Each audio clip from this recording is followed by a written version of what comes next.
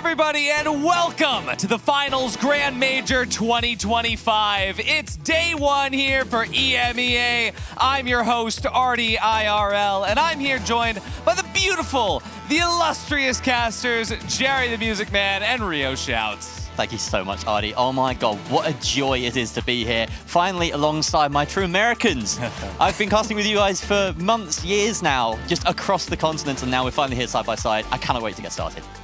Absolutely. It has been a long time coming. The finals scene has been around for almost 2 years, and honestly, some of the talent, some of the players, and everybody you're going to see today is just amazing and going to show you the finals at the top level, and I can't wait to get these games started today. Well said, Rio. I mean, today is a truly a celebration of all the efforts of all these teams. We're so excited here. Behind the scenes, we have just been working so hard to bring you all of this action. But it hasn't just been us working hard to bring you the action. Of course, we have the boys, Oscar and Thixie, here as well. Happy to have you guys. Wow, what an actual journey, man. It is insane. And we're finally here, in the flesh, in Stockholm, with the fantastic talent, with Thixie, with myself, at the ESL studio in Stockholm, and it's been a couple months. Yeah, I gotta say, it's an absolute pleasure to be here. Thanks to everyone tuning in right now. And as I said, obviously previously before, you are gonna be watching some absolute cinema today because, wow, we have some actual finals esports lined up. And this is going to be the culmination, and people are gonna be receiving what I like to call the golden ticket, being invited to the Grand Major live. So where? today, Where is it live? When it happens, November 28th to November 29th at Dreamhack Stockholm. And hey, you want to be there. Whether you go there in person, sit down in the stand, scream from the first line, cheer your team on, watch online. Maybe get your grandma involved, have her tune in for the broadcast. But before we get there, today we have the close qualifiers. Yes. And we have 16 teams from EMEA. Yes. And they're fighting through a little bit of a bracket, a little bit of a format situation. Yeah, and I'm basically assigned Weatherman today, essentially, but a bracket translation of that, and we'll wait for it to get up on screen. But essentially, it is going to be, there it is. We get the closed qualifiers phase 1, as you can see here. And if we look to the very left of our screen, you can see these are all the teams that will be lined up today to be battling it out in cash out. Of course, cash out rules are the top 2 teams proceed and advance into the 3 versus 3 final round. And Oscar, it's going to be a best of 3 as well. It's a best of 3. That means you don't got to luck out once.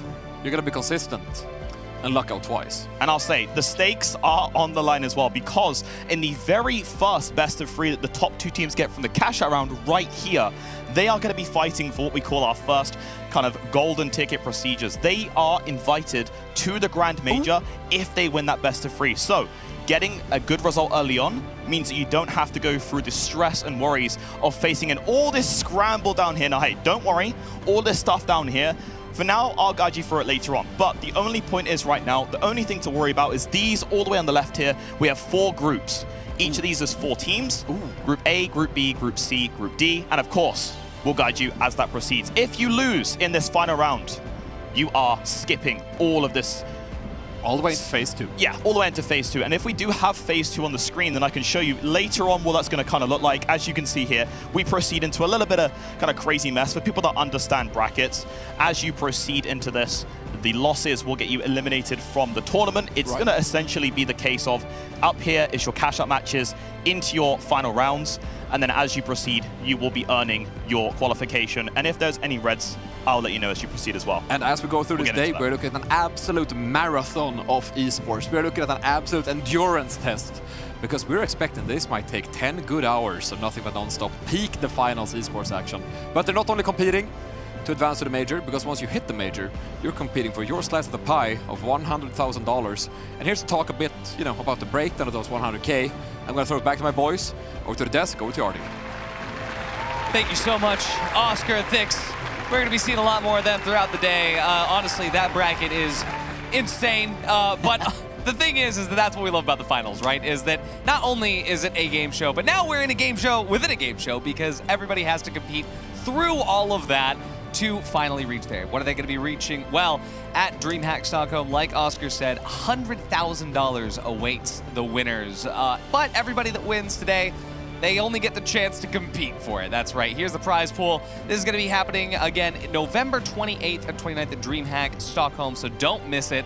But all the teams that make it through today will at least get some money. As you can see all the way down at the bottom, 13th to 16th place will still find a reward at the end of the tunnel, but obviously, at first place, second place, third place, it's a lot better. It looks a lot better in your bank accounts once that cash out hits. And so for these teams today, it's just for the chance to get there. Now, honestly, it is going to be a very, very long day for some of these teams, but also could be a quite short run, as Oscar and Thix you were telling me before.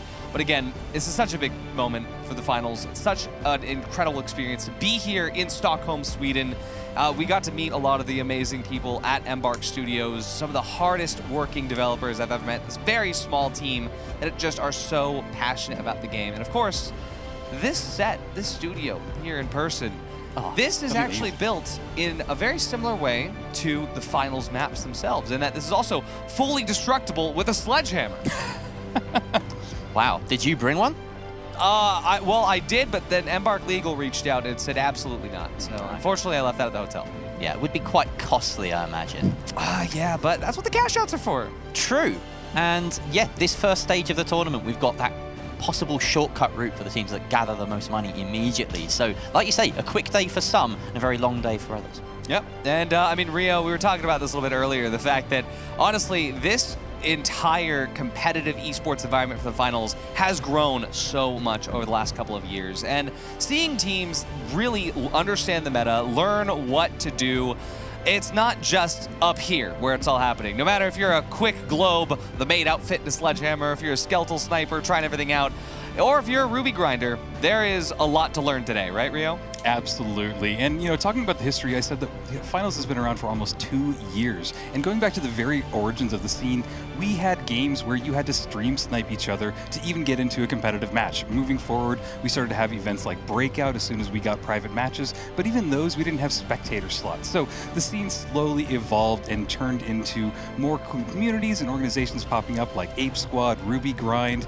and then even PHL. And honestly, from there, it just accelerated at an insane speed that it really feels like everything has just been a blur from here on out. And, you know, a lot of the talent, a lot of the teams, a lot of the players have just been around for a really long time. So it's been a journey for everybody to make it here today. And to talk about a little bit about the meta, you want to talk about the meta and what it's like, Jerry? Yeah, well, I mean, it's an interesting one because, of course, we've just come off the back of a Season 8 update where lots of things have shifted around. We're starting to see the heal beam and other elements sort of creep back in. But ultimately, what's impressive about the finals as an esport is that it really doesn't differ all that much from just competitive play in-game. The real difference is that these players have put in so much more time and so much more effort. They figure things out more quickly, they've optimized their routes, their decision-making, and you're going to see absolute peak finals on display here. But there are also teams that have just surprised us out of nowhere in these open qualifiers, made a really deep run, and the format absolutely affords the possibility of some big, big upsets.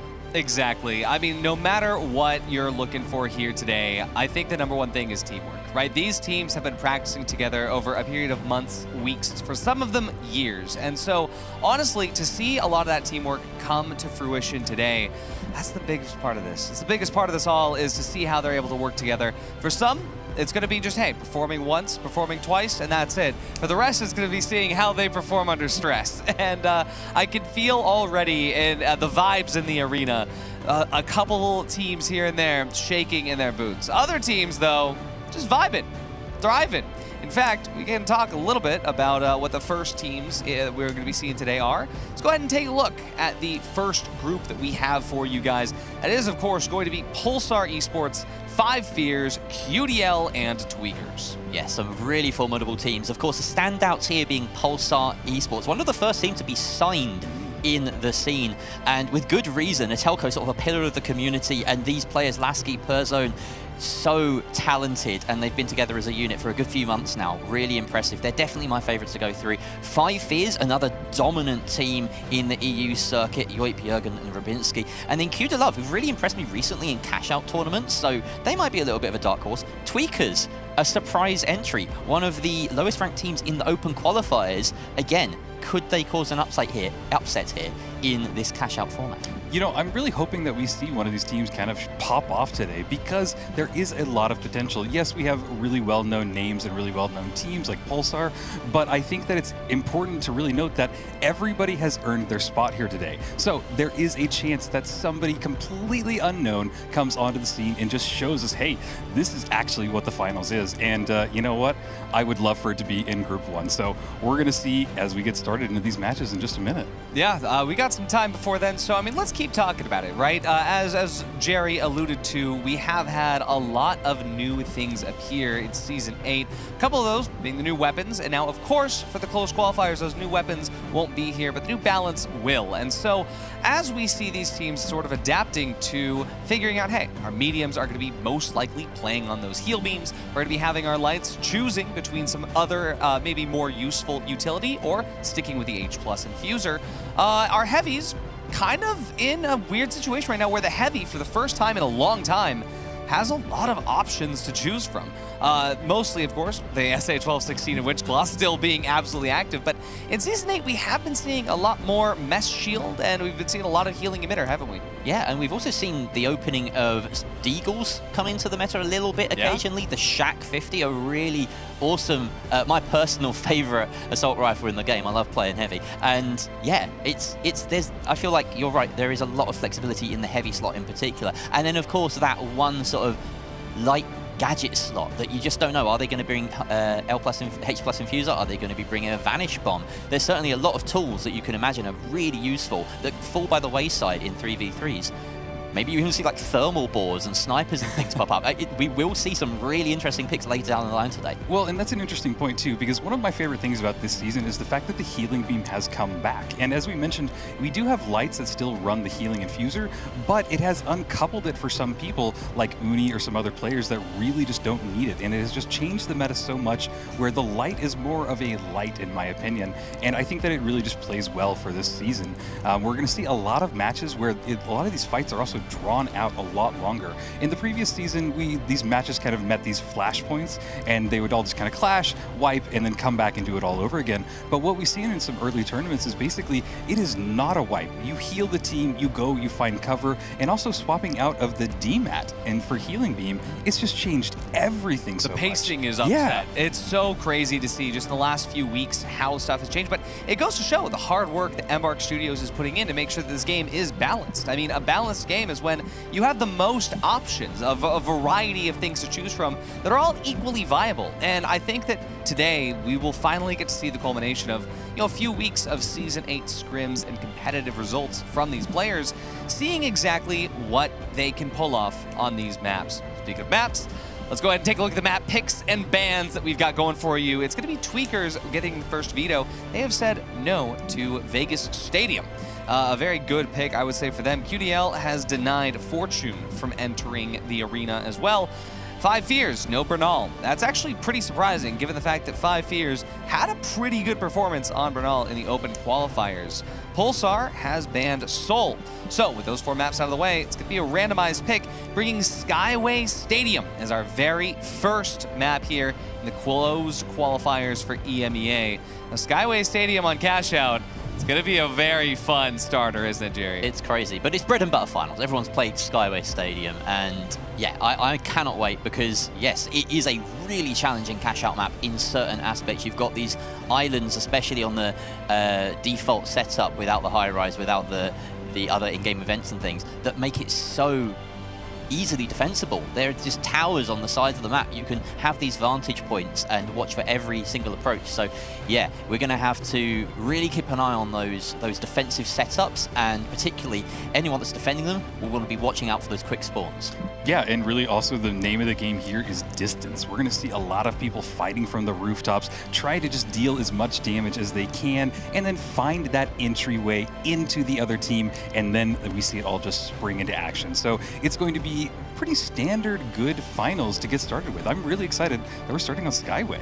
Yeah, and let's take a look at our predictions. I think we had a long conversation this morning about what exactly it is that we think is going to happen here. Now, personally, I'm Pulsar all the way. I am an Ezelco fan, and I genuinely think that Pulsar has the opportunity to get out of this tournament really quickly. I know that if anybody, Perzone He wants to go to bed immediately. He's going to win, cash out. He's going to win that best of 3. Bedtime. I know that guy. Yeah, there are 3 teams that made it through the qualifiers here that went flawless, didn't lose any cash on their route here, but Pulsar historically have just shown us that they are easily, you know, in the top 3 of EU, consistently in the conversation there. And yeah, they stand head and shoulders above the rest of this. I would expect, though, of course, you know, for them to win this whole little mini bracket of a cash out followed by the best of 3 versus 3. However, I might, you know, that second place spot is going to be really tight between the other 2 teams. Absolutely. The other But 3. with that said, my pick also is Pulsar. It's going to be just a fundamental team that's been around since the very beginning. They have played, they have scrimmed, they have just been around. And honestly, Atelko is an amazing coach, an amazing team player with everybody in his scene. And it's just going to be really one of the best teams today, I think. So yeah, Pulsar is my pick as well. Wow, guys, hot takes Yeah. across the board. I promise you that the takes will get hotter as the day goes on, especially once we get into the parts of the bracket that we can't make predictions on yet. We have no idea what this is going to look like in a few hours. I feel like 6 hours from now, I'm going to have a different opinion about at least 1 or 2 teams. So absolutely. excited to see that happening. But guys, we're almost done yapping. I know you want to see the arena get started soon, and we're getting into that lobby very quickly. So before that happens, I just want to say a big thank you to everybody who's made this possible so far. A big thank you to my boys over there at the weather station, Oscar and Thixie. A big thank you to PHL, to Ape Squad, to all of the amazing tournament organizers that have made it here this far, bringing us to the finals. Let's go ahead and jump into the game. Jerry, Rio, let's hear some good casting here as we get into cash out. Oh, well, we can't promise that, but we can definitely talk about the game as it happens. I suppose that's what casting is, isn't it, Rio? It's wonderful to be here, and look at these teams loading in to Skyway Stadium as we get started. In case you've never watched the finals before, it's just a race for cash, and the first step is unlocking that vault. So we're going to keep an eye on things here as 2 teams. This is Kuda Love in purple and Pulsar Esports in orange, approaching Vault 2 in the offices. Yep, it looks like they're going to get the first tap on it. They're diving directly on it. The tap has been started, and it looks like the Tweakers are about to dive directly in here, but immediately we're watching as Take gets some good shots off with the LH1, kind of gets stuck there, has to reload, goes down, but that looks like almost a wipe from Pulsar, with Noli being the only person remaining right now. And he survived for a little bit longer as he's getting some shots off, and there we go. The first wipe of the first game today. Yeah, and it goes the way of Pulsar Esports. Kuda Love waiting for 20 seconds before they can all spawn back in, and now we'll get to see as Pulsar grab that second vault and move it all the way over to A. Now you see that gateway set up really efficiently, just closes that distance, and they can get it plugged immediately. That cash out timer starts 2 minutes. Now they have to defend this for. On the other side of the map, however, we've got the box slowly being delivered by 5 Fears, I believe. So they will be up and ready to cash in over on the northern side.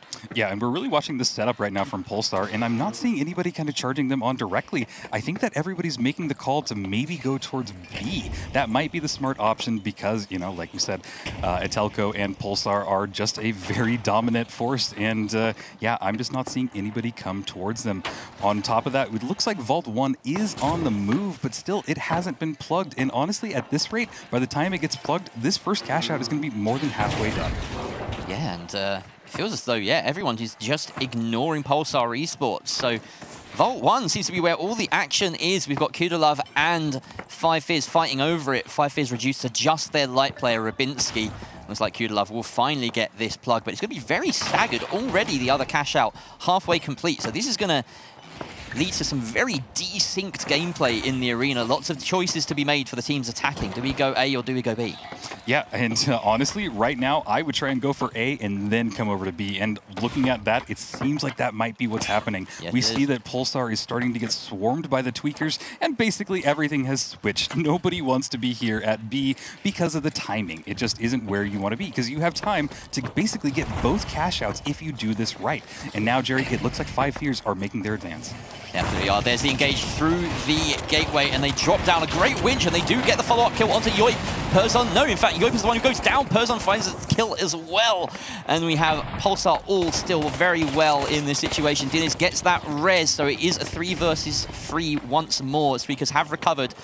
but they've run out of time, it looks like. They've only got about 10 seconds or so to get on there. Q2Love were in here causing some problems. They were defending B and decided to make the long journey all the way over to A just to play spoiler there. And now they have time to head back to B. And look, everyone, whether they're pink or red, everyone's just heading over to B, ready to, well, aim to not be that second party. Everyone wants a third party on this point, but they haven't got long to work with. Yeah, absolutely. And honestly, if I were Pulsar, I would try and get over there right now, try and get the second cash out, just because you know that there's going to be so much chaos happening in just a second. We see the pink, we see 5 Fears getting close, we see QDL just staying in position, and we're watching as Dins is starting to make their move. Looks like Vault has been tapped, but everybody is kind of getting in formation. Yeah, Pulsar deciding just to go for the slightly larger Vault and get ahead of the game. Let the small fry do the fighting down here on B. At the moment, we have Rubinski in a brilliant perch, but he's sent in Yoik to try and get that steal. Unfortunately, though, the medium of 5 Fierce does go down. Outcode the glitches. It feels as though there's just going to be too much chaos around here to get anything done.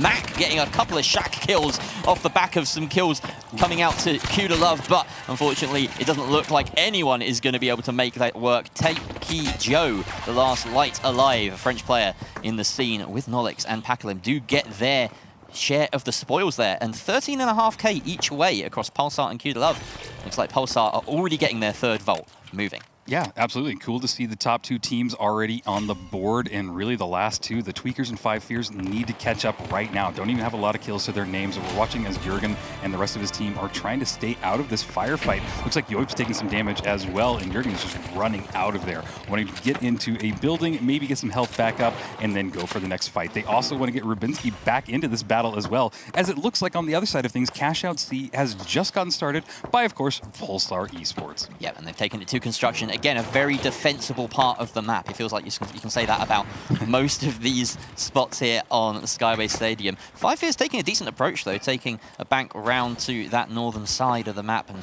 they're going to approach here. Oh, we also have Tweakers up on the crane. And Pulsar Esports have boxed themselves in, maybe relying on these 2 parties to take chunks out of each other before they even get a whiff of the cash. Yeah, and we see them. They are just bundled up, and QDL and the Tweakers are going at it. Looks like the first person of the Tweakers went down. It is a battle on this crane, and QDL is looking pretty with only Chicago left remaining on the Tweakers. Yeah, that's a new name to us. I think he's going under the name of Nova in the qualifiers, but either way, that is definitely Q2Love's victory.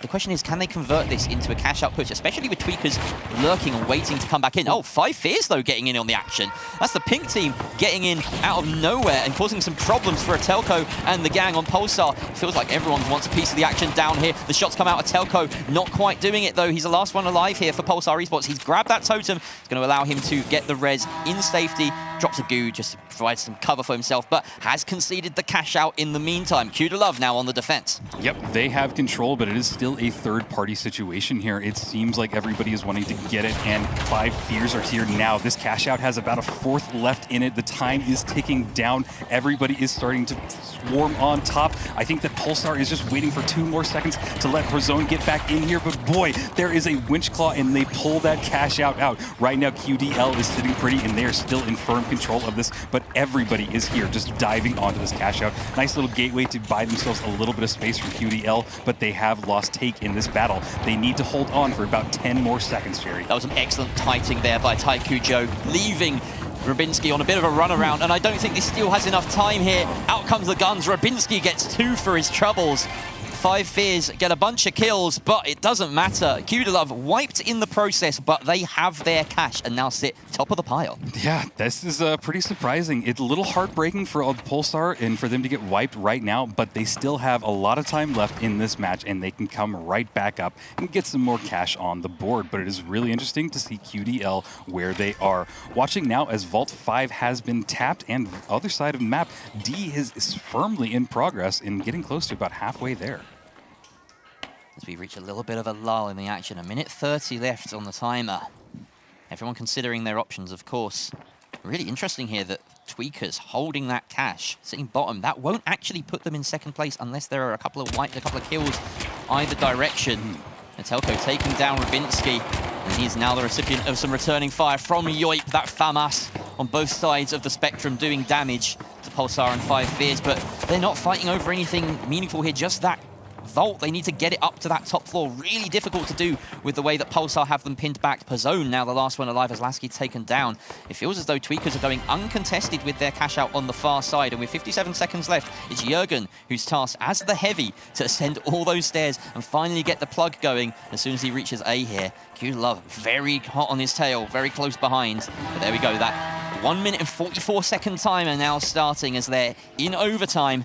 It's going to be a race to the death here. Look at those tallies. The most exciting bar graph of all time in the top left of your screens, Rio. Absolutely. It is all going to come down to these last minute and 30 seconds. Watching as both teams set up, but honestly, it looks like the battle's happening over here. Getting some nice shots off from Lasky with a 93R. He did get some good damage there. That will really help them. But this cash out is in a very unique situation, really unique spot, but it does seem like the Tweakers have been able to hold on to this for just a little bit longer and get the cash. They are now sitting in second with Pulsar in third. This is quite an interesting last minute of the map, Jerry. Yeah, this is truly shocking here.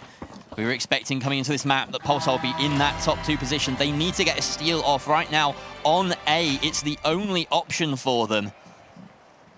Right now we have 5 Fears defending, Q to Love being the first to bite the bullet. Of course, they know everyone's attentions are going to be turned in this direction. Q to Love, of course, they don't need to risk too much. They are sitting in first, almost regardless of the situation. They will be in the top 2 come the end. So 40 seconds left or so, 35 even on this timer.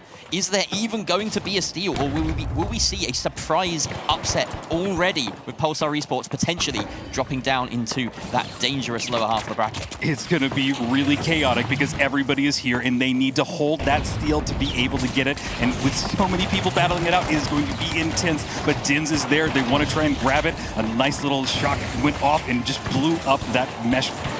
And it looks like everybody's here. There is a steal going on by Pulsar, but they immediately get pulled off of it, it looks like. Can they hold it? They were unable, and it seems like 5 Fears are going to grab it. Oh my gosh, Jerry. Wow, Pulsar in last place after that one, and that is the chaos of cash out manifest. How have we gotten to this point here, Rio? We've got Q to Love and 5 Fears in that top 2, progressing to the best of 3. And it was really all about that construction cash out, the surprise loss of Pulsar Esports halfway through trying to defend their vault. And it was stolen away by Q to Love. That set them up for success. Yeah, and maybe it was that time when the Telcos took the totem and got the res instead of maybe going for a team wipe instead and just respawning as a team, because they also had to wait for their teammate to coin back in, and the timings just didn't work out. But that is the name of the game. This is a timing-based game. Every second counts, and you know what? I am amazed and impressed that all 3 of us casters got it wrong. I mean, it's a crazy setup, to say the least, especially QDL coming in with those steals and just so much third-partying happening. Personally, I was so surprised when Cash Out D didn't get started until literally the end of Cash Out C. But yeah, a beautiful run here from QDL and 5 Fears. I do have to say, though, that this was a very surprising start to the day. Just to see, I mean, incredible standout performances like Rubinski with 8 elims, Pakolem with 8 elims as well. It's all about timing. It's all about the team play. But, folks, we are going to be headed to a quick break before we come back. So don't go anywhere. We'll be coming back at you in just a little bit.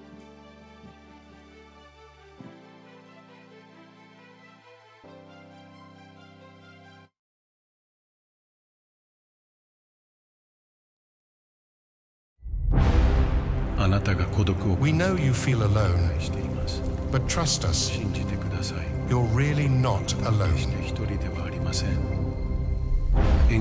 Let Ngimo bring the world a little closer, one element at a time. Breeze through and sign our completely straightforward user agreement about data sharing and join our global community of friends. Ngimo, beyond boundaries, within reach.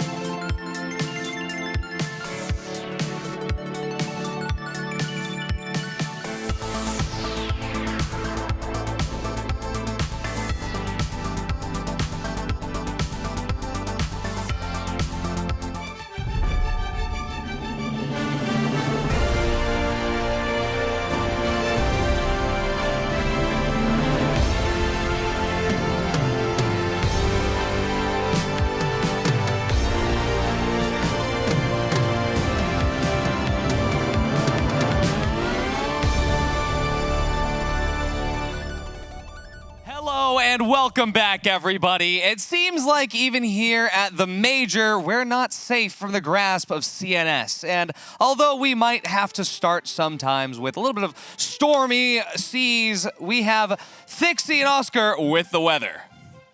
Welcome over to the weather station. Now, look, stormy seas indeed, and a little bit of a CNS infraction, we could say, because we are going to be doing a little bit of a remake of that first game, which for you watching at home just means that you're getting one more game of the finals. Because, Thixie, in that last game, we saw a couple of things that weren't correct. Yes. Teams were wiping, they weren't losing money. And at one point, I think I saw a spaceship. In short, first game created, unfortunately, was played with the World Tour rule set, which is not what we're playing in official esports. We are going to be playing the ranked rule set, which means no random games from events, and it means that you actually lose cash on a team wipe. Since the first lobby was set up the wrong way, which has now been fixed, we've had Vaya running through the studio with, I believe they were armed with butter knives. Damn. Chasing CNS out of the building. Yeah. We're now safe from the grasp of CNS. We're going to remake that first game and make sure that they play it properly with the ranked rule set. Yes, exactly. Because again, when you don't have team wipes, you can, as a team, put yourself very risky. You can sacrifice your own wipe to gain information around the map. So that's why it's kind of different with the World Tour to the ranked rule set. Now we have the wipes in. This is exactly how we want it to be structured. So we will be running it back with the proper rule set. So it is fairness for everyone. Yep. Apologies to the player to play one game, but hey, when I have a bad game on stream, I say it's a warm-up. We'll consider it warm-up, and we're gonna make sure that from this point down, all the games are in the right game mode, and that's what happened. And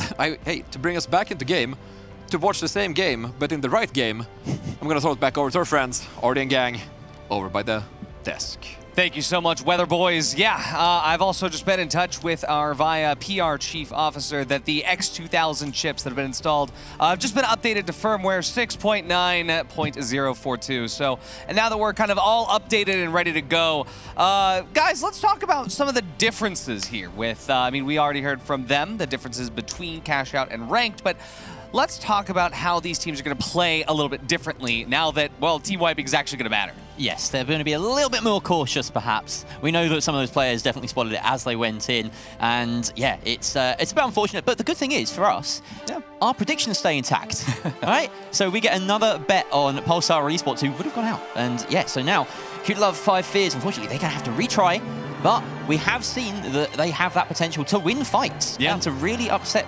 the big dogs. Yeah, and with the rank rule set, just every wipe means so much more. So we're going to dive directly into it and see how this plays out a little bit differently.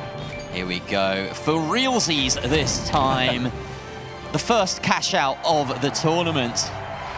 In we go to Skybase Stadium yet again. And here we have Pulsar Esports and Tweakers spawning either side of this second vault over in offices. Let's see who wins this fight. Absolutely. Looks like two teams are headed towards vault number 2. Gateway in hand by Pulsar Esports brings them immediately to the top of that roof, but it looks like the Tweakers will be the first ones to tap it. Moving over to the other side of things, we see that Yoip is getting some shots off, and they've tapped vault number 1. So both teams are ready to go for the vault. Nice shots off with the FAMAS, getting Noli down immediately. And it looks like they're chasing, and they want to just continue these kills and maybe bring down QDL. And you've got to be careful, particularly on high rise, with these massive jump pads. They can expose you so hugely. QLove do get those reses, and Takey Joe actually fights off Rabinski. 5 Fears being turned around on their heads there. In the meantime, here we are. This is Jürgen. He's found that opening, but no, Nolix puts him down. That was the last player on 5 Fears. So a wipe going against 5 Fears, and QLove now have that opportunity to move the box. Taikujo already, as you can see on the little HUD display there, is carrying the box towards B, and it looks like they'll get their plug ahead of schedule. Yeah, the plug will go off, and we'll see them set up, but QDL is looking pretty. They got some kills in that first round, and now they have the cash from getting the plug. So we're going to see them probably go to this rooftop. It's a great place to set up, and immediately, it looks like 5 Fierce has spawned directly near them, so they're going to get into that engagement immediately, but we're going to turn our attention to Cash Out A, where it looks like Pulsar Esports is immediately engaging with the Tweakers. A lot of the Tweakers are pretty half damaged already, but there goes one of the persons on Pulsar. Immediately brought right back up with the defib. Oh, it's but Elko. They are down to just one player left on the Tweakers. Can he survive? Kills are going left and right, and Jerry, this is getting quite intense. Oh, the moment. We've all had this happen. Is he going to keep it? There we go. It stops rolling, so he's going to get that res. Tweakers have been wiped in that defense. There was an excellent play from Telco during that. Lasky, the last one to chase down the light on the side of Tweakers, but we tune back in on the other side of things. There's non-stop action in the final. Yoip getting a kill. Nolix as well. They get that res. 5 Fears up by 2 players. Pakalem finds a trade back, but he's not done with yet. There's the heavy coming in with a winch. He has to cover his path with the goo, dashing for safety. Only a few bars of HP left, and Rubinski will make sure that those disappear from our screen. So Pakalem taken out, Kudalov wiped. And this box here, Cash Out B, will be successfully stolen by 5 Fears as long as there's not some intervention by Tweakers, who have come at just the worst time for 5 Fears. Yeah, they did not have time to get that steal or even set up, so it is still in the hands of QDL, and everybody is just diving on to the point, trying to get some kills, seeing that F card get some shots off, but sadly he went down in that battle. Looks like QDL is kind of sitting pretty. They're coming back into this Cash Out, and they still are in control. Wow. One person left on the Tweakers, but I think we're going to turn our attention to Cash Out A. 5 Fears also down to 1 player. So yeah, Kudalov very much in command of that entire Cash Out as Tweakers get wiped. Rubinski really the only threat there. So looking at this, Pulsar do have an opportunity. There's about 30 seconds left to dive onto B perhaps and get that steal if they like to. But there's a steal from 5 Fears. How has he done that?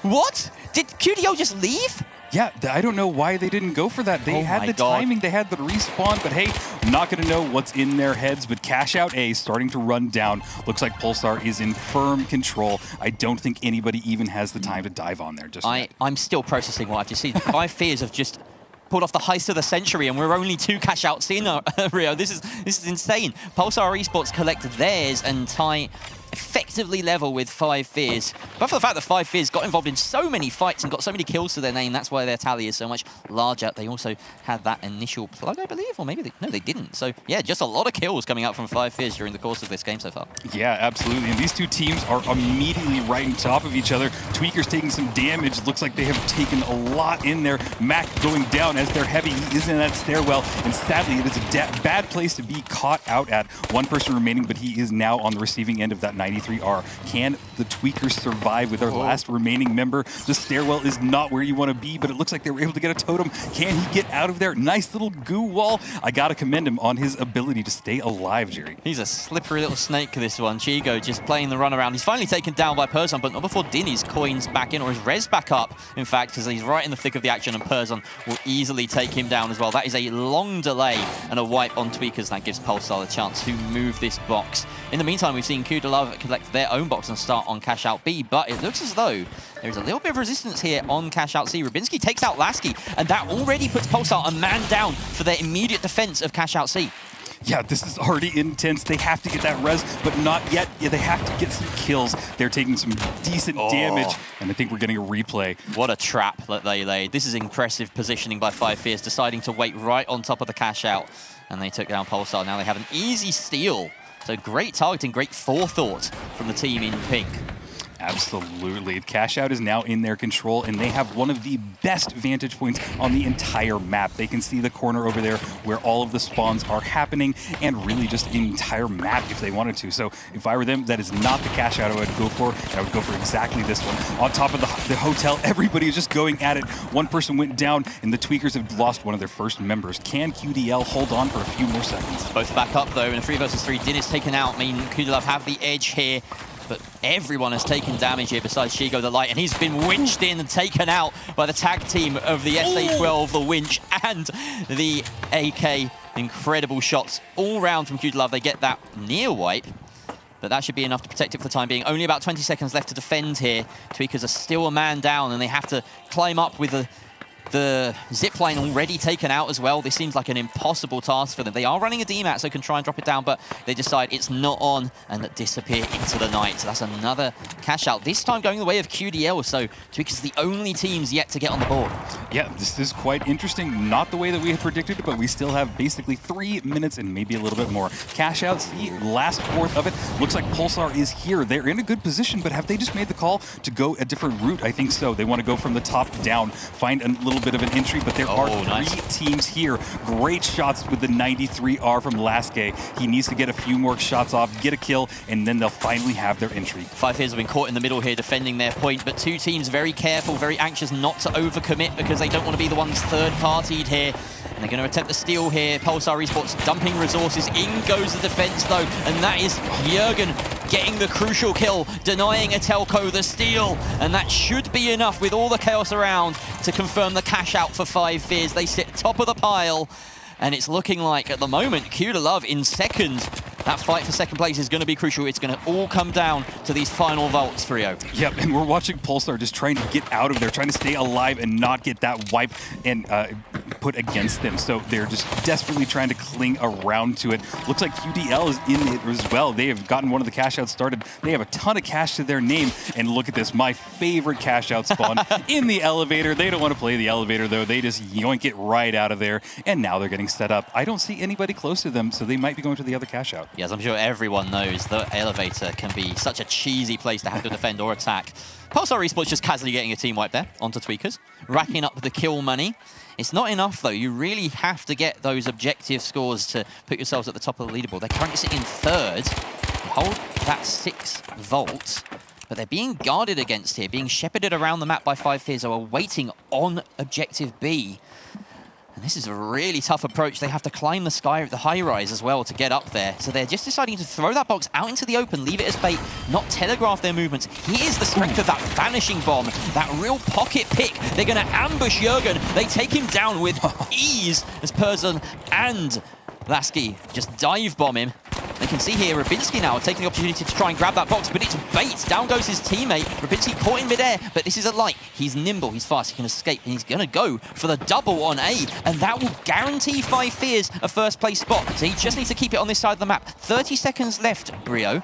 In regular time, a minute for them to possibly get this box all the way over to the other side, but Pulsar Esports have a lot on their plate to do. Yeah, I don't think they're going to be bringing it over there. It actually fell off the map, and it was respawned way out of there. Moving over to this cash out, it is starting to run down. Nice little winch claw pulled it right back out of position, and QDL is sitting very pretty right now. Tons of cash. If they can hold on to this a little bit longer, they will absolutely get this final round, this final cash out. Pulsar Esports still don't have control of the box. They've committed to this. They've gone for A. They're getting the kills, to be fair to them, but Tweakers are causing some resistance here, and this is all benefiting Q de Love in purple. They have not lost a body. There's only 13 seconds left. They will most likely hold on to this and finish first place with 5Fears in second, unless a steal comes through in the last 2 seconds. Tweakers in the smoke, going for it. There's the witch. It denies it. The kills come out from 5Fears all over the kill feed, and that is it. Round over. QDL and 5Fears once again on the repeat. Coming through above Pulsar Esports to book their spot in that best of 3 for a shortcut to the Grand Major. Wow, that's all I have to say.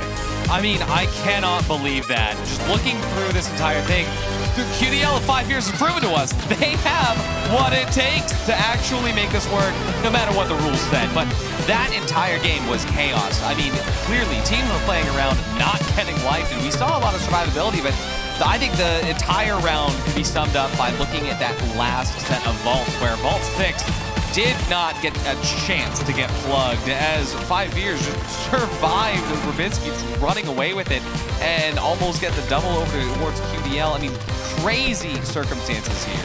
Yeah, the fragging power of 5Fears was so evident. I mean, this was one of those few moments here where Pulsar Esports had an upper hand, and 5Fears played it so smart. They sent Jürgen in as a sacrificial lamb, the bait for that. And Rubinski, he knew what was more important. Went for that cash box and brought it all the way around the map to deny Pulsar the opportunity to catch them up. Genius play from 5Fears. No, I really watched that unfold, and I thought Pulsar played that perfectly, but it just slowly unfolded as soon as that light player was able to grab it and run, and it just threw them into a panic. And it just didn't allow Pulsar to just kind of find their footing and come back. But really good performances by QDL and 5Fears. Also, looking at this scoreboard, Rubinski with 9 kills in the kill leader in the map. Oh, yeah. Very expected. It had to happen, right? I mean, that being said, though, look at the very top. Takey Joe, 1 elim, all it takes to be the top team. 45K in the bank for QDL. But honestly, it just goes to show that tactics and strategy are everything. And as we were talking about it before, I mean, the panic and the excitement and the energy that we were seeing in the arena, I think we're going to be seeing a lot more of that throughout the day, but we also are getting ready to see our very first set of final round format. And between QDL and Five Fears, there were a lot of differences in those playstyles. Yeah. And to be completely fair, Five Fears absolutely knew what they needed to do during every single third party. I don't think there was a single third party that occurred in that entire time where Five Fears was involved and they didn't win. Coming through that though, QDL, they won a lot of cash outs. The 3v3s, the individual fights, I mean, there is a reason that there was only one kill on Dakey Joe compared to all the players on Five Fears. Well, and from what I saw, they just played it really defensively. And when you had 3 teams there, they waited and they played their time perfectly. You don't really have that option in 3v3, so I'm a little curious how this is going to unfold. On top of that, we haven't really seen these teams play a ton in the leagues and everything else that's been happening in the community, so this is going to be interesting. I mean, I gotta say, having personal experience scrimming with both of these teams, I will say that the way that these teams are going to be approaching a final round format match is most likely going to look very different to what we just saw. But now that both teams are somewhat aware of what team compositions are going to be run, where those light players are positioning themselves, how those mediums are utilizing these heal beams, it's still so weird seeing heal beams.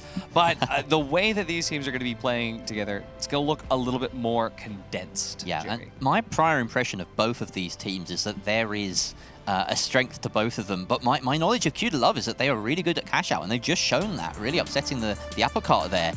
And I think, personally, when it comes to the 3 versus 3s, it might be Five Fears that have the edge. They were really not that impressive during the regular season of PHL Season 1, but when it came to the 3v3s, when it came to the EU Regionals, they overperformed their expectations. They came 5th, making that really deep run in EU. So they have it in them to make some really impressive plays in the 3 versus 3 format. I think it suits them better. That's kind of why I'm going to go with them as the favorites for this match.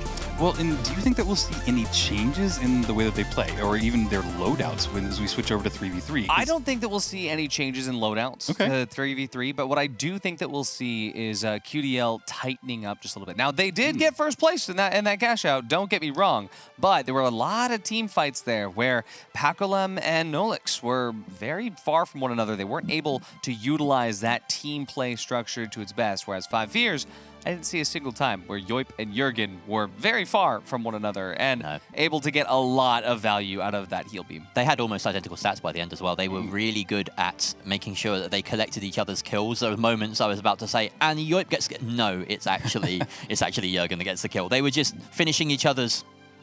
Oh, he's looked away from me. Sandwiches, yeah. Well, I didn't plan that one, so... Nah, it's okay, it's okay. But, you know, one thing that was interesting was that QDL just didn't have a lot of kills. Just overall, they were really kind of lacking in the kill department, and Take only had 1. So it's going to be really interesting to see them just kind of come back and maybe get us some kills on the board. They had the push and pull of cash out, right? Sometimes you get third partied. Sometimes you're the team that's left out of it, and nobody wants to play. But honestly, for QDL, it worked out really, really well, and it's given them a very nice run up here. That being said, when it comes down to this next final round format match, is going to be a best of 3. So we could get 3 maps here between QDL and Five Fears. We could just get 2, but it's going to be up to the maps that come next. And I definitely think that these teams are going to have a little bit of a variance in their playstyle depending on those maps. I mean, earlier we did say they're not going to change up too much, but I think that depending on the map, I have a really big feeling that Rubinski could come away with a slightly better playstyle given an ARN favored map.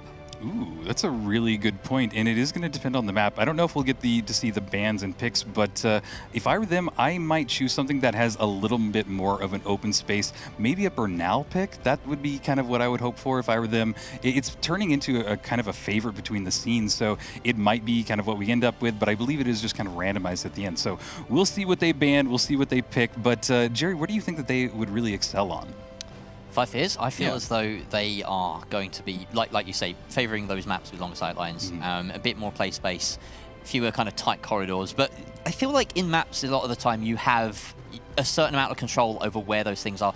The use of the winch and jump pad, you can just put repositioning that cash out into the open if it suits your team. Or, you know, back in the sledge meta, we saw the exact opposite of that. You hunker down, you build a goo fortress, and you draw your opponents into those shotguns, into those sledgehammers. I don't think we're going to be seeing that kind of action today. I think it's very much firmly in the bring it out into the open kind of style. You have time to get those defensive setups in 3 versus 3, so expect plenty of that on the defense. Absolutely. And I do think it's going to come down to our heavy players at the end of the day. I really think that it's going to depend on the SA-12-16 versus the Deagles. Depending on what map we get, I think that there is a chance that the slightly more expressive playstyle coming from Five Fears could give them an edge, not only whatever Rabinski's going to be running, but if there is a very nice difference between that SA-12-16 gameplay. But I will say, not to discredit QDL, they know what they're doing in those final rounds. But again, for Five Fears, they did take a map off of Alliance in the open qualifiers, so Five Fears, they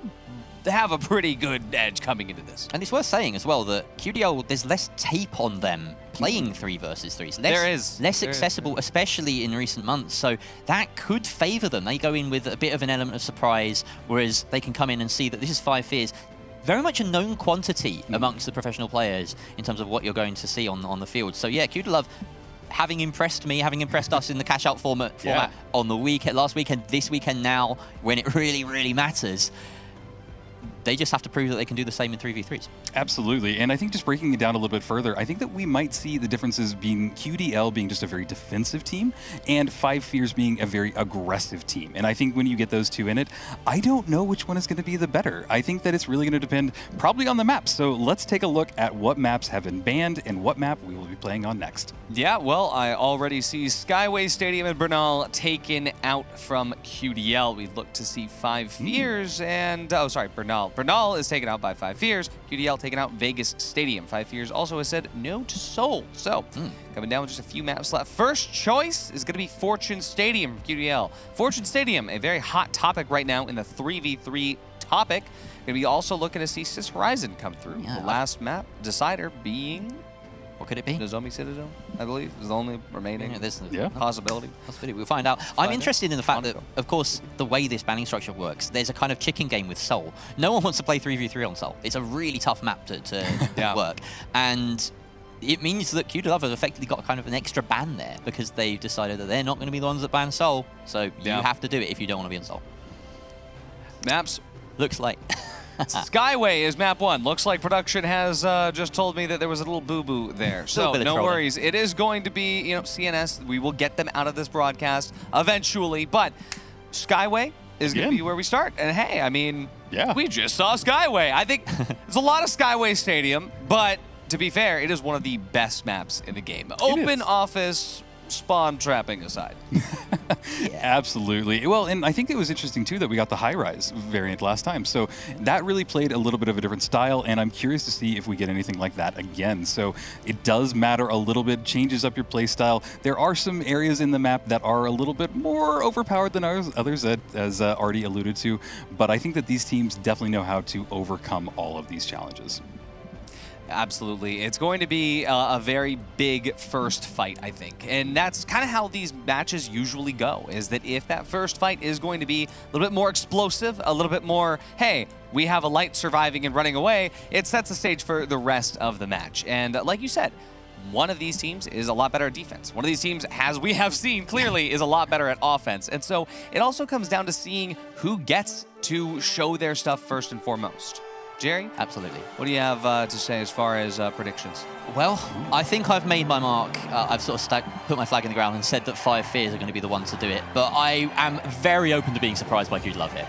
I'm rooting for QDL. I think that they have a fun name. Let's just go with that. Alrighty, well, let's jump into our first game here for the 3v3 final round format. Jerry and Rio, take it away. All right, here we go. Coming back to Skyway Stadium, we are going to see the first two teams get at it, and our first 3 versus 3.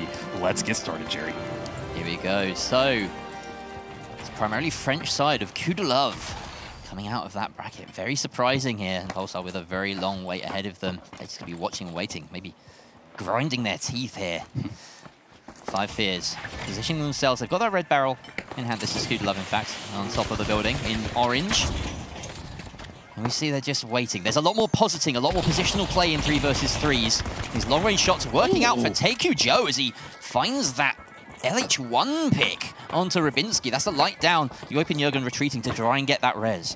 It is all about that opening, and that is what we just saw there. They have just secured themselves this vault. They are going to be able to plug it into A without any contention from 5 Fear. So this is a great position for them to be in. I'm curious if there's going to be any cash-out manipulation happening from this site, because it's in a really good spot. You can drop it, you can pull it, but they immediately want to go directly at this. Jürgen is the last remaining player on the 5 Fear side. They did get a res on Rybinski, but they are just charging directly at them. RPG goes off in the stairwell, and they're able to get a trade in that battle. But boy, this is an explosive start. Speaking of explosive, that explosive mine at the bottom of the stairwell really giving Jürgen something to work with. He laid a trap, and he detonated it perfectly.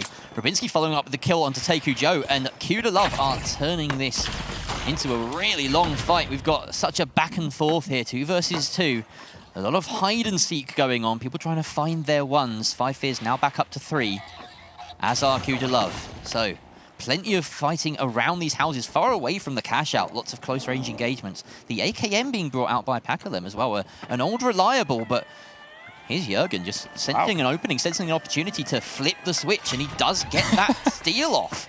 That was unexpected. They just let him have it. They didn't even try and go for it. There's the winch claw and the manipulation that I was just talking about. Now the 5 Fears have brought this out into a more favorable position for themselves. So this is really interesting and really kind of makes me wonder, where is QDL? What are they doing? They're really positing, just hoping for a better approach. If they're going to dive on top of the point, I think a bit of smoke as they explode the wall open. Winchi indoors, very smart move there by Nolly.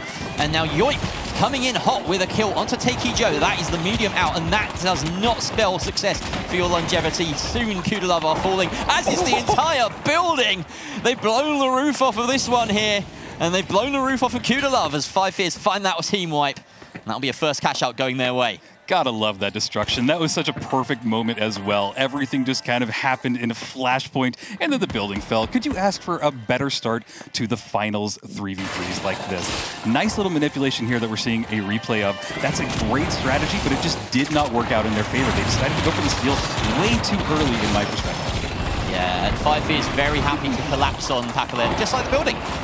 They allowed that steal to go through and went for the close down. Now, that's a very common strategy in EU 3v3s is offering up that cash out to be stolen. Of course, when you are stealing it, not only are you locked into that long animation, but you're also a known target, and it just gives you a momentary 3 versus 2 that you can take advantage of. So it doesn't matter if they land that steal, it's just about what comes of it at the end. Noliex engaging perfectly with his team there as the dive on top of Jürgen takes out the heavy. Yoip soon to follow as he builds himself a goo wall, but he's backed into a corner, soon dealt with by Pakalem. Kudalov are not giving up here.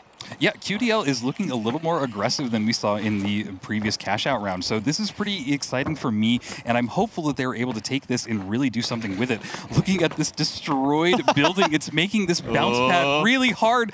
Woo! But thankfully, these are pros, and they know the movement of the game. They're going to get over there towards vault number 2. I believe in this situation, you'd want to bring it to C. It does have a lot of opportunities to drop it and manipulate it, just like we talked about. But right now, it feels like we're a little bit at a standstill, as both teams have gotten all their teammates back up, but the engagement starts right now. Yeah, and 5 Fears have positioned themselves very smartly here, blocking that approach to C as well as B. Nobody climbing the ladder. He just pauses for a moment. Here's some footsteps. Very tense moment here as Jürgen's coming up the stairs as well. Looks as though we have paused the game for some reason. We will get confirmation on why that is fairly soon. But as it stands, we have, of course, 5 Fears ahead by quite some amount. Or just that one cash out. It is all still to play for. Yeah, I'm not sure what happened, but hey, we can pause directly in the game. And yeah, I don't see any disconnects. I don't know what is happening, but we will get an update here in a second. But Jerry, let's just talk about their formation. We can see that 5 Fears has somebody on the roof, a few people layers down, and then the rest of them, Noli was trying to just slowly climb up there. So I liked the positioning, I liked the way that they were going at this, and yeah, it'll be interesting to see what happened. Yes, we are just waiting for information on why the game has been paused, but don't worry, it's going to resume in its same state if we get that confirmation soon. But I think we may come back to our lovely faces fairly soon, just so that we can discuss what's going on. It seems like it was a tech pause by 5 Fears, so maybe they had a disconnect or a mouse issue. Who knows? These things can happen, but we want to give everybody the potential to come back. Yeah, let's talk about this for a little bit. I mean, hey, we have a slight pause in the game, thanks to a technical pause. Thanks for that information. But yeah, let's talk about the first cash. I mean, hey, we got to see the first cash out come through here, and one of the biggest things that I want to talk about is kiting, and how sometimes kiting can go wrong. I mean, we saw it there with QDL, how they just had a very unfortunate circumstance there, where I think that with the lack of DMAT, they just didn't have a route to come back. And 5 Fears said, hey, I don't see anybody on that building. We're just going to go take it. Well, and you know what's interesting, Artie, is before I came into the finals, I had no idea what kiting even was. So maybe you would give an explanation to some of the people that don't know what kiting is, because it's kind of a esports term. Yeah, so I mean, kiting is actually a very old combat term where you're forcing a team to come and fight you, running away, having them follow you, just like flying a kite. And so the typical observation here in EU is that a lot of teams like to have this fight on the cash out very far away from the cash out. You're going to want to run away. And obviously, if you come up, you try to steal, and then you get stopped halfway through, that's one way to take the fight. The other way is just saying, hey, we're going to fight you over here. 5 Fears did not take that bait. 5 Fears just said, hey, there's a cash out. I'm going to go take it. And honestly, it works out really well sometimes, especially before when you had DMAT and you had just a very quick way to get through. Especially a lot of light players, they have a gateway pre-placed so that you can get back into position to try and stop that steal so that you can still have your kite be effective. I think what happened there was Takey Joe eventually or inevitably just went too far away. I think there was just no way to pull it out. Yeah, they were really kind of set up in one building, and it just didn't work out in their favor. Yeah, I'm just, well, you guys are having a lovely little natter there about the strategy of the map. I'm enjoying these fly-throughs. I mean, we get to see some beautiful details in this map, some that are completely new. I love the fact that we've got the team logos in-game now. How cool is that? Out on the grandstands and the Grand Major themed stadium as well. It's beautiful to see. That billboard obviously having taken a little bit of damage during the course of it. Yeah, that's the finals at its peak, is seeing there's a broken billboard right there. And I mean, that's the best part about this, is the dynamism that comes into this game, where no matter what happens, every single match is going to be different. And speaking of every match, there's also every cash out is going to be different. And we'd already see that this cash out is going to be a little bit different here. 5 Fears having lost a couple players in that fight. And I mean, coming into it as well, a very different set of loadouts. They've managed to pause all of the crowd. I was just about to say, that's kind of creepy. Everyone's holding their flags in perfect unison without moving. That's really impressive. If you get paused as the audience in the stadium, are you paused in real life? I think so. In the meet space? That's what it looks like. Yeah, your VR headset just strapped, and just it's crazy stuff. But yeah, I mean, I gotta say, talking about just like the loadouts from these two teams, obviously specializations are the same, but we have a different weapon across the board. 6 different weapons. Yeah. We have LH1 from Takey Joe, Nolly X running the SA-1216, Pac-11 on the AKM, old trustworthy. We look to 5 Fears and Rabinski on the 9-3R, Jurgen on the Deagles, and Yoip on FAMAS. Yeah, it's a lot of variety. And as I said at the start of the day, you know, teams are just about figuring out this meta. You know, the patch of the Season 8 coming in only last week, and we've had an 8.1 patch since then, not really changing any of the balance in that one, but some real balance changes in the Season 8 patch. And yeah, teams are really adjusting to that, of course, without access to the BFR in this close qualifier, particularly. You know, a lot of teams in sort of smaller tournaments were building around that, and now we've got this kind of open field where lots of teams are experimenting. And I mean, what a stage to do it at, right? Yeah, I can't believe we're in a game for qualification for the major, and we have 2 teams that are on opposite sides running completely different weapon loadouts. That's almost unheard of in 3v3s throughout the past year of the finals. Yeah. Again, goes to show how much work Embark has been putting in behind the scenes to make this game as balanced as possible. Looks like we got about 1 minute remaining here while we wait for the restart to come through. And honestly, I'm putting this on everybody who sided with CNS. Anybody who signed with CNS as a sponsor in Season 7, this is on you. Hey, I signed with VIA, all right? I want to protect the infrastructure. Yeah. And, you know, I just have everyone's best interest at heart. I got my X2000 chip installed. I'm a firm CNS fan, and I will always be. So I'm sorry, guys. You know, these are probably my people that did this. But, Oscar, can we get this guy gone? Like, no, he's admitting to this. Look. I mean, I'm sorry. Was I not supposed to announce that on stream that I'm a CNS man? Wait until Scotty gets a hold of you. Ooh. Wow. You just wait until Scotty hears about this. Okay. I know his thoughts on CNS, but we'll get to that later. Looks like we are actually back into the game, so I'm going to let Jerry and Rio take over. There we go. Nothing changed, nothing given. Here we go. The start of that second cash out. Of course, Q-Love on the defense right now, meaning that if they see this to completion, we will go to a third cash out. It's first to 50k, essentially 3 boxes across the map. Well, best of 3. Of course, if 5 Fears steal this, then that's it. And they are through to the major. Oh, no, not really. It's a best of 3 in the series, of course. We will a couple more maps after this, so I shouldn't get too ahead of myself. That's okay, because it looks like everybody is back. 5 Fears are getting ready to set up, and QDL have the cash, and they are just watching it tick down. Looks like 5 Fears is going over to the hotel area, and they want to try and find an entry there. Nice little setup by Noli, because he has the bounce pad and RPG, and they just want to dive directly on there, and that's what we're going to see right now. Can he jump in there? Sadly, he did not get an RPG shot off, but he is now chasing them, and I think that he might be able to get another kill here. And there we go. That is Yoip escaping with Jurgen's totem.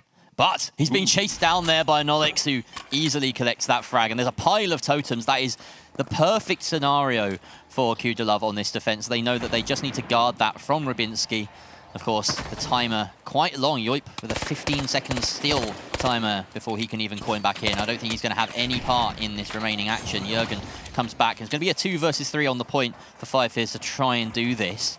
But Rubinski does have a power position here. Q-Delove know about it, though. They don't want to expose themselves to it. Yeah, the crane is a great spot, but boy, I don't know if the timing will work out. He does blow up that C4, and it is going to make the cash out drop down. I did see some bouncing, so there is a bounce pad at the bottom of that, and honestly, that is going to secure the cash. I say that, but a steal is being attempted. Everybody's here in the stairwell, and there is the cash out. We are going to have one more vault appear, and it is all going to come down to this last one. Take the last person remaining on QDL. He has decided to get out of there, let his teammates coin back in, and then get back in the fight. I take it back. He decides to just dive in there into Jurgen's Deagles and just dies. Fair enough. Sometimes it does make sense to just commit to a full team wipe, particularly in the 3v3, where you don't risk losing any actual cash in your pockets from those wipes. That's only in the ranked cash outs that happens. So 5 Fears, obviously, cold comfort that they win that fight, seeing as they just lost that cash out, but they do get the tap on the third vault, so it affords them a little bit of control and decision-making power over where this next one goes. Likely to D, because that's the nearest, but they could circle all the way over to B, which I believe is in construction. Q-Delove taking the sensible strategic approach of positioning themselves in that middle island to try and control the map. Yeah, and this is a great position for them to be in. This is what we call a rooftop battle. These two teams are just kind of fighting it out, trying to see if they can get any kill, and then that is their opening.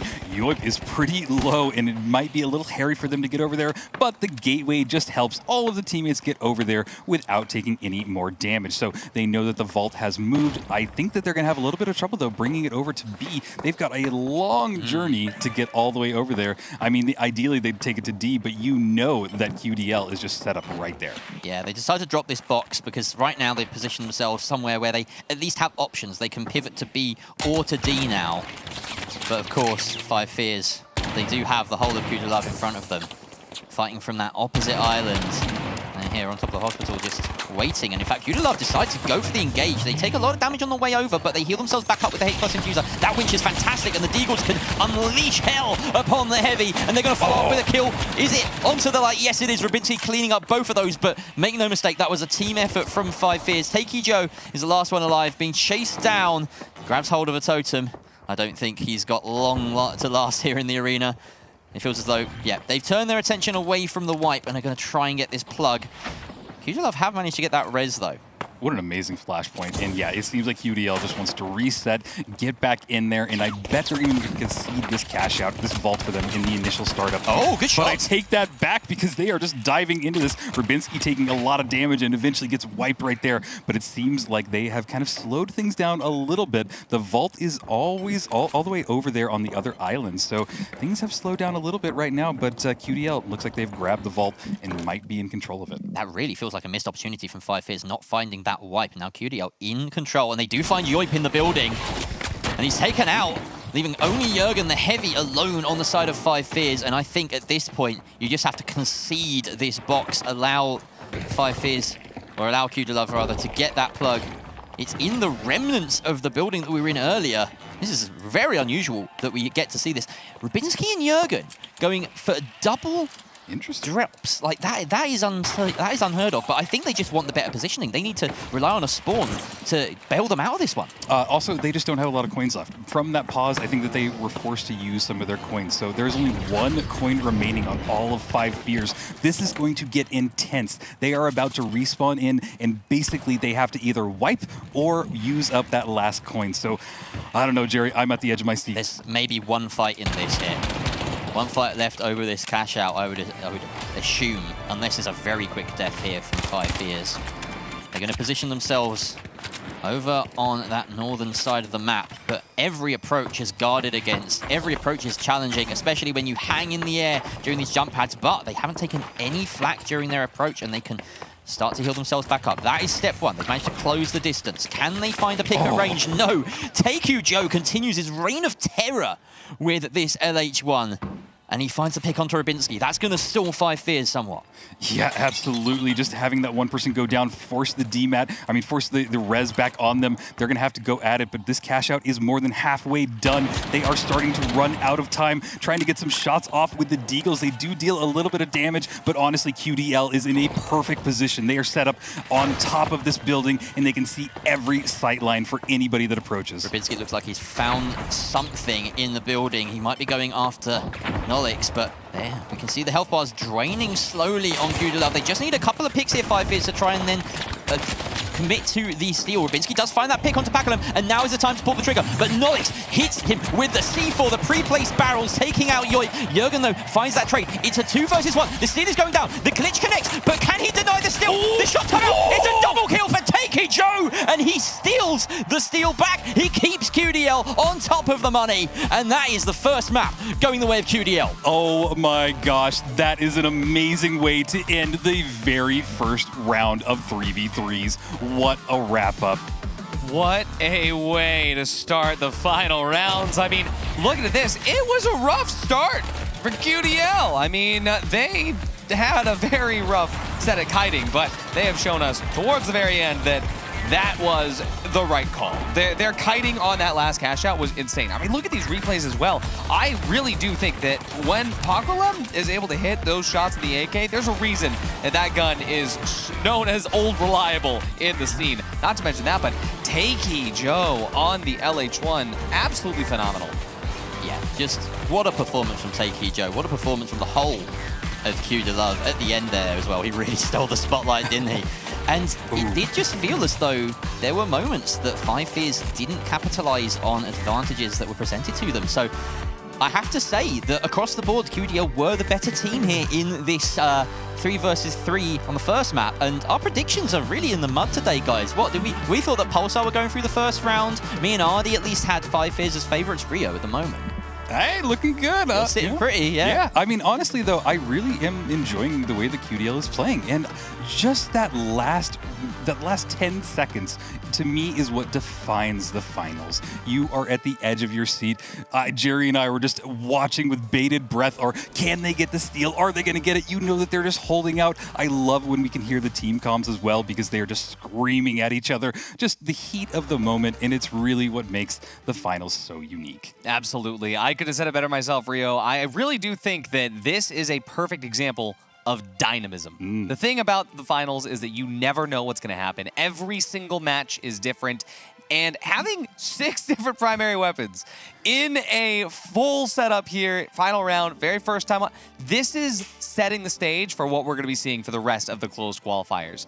We still have a long, long way to go. The first person to qualify, first team to qualify, isn't even done yet. We still have potentially up to 2 more maps for that. And, I mean, hey, do you think that we'll see any adaptations from 5 Fears, or do you think they just have to lock in, Jerry? I think they just have to commit a bit more. Yeah. There was, like I said, opportunities they didn't take. And going for a team wipe in a 3 versus 3 is so crucial. In fact, most of the time, it supersedes any sort of objective-based play. If you have that opportunity to lock down a 20-second timer, 25-second timer for your opposition, then you do it. You know, you force that out. And it was a little bit disappointing. I felt like that was the real moment that the game turned for me. So they won't make that mistake again, I hope. Yeah, as Rio said, honestly, I do think that a lot of it did come down to coins. I mean, coin usage is something that we've been seeing happen more and more often in Season 8, since teams are not wiping all the time. Teams are surviving with one player at a time and throwing that vault super far away to say, hey, it's going to take a while. And look at how long it took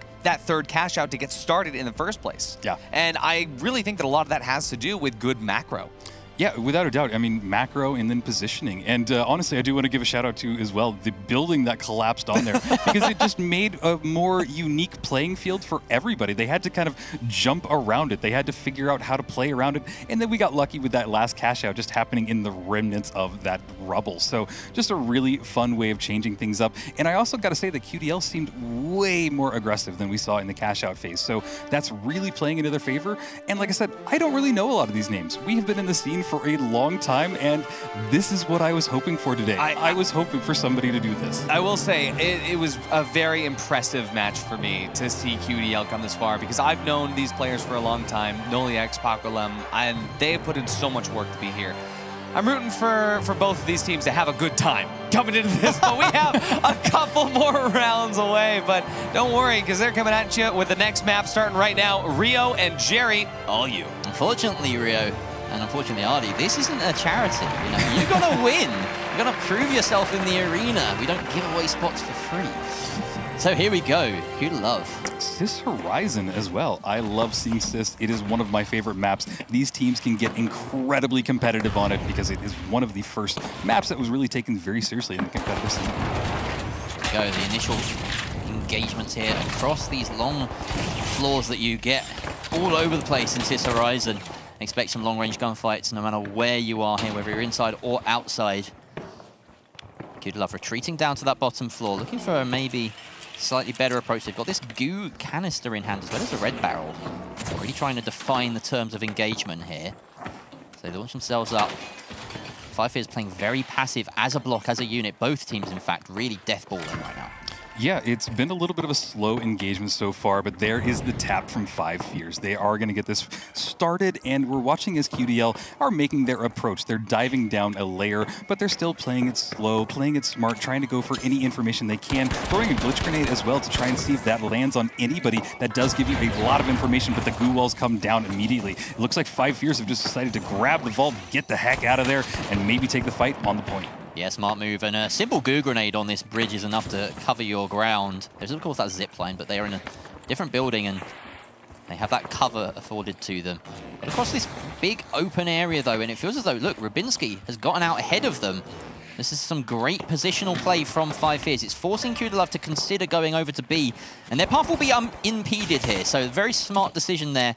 5 Fears wasting a few seconds. These are valuable seconds. I don't think they've read the room just yet.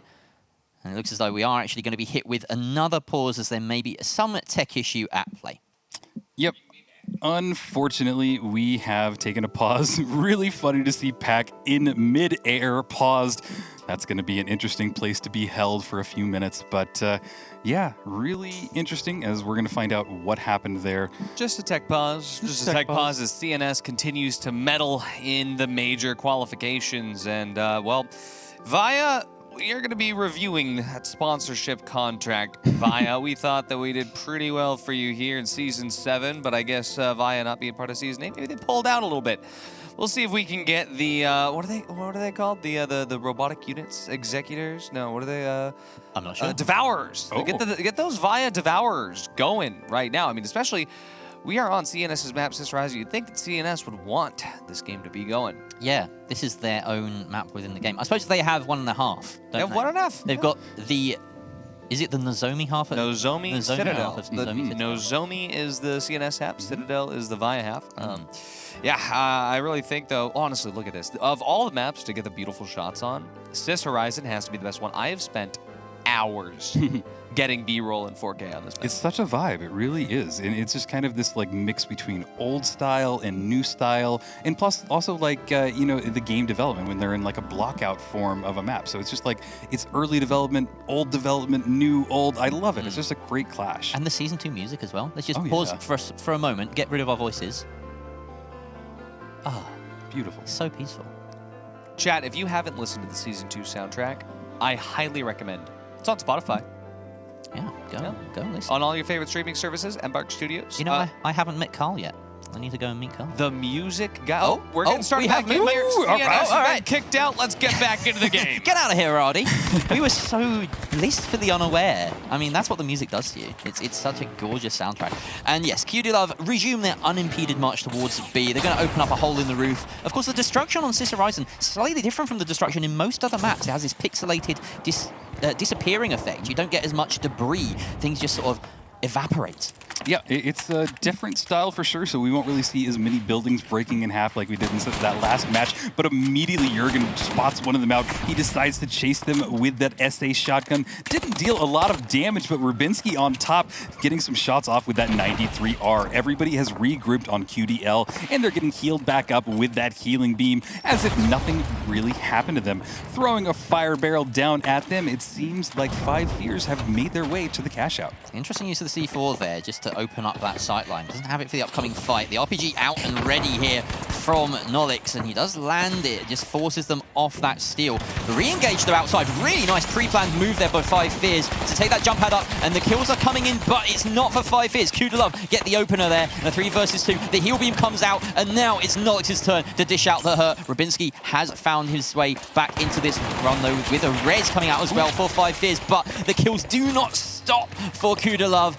Jurgen goes down yet again. Rubinski left scrambling. He's actually winning the fight against Nolix, but Nolix gets that final punch, and that is a team wipe going the way of Kudalov. On their defense, only 40 seconds left here. I don't think 5 Fears, with 20 seconds left on their respawn timer, have the time to come back in and steal this Rio. It's going to all depend on where the spawn is placed for them. If they get close, we might see one last-second dive on the point, but there is a bounce pad and some C4 as well set up on this cash out. It's a great formation. You love to see it as it drops down and they're able to get in. I believe that they're about to spawn right back in and get the action started. Here we go. Here's that push coming out, but it looks as though...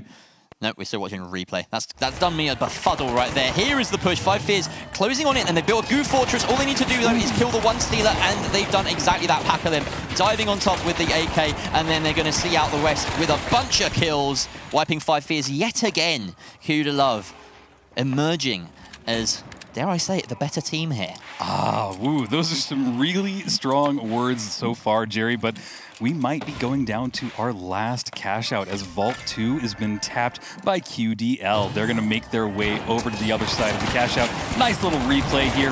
That is the moment that absolutely saved them that cash out. You got to have an aggro teammate that is willing to dive in there at a last second's notice and do exactly that. So wonderful plays, wonderful performance. Can they hold it out for one more cash out, Jerry? They could do, and this would be it. If they can win this here and now on Sis Horizon, then they put their spot to the major. Wow. What a shortcut that would be. 5 Fears still within reach, though. Fight around the museum area here, or the art gallery, excuse me. Of course, this beautiful apple. It's a piece of art, it's not just a historical monument. And that goo will guard their retreat. It doesn't look like Kudalov want to take the fight here. Jurgen, or Nolix rather, taking that stance up top, taking some flak as well, and a little bit of a disconnect, it has to be said, in the ranks of Kudalov as they are caught split.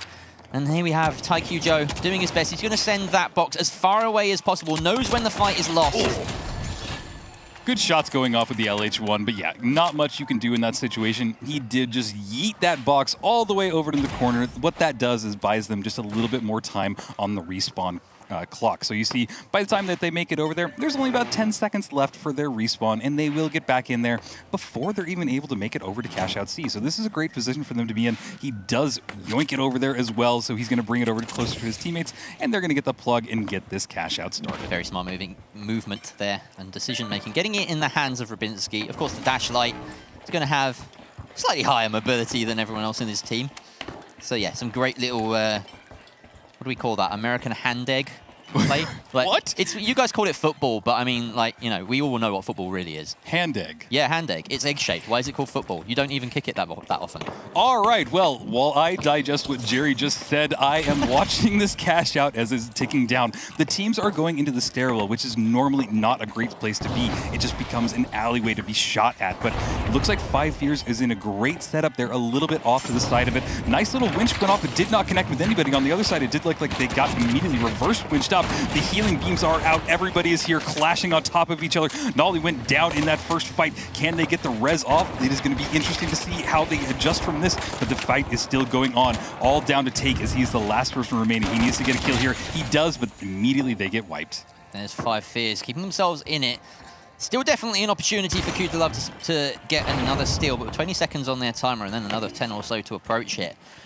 This will be a moment for Five Fears to set up, consider their options. Where will they go? Setting up the gateway on top of this building, a brilliant perch, one of the most effective positions you can hold in the game. And they've winched this box out into the open just to close that distance, make sure that it's not too far away for them to dive on at a moment's notice. Q Love, though, are closing that gap, and it looks as though Five Fears are struggling to make that position their own. They have to bail out of it. Yeah, that's really not going to go in their favor as this cash out is down to the last fourth of it. One person went down from Five Fears, and it is looking interesting as the winch claw pulls off, and QDL are going for a steal right now. They have a dome shield. They can't stop it. A reverse winch pulls it directly out, but they have enough time if they dive on it right now. But Jurgen just cleaned up everybody with the C4 RPG and SA shotgun. Are you kidding me? That is the perfect ace for Jurgen. 3 kills, 3 weapons and gadgets. And it keeps Five Fears in this best of 3 series. You'll love to see it. One more cash out. It's all going to come down to this. Do we see? Look at that. Oh, that is perfect. Great replay. But yeah, one more cash out before we decide if we go to map number 3 or it ends right here. Wow, Q Love. That's gonna sting. There was panic, wasn't there, in the ranks of Q Love? They didn't have that setup. Yeah, they didn't approach it perfect. I mean, they caught Five Fears really struggling with their setup, and just somehow Jurgen with that improvisation, that skill, he comes out on top. I really did think Q Love were gonna lock it out in 2 there, but they still have this second chance here. They're quite close to A as well. This should be a pretty easy deposit for them once 3 is unlocked. And Five Fears fairly distant. Oh, they're going to D instead. And Five Fears have read this. They're right above them. Yeah, this is interesting. D is one of the more interesting cash outs in the entire game. It's in a very open area, and honestly, you have this big box up here that they can just set up on, and that's what they have done. Five Fears are ready to intercept this. They know that QDL have brought the cash out over here, and they are just waiting for the moment to strike. But it honestly seems like QDL are now maybe aware that they're over here, so I think that they're taking a minute to just try and figure out what to do. It's another moment that when they look back on it, QDL may come to regret it, but you know, hindsight is 2020, and we're in the year 2025, so that's a thing of the past. You can't deal with you can't be relying on hindsight now. Relying on your game sense in the present, in the moment. That cash box 3 out in the open. We have 10 minutes on the timer. I wouldn't be surprised to see another minute pass before we get an engagement here. Five Fears spot that opening. They do manage to get the plug, courtesy of QDLove. They were just the delivery boys, but QDLove have assumed that power position above now, and they have the edge in the fight. The kills are going their way. Nolix finds Yoip, and there's a second Nolix taking down Jurgen as well. Rabinski, the light, as he often is able to do, escapes, preventing the full team wipe and allowing his team to use one of the many coins that they all have to get back in a stronger position. But the steal is going to go the way of QDLove, and that could be the final steal that we see if Five Fears can't turn this around. It's going to be interesting, and as I said, this is one of the harder cash outs to really push into. So right now, it is really sitting in the favor of QDL. They just have to hold on for about a minute and 20 seconds, and if they're able to do this, the cash out will be theirs, and they will have secured their spot into the Grand Major, doing some bouncing cash out manipulations, trying to bring it out into the more of an open area, but Five Fears is a little bit far away. This is not the plan that I would hope for, because they really need to make something happen, like right now. QDL wanting to play close. Taikujo, of course, once people get out into the open, that LH1 is going to do some damage, but the 93R is no slouch at range either. Taikujo dicing with death there. I mean, it's a good thing that ammo is unlimited in this game, because he's really chewing it up for Five Fears. They are not hitting their shots right now. And Taikujo's just done the runaround. He's rotated. They've swapped places. They're out in the open, but now, can the winch play come out from Nolix? Can he get this into a safe spot to get the steal?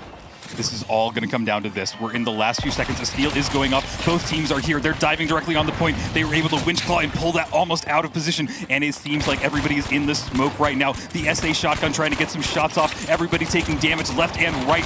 Take You Joke's going down really low and Noli down in this fight. Can they survive? Can they hold on for a few more seconds? This last little battle. Who is going to grab the cash? We're down to the last 10 seconds and they have done it. It is all coming down. Can he get the shot? They have done it. QDL have secured their spot in the Grand Major. Wow. Oh my goodness. Take a bow, Takey Joe. The clutch up at the end. Jurgen with a massive clutch on the second cash out as well. Some exceptional skill on display. Some incredible teamwork.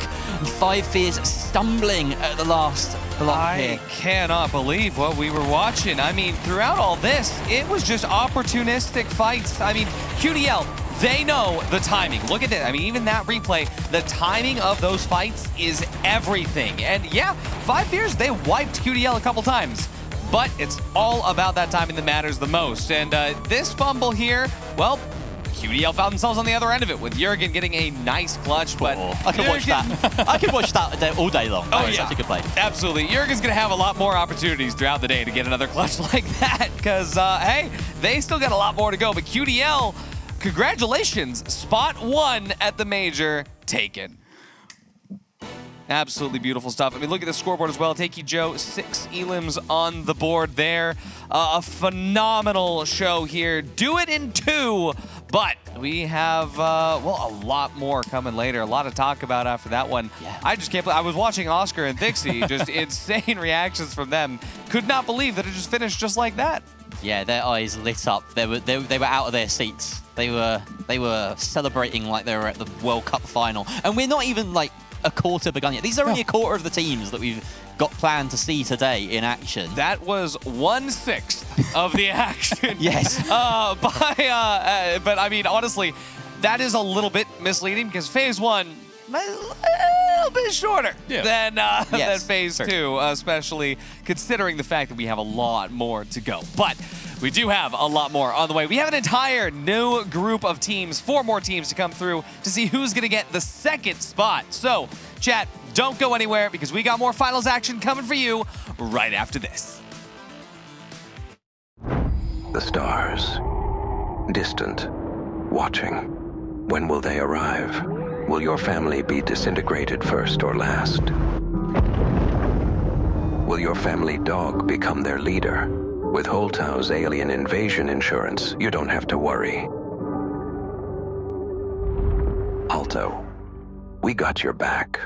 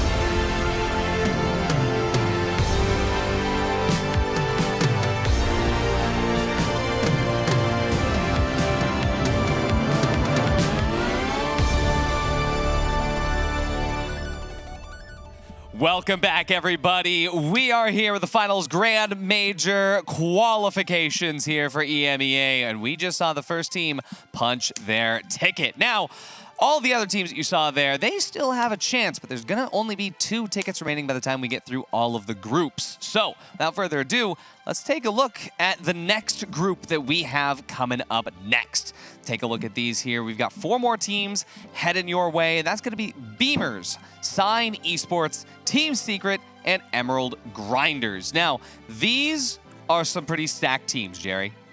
Yeah, incredible teams across the board. Honestly, this might be the most stacked group that we have. To say that Emerald Grinders are the weakest team in this bunch is not to do credit to how talented each of these players is. That's how stacked everything is here. Beamers, Sign Esports, Team Secret, almost certainly the favorites, though. Yeah, I think Team Secrets are the favorites, but honestly, some of these teams have been around so long that I want to give it to basically anybody in this group. If you have been around for a bit, you know a lot of these names, and boy, you are ready for a show. Absolutely. I mean, Sign Esports as well, formerly known as Saints 1. This team has been around since the very beginning. Team Secret as well, Elix, Roma, and OG all have been playing before. And also on Beamers, Remake, having played on the team that Team Secret was before they were signed. This has a lot of history behind it, and I am very excited to see this group come to fruition with 1 game of cash out and potentially 2 or maybe 3 final rounds coming after that. So, I mean, without further ado, let's see what the maps are going to be. We have 1 game of cash out. All these teams have had a chance. Let's take a look. Emerald Grinders, looks like they have gotten rid of Seoul to start off with. Team Secret eliminating Skyway Stadium. Hey, that's good. We've seen a lot of Skyway today. Happy to see that come out. We see Sign Esports getting rid of Monaco. A very, very nice pick there. And as Beamers get rid of Nozomi Citadel, it's going to leave us with Vegas Stadium for our very second game of cash out. Only 2 games of cash out. Yeah. Only one game of cash out. We didn't have an extra game ever. No, that didn't never happen. CNS, be damned. So, yeah. Let's talk about this though, Jerry, because Vegas Stadium. Vegas Stadium. Who do we think has this? I gotta say, I might be a little bit biased, but I think that Team Secret has what it takes to get this W here. Unfortunately, I have to stroke RD's ego a little bit here because I have to put Team Secret on top here as well. If they make it through to the 3v3s, I think we're less likely to see a surprise if they do that. There is always the chance, as we saw in that last game, though, that the favorites might drop out of the cash-out round. Well, I guess this is where I get to have the spicy take, and I'm sorry, Artie, but I am going to pick the Beamers. I am a big fan of Nagost and his team, and I've seen them in the scene for a long time, and I know what they can do. So I'm hoping that they can kind of give us a little bit of a performance, especially against Team Secret. Absolutely possible, given everything that we've seen today, right? We've had crazy upsets that have come through already, but obviously when it comes to cash out in Season 8, there is not a lot of tape on record. Most scrims that are publicly broadcasted to watch are 3v3. And just as we saw at the very first set of the day, you can have some insane results. No matter if it's third parties or bad timing or a team wipe that goes well unplanned, Jerry, there's just no telling what's going to happen, especially on a dynamic map like Vegas. Exactly, and adaptability is just the name of the game. There's a brilliant quote from a content creator called Oak. I just want to shout it out. He said that the players create, or I'm going to get this wrong, aren't I? The players change the world. No, I'm going to get it wrong. It's something about the players taking fights, the fights changing the world, and then the world changes the players. There we go. It's about that. Go watch Cinema. that instead. He says it a lot better than I do. Yeah, well, and I just want to point out that Vegas is such an interesting map. You have these really wide open areas mixed with just really kind of close and smaller-ish buildings inside. So we see a kind of a mix between like really bringing the cash outs out into the open or keeping it in the buildings, and it's just a very dynamic map. It's not one that's chosen a ton, so we're kind of lucky, and I don't know if we'll really see it a lot today, but it's going to be a lot of fun on cash out. I mean, the thing is that you have a couple of different buildings where these cash outs can spawn that certain teams are going to be better at than others. I'm sure you watch watching at home, you have your preferred casinos, whether it be the Osbooz Casino, the Alpha Acta Casino and Resort and Parking Lot, or the Engimo structure itself, where there's so many things that you can just come across at any given time, where cash out could spawn up on the rooftop, and then suddenly it's taken all the way across the map. I, for one, love defending that cash out on the car park. Anytime it spawns out there, you get a really nice security knowing that Nice you're big back. tower. Yeah, and you got the back to the rest of them, to like the wall at the edge of the map. So you're not going to get surrounded. You have full view, just 90 degrees either side of everything that could come and get you. And you can drop it several floors a lot of the time. So it's a really nice spot to defend. If that becomes available during the course of this cash-out game, I'm sure that teams will try and prioritize it. Absolutely. Rio, honestly, coming into this, I gotta say, Vegas, I know you and I have a very fond love of this map. What do you think we're gonna see weapons-wise? Something that really just lets for that long-range battles. You know, LH1, we might see some Deagle action going on. I don't know, but we will see how it all unfolds. Looks like right now, Jerry. All right, here we go into the second cash out of the tournament so far. And look at that, the Skinergy with the maid outfits and the French flags coming out from Beamers. You'd love to see it. I do love to see it. Come on, Beamers, you got the drip in fashion, and let's see if you can continue it into the game. Looks like Vault 2 has been spawned, and I think that the Emerald Grinders are going to get there first. They're going to get the tap on the Vault. I take it back because Nigiri got the first tap on that Vault and immediately gets some damage and a kill right off the bat. Oh, that winch not working out for Renko though. Sends out the RPG and does a decent amount of damage, and there's a tag team going down on Nuok. He takes him out. The follow-up onto Alone in Paris. That is almost a wipe. Donk Rage is still up, though. The light on the side of Emerald Grind is just causing some problems, but it's nothing that Nagos and Nagiri can't deal with. They bring up their heavy, and that should be all she wrote for Emerald Grinders just getting wiped off screen there. We tune into Cyan Esports, who are clinging on as they have wiped Team Secret in the first fight of their map. Yep, we have the first two wipes of the game. The cash out has gotten started over at Cash Out B. Like we were talking about, this is a fun one to just kind of pull out into the open. You don't have every spot that you have to defend on, and it really makes a very strong spot for the Beamers. They are now set up on top of this rooftop. They have a nice vantage point for basically anybody that comes in their way. We saw that Nagos threw some goo down on that bounce pad that effectively blocks it off from anybody using that and just stops another point of attack for them. We should probably move the focus over towards A, but no, I take that back because it looks like Team Secret has just spawned over here. On top of that, looks like Emerald Grinders are here as well. Are we about to see 3 teams dive onto point B? Entirely possible. The smart gateway takes Emerald Grinders out of the line of fire. They can cross quite cleanly. Team Secret keeping their options open. Looks like they are diverting their attention, seeing that Emerald Grinders are focusing on B. They're going to go and try and take down A. Now, Cyan Esports, a team very much known for their power positions. They love being able to set up a defense, and they're very difficult to unseat from it once they have that spot set up. So, Mickey, Emilian, and someone with that healing beam on their side as well. They're going to be leveraging the R357, the revolver, to try and hold this at range. Very interesting choice. Not something we see that come out a ton, but I kind of love to see it. So let's see if it works for them. But a lot of people just on this rooftop trying to find any opening that they can. Looks like the cash out just dropped from some C4. Winchclaw pulling it off into the corner, throwing some goo down as well, trying to build themselves a wall, and I don't think anybody's going to stop Team Secret from getting this steal. They're now in firm control of the cash out, and now it turns into, can they hold it? That's an impressive flip, and Cyan clearly just not on the money there, a little bit far away. And they probably read into that quite early and decided we need to reposition for the follow-up fight. But only 40 seconds left or so. They need to try and take out Team Secret. Team Secret are actually dealing with some flak from another side, perhaps. They have a nice sight over this box, which can't be dropped any further, though. Any further delay has to be done with a winch or with bullets. The goo sent out, the dome comes through, and that protects Emilian for just a second as OG chews through it and chews through Emilian. Someone also down in the process. Team Secret look like they're well set to hold on to this box unless Mickey can produce some heroics here. Yeah, just a few more seconds left that they have to stall for, but this is all going to come down to it. Can Cyan get on there? Can they get in the cash out? Can they hold it? But I don't think anything is going to happen. We're watching this as it just ticks down the last few ticks, and Team Secret have secured themselves a nice little payout. Beamers well ahead, though, having deposited and protected their cash out from the Emerald Grinders, just a few hundred above Team Secret there. You do, of course, get a slice of the money on the deposit of the vault, as well as when you get kills. That's $500 added to your tally each time. And, of course, you have to be wary of those team wipes. As we can see, Emerald Grinders, despite getting a bunch of kills in all of these engagements, have suffered a rather hefty percentage loss over the course of these few fights.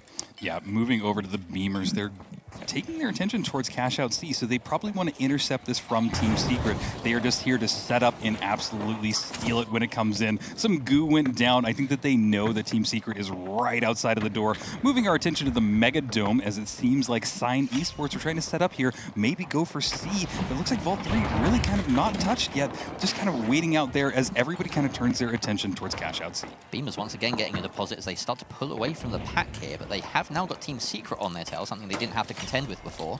Maybe some stiffer opposition for them. Secret really are just biding their time there. Moving around the map, assessing things, not going into committal here. Nuok finds 2 kills against Sign Esports, though, and that is a wipe going against the team in pink, dropping them down into the lower half or lower position in that ranking. And the steal now being attempted here by Team Secret as they've committed bodies. They do manage to do it. Slipping under the radar here, Beamers conceding that point, and now they're going to go straight in for the retake. Yeah, this is interesting. They just wanted to dive directly in there. They are holding it. They're getting healed up by their teammates, and they did it. We just watched that cash out trade hands 2 times in roughly, what was that, 20 seconds? I am impressed. Now we're going to see if the Beamers can hold on to this for the last minute of this cash out. Yeah, both teams have learned their lesson there. They know they need to go for kills. The objective is so easy to steal with all that debris around it. Very difficult to deny. So, when will they engage? Where is it going to happen? Nigiri just popping his head up above the parapet. It's an open target, but that is a great winch and follow-up. OG taken out by Remke. And there is some bad blood in that one, I can tell you that. That's an interesting kill. Of course, OG out for the count, not being res back up, but of course, Team Secret, they're the ones that need to be attacking this. Beamers defending with that man advantage now. Roma and Helix, can they find that totem? Can they get the res? Can they even get themselves into a position to cause problems here? Sign Esports just raising their heads up here, saying, we're here, you've got to worry about us too, but they seem to have their own problems. About 20 seconds left. That explosive is destroyed, and now we have a full-strength Team Secret, and they do get the opening kill in that engagement. Nagos goes down, 3 versus 2. Dome is committed from the defense, and that is huge for the attack. Roma just skirting away. I don't know if they've got the opening for the steal, though. Nigiri trades it back onto Elix, a 2 versus 2. I can't see this happening. There's not enough time. Beamers successfully defending their cash out. The wipe goes the way of Team Secret. They just didn't pull the trigger early enough, Rio. Yeah, that was really interesting and a great play by the Beamers. I loved how they just changed their positioning and just played on the position, didn't play from height. They knew that they could take the battle, and that's exactly what happened. The Beamers took control. Look at the cash totals, 31K. They are sitting at the top of the leaderboard, way ahead of everybody else. If I were anybody else in this map, I'd be a little worried. And Team Secret, again, the favorites coming into this map, just like Pulsar in the last cash out, sitting in 3rd place. Not where you want to be towards the end of this, and certainly not where you want to be at the end of it. Yep, absolutely. Gateway is set up. They are going to get this cash out and bring it over to, I believe, B. That looks like the closest one, and they'll get it started. They have a little bit of a trek to get over there, but there is another gateway, and it seems like actually Sign Esports are here. They get the plug, and they are getting it started. This might be their opportunity to get some cash on the board, keep themselves in 2nd place. Oh, they've moved up to the rooftop now. This is a great vantage point for everybody. This is really bad news for Secret as well, as they are being pummeled here by Beamers, who know what the danger is on the map. Nuok comes in and gets a kill onto Nigiri, upsetting things for Beamers, as Beamers lose yet another body there. Nago's now the last alive, and Sign Esports and Emerald Grinders controlling the flow of this final wave of cash outs. That box has been thrown quite far, though. Emerald Grinders, no matter the man advantage, still have lots of ground to cover to get this over to A. Of course, Beamers sitting in 1st place right now. They wouldn't mind this being doubled. They don't have control of anything, though. I would love to see a double happen already. We saw it almost happen in the last one, but hey, it would be really fun to see everybody just clash on this last point, and we might get that, as it looks like this cash out has just been started. It looks Emerald Grinders have set up. They're going a little bit off to the side here, and then on the other side of things, cash out A. It is out in the open. They need to just find a way to get set up, and they just hold it for the last 2 minutes. Sign Esports already half finished with their cash out. That would put them firmly in first and book them a spot in the next round. They just have to hold that for now. So we're going to turn our attention to cash out B. That's where most of the action is going to be. It's a little bit further ahead of the pace. We can see Team Secret closing in on cash out B. It's so close. There's a long rooftop fight going on elsewhere, but there we have it now. Tighten into this kitchen, about 30 seconds left for they get the winch, and this is putting them in a position to try and get that steal through. They absolutely need to do something right now. They're going to try and go for the steal, try and hold it down if they can, but I'm not sure this is the right play, because it looks like Emelian just took down OG, and it's not looking good for them. They are trying to get some heals back up, but they need to dive on it. There's about 15 seconds for them to get on it, but I don't think that they have done this properly. I think that Sign Esports have now held control, and they just need to hold out for about 10 more seconds. They're bailing. They're turning their attention to cash out A, and that's going to be so much harder to steal because, of course, everyone is going to have their eyes on it. And look how easy it is to have your eyes on it. It's right in the middle of the road. You can't park there, mate. Yeah, and there's Goo blocking that position as well, so they are in a perfect spot to just hold this. They need to play it for about 30 seconds left on the cash out, and it is really getting tense here. Beamers currently sitting in second, though. Emerald Grinders need kills. They need to wipe Orange Team. Beamers are not going to afford anyone the luxury of taking that. Of course, if Secret steal it, they will propel themselves into second. And Beamers, they need to do something about this because their second place spot is in danger. It's stuck, but no, Alone in Paris with two crucial kills. And that is going to put them in a position, unfortunately, where they still need more. This is not enough for Emerald Grinders to get into second place. The timer is up. And it's Sign Esports and Beamers that make it through to the 3 versus 3. Okay, well, that was quite interesting. And yeah, definitely at the end, a little bit heartbreaking that they weren't able to get enough cash to bring them into the second place. But wow, Team Secret and Emerald Grinders fighting for scraps at the end, and it didn't matter. Yep. It just didn't matter. Wow, Team Secret will be heartbroken by that. This is unprecedented territory that we're entering here, but a huge showing. And I gotta say, a big part of this was those middle two cash outs. Right here, they're watching cash out C, cash out D. 45 meters away from one another. Every team was involved, and a lot of the chaos came from this. No matter whether it is just the cash outs being third-partied or teams not having a way in. Let's take a look at these final scores here with Sign Esports pulling away that first place. 1 kill for someone, but 8 on Mickey, running the revolver. Oh, yeah. Not the big iron, the little iron on the medium, one. the tiny one.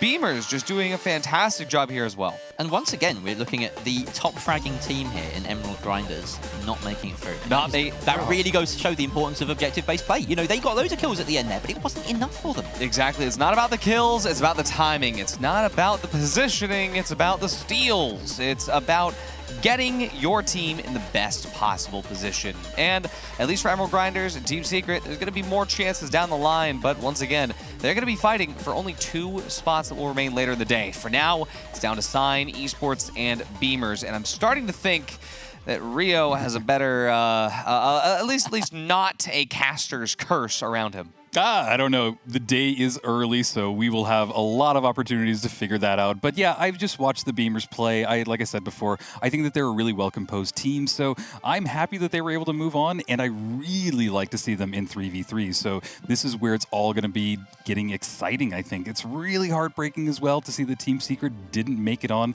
I know that you guys are really hoping that we go that way, but we will see them more in the next stages, and yeah, there's a lot more gameplay coming up. Not only did Team Secret not make it through, Remake made it through instead. Yeah. Now that is something to be said, because he was the heavy on aimers before the Team Secret acquisition. So point proven. Absolutely, absolutely. I do have to say, though, like throughout this, looking at Sign Esports and looking at what Mickey, Emelian, and someone were able to pull off, a lot of that was just off the back of just an insane pick. Mickey going for the revolver here in the closed qualifiers, in an official. I, as a revolver main myself, I gotta say, W, but we used to call him off-meta Mickey in PHL during Season 7, and I mean, hey, he's proven to us that there is no such thing as a singular meta choice for throughout anything here in Season 8. It's interesting. Like, we've had a taste of the BFR Titan, of course, not available in these quals, but I feel as though LFR. teams have been looking at that and thinking, hey, we can build around a long-range kind of snipe core as long as it's not, you know, too risky. Make that part of the medium setup, and suddenly it does open up sort of different ways of playing. And before we even saw what their loadouts were, we were talking about Saints 1 being a team that want to establish a power position. Yep. That is exactly what they're going to do in the 3v3s as well. It translates very well as a playstyle from both cash out to 3 versus 3s. And I think at the risk of caster cursing them, because I've been so bad with my predictions so far, I want to put them on top here as well. Okay, that is interesting, and I kind of see where you're coming from. Honestly, Sign Esports have been around since the very beginning. I remember the very first tournaments that they were in, so they have been a long, really just structured team. Yeah, and that's why their logo is low res. Like, yeah, they didn't that's have why. enough pixels back in the day. Yeah, exactly. Yeah, they're old. They're just like me. They're getting up in age. But yeah, they are a wonderful team, and I really couldn't ask for a better, 3v3 going into these two teams. No, 100%. And I mean, I gotta say, Sign Esports definitely has my prediction coming in through this, but during the middle cash outs, I did have a note here about Sign Esports. They were getting into a fight with Emerald Grinders. We're probably gonna see it coming up through here. And I just had one giant what circled and underlined coming through there, just because the way that Sign Esports was able to get early positioning advantages that they took a really big pride in when it came to the fact that teams were coming and third-partying everybody. They just knew where they had to stand to get the most out of it. And that's how cash out goes. The thing is, though, we're not going to be in cash out anymore. When we come to this final round format, I don't know if Sign Esports is going to have that same what factor as we get into more regularized fights. Yeah, well, I think that we're going to find out, but I think that they do have probably the most performance on scrimming on 3v3, so it could go their way. I know that the Beamers are also a really strong team, so I think it's going to be close. I am going to even say that we're going to go to 3 maps. Yeah. This is absolutely going to 3 maps. I think that and for everybody watching at home, if you know these two teams, you know it's going to go no matter what. But there is always room for upsets, as we've seen today. So I got to say, I think it really will come down to the map selection here. If there's ever been a more tense time for teams in this map veto process, it's going to be right now. I genuinely don't know what we're going to be seeing coming through this, but I think that for Beamers, they're not really going to know what is going to hit them, because I don't even know what primary Mickey's going to choose. This is also a team that has run in the past double medium at times. They have run double heavy at times. They've tried everything in scrims.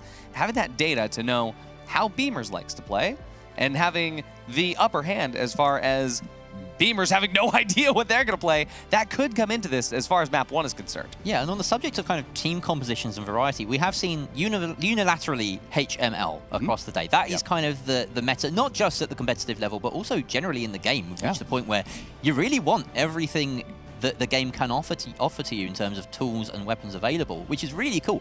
But that doesn't mean that we're not going to see out there comps today and over the weekend. We even have a team later down the line, and this is something to look forward to later, that qualified with HLL, which is just unreal. I don't think I've seen that team win in ranked, let alone in an open qualifier. Not only HLL, bow light. Yeah. One of those lights running bow. Plopar, my absolute goat. Yeah. But yeah, looking forward to seeing them just a few hours. But honestly, we have a long way ahead of us. And for one of these teams, Sign Esports or Beamers, they'll have a lot less long. As far as the day's schedule is concerned, they've just got to win 2 maps right here. Just 2 cash outs, 2 maps. That's easy. You can do it. Oh, yeah. Sure. Yeah. Two maps, 2 cash outs, but I believe that all of these maps will go to 3 cash outs. So it's going to be tense. It's going to go down to the very last second. But hey, we are getting our map vetoes. Jerry, you want to run us through these? Yeah, why not? Well, we've got the map veto, of course, starting out with that's Vegas was the previous map, so we're not going to play it. So Sign has banned Skyway Stadium.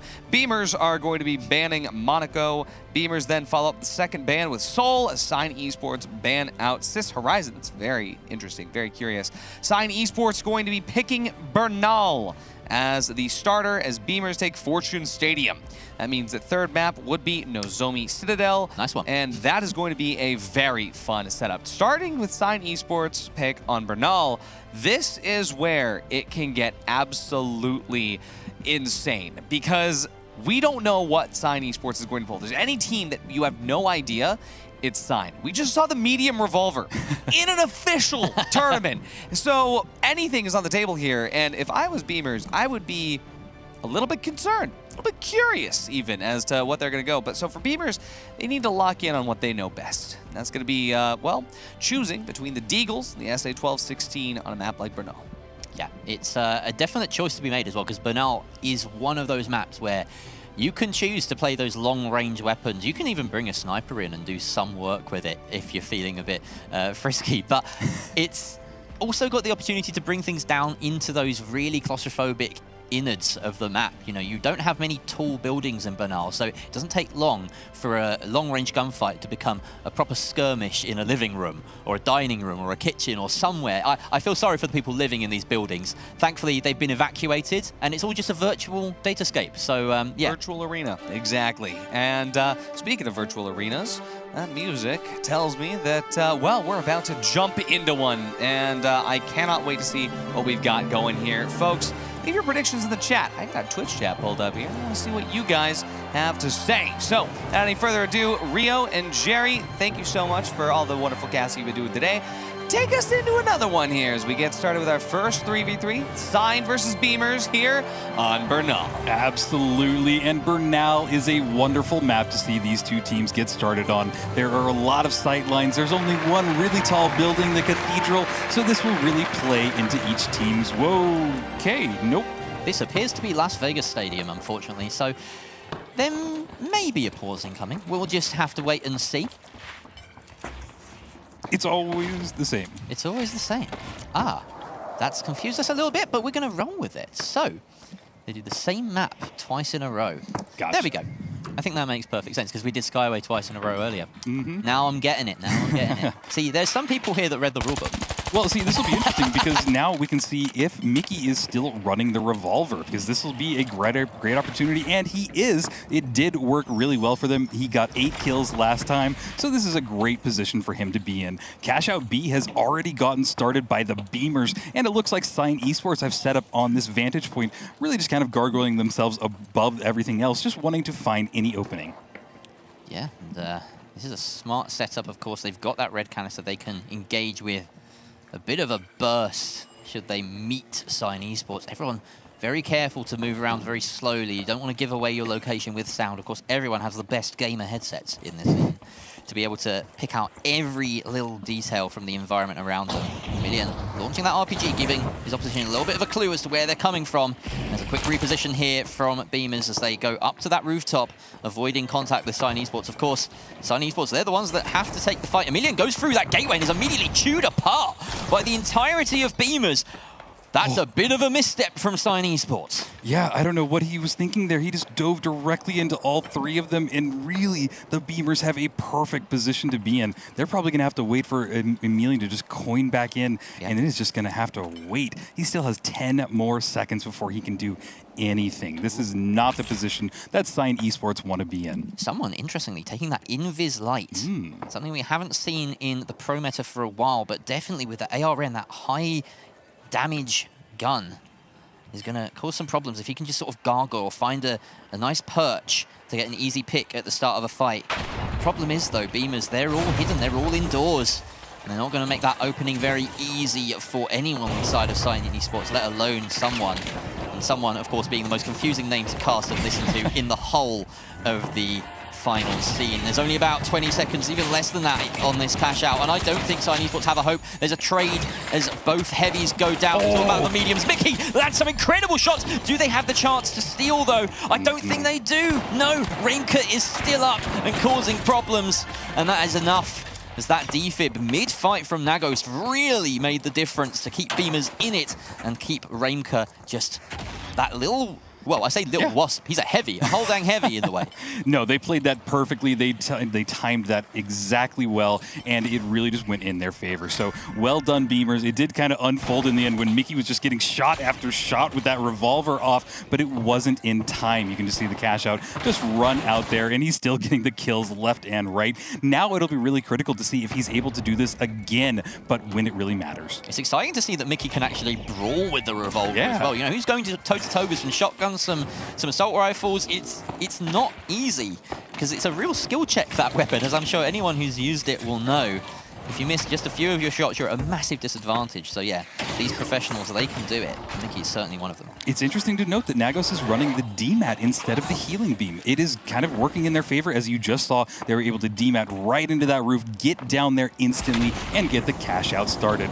Really great plays, but it looks like they're already getting clashed in here. Everybody wants to get some shots off. It looks like Emelian went down, but they're able to bring him right back up. All of Beamers have taken some damage, but they are staying strong in this battle. They've got a great position, and it looks like someone just went down there. Can he get another kill? Nice shot from Mickey. Brings it down to a 2 versus 2, and he's healing his teammate right back up. It is getting intense, Jerry. Nagos with that crucial kill, though, sliding around the corner, finding his opposite number. Mickey taken out. Beamers won yet another team fight. So far, we're yet to see that from Sign Esports. Well, actually, no, we have seen that once, but it was a meaningless one. At the end of the cash out, they didn't get that steal in time. So yeah, Beamers just coming out a little bit on top here. Of course, still plenty of time on this cash out. Sign Esports do get another go at this one. Absolutely. And got to point out, too, that Remke is running the new Goo Grenade skin. It's quite a fun one if you haven't seen it yet. A lot of fun voice lines, but that's not what we're here for, because this cash out is running down. It's more than halfway there, and this could be Beamers securing map number 1. Entirely possible. Sign Esports are coalescing around the point. We can see a very split formation from Beamers here. This suits Mickey and co down to the ground. If someone can get in and find that 1 versus 1, Remke is very nearby. C4 detonated early. They're doing a great job baiting the utility out from Beamers without it causing any real effect. There's a glitch, though. It doesn't get rid of the dome. That was actually a friendly glitch. Sign Esports really expecting the commit here, and this is an excellent maneuver. They trapped Beamers in here, but Beamers getting the frags in reverse. Lots of melee kills as it's coming down to those final few bars of health. Remke comes in with the SA-1216 and does the cleanup duties. And that is it. A very quick Vegas Stadium going the way of Beamers. Just 3 team fights that they won to the 1 lost. And it's enough. Yeah. Well, and even that one team fight that they lost didn't really matter because it happened at the end after they had gotten the cash. So wonderful performance by the Beamers. That was so fast. That was a 6-minute final round. I mean, I've never seen anything like it, especially not at this level. I gotta say, Mickey convinced me in the cash out round that, hey, revolver could work out. I mean, look at this highlight. But at the end of the day, Beamers, they won the cash outs that mattered the most. And especially having the versatility of being able to use your F-car in a wide range of situations versus just having 6 shots that, you know, then back off for. I mean, it definitely has proven that there's a reason that revolver hasn't seen a lot of use. But most importantly, I gotta say, it's going to be the difference with someone running the invis.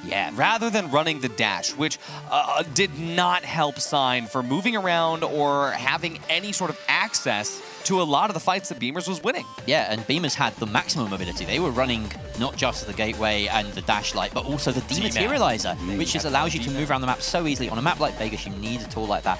The gambit of going on that Invis light, you really want to be on the defensive. You want to be controlling the game. They never got into a controlling position because it's not the best at making those entry kills. It's the best at holding a position, and they never had that opportunity. Yeah, it was a long, long game for Sign, but a really short one for all of us because for every single fight that Sign was able to get a first pick on, it was having no dematerializer, and also for Mickey, it was having no sight lines to use his heal beam. That really made a lot of differences there. I mean, the heal beam, it came out, but at the end of the day, if you have nobody there to back you up, and you have an F-car, a 9.3R, an SA-1216 all pointed at you, only 6 bullets, no way to get away from it, and the F-car guy just disappeared in the wall somewhere. Genuinely, I will say, 3v3 versus cash out, this is the best way to highlight those differences. Yeah, without a doubt. And we really saw just the change in style, the change in play, and really the change in almost tempo, too. We saw that not the Beamers, Sign Esports really tried to play it more in a defensive position, but they didn't really have those opportunities because they just weren't in control ever. A really interesting choice for someone to go on Invis, and he didn't even get a single kill. I think that he had 800 damage at the end of the entire round. So they really need to find something to change going into this next map. It's worth mentioning that Beamers, they're not a long-standing team, right? No. They formed pretty much for these qualifiers. Yeah. And they're all very talented players. They've been around in different teams over time and impressed in their individual roles. I feel like as far as like pick-up teams go for this event, they are one of the strongest looking on paper, and they're starting to prove it in server as well. Absolutely. And I mean, this is one of those things where if you can practice one thing and practice it well for a long period of time, this is where you can prove that you know what you're doing with it. And as far as Sign Esports, I love seeing the off-meta picks. I love seeing the thought process. Anything is viable. But let's see if they're going to double down on it. Let's see if Beamers are going to stay with everything that they've been doing so far. Jerry, Rio, we've got map 2 coming up. We're on Bernal now. Take it away. There we go. Bit of a false start on my end. Apologies. So yes, Bernal. And this is a much better suited map to that revolver, I'm thinking, for Mickey. This is the point where they have a bit of a say in things. And maybe they can turn it around here. They have to turn it around here, of course. Beamers up 1-0 in the series, as you can see right at the bottom of your screen there. Let's get going. Absolutely. These teams are making their way over to vault number 1. It does look like Sign Esports will get there first, but will they go for the tap? And that's exactly what they've done. Now they're going to go in a higher position, try and find any pick that they can, but it seems like the Beamers are taking it slow. They want to find the opening. They don't want to give anything away. Nice little red barrel in hand, too, so I think that they're planning to just explode onto the point as soon as it pops out from the vault. Sign Esports well positioned, as they often are, though. They grab that box, and now here's the jump pad engage. Beamers revealing their location, and they try and pick Mickey out of midair, but it's someone who actually gets the skeet shooting off to a good start, taking out Nagiri. Renka does finally trade off Mickey, and that res comes in favor of Beamers. This is a huge swing there, and Emilian, the last one standing, as he does find a kill on that goes, but Renka, just a better heavy in that situation, had a bit of an edge in that fight.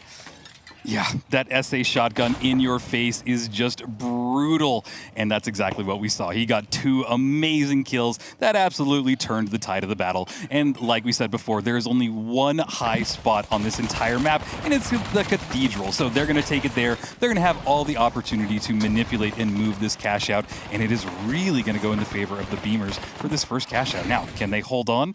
I am not sure, but we will find out. Yeah. There's only one way to find out, isn't there? Yeah. That's exactly what we've got to see. So we can see in this little corner of your screen here, that is Sign Esports approaching. RPG being reloaded by the Beamers. They have the absolute height on this cash out, throwing some goo, buying themselves even more positions, but the cash out was just dropped by Sign Esports. This might be their opportunity to get in there and get a quick steal while all of the Beamers are set up on top. Definitely a chance here, but Beamers are not going to overcommit. They have that C4 to get the initial drop down, and of course they could open a sideline from anywhere on that rooftop and cause problems should Sign decide to commit. Sign deciding instead, they've got to try and deal with the problem at source. Go all the way up. That's some good shots on Nagos, but not enough. And Sign really taking the brunt of the beating here. Some shots come out from both heavies. That is a victory for Emilian, though, as he wins the heavy battle. And Nagos taken out as well by someone. Nagiri stands tall, but someone trades it back out. And that's a fantastic team wipe coming from Sign Esports as they flip the box. There's the Sign Esports that I know. They played that perfectly. They decided to just take the fight to the Beamers, and that's exactly what happened. They took it to him, they brought the pain, and got the wipe. Now they're in control of this cash out. It is still in the middle of the Cathedral, so not the best position to be in, but it will really help them out because we are running down to just maybe the last 30, 40 seconds of this cash out. You got to see close up and slow-mo there. A bit of what it means to be a heavy, having that winch play. really making sure you get absolute value off of it. The winch minigame as well, about who winches first, who winches second. When you have to juggle those quick reloads, it really matters. But we've only got 10 seconds or so left on this cash out. The dome goes out for Beamers. They have to try and switch this back. Chinese Sports are doing a fantastic job of kiting away. Emilian even gets 2 kills for his troubles, leaving only Nagiri in an unenviable situation. Takes out Mickey. He's going to be padding his stats here a little bit.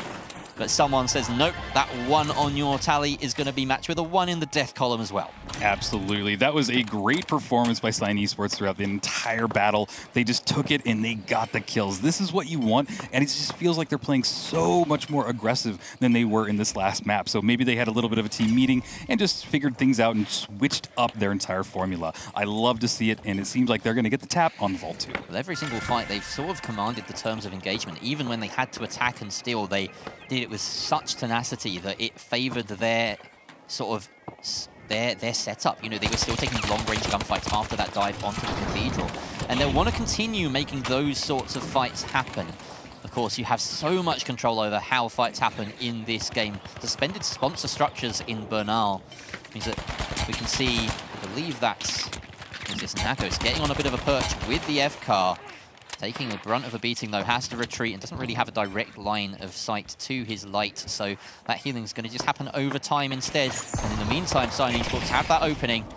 It only takes a little bit of damage onto one of your opponents before you know, yep, we can start moving this box. But they decide to turn about face and re-engage onto Beamers, spotting an opening, and Nagiri taken down onto very low HP, but Rainco's the first one to get a kill, in fact.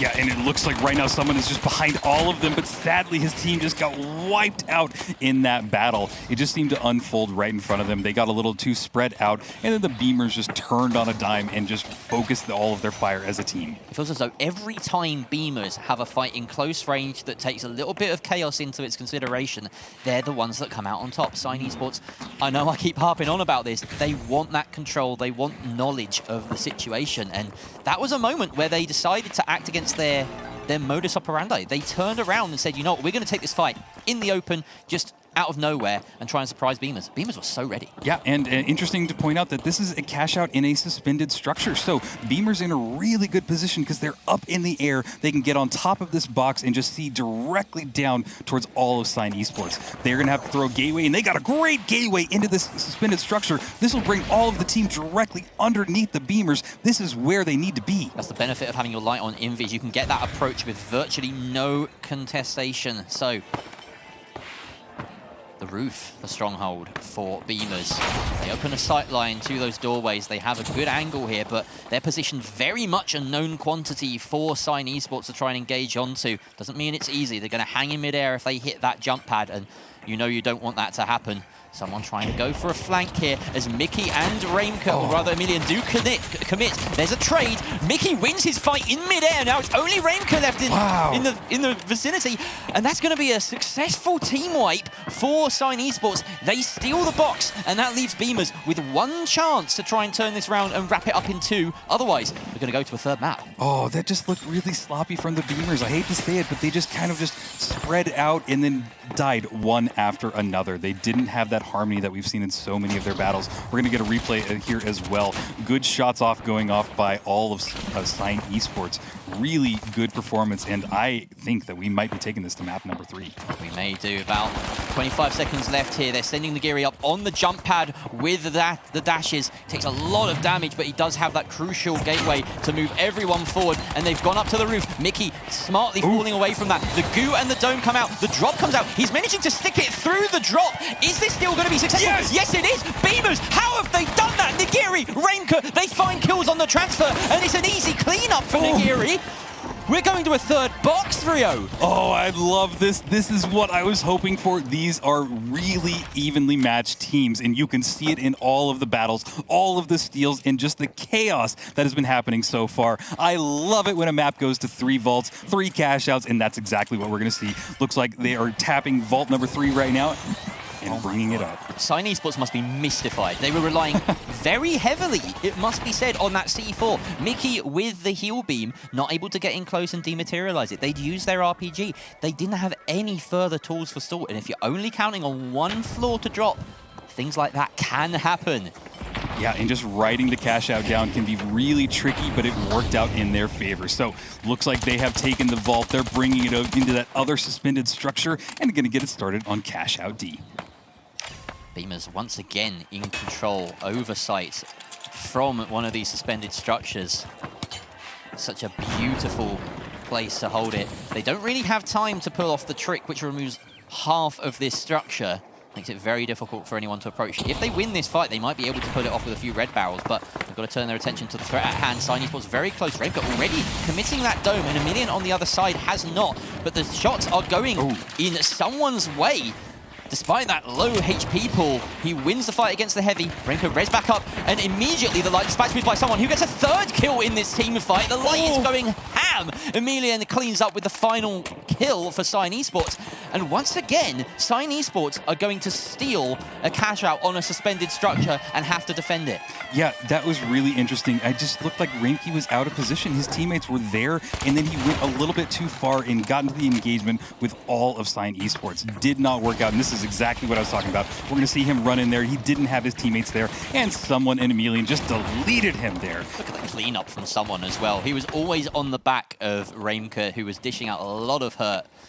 And that's what you want from your light. He's fast, he's nimble, very difficult to keep track of. We've already closed in on this cash out with about 45 seconds left on the timer, Rio. It's been dropped to the bottom of the map. In fact, there's still one floor that it could go down into that warehouse, and it's going to be dropped immediately by Narcos, who doesn't seal it up, but they do have the goo above it. In fact, they've built a goo roof, and that is going to enable them to try and seek the steal. Someone focusing on denying that steal, and he gets the kill onto Nagiri in the process. Emilian taken out by Remke. A 2 versus 2 here. The cash box still in control of Sign Esports. Remke goes down, leaving only Narcos in the 1 versus 2. He gets the res. There's still time to rescue this. Some good shots landed onto Mickey. He finishes the kill. No, he doesn't. Just about gets there. Now 10 seconds. He needs to get all of this steal immediately. Someone that looks alive is there, and there's the winch. It keeps him up. Someone with 2 kills, the white at the end. He had 1 HP at the end too. That was so intense. Take a breath, Jerry, because that was insane. We're going to 3 maps. I love it. This is the group that I have been waiting for. Well, I don't even want to say all day, because it feels like the day just started. I told myself I was going to pace myself. It's so hard when the game is this good. When it's this close, it's so hard to know what's happening next. And I mean, especially in a map like this, where Beamers started basically in control the entire time. They plugged all 3 of those cash outs. They only won the first one. I mean, actually, they won the second. It was a kind of a crazy setup to get started with. Coming through this, where Sign was able to take that very first cash, and then Beamers was like, all right, from here on, we just need to maneuver all the way over to the top. We need to maneuver over to these suspended structures. And it was the suspended structures that actually kind of did them in at the end. That last cash out, though, really could have gone either way. Sign Esports, they clutched it up at the very end. And someone absolutely on the redemption arc here. 13 eliminations with the ARN. Mickey, 1 elim here with the F-car, but clearly with the amount of combat score, the F-car was absolutely the right choice this time around. I mean, I would have been going crazy if he pulled out the Revo again. Yeah, no, and you said it perfectly with someone just getting the absolute redemption arc here. 13 kills. He had 0 in the last one, so it is the turnaround that you wanted. And still, he kept on the invis, so it worked for him in this map, so maybe it'll work for him in the next, but I love that we're going to 3 maps, Jerry. Someone not only getting the most kills in that game, but also for his team, the highest support score and the most revives. Wow. So just a complete performance from the light main. Yeah, I think that they had a big talking to, and clearly someone was listening, right? Where it just came down to, hey, sometimes you have a bad map. Sometimes it just doesn't work out, but you lock in, you know what you need to do for your team, and there it is, right? Especially coming into this knowing that you're playing a different meta. You know that they are playing on the DMAT. We don't have that. We're still going to be sticking to the invis. And hey, this time around, positioning, teamwork, communication, it all came to win for Sign, but it was close. Yeah, it was very close indeed. We got 3 cash outs, and you know what? We're going into map 3, and I have a feeling that we'll see 3 more cash outs once again. 100%. Yeah, it's been that kind of game. It really has. I'm just stoked because I want to watch these 2 teams play a lot more than just a best of 3, you know? Absolutely. Well, hey, we get one more here for the last one of this group. We'll see who takes the win and punches their ticket. Jerry, Rio, take it away. Absolutely. On Fortune Stadium, nonetheless, one of my favorite maps. What a great way. This feels like a treat for me. Watching now as Sign Esports make their way over to Vault 1, but I don't think they want to tap it just yet. They want to maybe go and directly intercept all of the beamers. Great shots going off already. Ramkey brought down just a sliver of HP and now just deleted in there in this battle. They are on fire right now. Nigiri, the last person remaining with 1 bar of HP, and then he gets deleted as well. What an impressive, intense first team battle. Yeah, I barely sat down and it was over. That was incredible from Sign Esports. The tracking on the shots from, was it Mickey? No, this is someone. And Mickey. That's the benefit of the Invis Light as well, just revealing themselves at the moment of pulling the trigger. And he can follow up on all that damage as well. We're really starting to see Sign Esports click into gear here across Bernal and Fortune Stadium. They seem to have something. Yeah, maybe it's something to do with the revolver. You know, you can't beam people out of midair quite as reliably. You really have to hit those shots. But when you've got so many bullets at your disposal, it makes it a lot easier. Yeah, and now this cash out has been started on one of the harder cash outs to really push into. It's kind of known as the hospital spawn, and it is going to be an uphill battle. We see that they have already blocked off the bounce pad, so they're going to have to get in there with a gateway, and that's exactly what they've done. So they've absolutely avoided all of the incoming damage, and I'm curious if they're going to drop it. They do have a DMAT, so this would be a perfect opportunity for them to drop it, but interesting plays as they go around it. I think they just dematted some glass. Yeah, I don't know why they did that. That's a little bit of a oopsie, but now all of the glass is removed. There's a sonic boom outside the building. That should make Sign Esports' ascent a little bit easier. They do, of course, have that DMAT beamers, rather. Beamers trying to drop it a few floors. Of course, this can be dropped so far. As we've just seen, it's gone down about 3 floors in one go. Yeah, this is perfect. This would be the opportunity for the beamers because I don't think that Sign Esports are close enough to even stop the steal, but they've immediately made their way on top of them.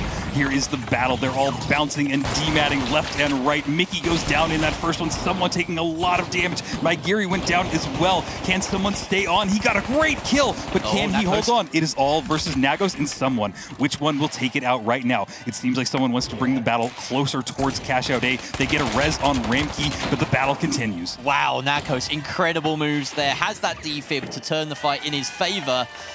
And someone didn't pick his moment perfectly. Did almost kill Nakos, but Nakos, even with the turn and burn, gets the kill. And that's the steal. Successful for Beamers. And that's going to be it. There's no chance really here for Sign Esports to spawn back in and get the steal.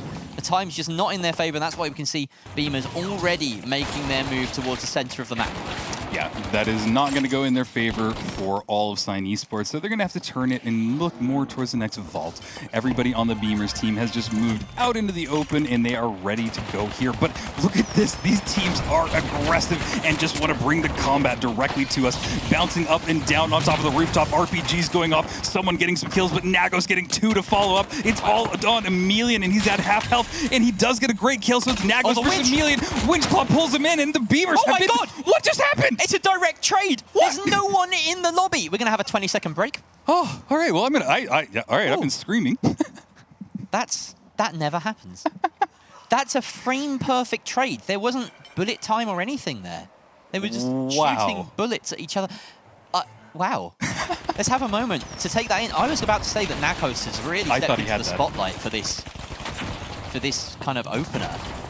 But this just never happens. we are gobsmacked, as you can see. Yeah, I don't think I've ever seen this, and here it goes. They're just shooting each other. Boom! That's a payday. All right, so we're going to turn the focus towards vault number 2, as it seems like the Beamers are getting close to it, but Sign Esports are all on top, and they have got some great vantage points to just deal the hurt from well above. We just saw a skull and crossbones in the kill feed, ladies and gents. That's Nigiri being taken out by some sort of object, something, anything. It could have been a box, it could have been a red barrel. I didn't quite catch it, but... nevertheless, he's back up and fighting fit. Renka is quite split from the rest of his team. And that box has been deposited successfully on Cash Out B. It's being winched out into the open here. See, Cash Out B is one of my favorite ones on this map because you can drop it so many levels, but just pulling it out, it does kind of make sense, especially because the Sign Esports don't have the DMAT. So it does make sense in their favor, but it looks like they've taken this battle to the building off to the right here and more into the center of it. They're trying to spot everybody, but Nigeri went down in that first battle, so they're trying to stay alive, maybe get him coined back in, but all of Sign Esports just want to charge directly in there, throwing some goo to buy themselves some space. Mickey gets out of there. Yeah, and Remco and Nako still playing sort of runaway here. Red barrel sent behind him. Nako's just on slivers of HP, going to try and hide and worm his way out. I think the dogs have been called off there. Sign Esports happy to hold their position. In fact, they have a whiff of Remco now heading in the opposite direction. This is incredibly disconnected from Beamers. They are not coalescing on any single position. They're looking to maybe find these ones. Emilian caught out in the open here, but he's got the support of his teammates, and now things can start to converge. Absolutely. He's in a great spot to steal this if he just sticks That's it. risky. All of Sign Esports are just trying to stay alive in this, but they have pulled themselves off of it. It is all down to Nigeri. Can he find some kills? They're both pretty low. This would be the perfect opportunity, but no, the Winch Claw just pulls him in and deletes him. I don't know whether perhaps Remco thought that the opposition heavy had been killed or something, but he stood standing that and stealing that cash out in front of 2 C4s, which is, that's a death sentence. Yeah. You know, I saw this happen, I was like, there's no way he's committing, surely. This is a bait, but no, he just immediately dies. And Nigeri left trying to pick up the pieces, and of course he can't. Someone is really, really racking up these kills over this series. Again, the spawn for Beamers looks like they're just not going to have a chance on this cash out. And another fairly anticlimactic one as we head to the final cash out on the final map, Rio, to determine who gets that early Grand Major invite. Yep, and it's actually spawned really close to both of these teams, so it will be a battle, and I'm sure a team wipe before anybody wants to go for that vault. Looks like Nagos took a lot of damage in that first fight, and they need to peel off for just a little bit. All of Sign Esports are now setting up in a little bit of a rooftop formation in this spot. They go for the tap, they do get it, and now pulling directly off. This map has been somewhat of a comedy so far, but tragedy waits around the corner for one of these teams, and for another one, they get the chance to make history. Absolutely. Vault 3 has been popped. They have a gateway and immediately bring it over to Cash Out D. They're going to get this started, and this is another fun one because there's a ton of levels to drop it, but I have a feeling that Sign Esports might want to just winch claw it out once again. Oh, there we go. Good winch, but he's met with the entire team. Nigeri and Remco follow up with the kills. Someone left alone does find Nigeri, but it's too little too late for Sign Esports. Beamers win that team fight, and they now get to choose wherever they would like to take this Vault 2. Cash Out D is the easiest option. Looks like they're going to go for that. Yeah, that was a really good team fight from the Beamers. They seem to be in control of it. And yeah, they want to keep this one inside the building. This is what I would hope. They have the DMAT. They have the C4. They're getting set up. Red barrel in hand as well by Remke. They are ready for when Sign Esports come in here. And they have respawned and are making their approach. Sign Esports, of course, rocking that heel beam, coming in. They have that potential to poke and prod and win the war of attrition. Beamers really want an explosive finish to this fight, but they also have the chance to try and kite away and draw it out as long as possible, keep themselves alive. But some target acquisition here. Nigeri taken down to low HP. The winch comes out onto Nagos.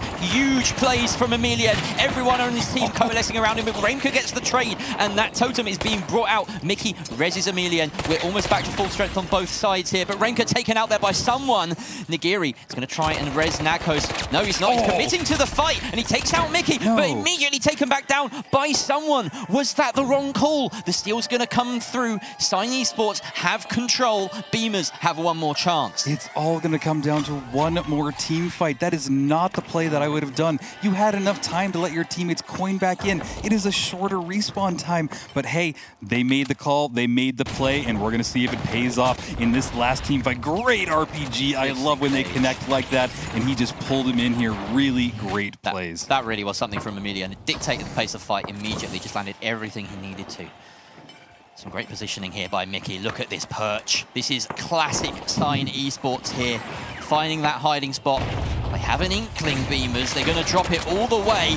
The steel's going to start to come out. Goo protection from above. Yet more layers of protection. And I don't think that Sign Esports can close the gap. The steal is successful. 3 players are still up for Beamers. There's no way that they lose this. Surely they've turned it around.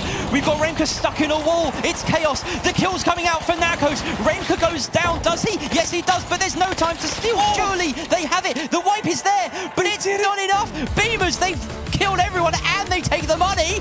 Oh my gosh, what a way to wrap that up. The Beamers have pulled it off. I love that I had no idea which way that would go until the very last second. What a great series. My goodness. I mean, this last map was just absolute non-stop craziness from the very beginning to the very end. That very first cash out all the way over on Hospital, I mean, it was dropped all the way immediately, and Beamers were able to get that steal, and from there I knew that this was just going to get crazy. But nobody could have predicted this, where we had the wipe that just gave us a breath, but there was no breathing room for either of these teams here. On this second cash out here over by Holto, I mean, Sign Esports had so much time to set up, but nobody had that privilege over here for the last cash out. When Beamers started, at the very least, they could have figured out where Sign was coming from, but Sign, they had the upper hand when it came to that first fight, but at the very end, Sign Esports dropped it all the way to the bottom with their steal, but they played from their positioning as if they had a DMAT to use. Exactly, and they didn't winch it outdoors expecting that either. That was an option on their setup. And look at the kills. I mean, Sign Esports absolutely walked away with kills. 18 kills to their name versus the 15 on Beamers. It's one whole extra team fight from Sign. And this is after Beamers absolutely had the lower hand coming into that, where they got late wiped because Nagini just did not survive. And there was no chance to coin. But Beamers absolutely just proved they deserve their spot in the major, which they have just earned. Beamers is your second team that has made it all the way to the Grand Major. We'll see them again in November 28th and 29th at Dreamhack Stockholm. As for Sign Esports, they will be joining the fight up against Pulsar Esports, Team Secret, and whoever else is going to be able to make it through. There's only 2 qualification spots for all of those teams coming up next, and what's crazy is that means that at the very least, one of the signed teams in the Finals Esports will not be at the major, no matter what. Wild that this has happened, but that's the finals for you, baby. We've got a lot more coming for you. We've got 2 more groups to get through, and a lot more after that. So don't go anywhere. We're going to see you right after this break.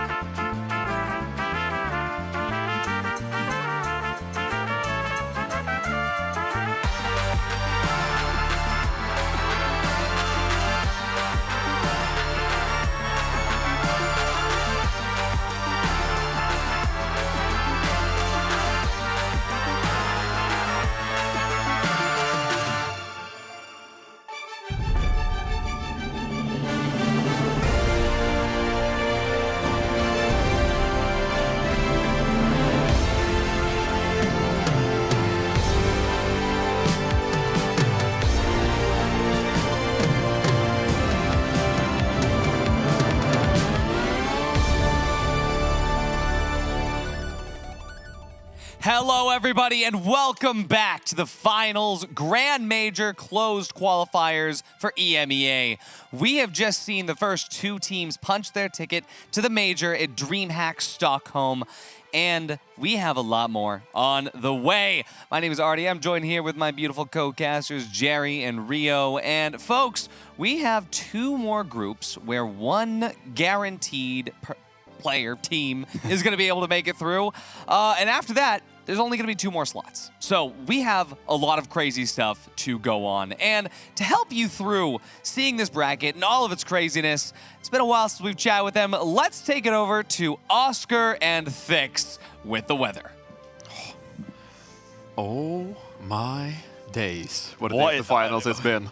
The finals has been the finals because you cannot give guarantees in this goddamn game. You have to say, and this is going to sound a bit cliche, but anything can happen in the finals. And as of right now, Dynamism. we might be able to say that two teams have made the finals. Yes. But Luke, at this point, I am as confused as the viewers, I think. I've tried keeping up with it. I have my little notes here on the phone. I got a spreadsheet underneath the table. I got a full whiteboard tucked into my left pocket right here that I'm whipping out in between games. But between, beyond that, what is going on? I got you. So, of course, this format is going to be quite difficult for you guys to kind of understand if you're newer to the finals. Again, we are running a tournament within a tournament. So, I'll briefly just get up and explain what's going on here. So, as you can see on the very, very left side here, these are the two group games that we just played. We see that the two teams that went through, right here, we have Five Fears and QDL. They just played in those final rounds. And then, of course, the winner of that was QDL. They won both of their best of 3, so it's the first team there. They are qualified to the Grand Major. So QDL, first of all, congratulations, guys, to QDL. Big up the QDLs. Well done. Five Fears, though, the team that lost it, they are going to be skipping all of this crazy stuff over here, which we'll take you through later on. We'll be skipping that, and then we're going to phase 2 in a bit. And of course, we go to the next group that you guys just watched. Of course, it was going to be these teams right here. We had the teams for Beamers. And of course, on the other side here, we have Sign Esports. And that was an absolute, Oscar, it was cinema. It was goddamn cinema. Absolute cinema. In this match, we saw that Beamers took it 2-1. So Beamers are qualified through to the Grand Major. They get their invitations. And again, as you can see here, Sign Esports, they are going to be with Five Fears later on in phase 2 down the line. But of course, now we go through to the rest of the matches. We then have Group C and Group D. Group C contains some absolute some pillars of the community, of course. We have Carnifex there on Alliance, of course. And we've seen Palmer and Treason with the Goblins as well. What a team. AFK as well. And this is Gore. I can't remember what Gore was. Gorillas. Gorillas. There it is. Gorillas, of course. There it is. And then, of course, we have one final group stage at the very bottom here. We have a Vanguard. Is that Books. Vanguard, Books. The quality is Citadel. And Wing It. And Wing It. There it is. There we go. Yes. So we have a Plop Arms team. True. But for those of us who are still questioning one more thing. Yeah. What is this group over here? Yes, I was gonna. Oh, my bad. Yeah. Essentially, now you're thinking one final thing. You're like, well, what happened to the teams that lost those first cash-out matches? Well, I'm wondering that. That's going to be all this crazy stuff over here. So essentially, you have the two teams from these groups here. They go through and combine into one bracket. So we have Pulsar right here. We have Tweakers, Team Secret. And this is Emerald Grinders. Emerald Grinders, that's the one. So they are then going to face off once again. We're filtering down, essentially. If you want a quick TLDR, you don't want to hear all my yapping, it's basically 3 losses and you're eliminated for your chances to make it to the Grand Major. But that is the TLDR. As of right now, all teams are still competing for their chance to go to the Major, and no team is currently out of the close qualifiers. At this point in time, every single team still has a chance to make it. That is it. Yeah. Listen, all right? Listen, maybe if I have some more time next year, I'll make it a bit more simple, okay? There it is. Yeah. There it is. Big up. Absolutely amazing. Thank you so much, Thixie and Oscar. It really is a weather forecast. I genuinely couldn't have imagined a better way for us to be able to do this. And by the way, chat, a little behind the scenes. We didn't know that's how we were going to do this. We didn't know that we were going to be able to get it up on that back screen there, and I couldn't imagine a better way. But Jerry, Rio, what a day this has been so far. And we're barely 20% through the day. We still have about, 8 more hours, boys. Yeah. I love it. They absolutely cooked with this format. I got to hand it to them. And right here, we have our next meal. We've got Team AFK, Alliance, Goblins, and Gorillas in Group C. So, this is an interesting group. Alliance really clearly standing out as the clear favourites for me. And it's just a question of how do we work out what's happening in this. I mean, we barely get a chance to work out what's going to happen with this group because Cash Out, as we've seen, can throw up some nasty surprises. If I was going to pick out a single other team that I think might perform well here, I'm going to go with Gorillas, Airshoot, Strike, and Sick. Some really, really talented players that have come together for this open quals. That's interesting, and yeah, I share all of the same sentiment about Team Alliance. They're a wonderful team, and if I were to kind of pick another one from this group, I really like the Goblins. I love Alphonse as a light player, and I think that they have a lot of promise in this next matchup. Yeah, no, absolutely. Alphonse's teams and also Airshoe and Strike, there's a lot of really big names that are in here, but obviously Alliance is the team that everybody is looking to in order to see who is going to be taking at least one of the 2 cash out spots, to see who is going to be in our final round. But again, no team is getting eliminated. I'm super glad that Oscar and Thixie were there to explain all of that to us. And before we get into the crazy tornado storm that's coming later, we have this one to look at. Let's keep looking at it here. The map vetoes. It looks like we're going to be starting here on Vegas Stadium yet again after some great bans here coming through from these teams I'm absolutely paying attention to. Vegas is going to be one of the better arenas for Team Alliance. This map has been dominant for Team Alliance in scrims. A little behind-the-scenes peek again. And so I know for a fact that they are feeling good about this one. Yeah, and it's an interesting pick as well. We're seeing it again and again, but Vegas typically isn't chosen in a lot of the previous community tournaments that we're seeing. So it's really exciting. There's a lot of chaos that can happen in Vegas, a lot of open sight lines, and just a lot of manipulation on the cash outs as well. I really like the Mega Dome over the entire map. It provides for a lot of vantage points for a lot of people to just kind of see everything and really point out and plan your strategy. So it's going to be really exciting to see how all 4 of these teams play in the next map. 100%. And given what we saw at the very beginning in our second group, we've already seen upsets happen. Yep. We've already seen crazy picks. We've already seen a Revolver take it to first place. So, as we get started with this next cash out, I have no idea. I have no idea, but we do have some predictions. And I think this is going to shock everybody at home. I'm going to say Alliance. My boy Young, I know he's going to be able to get the team through this. And hey, Team Secret can't make it, I know that Alliance can. So, Jerry, what about you? What's your prediction? I'm continuing the boring trend of having voted with my head, and I've gone with Alliance as well. This was the most clear group to me, and obviously what's happened with Pulsar and with Secret throughout the day does cast some doubts on that. Yeah. I'm not going to lie, I'm feeling a bit more nervous. Alliance is terrified right now, given the caster's curse that's been going on. Yeah. Rio, Okay, yeah, I'm going to continue it because I pick Alliance as well. Oh, God. Yeah, my heart really feels like Goblins, but all of the maps that I've seen all of Alliance play, they just seem to be in a league of their own. So I am curious to see if they're able to beat the caster's curse in this one. My heart feels like Goblins is quite a sentence. my heart feels like Goblins. That is certainly one of the sentences of all time. Hey, given the new Goo Grenade skin in the game, my heart is with the Goo. That's a weird thing to say as well. Yeah, I'm looking. That Goo Grenade says some weird things, Hardy. When we were doing the last stream and I was using that Goo Grenade, I genuinely didn't know if I was allowed to. Like, it's the funniest. It's the funniest skin. There's some great cosmetics in this game. Gonna be even more cosmetics once these teams make it through to the major. And for Alliance, well, if you want their cosmetics, we'll see what happens then. But yeah, we're about to jump into the game here. Got a few more minutes while we get these teams into the lobby.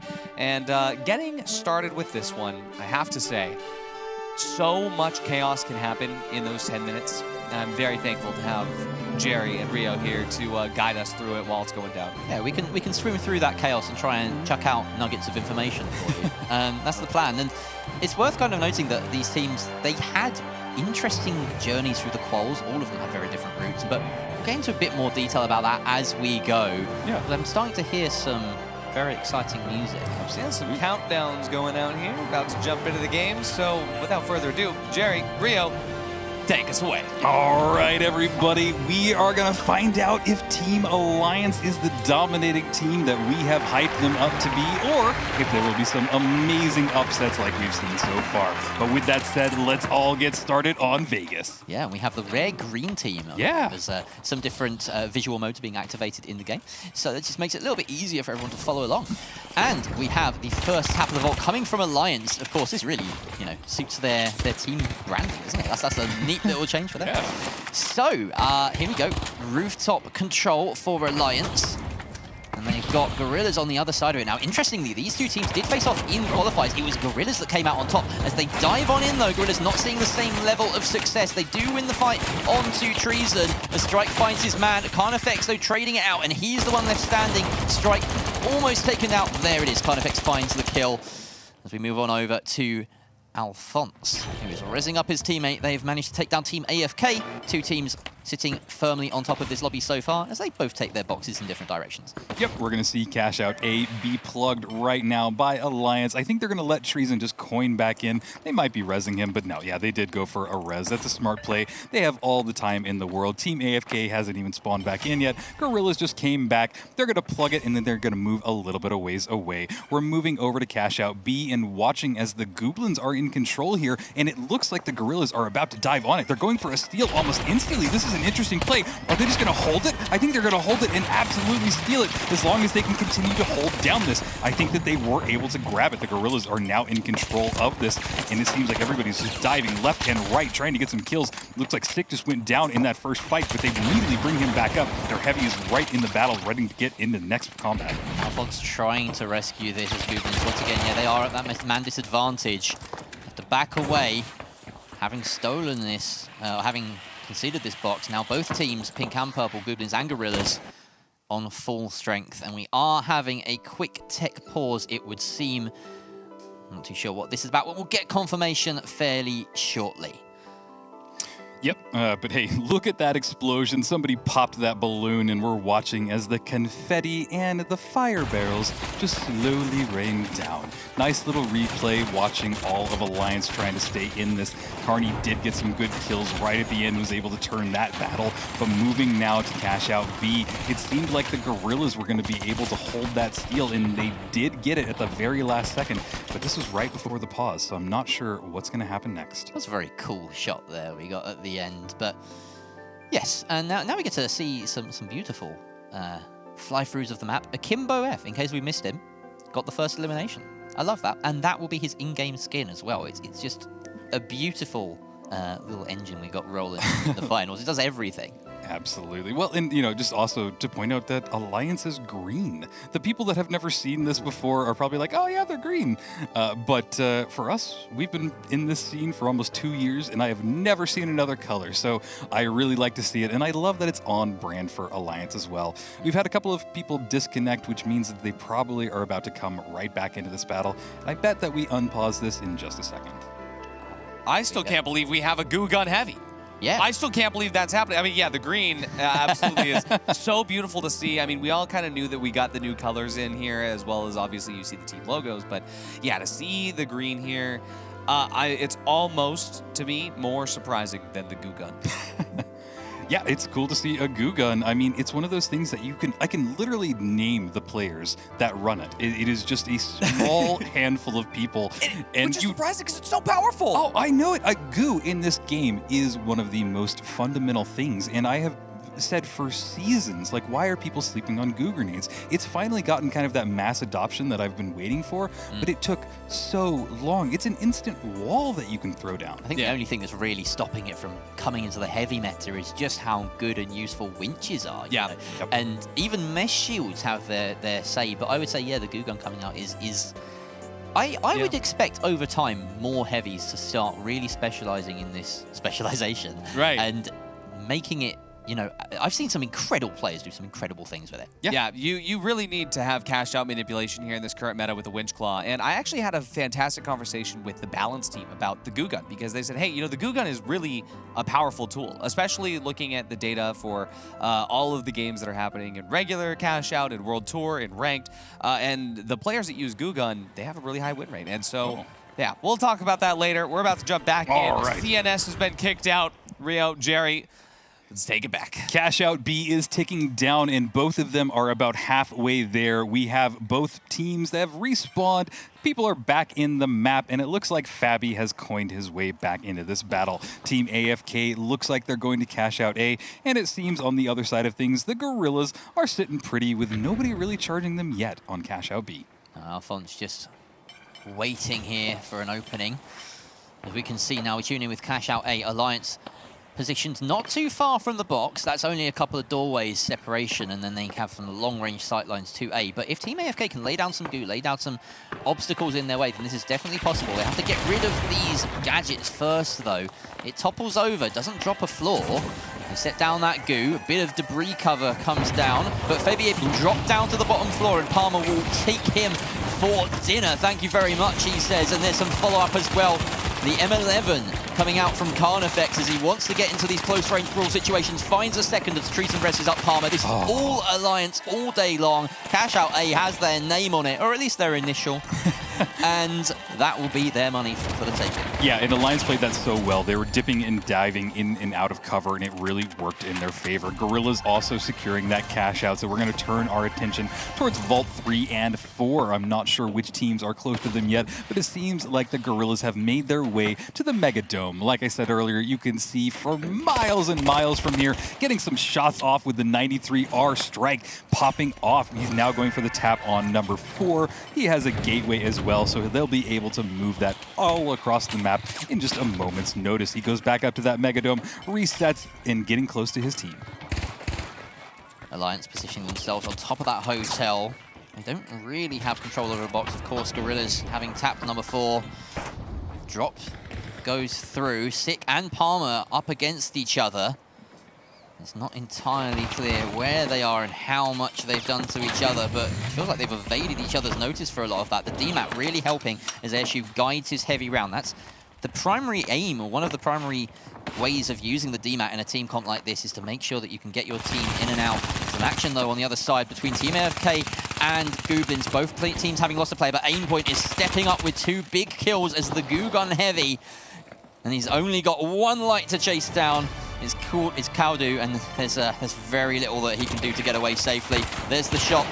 Kaudu actually wins that fight, bringing it back, but we're coming into Cash Out C here, being defended adamantly here by Gorillas. Alliance finding a kill as well, though. The chase is coming out here as we jump up to the roof, and the action just never ends, Rio. It is insane, but I'm amazed that Alliance has been able to hold on for so long, and the Gorillas are down to their last person. He is literally surviving on just a sliver of HP, long enough to let Strike coin back in, so they might have a chance to get here, and Sick is now going to heal back up because he's waited long enough. This is a great position for them to be in, but Alliance have stolen, and now they're getting position and just setting up on it. They throw some C4 down, they go to the roof, and they are kind of sitting pretty, but here are the Gorillas ready to engage. And if there were any nerves on display from the other big signed orgs today, it doesn't feel like Alliance have any problem with it so far. They are sitting right atop the pile.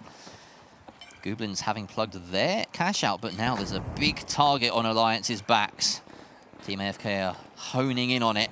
Alliance are very carefully kited away from the point. They're staying as a unit. They don't want to slip up at all. And there's not much time left. Yeah, this is a very slow engagement. It almost feels like everybody's just scared to go against Alliance. But here we go. Team AFK have decided they want to take the fight directly to them. They blow up a wall, and this is their entry point. They are here at the cash out. They throw some goo down, but I'm not sure if that's good enough. That will buy them a little bit of space, but there is the C4. He was able to hold it down, but the Windfall immediately pulls him out. They're getting shot left and right, and Alliance is able to pull directly out of there. They need to stall for just a few more seconds, and then they have this cash out, and it is looking like they have secured it. They're going to get some reses off from Team AFK, but it is not for really anything. They're going to get some heals back up, and Alliance has basically just bounced out of there. Alliance in a very commanding position here in first. They can go and tap that vault and do what they want with it. We're going to tune in to Cash Out D, currently in the hands of Goblins in pink. That Goo Gun Heavy having set up quite a fortress with not just the goo barrels, but also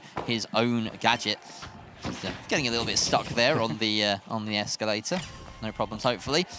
But they got the opportunity to open up a sightline above it as well to guard from there. Team AFK are closing in. They need something. They're so far behind. Oh, sadly, Alphonse took a little bit of damage on that approach. He's now going to have to regroup with his teammates, but they do have control of this cash out. They need to hold on for about 20 more seconds and stop the advance from Team AFK. Team AFK are here. They're ready to go on it, but there is some gas that is just clouding the point. They winch cloud out of the gas. They throw some goo down. This is their opportunity to hold it, but it seems like everybody is swarming directly on them. They need to get onto the cash out right now if they're able to hold it. The gas going off again. Some fire as well, just trying to blow everything up. But I think that the Goblins have secured themselves this cash out. What a great way of kiting this cash out. Yeah, and they hold a firm second place going into this final wave of cash outs. A minute 30 on the timer as these kills start to collect at the very end. Alphonse getting that final kill onto Caudal, and that will wipe Team AFK, who are not doing too well. It looks like Gorillas in with a decent shot if they can try and find some way back in here. They're not too far behind in third.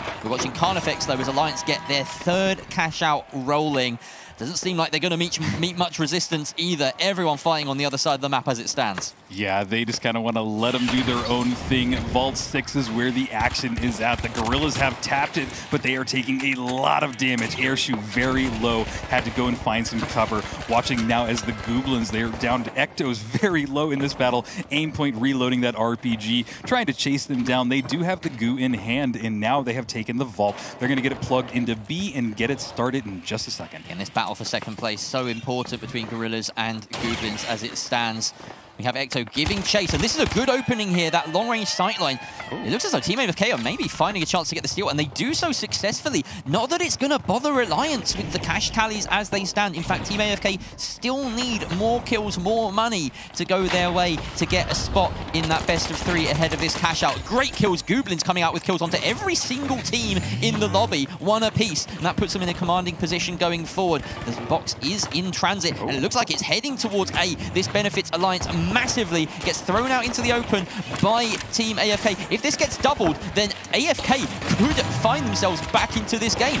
Yeah, this is insane, but I don't see the double happening. The vault seems to be nowhere near this, and the cash is ticking down. There is some gas on point, seeing some goo, and it seems the way that Team AFK might be able to hold on to this, but it won't be enough. This won't propel them into second place, so it's a little heartbreaking, but they need to find some kills like right now. Where is that cash box? Team AFK don't have long. They want to try and prioritize throwing this in. Of course, they have to guard their cash as much as they can at the same time. It's just that they're going to be split between so many decisions. Akimbo finds those kills with the Akimbo Deagles, and it might be that opening that they need. Airshoe, though, being rinsed here as everyone collapses on him. Alliance defending for Team AFK. Of course they are. They need to keep their top spot in control.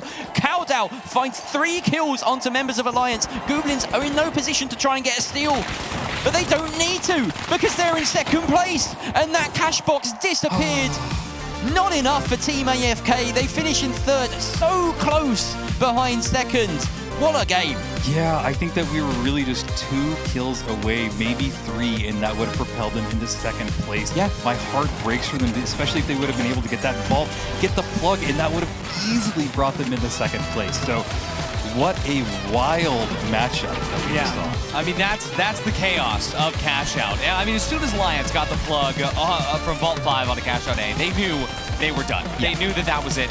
Running away, trying to figure out, hey, how do we just make sure that it's going to go our way coming through to the next part? And genuinely, I thought that Team AFK was going to get that plug, like we were talking about. Yeah. I thought that they had it, but they had to come through because Gorillas started that early steal. And I think that for Team AFK, they just didn't know if they could trust Alliance and Goblins to defend it for them, which of course they did in the end, but it didn't matter. Especially given the fact they weren't able to get the plug, Goblins was more than happy. But yeah, it's only 2 kills that would have put AFK over the top from Goblins. 2 kills separated from that safety net. But we will see Alliance and Goblins move on to our final round, best of 3. See who's going to be able to punch their ticket to the major. But Goblins, wow, they put in some work there with those kills. Yeah, and Carnifex with 8 kills. We often highlight him at the end of these games. Aimpoint with 9 on the Goo Gun Heavy. Coming up huge for Goblins. And, you know, we said the difference between second and third was kills. He is in no small part that man. He was there. He was him. He was him. He was him. That is a great way of putting it. Aimpoint just popped off in this map. Really great performance by Heavy, and I do love the use of his goo. It seemed to really work in his favor, and they were even able to kind of manipulate the cash out just a little bit. It's not on the same level that you get with the Winch Claw, but it is still very fun, and I want to say refreshing, honestly. I love seeing a nice Heavy manipulate with goo. Wow, what a sentence. But honestly, that is the kind of chaos that we're here for in the finals. That was a fantastic show. I was honestly waiting for a game of Cash Out that was like this, where a team is going to be able to plug and have more than enough safety net to be able to go and do something else. And of course, it had to be Alliance. It had to be Alliance to be that team. So let's get into the next part. Have another 3v3 coming up. We've got Alliance versus the Goblins. And I am curious to see what a team like Alliance is going to be able to do up against a wildcard team here like the Goblins, especially given what we just saw from Aimpoint and Alphonse.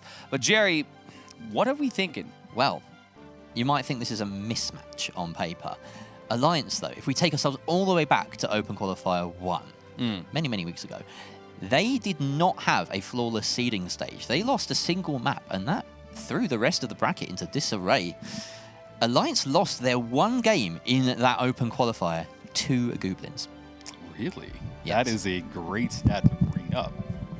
I'm being informed that that might not be true. I wish it was true, because that would be really cool. That was going to be really cool. Unfortunately, it was to Joip and Jurgen. 5 years. I'm mixed up somehow. Yeah, it was 5 years. But either way, Goblins had a very good run through their Open Qualifier bracket. They did, yeah. A near flawless qualifier for Goblins. They only dropped, I think, a couple, or if not one, cash-out box in their entire run. So a really formidable side nonetheless. And we know what Alphonse can do. We know what Aimpoint can do with that goo heavy. We know what Ecto can do on the medium. They are all very skilled. They're not the same as Alliance. Alliance are a team unit. They've done so much together.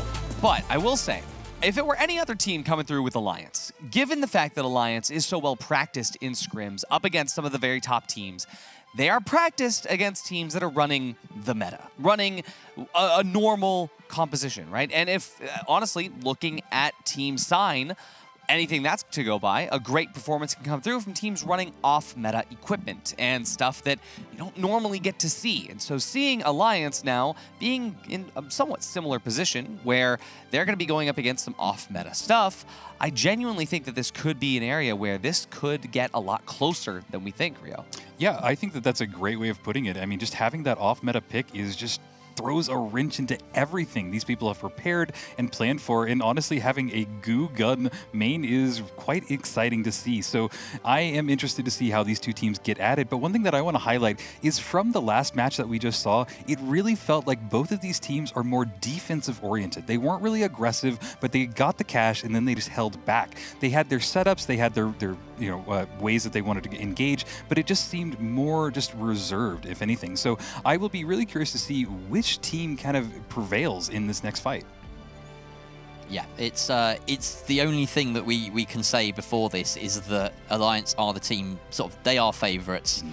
And it's strange to say that they're a kind of established team because realistically, it's only been, what, 2-3 months, if that they've been together? I mean, playing through as the GOATs, though, they have gotten such a reputation. They had that title to live up to as well. Calling yourself the GOATs going into a tournament is pretty brazen, but then they performed. And so, yeah, they've set themselves that high target. And right now, I mean, out of the signed orgs in this competition, they have performed the best. Yeah, oh, absolutely. Out of all the signed orgs, are they the first to end in first place on the cash out? I guess Sign was up there. But at the same time, though, this was a convincing first place. Exactly. This was a first place that came at absolutely no downsides, where every single team fight went their way. Every single steal and third party was planned. Every single opportunity was taken in a way that was predictable. By the end of it, they were puppeteers. We have not seen that in any of the cash-out games. You know, this dynamic that you talk about where you're so in control that you get a bit of a decision to make at the end. Who are you going to be able to match up against in that final round? And that's what the finals is. That is absolutely part of the game. Alliance have done it exceptionally well here. Absolutely. They have done a phenomenal job at proving that there's a reason that they're signed, there's a reason that they're here, and there's a reason that they'll be the ones to take it into that final round. And for Team Goblins, they have proven if there's a goo, there's a way. Yeah, I think that's a great way of putting it. And, you know, just as I said before, goo is so versatile that it really does come in handy, and you can manipulate things just a little bit. So it is going in their favor, and if they're able to really build up those walls and kind of defenses, we've seen it work a lot where you just kind of throw goo, build yourself a roof almost, and then you're able to get in there, get a nice little corner and steal it. So I am going to be really excited to see how these team strategies play out, which one is the dominating one. And, you know, I got to say, I'm really rooting to see for a team like the Goblins to really show us what they've got. Say goo comes in handy with a straight face again. I don't know how you did it. I can't. I mean it. He means it. He means it. But yeah, I mean, while we wait for these map bans to come through, I want to give some thoughts, at least, on what kind of maps these teams are going to be looking for. For Alliance, it's going to be somewhat of reliability, especially if they know that the Goblins are going to be running with the goo gun, if for any reason just to stick with their naming conventions. I think that they're going to be looking for maps where the goo isn't going to be able to, I would say, prevent some of the dynamism that Alliance likes to play off of. Yeah. They're going to try to keep verticality away. I think we might see them ban Fortune. They might ban Cis Horizon. I think that, or sorry, they might ban Fortune Stadium. And I think they might want to pick Bernal. They might want to pick a map like Monaco, for example, where the goo gun is going to be able to get a lot of value, but if they find themselves at a cash out in the park, it's going to do away with a lot of what strategy you can find with the goo gun. And of course, I feel like Alliance do have direct means of countering that in-game. Of course, the winch heavy is so pivotal to whatever map you're playing. You think if they do end up on Fortune Stadium, they have the option of winching it outside and just making that sort of vertical gameplay a non-factor. That being said, I do like the idea of being able to build a cave of goo around the box out in the open. Obviously, it's going to be more effective indoors anyway. So there's strengths and weaknesses. Ultimately, the goo gun is just so unpredictable and it's so versatile that you could do anything with it. And I'm really excited to see a 3v3 play out where it is a major factor. Absolutely. Off the back of that, I mean, do you think that with the goo gun now being in play, do you think that Alliance will change what they run? Do you think that this could be a case where we end up seeing Alliance run the pyro grenade for whatever reason? Yeah, that's a great option for them because they can just throw it out and get the goo burned up, but it does still take a little bit for that goo to just dissolve from the fire. So it's not the best utility, but it is good for clearing it out if you have time. So I will be really curious if that is the play or if they really change anything. You have to wonder as well, at that point, are you just diminishing your returns? You know, what do you give up in favor of the pyro grenade? Right. There's so many brilliant tools, and it forces Alliance to have to play into or out of their own game, out of their comfort zone. Yeah. And as we just talked about, I mean, the reason that they won this so handedly was because they just stuck to what they knew. They stuck to what worked. They didn't do any random craziness. They just played the finals the way that they know how. Yeah, and that's probably the strategy that they're going to go with. They seem to have a formation. I believe that this is the team that has the most strategy of all of them. We have seen them just pop off.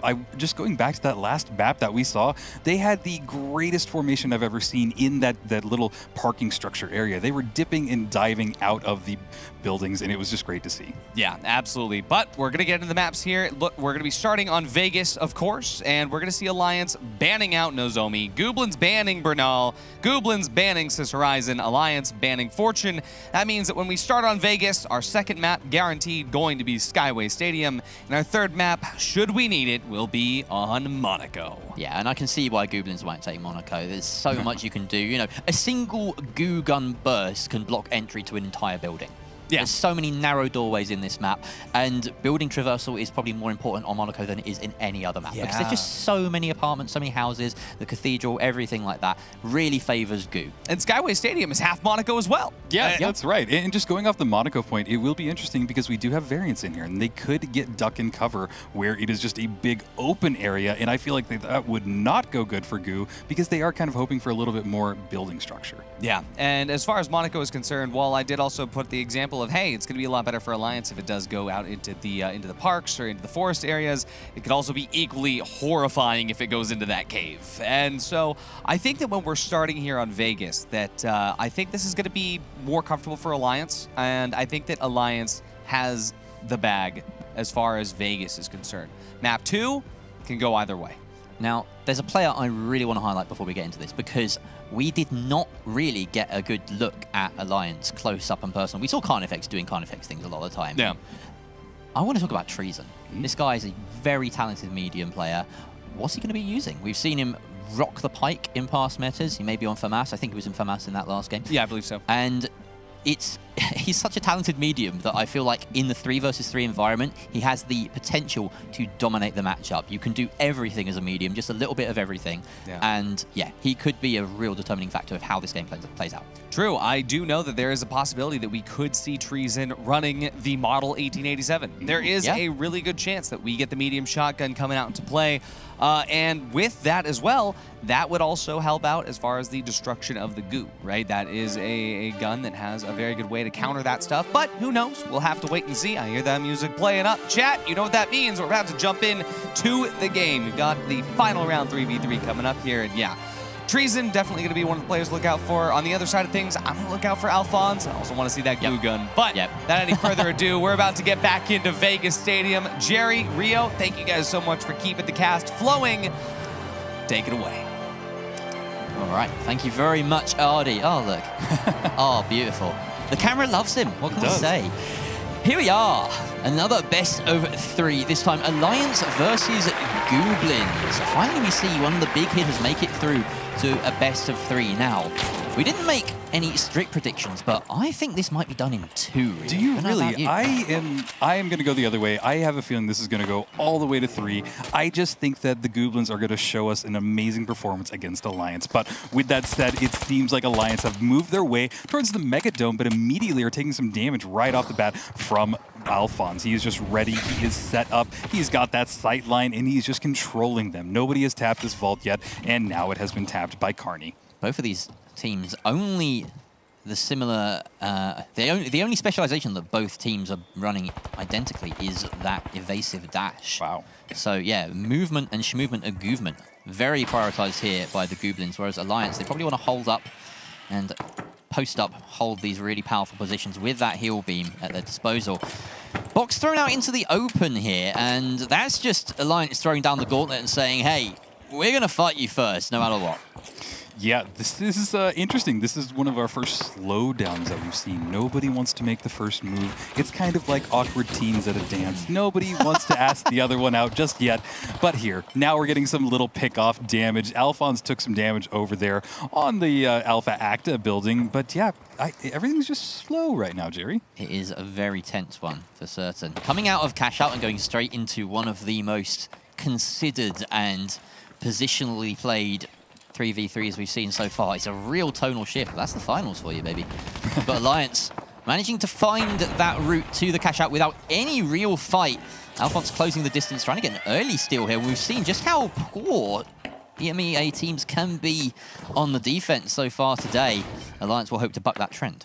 Absolutely, but it seems like the Goblins are pretty far away. They're starting to make their approach, and they do have that DMAP, but they just burned all of those charges right away. It did get reduced down to 2, so that changes things pretty drastically, but I love that they're still running it. They're kind of crouching. They're not wanting to give away any information. I have a feeling this is going to be a one-fight vault or one-fight cash out because things are just going so slow, but they have finally made their approach. The Goblins are here, but they haven't spotted anybody out from Alliance. There is no information that they have, and they do not want to dive directly on that. Flame Barrel tactically tossed towards that cash out to remove any denial that's around it. The goo, the mines, everything gone.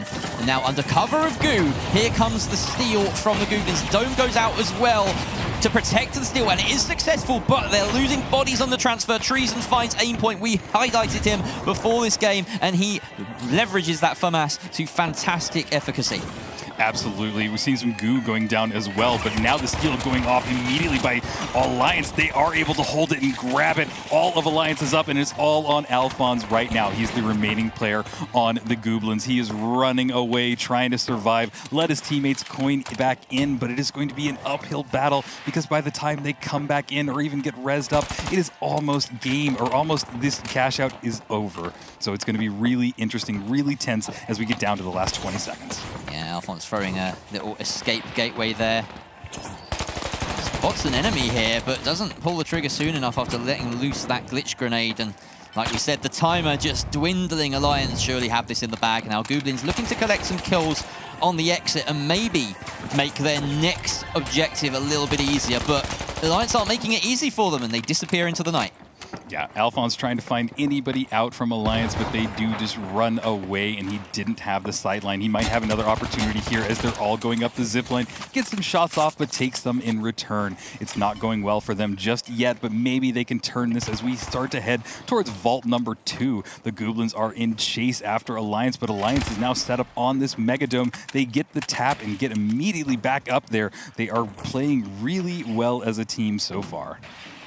Once again, that power position established. This is what they want with the heal beam, with the FAMAS. The 93R being rocked by Carnifex as well. They can really nail some of these shots at range. Of course, Palmer doesn't get to partake, but that's fine. 2 out of 3 is not bad. He's got the SA-12 for when things get a bit hairy at close range. That B objective just being pinged by pretty much everyone. Carnifex has the box in tow. Goblins have managed to close in on it, though, so that plug isn't going to be as straightforward as Alliance would have hoped. Yeah, it seems like nobody's really going for the vault just yet. They want to set up. They want to maybe just stop the Goblins before anything happens. Now they've made the call. They're going to go get it plugged. But B is right below them. Finally, Palma gets a nice kill, and that is going to be a great opening for them as they get the plug onto the vault. Yeah, that's exactly what they want. A bit of a pace disturber, just a hurdle in the path of the Goblins, who are still trying to commit to this aggression despite being a man down. Perhaps it's a bit of a bait. Maybe they're just very confident in themselves, but barely anyone on Alliance has taken any damage at this point. Aimpoint is looking pretty worse for wear, and he's collected by Carnifex with that M11. Excuse me, I think I said the 93R earlier. Seems like he wants to get in close and personal instead. Exo and Alphonse in the game now, but still a 2 versus 3. This stagger from Goblins is really not optimal. Yeah, and it seems to be happening again and again. So Aimpoint, 13 seconds before he can even come back into this if they want to coin him in. But it seems like all of Alliance are aware of their plan, and they just want to chase him down. Alphonse having to get the heck out of there as it just builds up more and more time in the favor of Alliance. Alliance have been handed this one, it feels like. Goblins just overstepping the mark a few times, not committing as a team.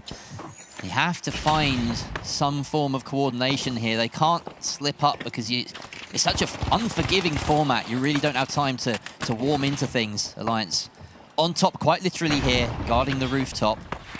Throwing down the Goo for some extra cover. The dome comes out. That's some good utility baited out by Goblins, but they're dropping down. There's the kill going the way of Ecto onto Palmer. Can they fight back? Alliance losing bodies. Treason about to go down. And Goblins, maybe they heard me. They have stepped up their game. Alphonse with 2 key kills. That's a wipe. Only 30 seconds left, so that is a steal going to be successful for the Goblins.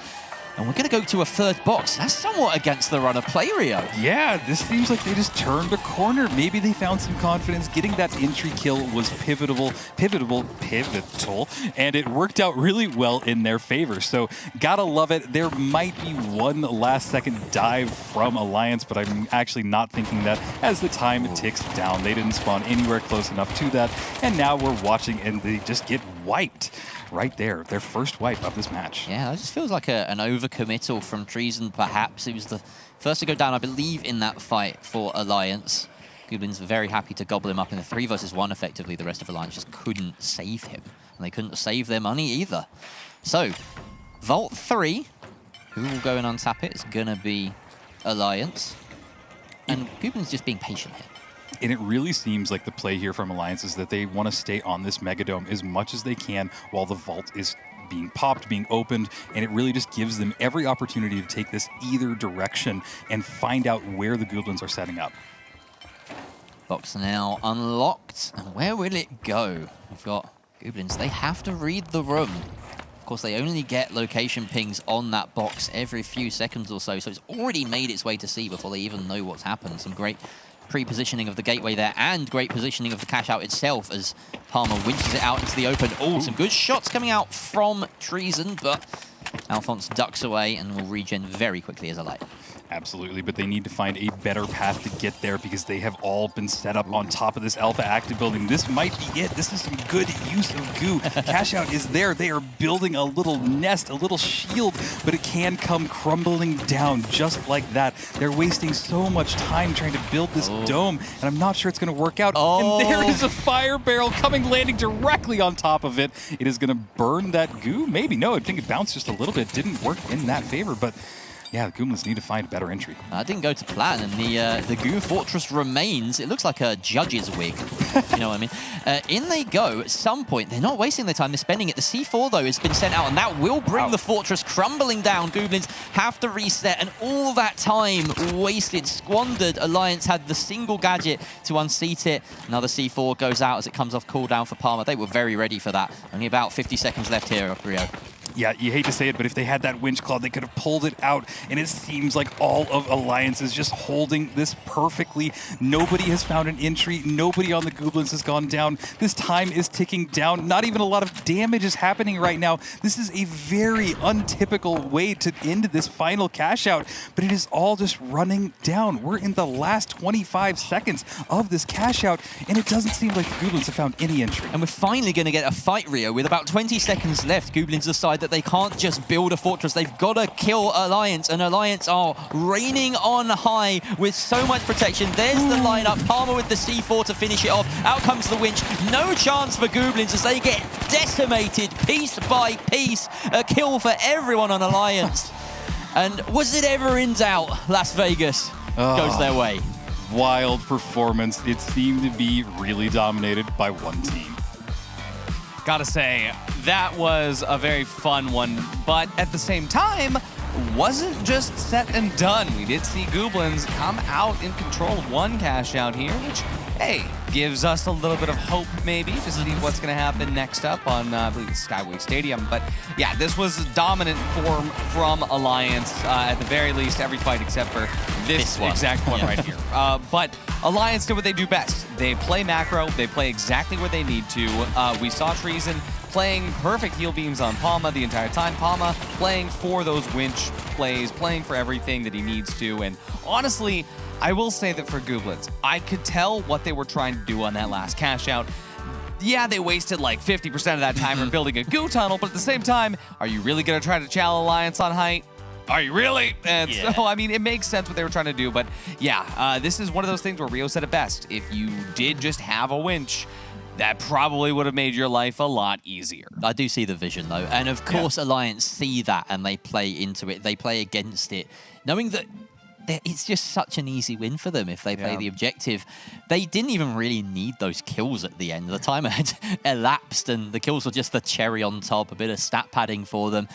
I've got to hope that Gooblins come out with a little bit more fire in their belly in the next fight, in the next map. I want to see them fight. I want to see them go for the jugular here because Alliance are not as invincible as everyone makes them out to be. And I feel like at that point, Gooblins were running scared.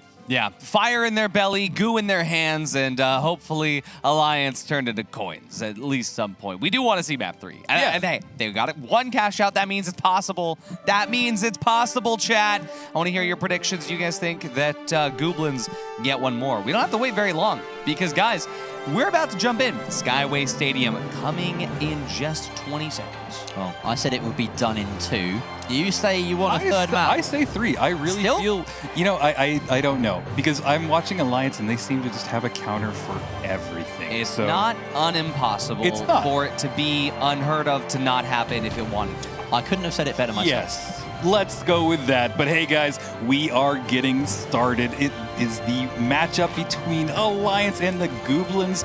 Will the Gooblins find their footing, or is this where they send them back to the bracket? All right. Skyway Stadium and the hotel being dominated here by Gooblins, taking control of it. A lovely rooftop out in the distance.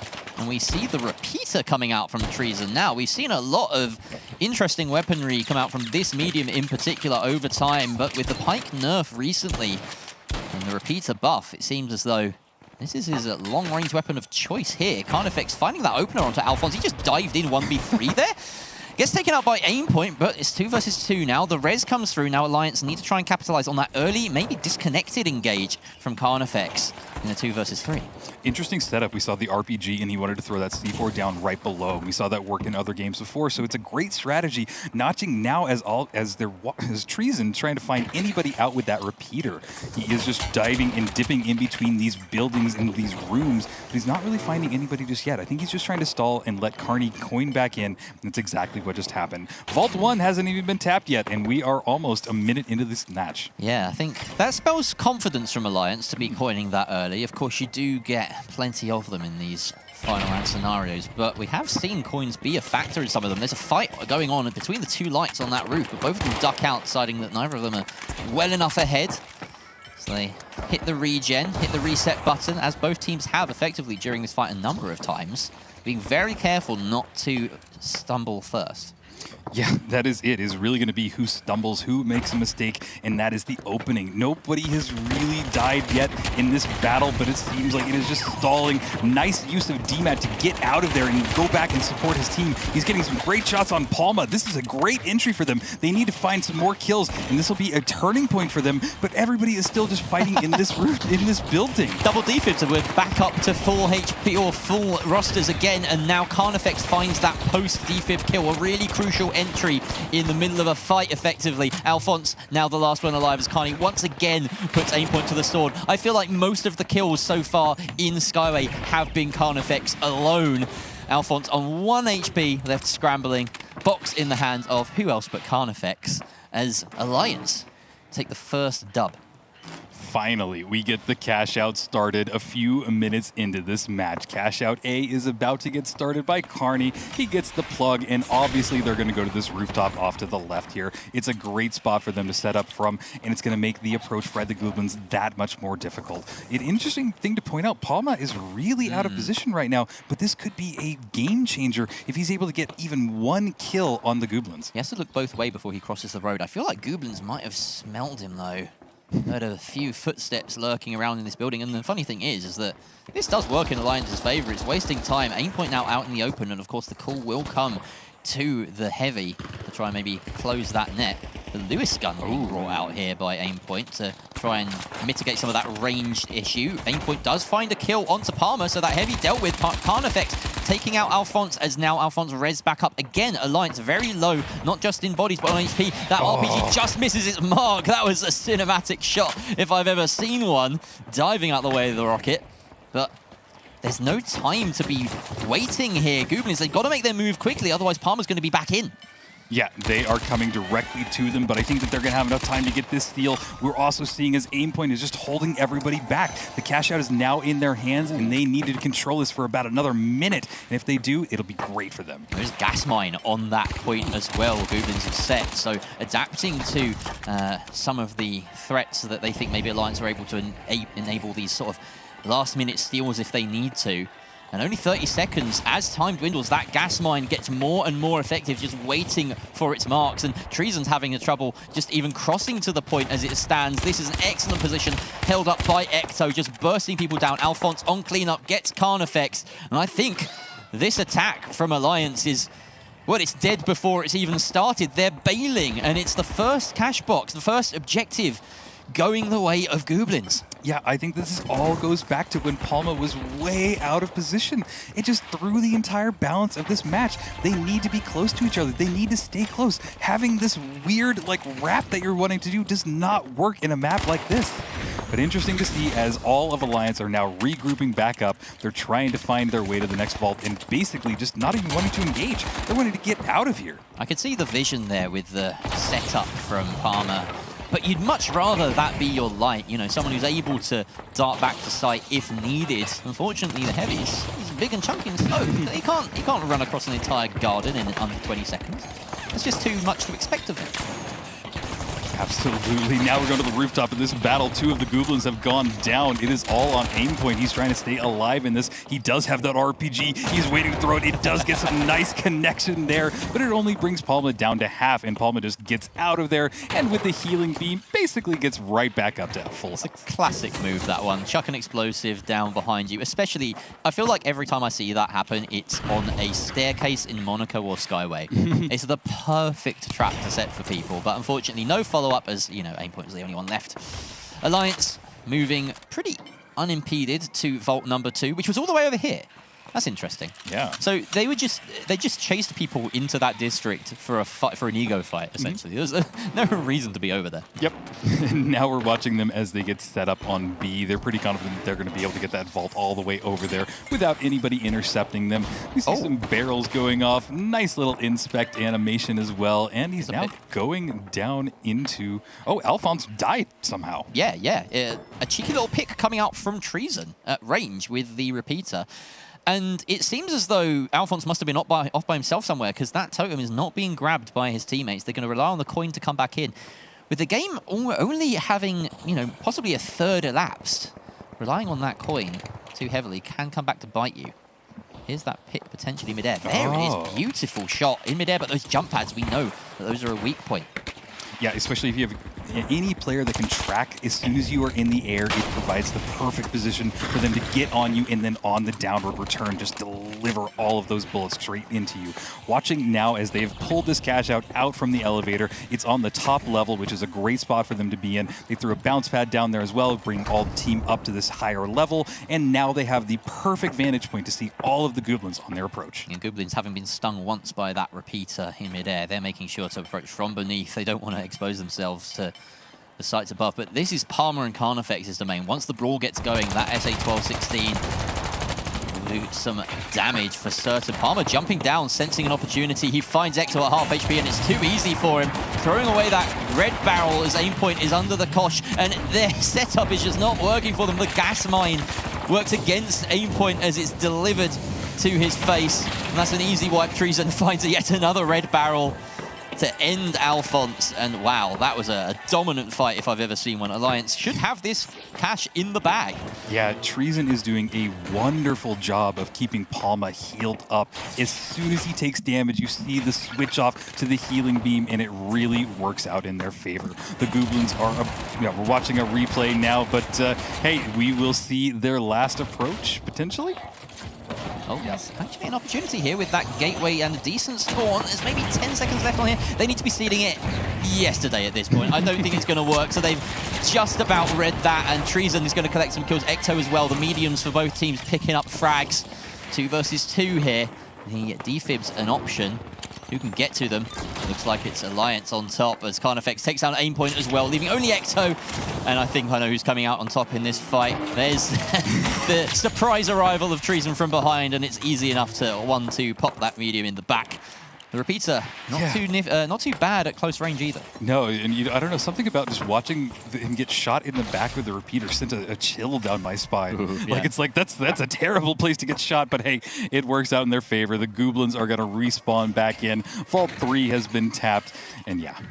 I remember when we first saw the pipe come into the meta, and we thought, oh yeah, there's a very long-range option. And then we started realizing that, oh, it's a surprise shotgun at close range. People can actually brawl with this weapon. Got the same feeling off that repeater fight right there. Obviously, a little bit of an easier target for him, but maybe we'll get to see some scrambly shots from Treason when things get a little bit tougher for him. So far, Goblins haven't offered enough resistance besides that one crucial team fight and the defending off of the objective around Mansion. Alliance, though, in firm control here. They've got Box under their sights. Probably won't be going to D. That would expose them quite heavily. They've got their backs to C and can move that way pretty unimpeded. The shots are coming out towards Treason. It's more of a distraction than anything. Palmer carrying that box and barely any shots landing at this range from Ecto. I think they're going to get things started. Are they wanting a team wipe before they plug, though? That's my thoughts. Yeah, that would be the smart option, but it seems like they've just decided to, let's run. Let's make them chase. And yeah, Alphonse, what are you doing, bud? You're way out of position to just have gone down again. But hey, they're going to have to wait for him to coin back in as they make their approach towards cash out D, but they're doing it pretty aggressively, so it seems really like a very risky play. Oh, this is not good. This is horrific for Goblins.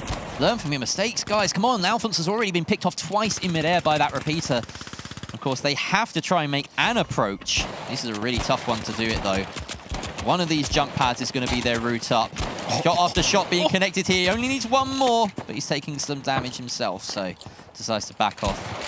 Finds another target. This is just a shooting gallery here for Treason.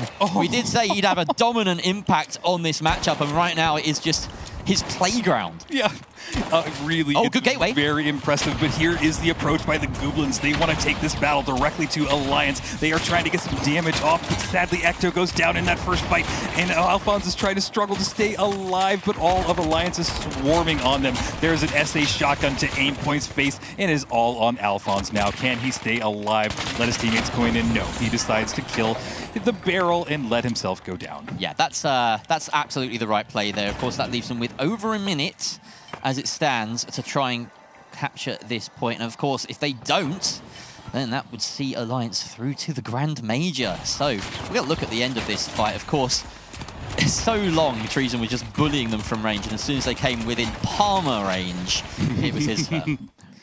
Yep, that's a great way of putting it. And man, that SA shotgun to the face is just brutal. And now they have such a good position to be in. They can see every sight line. And look at this, Alphonse already taken some damage. They're ready to shoot that RPG down on them. And I honestly feel like we're watching shooting fish in a barrel. They need to go to the left. They need to find a little bit of space. They need to do something differently. But also, this cash out is almost done, Jerry. This is one of the hardest cash outs in the game to attack. Alliance have done this beautifully to set themselves up here. They saw the opportunity and they've taken it. Look at this, Goblins, they can't get a foot in the door, and now it's hunting season for Alliance. Down they go to collect some spoils. Aimpoint takes himself out. He doesn't want to give them the satisfaction. Ecto goes down. It's a team wipe. It's Alliance doing it in two and booking themselves a spot at the Grand Major.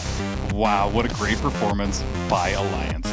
Absolutely beautiful stuff there. And hey, again, at least for the Goblins, they got another cash out. That's still impressive. And as they continue through their, well, insane next, I want to say 7 hours that they have left for their night, that's going to be something that can keep them going. Knowing that they took 2 cash outs off Alliance, that's more than a lot of teams. But yeah, look at these highlights here. It was just an Alliance show reel, to be honest. And I got to say, again, we are seeing way more weapons in the finals in this tournament than I ever thought possible. We have the Lewis gun making an appearance, the FAMAS and the ARN, of course, but we've also got the CBO1 repeater, the M11, SA1216. We've seen a lot, but still, I love that this is another one where we just have a completely different setup across the board. Yeah, I think that that's a wonderful point to point out because it just shows that the game can be so diverse. It's not locked into one meta. It's not locked into one utility, one weapon, one anything for any player. And I love that. Oh, wow. Treason with a flawless 0 deaths. 7 kills with the CB01 repeater. And yeah, I mean, just a great setup all around here for Alliance. Goblins, I will say, huge stuff for being able to prove that the goo gun can be used. Of course, maybe if it was any other team other than Alliance, known as the top team in the EU, then they would have had a better time. But I gotta say, it is a fantastic show here from the Goblins. And I mean, it just goes to show we have a lot more crazy stuff that we cannot predict happening later just in a couple more hours. We have one more group. We got one more group, one more set of cash outs, one more ticket is going to be punched very soon. And then after that, 2 more spots will remain. So congratulations to Alliance for punching your tickets to the Major. We'll see them November 28th and 29th. But Chad, don't go anywhere because we have way more finals action coming to you right after this break.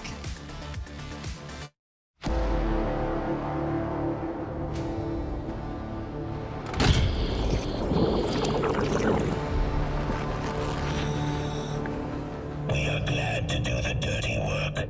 Power is power, and you want it.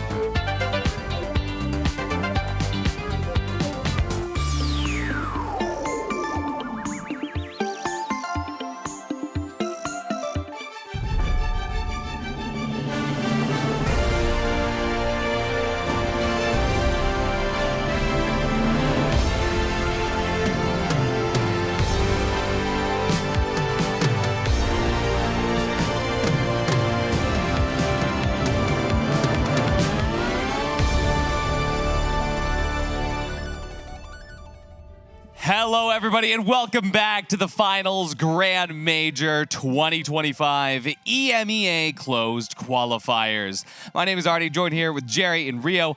We have watched 3 teams make their way into the major. There are still 3 slots that remain. We're about to see one more of them come through. So let's take a look really quickly at what that group is. We've got 4 teams coming up. Let's see who is up next. These are the last 4 teams of EMEA that we have not seen yet. Vanguard Gaming, Books Esports, Citadel Gaming, and Wing It. Yeah, some really interesting teams here. This is one of the groups I've been looking forward to the most because I think it is so tight and unpredictable here. Books Esports, probably my favorites, but not by much. It's so tight. Wing It as well, as Plopan, Randy, and Somali Hawk come in as the only team favoring a non-HML lineup. We've got HLL that they ran throughout the qualifiers. We get to see if they carry that through here. Vanguard Gaming, once known as Team Extreme, and Citadel Gaming as well on the map. Statistically, the second lowest from the quals. They dropped 2 maps. So this is a group that has sort of surprises written all over it. Yeah, absolutely. I think that this is going to be a very stacked group. I think that there's going to be a lot of differences. And as we pointed out, there's a light, medium team. This is just going to be absolutely insane just to see how they work with that and then how all the other teams deal with that change as well, because it has not been the meta we have seen today. Not only light, but also one of the lights running bow. I mean, the fact that there is a chance that we get Plopard running bow here in the closed qualifiers. I mean, who knows? I've seen Somali Hawk run sword as well, so it could be bow plus sword. No That way. would be absolutely bonkers. And genuinely, teams just don't know how to deal with it. Yeah. So it could work. For real. Now let's look at the veto here. So it looks like Wing It has said no to Bernal, as Citadel says no to Seoul. Books does not want Skyway. Vanguard doesn't want Fortune Stadium. So the final choice here, randomized, is going to be Cis Horizon. This is a very good map for double light. Genuinely, this is one of the best maps if you're going to run something that's not HML. Yeah, no, and just being able to move around this map with such speed and precision with 2 lights, 2 gateways is really something that we're going to see today, especially with this team. I know we're talking a lot about it, but it's just so exciting for us to see something so fresh, so new, and like this. So yeah, with that, guys, I am quite excited to see how these teams perform in this next match. It's worth mentioning that every team besides Wing It, who we have focused on quite a lot, are teams that booked their spot here in the first open qualifier. So they're definitely not to be sniffed at. They were the first teams to make it here, and they didn't require that second go that Wing It or Team Secret or some other teams did. So yeah, it's definitely something to be wary of, that statistically, Wing It should be the least favorites going into this. And I gotta say, as much as we've been talking about Wing It, as much as we've been talking about, hey, we love that off-meta stuff, I want to see a recurve bow, my real prediction is Vanguard. I gotta say, when it comes to Vanguard and what they're capable of, Arpika was one of the very first 9-3R lights before it was cool. And sitting on that, I feel like Vanguard with, Executor, Drax, Arpika, they have genuinely a really good shot at making this, especially cash out. Cash out is their thing. My sort of pick for this is actually 200 books. I think that they are not 200 books anymore. They are Books Esports. Just books. Just the one book. Yeah. Or maybe 2, because they're still a plural. Yeah. But either way, they've got plenty of books to go around, and they hopefully have been reading up on their opposition here, because it's only that one cash out that matters right now. And planning for your opponents is super important. They were a dark horse bet in PHL Season 1. Didn't quite live up to my expectations. It's not the first time I've placed my faith in the books in the library, but maybe they'll do it this time around. Yeah. Yeah, and my pick as well is Books. I think that they have played really well. They did good in the openings, and I'm really excited to see how they perform here as well. I think that they have a great lineup with Manda, Krieger Blue, and Mr. Fox. I think that they really are a team to watch.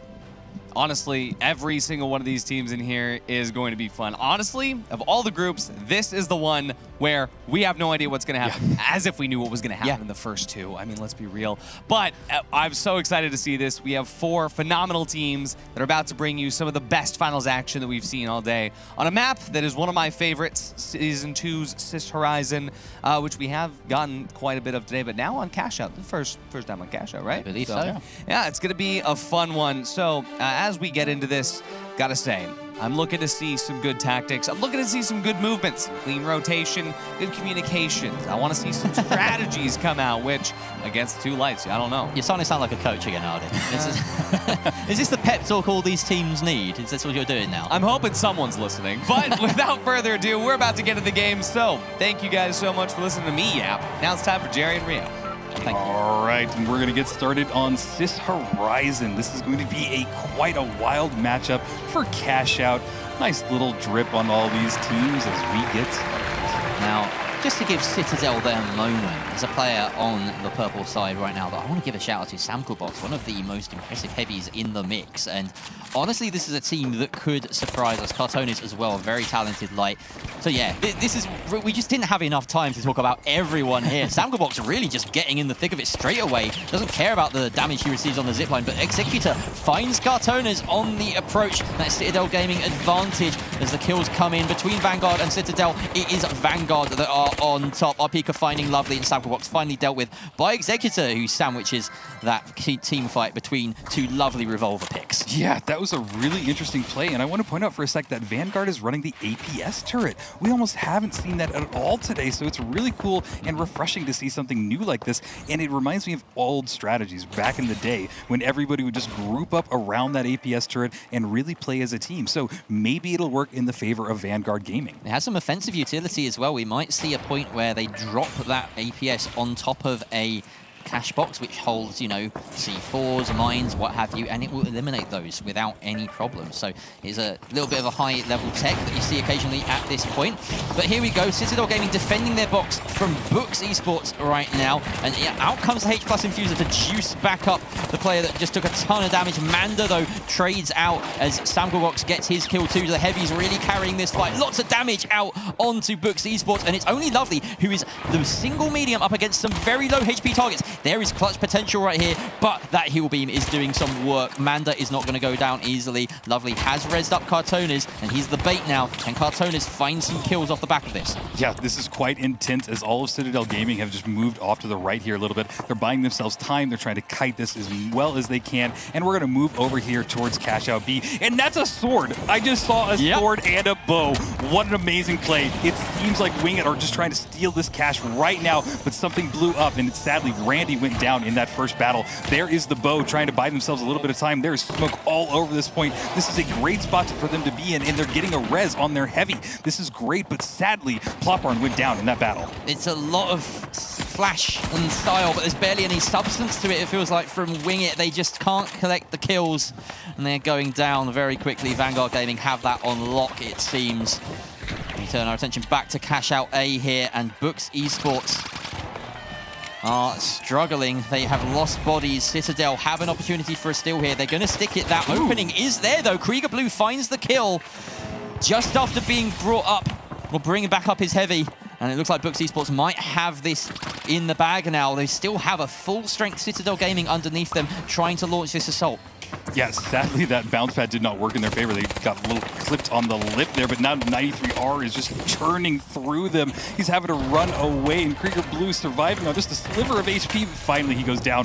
Now Books is all remaining is on Manda, but everybody is here. The time is running out. It is still in the favor of Book Esports, and they were able to get Mr. Red Fox back up, and now they need to hold on for just a few more seconds. They need to watch out because all of Wing It is here too. They're going directly for the steal. All of the smoke, everything out there. The winch steal didn't go off. Did they get the steal? They got the steal. Unbelievable. Wing It just out of nowhere. They couldn't win the other cash out, so they said, let's go the other way. And they come and get the last minute steal. Plopbarn with some bow kills. Oh, a second one for Plopbarn as he's melted finally. He's taken out. Samadhi Hawk takes down Samkelbox. That's a wipe going in favor of Wing It. They might get a second wipe here if they can take out Krieger Blue. Oh my gosh, this is at my edge of my seat. Oh my He pulls him in, he gets it! Wing It are popping off. I love this. They're going to get the reses, and this is what we have been wanting all day. The off-meta pick is playing off-meta, and we are having a blast watching it. I hope the audience at home are going as ballistic as the studio is right now. I've never seen Fixie and Oscar lose balance quite so much. What is happening? That's Hardy right there. Even Artie's getting in on the mix. This is a fun match, and we've only just gotten started. There's several more cash outs to go. Looks like D has started to been ticked down, but where's the other vault? Why has it not been plugged just yet? Interesting question. Of course, yeah, D in the hands of Vanguard Gaming. Vault 4 has been tapped by Citadel. But C is quite a way away, so everyone's kind of focusing on D at the moment. Looks like Wing It are very close by, but they don't want to pull the trigger just yet. Krieger Blue finding a pick onto Arpika. That's going to dent the defense of Vanguard. But no clear opening just yet. Yeah, they're trying to drop the cash out. It is down a floor, and it seems like that might be a good place to put some goo down, but it is still, there's Wing It. They just pulled it out, and they are going for a steal again. They are throwing some smoke down on the point. It seems like everybody is grouping up, but this cash out is halfway there. There is Somali Hawk just reaching in there, in the smoke, provides them so much coverage. Are they about to do this again? But no, the winch pulls it right back out and stops that steal. Yeah, Vanguard not making the same mistake that Books made. Lovely, picking up a bunch of kills as well with the transfer, and that might be Wing It's hopes here decimated, as there's only about 30 seconds left. But there's still a chance here for Citadel to try and claim this. They've put this into a fantastic position under the staircase, but the DMAT will open it up. They fall off the steal, even though the heals were coming in. That might have been a mistake. Vanguard get the kills in the transfer, and that should be enough to see them to success. Somali Hawk, though, bringing up Plopon and Wing It are back at full strength. There is still time for them to steal this if they collect the kills. They are collecting the kills. Drax goes down. Could it be yet another last-second steal coming out from Wing It? But no, Executor is executing them to perfection. Arpika comes in. And I had my heart in my mouth for a moment there, Rio. What an amazing play. We really were thinking that Wing It were about to do it again, but they are still sitting in second, so it is still looking good for them as we turn our attention to Cash Out C. Cash Out C is more than halfway done. It is in control of Books, and don't seem like anybody's really going after them. Maybe everybody's turning their attention to the next vault. I think Wing It are going to get a good spawn for it, but the other two are going for that vault, interestingly. So yeah, Wing It have about 30 seconds to try and get across the map. It looks like they will do it. Of course, the speed of these double lights with the gateways, they can stagger them. And then, of course, anything is possible when you have smoke grenades, when you have goo grenades.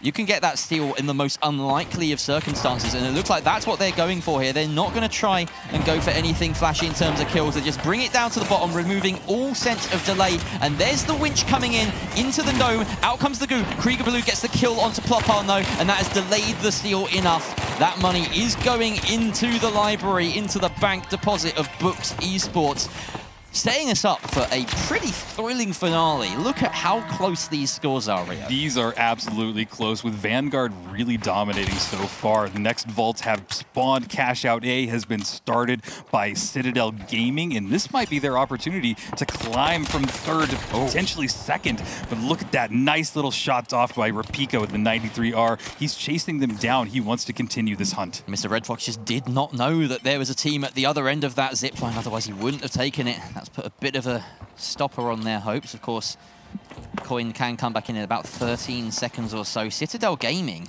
look like they're not going to meet too much resistance here. As I say that, Wing It are slipping in underneath. We got to get a look in over at that Cash Out A, just in case Wing It can pull off some more heroics. Plopon hunting round with that bow drawn.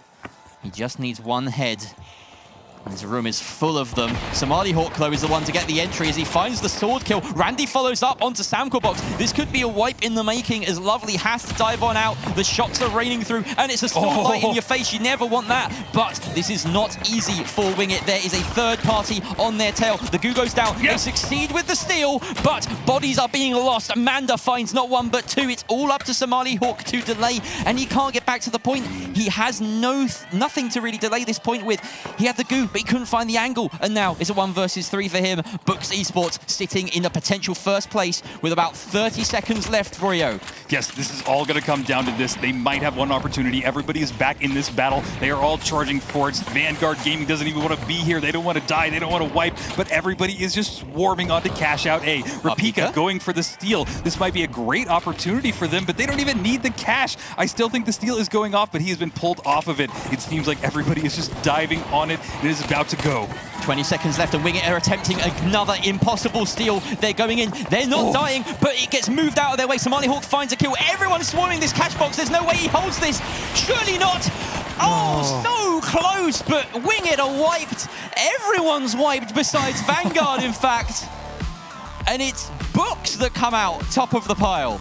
Books and Vanguard, and such an interesting strategy by Vanguard. They just stayed on the last vault and they threw everything down and then ran to the cash out at the very end. No need to play for the last vault if you're already guaranteed in. And hey, sometimes playing that macro is the best way. This is the first time we only saw 5 cash outs in a cash out. So beautiful to see that come through. But honestly, what a wild experience where Winged genuinely almost had this in the bag. Like 5 times. Like 5 times.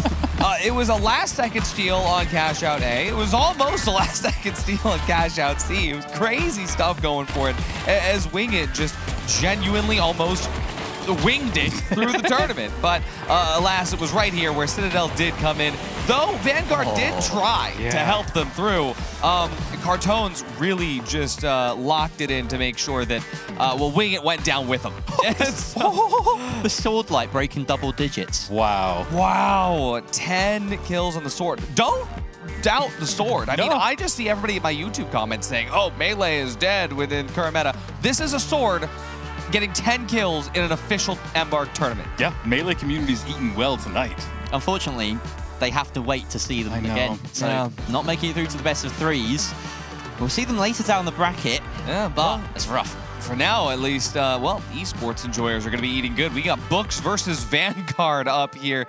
This is going to be phenomenal. Honestly, I think that all of these teams had a run of it. But for Vanguard, they kind of proved my pick a little bit in knowing exactly how to just play the macro, play into everything, play into the chaos. And for Books, they proved that they genuinely have a good grip no matter what because they had to fight for their cash. They really did. And if you look at the 2 teams that have made it through, it's experience that has been told here, right? These are the 2 teams that have been slogging it out in PHL around the competitive circuit for a while now.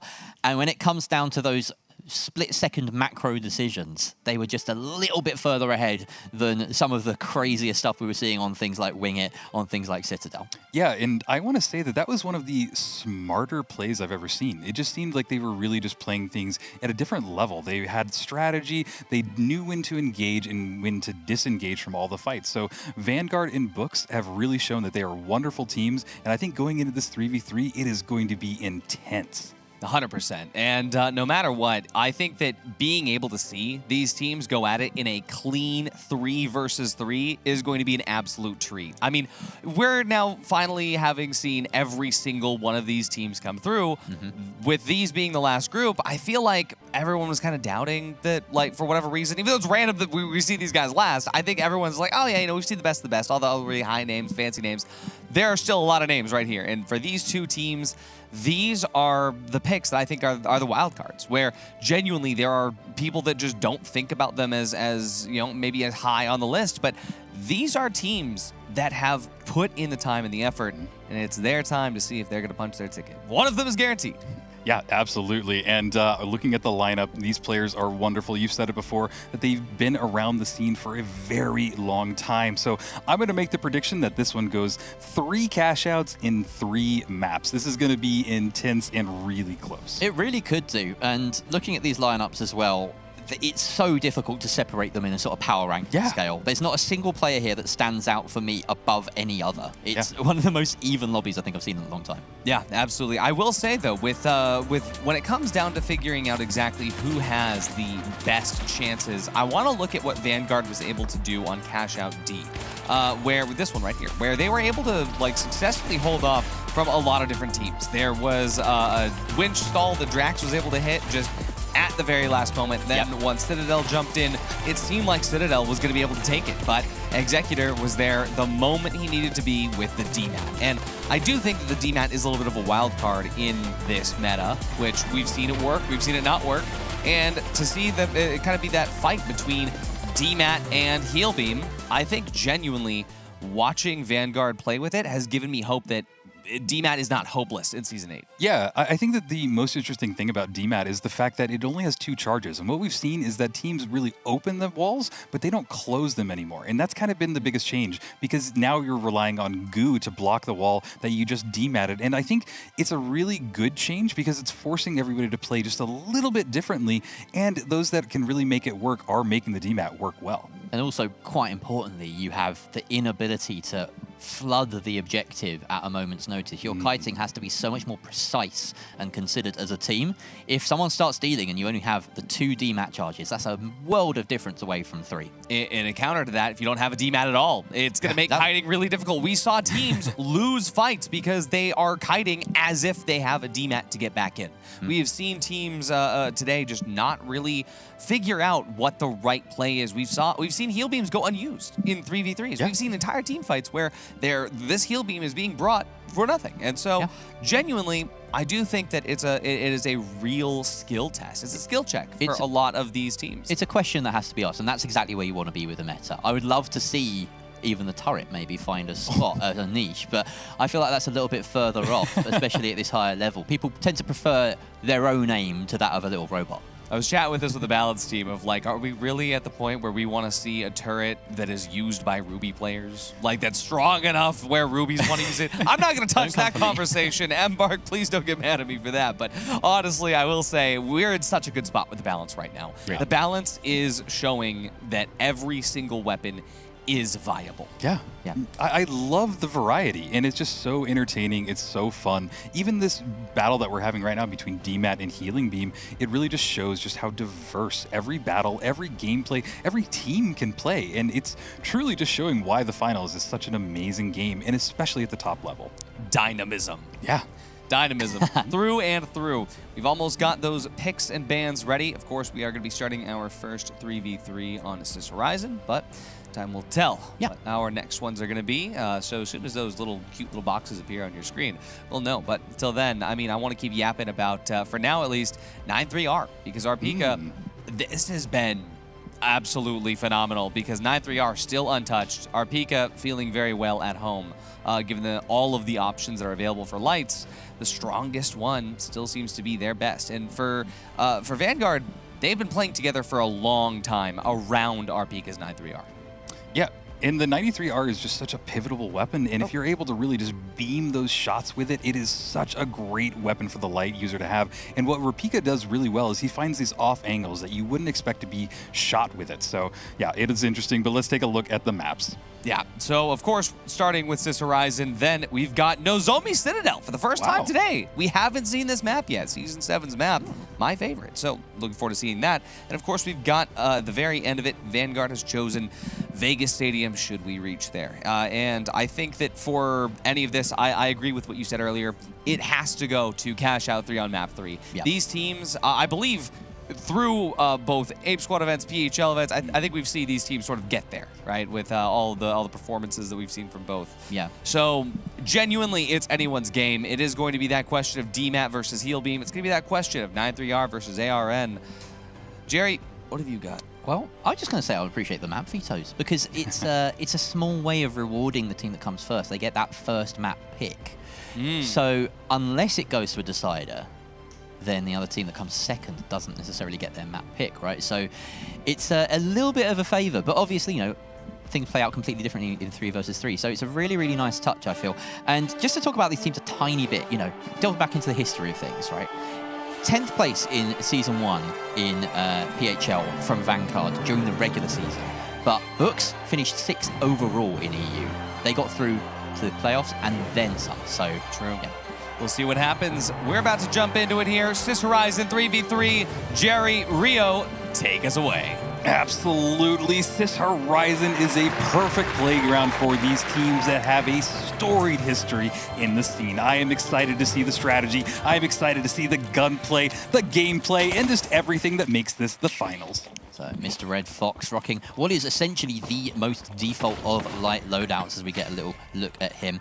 And similarly, Manda as well with the most meta option on Books. And then we've got the FAMAS and the Goo on Krieger Blue. So this is about as staple a team as you could imagine coming out is Books Esports. And they find that first pick immediately with Krieger Blue taking out the light. They should be able to grab that totem and get the res, but Vanguard Gaming, they're not being afforded that opportunity. Yeah, that gas really just slowed them down. They were ready to charge directly into Vanguard, but they threw that gas at the perfect time, and it forces them to go back and find another strategy, find another way to get in there, and allow Rapika some more time to get back in there. He got eliminated right away, but there's the 93R in play by Executor. What an amazing weapon to see again. He's getting some good shots popping off already. Manda goes down in that fight. Oh my goodness, some brilliant shots coming out from the revolver there as Books Esports claim almost a first wipe. Rapika still up and standing, and they get that first box in their possession because of it. Rapika looks like he's found himself a tasty little gas canister or something to make sure it's a quick wipe, but no, in fact, maybe he was being chased. Either way, I'm just reading the health bars here. Looks like Vanguard, he is leading them around on a bit of a chase. And this could open up an opportunity if Books have not set up properly and Vanguard get to spawn back in. Yeah, I think he was just spotted out, and look at that. They're coining in and pushing into him. And there's a pick here from Rapika, so the Gambit has worked a little bit, keeping his team alive, not being wiped, and now they are up a body. Books having to dart back to the defense. Manda being caught out in the open means that Vanguard can trade places with them and maybe get an easy steal to turn this defense on its head. Yep, and there's the revolver, called it wrong earlier, but there it is, and he is running it, and they throw that APS turret down on the point. This is great because it just blows up anything that has been set up on this cash-out station, allowing them to steal it and just stop anything else that comes into it. They are able to get the steal off, and Vanguard Gaming are now in control. Rapika got the kill on Mr. Red Fox as well, and it seems like they're just charging directly into each other. Krieger Blue goes down in that battle. Yeah, Drax with the shack attack, taking out the medium, and it's only Manda left as the heavy on Books Esports. He's found a little corner to try and res up. I believe that's Mr. Red Fox. So far, Rapika has just been having these really high impact entry frags in 2 of the 3 fights that we've seen so far. Yeah, and that APS turret is still on point, so anything that they throw at it makes it that much more difficult. And Rapika setting up, trying to find a little bit of an opening, throws a gateway as well. This is great, but they immediately glitch it out, so it seems like the approach is starting by Books. They're trying to drop everything down. There are some C4, there are some mines as well on the point. It is going to be really exciting as everybody dives onto it. I love that. They've piled utility onto the point with the protection of an APS. That makes it so difficult because his RPG is not going to do much from the side of Books. Looks like he's been dropped another level. They have one chance to stick this here. Manda maybe wants to winch this into a slightly better position, but Vanguard are closing the net and not allowing anyone to hold F. They get the kills. Drax with 2 of them, in fact.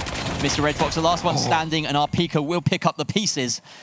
That's going to be a res and a first cash box going the way of Vanguard. Yeah, that was a great battle over this first cash out. Vanguard played that well, and really it seems like Rapika found some great angles and was able to get those pivotal kills, just like now, right? We're going to watch, and this is exactly what you're hoping for. Look at that aim, brings him down.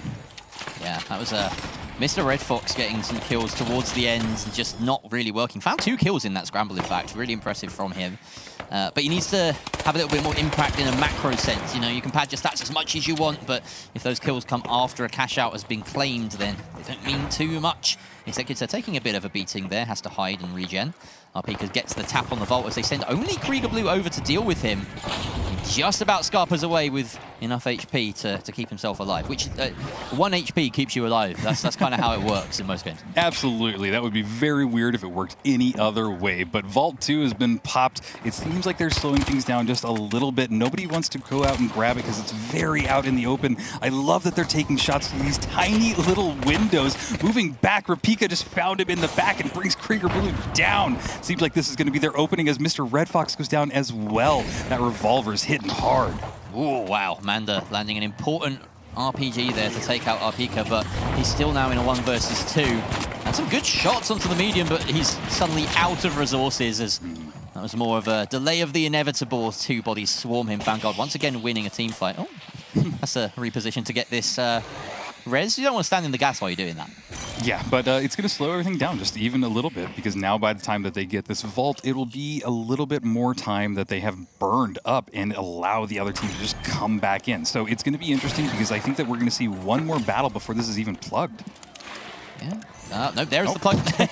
Unfortunately, a bit of a caster curse there. They had that gateway prepped and ready, and Books Esports does get a decent spawn. Rapika playing point to...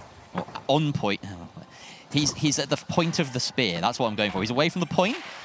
I did have a point, but now it's gone. That's okay, because they have manipulated this cash out into the corner of the map. This is going to be a very hard approach for anybody that wants to grab it, and Books really need to find their opening, because this could be it for map number 1 if they don't get anything going right now. We see some utility being thrown down. It looks like maybe some gas on point has been popped as well, but look at how far away Vanguard is from the point. They are trying to kite this perfectly. They're not even in a full formation. It seems like Rapika is out on his own, but this gas might even slow them down just a little bit more. There's the Winch Claw trying to pull it off into a corner. Dome Shield is going to go down, and I think they might go for a steal. Interestingly, it may be better leaving it around the goo, because that DMAC is going to close the gap on these unguarded walls. Speaking of closing the gap, though, a lot of kills coming in as Krieger Blue finds that first onto Drax, and the trade is not there. Manda doubling down, finding Executor. Arpika is picked out, not a mid-air, because Krieger Blue is the descending Hell Angel.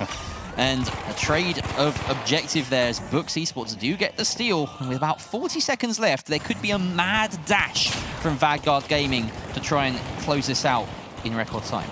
It's going to be really close if they're able to get over there, because they have now pushed this cash out even further out into the open, so that it's more exposed, and this cash out is ticking down. Books are in control, and I have a feeling that we might see cash out number 3. But with that said, there's about 20 seconds left. We see them throwing a fire barrel. Didn't bounce the way that they had hoped. It kind of went the opposite way, but nobody's really here just yet. They haven't dived on it. There it is. They threw down an APS, which is eating up all of that utility. They're holding the steal. Can they grab it? But the Winch Claw pulls it out of position, and that means we'll see one more cash out.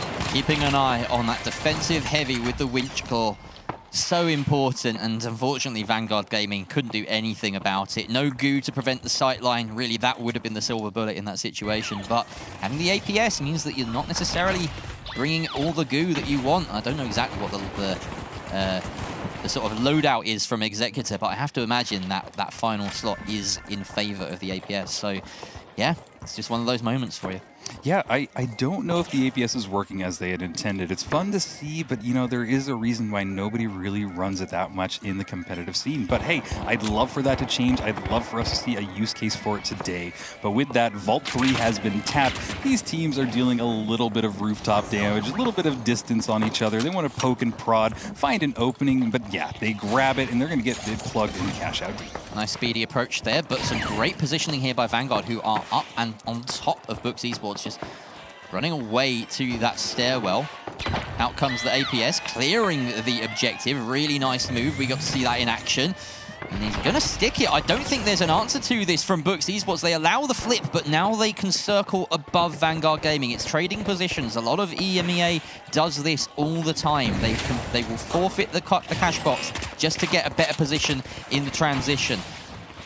Yeah, will it work for them, though? That's a really risky play, because now they have traded hands, and it forces them on the offensive side. Krieger Blue getting healed back up by his teammate. Good shots going off as well. Trying to connect something with that 93R, moving over to the FAMAS. He's trying to connect it with anybody. Pulling out the healing beam, really not needed at this moment, but RPG has been reloaded, and they are trying to make their approach into it. This cash out looks like it's really in control of Vanguard Gaming, though. How are they going to find an opening?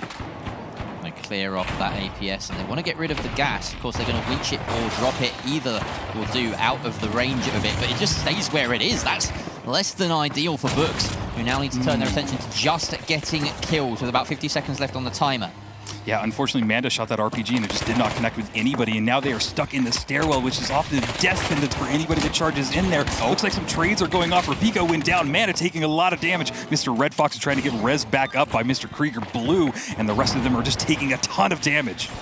Out comes the winch, it's a miss, and that is crucial. A great kill from Manda, but Executor trades it back. Light versus medium, 1 versus 1 here. Mr. Red Fox needs to get on the point and start stealing. Executor has that dematerializer to close the distance. More importantly, he has the sight line to nail Mr. Red Fox and deny the steal at the drop of a hat, and that will be Vanguard taking map 1.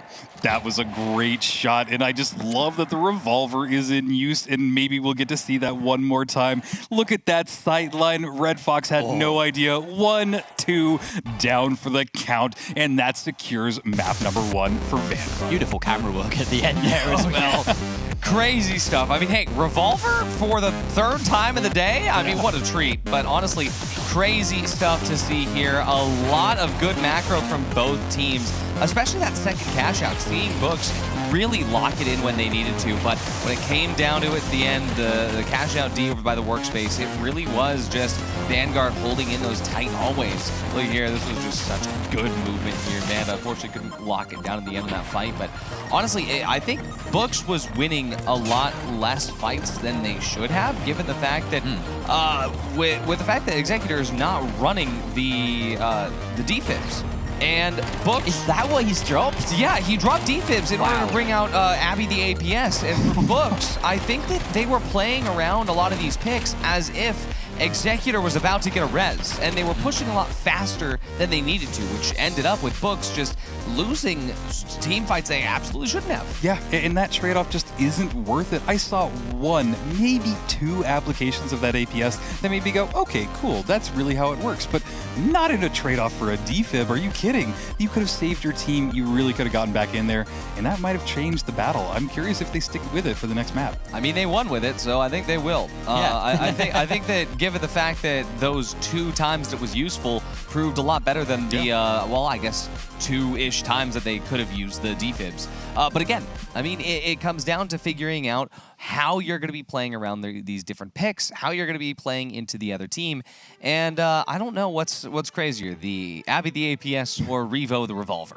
It's been quite a treat to see the Little Iron on the medium's hip for today, and I think that going into the next map, we're going to be on Nozomi Citadel. I don't think that we will see a Revolver, but if I do see a Revolver, I'll be very happy, Jerry. Yeah.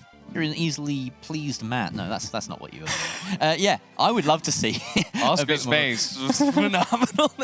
Yeah. I mean, no, I'm pleased with everything that's going on today. And Rio, as far as we're concerned, I mean, you did predict that Books is going to take it. Vanguard took map 1, but I think we're all in agreement here. I think it's going to map 3, regardless. I would love to see that. I mean, we did see a great battle between these 2 teams, and I really hope that they have the potential to bring it all the way to 3 maps, because that's what we want. We want to see who qualifies, who takes it, who is the more dominant team. Yeah, we'll find out soon, because we're about to go into map number 2 on Nozomi Citadel. That's it from me, Jerry. Rio, take us away. Thank you very much, Ardy. I will, since you asked me so nicely, and I love the fact that Books spawn in all, petting their lovely, APSs and turrets and things. It's a great bit of synergy. I love the synergy in this game. Look at this outfit as well. This is sort of catwalk that we've got. All the glowing white outfits. It's really, really tasty. And all of them, of course, available on the store. It's just an incredible set of cosmetics we have in this game. Maybe we should go back to the esports. Yeah, let's talk about the game. And I love that we're on Citadel because it has not been seen today. And it is reason that it hasn't been seen is it's a really new map. They don't have the same level or depth of strategy that some of these others do, like Sis Horizon or something like that. So it's really exciting for us to see how these teams perform on it because it's kind of fresh for everybody. All right, Vanguard Gaming have minion over this Vault. So Manda being very aggressive there. Of course, backed up by the Heal Beam and the H+ Infuser. He can push far. And now we see emptying of mags. Trades back and forth. 2 versus 2 we're left at, but Mr. Red Fox makes it a 1 versus 2. Vanguard Gaming looking a little bit worse for wear. Manda closes him down, and that engage worked really nicely from Manda. Just relying, trusting his teammates to keep him up and alive and fit and healthy during that cross. Yeah, and now they're going to take this cash out over to A, get it started, and have plenty of time to set up way before all of Vanguard Gaming come back in. They are taking it up the stairs, going to plug that, and yeah, this will be the perfect opportunity. Yeah, and this is a really nice spot to have that time on your side. Vanguard Gaming have managed to get a rather fortunate spawn that lets them close the gap quite quickly, and I don't even think Mr. Red Fox knew about it. Gets the word from his teammate who was on patrol that they are already in the building. So Vanguard Gaming obviously want to be dropping this. They want to drop it into the range of their APS, clear that utility as we've seen a number of times already. Going to send up that red barrel, drop it down. And that's step 1. Oh, okay, step 0.5 completed. Hold on. Yeah, one more drop. There we There it goes. Yep, now it is in the APS, but they immediately bring that down. Mr. Red Fox, great way to get rid of that utility, and they are still set up. They haven't made the approach just yet. Vanguard hasn't tapped it, and really, it looks like Books are in the optimal position. They have the height advantage. They have every sight line that they could possibly be. Throwing some more C4 on there for extra measure. I mean, what are Vanguard Gaming going to do here? They bait the steal. I think they're just buying time for Arpika to get that gateway, and here was the plan all along. Close that distance, but it's still advantage Books with this position. Vanguard Gaming losing a lot. Interesting winch over the jump pad gives Executive a bit of a super jump, and he's taken out, or rather he takes out his opposition there. 2 versus 2. This Revolver is missing a few crucial shots, and Arpika is making up the difference with the 93R. That is a wipe onto Books Esports. So Vanguard Gaming get the steal, and with only about 35 seconds left, Rio, it's going to be a pretty mad scramble, I would guess, for Books Esports to get over here. Yeah, Vanguard Gaming is looking really tight right now. They seem to be able to get on point and just eliminate all of Books Esports. So this is going to be an uphill battle. They have one more spawn, one more push, all depending on where they spawn in. It's gonna be close. Where are they? They're nowhere Oh, they're close. near. Oh, they've managed to cross in time, but I don't think they'll reach that far corner of the building in time. They've got to clear all this utility as well. Down it goes a level, and I don't think Mr. Red Fox wants to run it into that green cloud. So Krieger Blue jumps on it, but he realizes it's too late. And that is a prime position for Drax to close in and get the kill. The heals come out onto Mando, who's dishing out the hurt, and he finds Drax, and he finds another. It's now a battle between the two lights, both full HP. They just need to land their shots. 93R dashes everything in the mix, but Arpika, he does not falter, waves the flag in victory. Yep, great way to end that battle. They're going to get the reses off, and the rest of Books Esports, we're going to have to lick their wounds, find a better strategy, and come back at it. I really think that they need to up their aggression because it seems like they're playing just slightly passive, and I think Vanguard Gaming is taking advantage of that nearly every time. And we've seen a couple of times so far this series, so far today, where defense has been no guarantee of success at all. I would imagine it's somewhere around a 50-50 at this point in time when it comes to team fights over a cash out, but the defense wins or loses. So here we have another fight over the vault already been unlocked. Mando with a C4. I don't know, was that like a C4 trap from underneath? Really tasty. Very creative. It does find that opening, but unfortunately, they are really trapped in a bit of a tough battle here. Krieger Blue being sent out. Executor finds that final pick. And Vanguard Gaming looking like the team on top right now. Yeah, and those stairwells are just the place you don't want to be caught out as a team. It is just normally death because you're stuck. You don't have a lot of options. You can't move left or right. You can only move up or down or break the stairs and kind of go a different pattern. It just doesn't work out. So if you are a team that's getting stuck in a stairwell, get out, and you will probably end up saving your team in that battle. But hey, they have gotten Cash Out C started. They are ready to get this going. Just a quick little recap of how that fight panned out. Like you say, the staircases, they are horrific sometimes, and Executor had such a nice spot. Also the benefit of the dome after that. We get right back into the action though, as Books Esports have closed that distance. And that DMAT has given an opportunity. The winch, that separated the Heavy from the entire team. Drax taken out, very little hope of being brought back up unless Executive wants to offer himself up as well with that defib. Of course, he's not even bringing it, so Mr. Red Fox chases him down, and they have effectively a team wipe there as Arpika has to disappear and waves the surrender flag instead. Yeah, interesting performance, but hey, he's just trying to buy a little bit of time to let his teammates coin back in. Interesting now as Krieger Blue gets the steal off. This cash out is halfway done. They pop some gas on point as well, so that will buy a little bit of space as Drax comes back into the battle. Executor still has 3 seconds before he can coin back in, but he is back now, and they're going to start their advance onto cash outs. I'm going to get some heat for that, I can tell. Here we go, cash out C. About 50 seconds left. And some good positioning here from Books Esports, it has to be said. They have a lot of options to drop this. There is a hole as well, though, so their entry beneath will be marked by the gun of Arpika taking some shots, and they haven't actually committed to this drop. Wow. What's happened there? They just... The APS ate the RPG or something. Something did not go to plan, and now Books Esports are scrambling. Vanguard, they could have this in 2. This is unprecedented. Books Esports going down 1 by 1. It's only Krieger Blue. It's no one. Vanguard, they close out Nozomi Citadel in record time. And that's the series. 2-0 to Vanguard. They have booked a spot in the Grand Major, Rio. Oh my god, I did not expect that at all. Artie's caster curse has been lifted as Team Vanguard, formerly known as Team Extreme, made it through. At the very end, that was Abby, the APS, working overtime. The C4 on the point, cleared out thanks to a well-timed approach. No drop. Books Esports planned everything on that drop, and it didn't happen.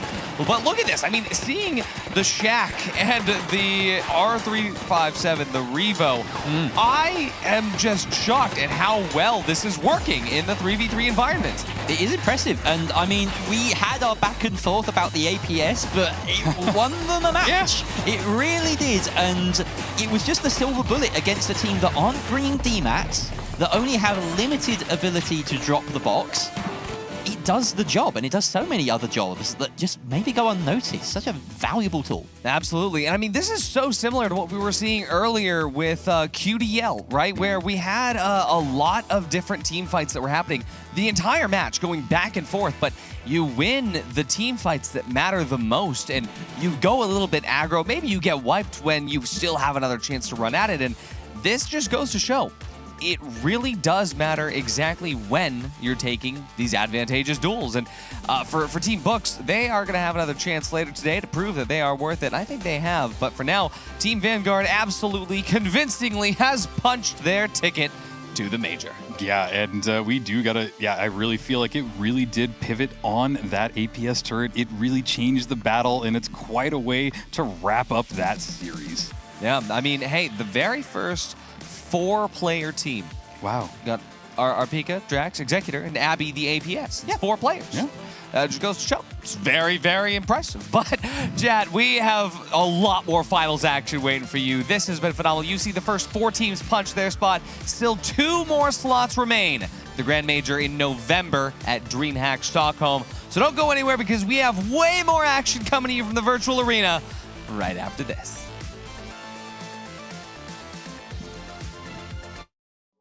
The life giver, the sun, always on, the source of everything that is good. But can it be trusted? Holtau's Sun Insurance will have you covered if the unimaginable happens and the light goes out. Holto, brighter than ever.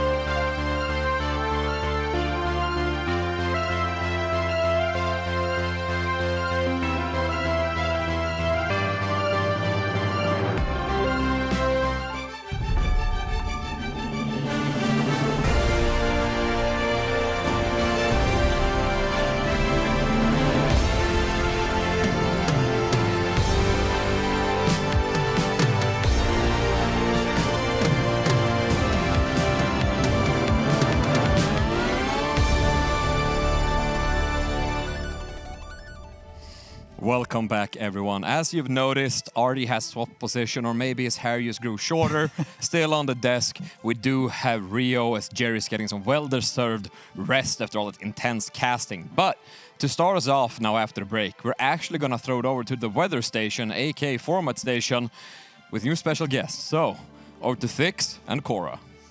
Hello. Thank you Hello. so much, Oscar. Well, first of all, from your perspective, Yes. right, you were watching from the background. I was, and yes. How do you think the day has gone so far? I mean, it's hard to put into words. It has been absolutely brilliant. The things that happened today is things that literally only happens in the finals. Yes, we had like that moment where like the two teams eliminated each other and it was like Yes. awkward silence. It was amazing. I was just like, does this usually happen? I don't think I've ever seen this happen before. Yeah, exactly. And of course, as well, and this is why going through an open qualifiers is so sick, is you have all these variations of gadgets being used and weapons being used. And even now, if I'm a comp player, like a top player, I consider myself that, even now I'm looking at what loadouts I'm bringing in now. Because when we get to these stages where these teams are filtered out, and we'll go through that in a second, it is definitely ramping up. I mean, I agree. And honestly, it's been kind of nice because I've always felt like the things that I run with, no one runs with. But now they're actually in the qualifiers. Does that make me a pro player? Maybe. There it is. I mean, we're getting into sword representation, so Yes. W melee players out there, so it's Right? pretty cool. But I can hear them screaming. The melee community is on the top of the world at the moment, I yes, think. exactly. But of course, let me introduce you and tell you where we are right here, right now. Of course, it's been a long day so far, and you might see behind me, we do have what looks like a bit of a mess here on the board, but I can just explain it to you very clearly and simply. So on the left side, this is the first introduction to the day. This is what we've gone through so far. This is your cash out into final round matches. The teams that are gold right here have earned themselves a ticket to the Grand Major. And if you've been reading the rule books, which some of you haven't, then we can see here that we have 2 spots left for EMEA. Only 2 left here. So how are we going to get down to those 2 spots left for EMEA? Well, first of all, we have to now focus on the lower bracket, which is the elimination stage. And when you get to the finals, Caroline, Yes, the finals does not mess around because we have crazy lineups. I bet we do. And I want to hear all about them. Yes, exactly. So first of all, we can see during the time that we were spending our time over here towards this lower bracket, we had Pulsar make their way through into the final round of 3 versus 3. And then of course we have, what was EMG again? It says EMG. They're too busy. Yeah. EMG. Costing. What was EMG again? That's Emerald Grinders. Emerald Grinders. There we Goddammit. go. Yeah, we need to We fix know. Yeah, there it is. Hey, professional right here. Yes. Just, you know, it is what it is. So we have Emerald Grinders and Pulsar. That is the match that you're watching right now. Why is this super important? Because this is an elimination matchup, which means either Pulsar or Emerald Grinders will be eliminated Oh from this. my gosh. Our first eliminated team. The first elimination. It is insane. Ah. Right now, Pulsar and Emerald Grinders are Yeah. fighting for elimination. Yes. Yeah, See you, the first eliminated team. that's what I just Yes. said. Oh, got it. The graphic is- the graphic We got is it a little right. bit. The graphic is a little bit misleading right now Oh. because as you can see, Team Secret they actually won and then moved on and then. Well, Oh, of course. Yeah, the graphic is... Yeah, okay, I understand. That's fine. So, wait. Yeah, this graphic is really misleading. I just realized. What the fuck? Okay, yeah. Wait. Okay, the teams that didn't win, of course, they had to play against each other, all right? They played against each other. It was Tweakers versus Team Secret. Team Secret won that match 2-0, so Tweakers were eliminated. And we'll have the same thing right here. We have the... still not lower eliminated. bracket right Tweakers are playing to the sudden death, as you can see all the way to the right. now. All right, well, listen. This shit's cooked, all right? We There it are is. watching our first elimination, though. Yes. Which So I would... Wait, so can we just confirm exciting. before everyone bullies me? I was right. Okay. He was Yes. saying it Yeah, correctly. I yes. was saying it correctly, okay? We know Before what anyone we're doing. bullies me, all right? That's what I thought. Okay, good. Anyway, Caroline, We got this. let's throw it back to the goddamn desk. Yes. I need to take a break. Weathermen are never right. Yeah, and they still have a job.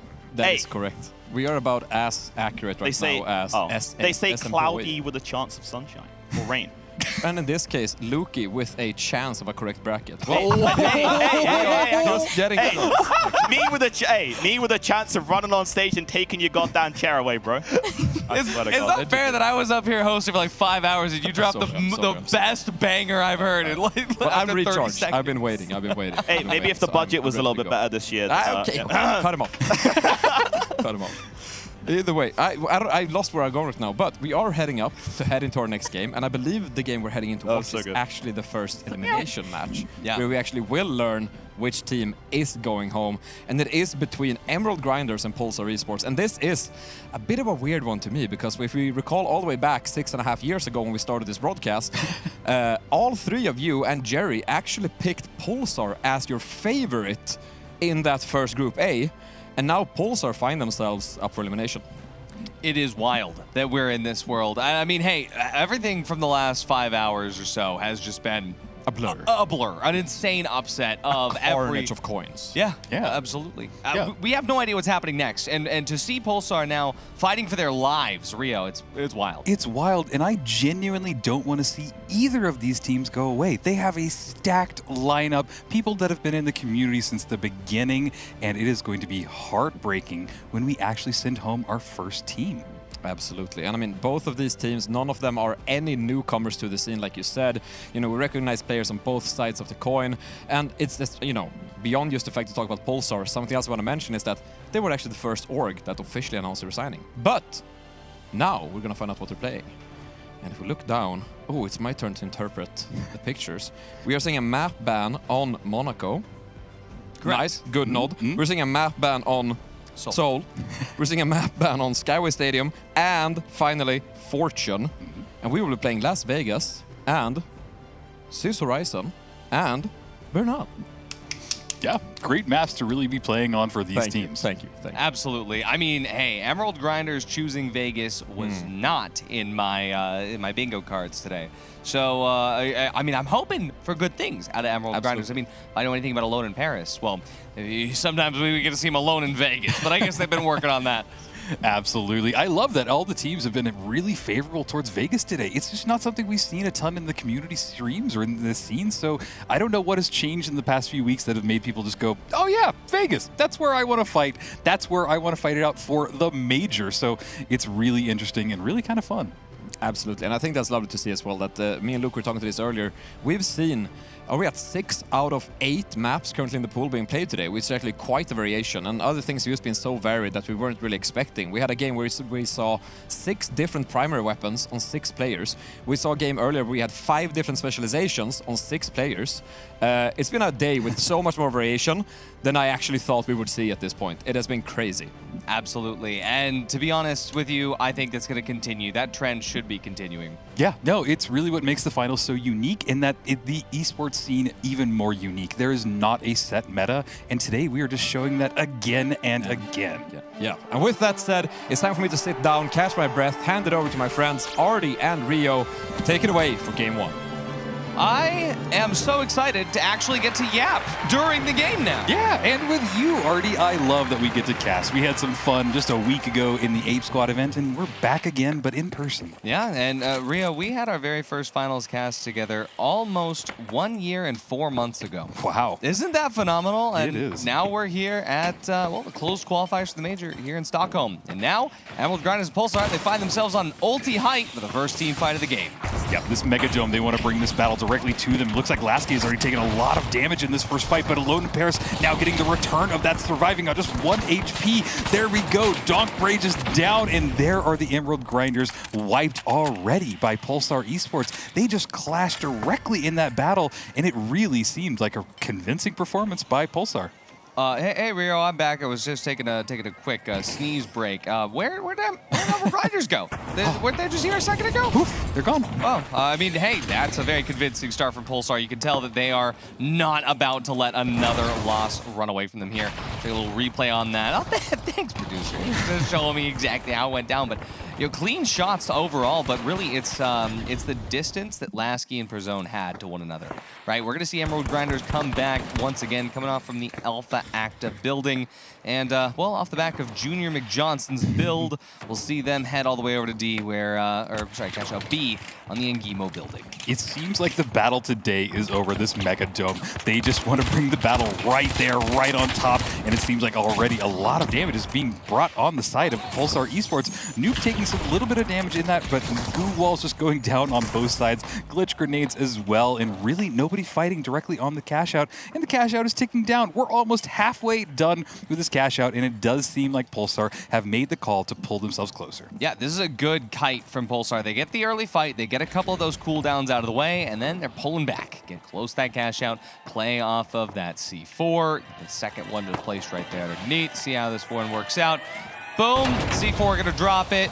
The Emerald Grinders, though, they were ready for it.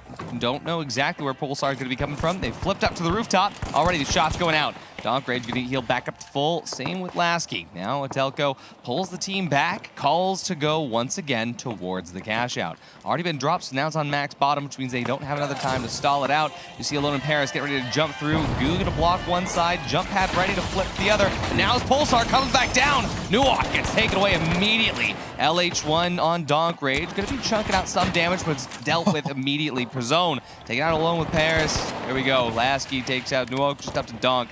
He's going to be able to pull off here with the LH1, but it's not going to be much. He jumps into 3.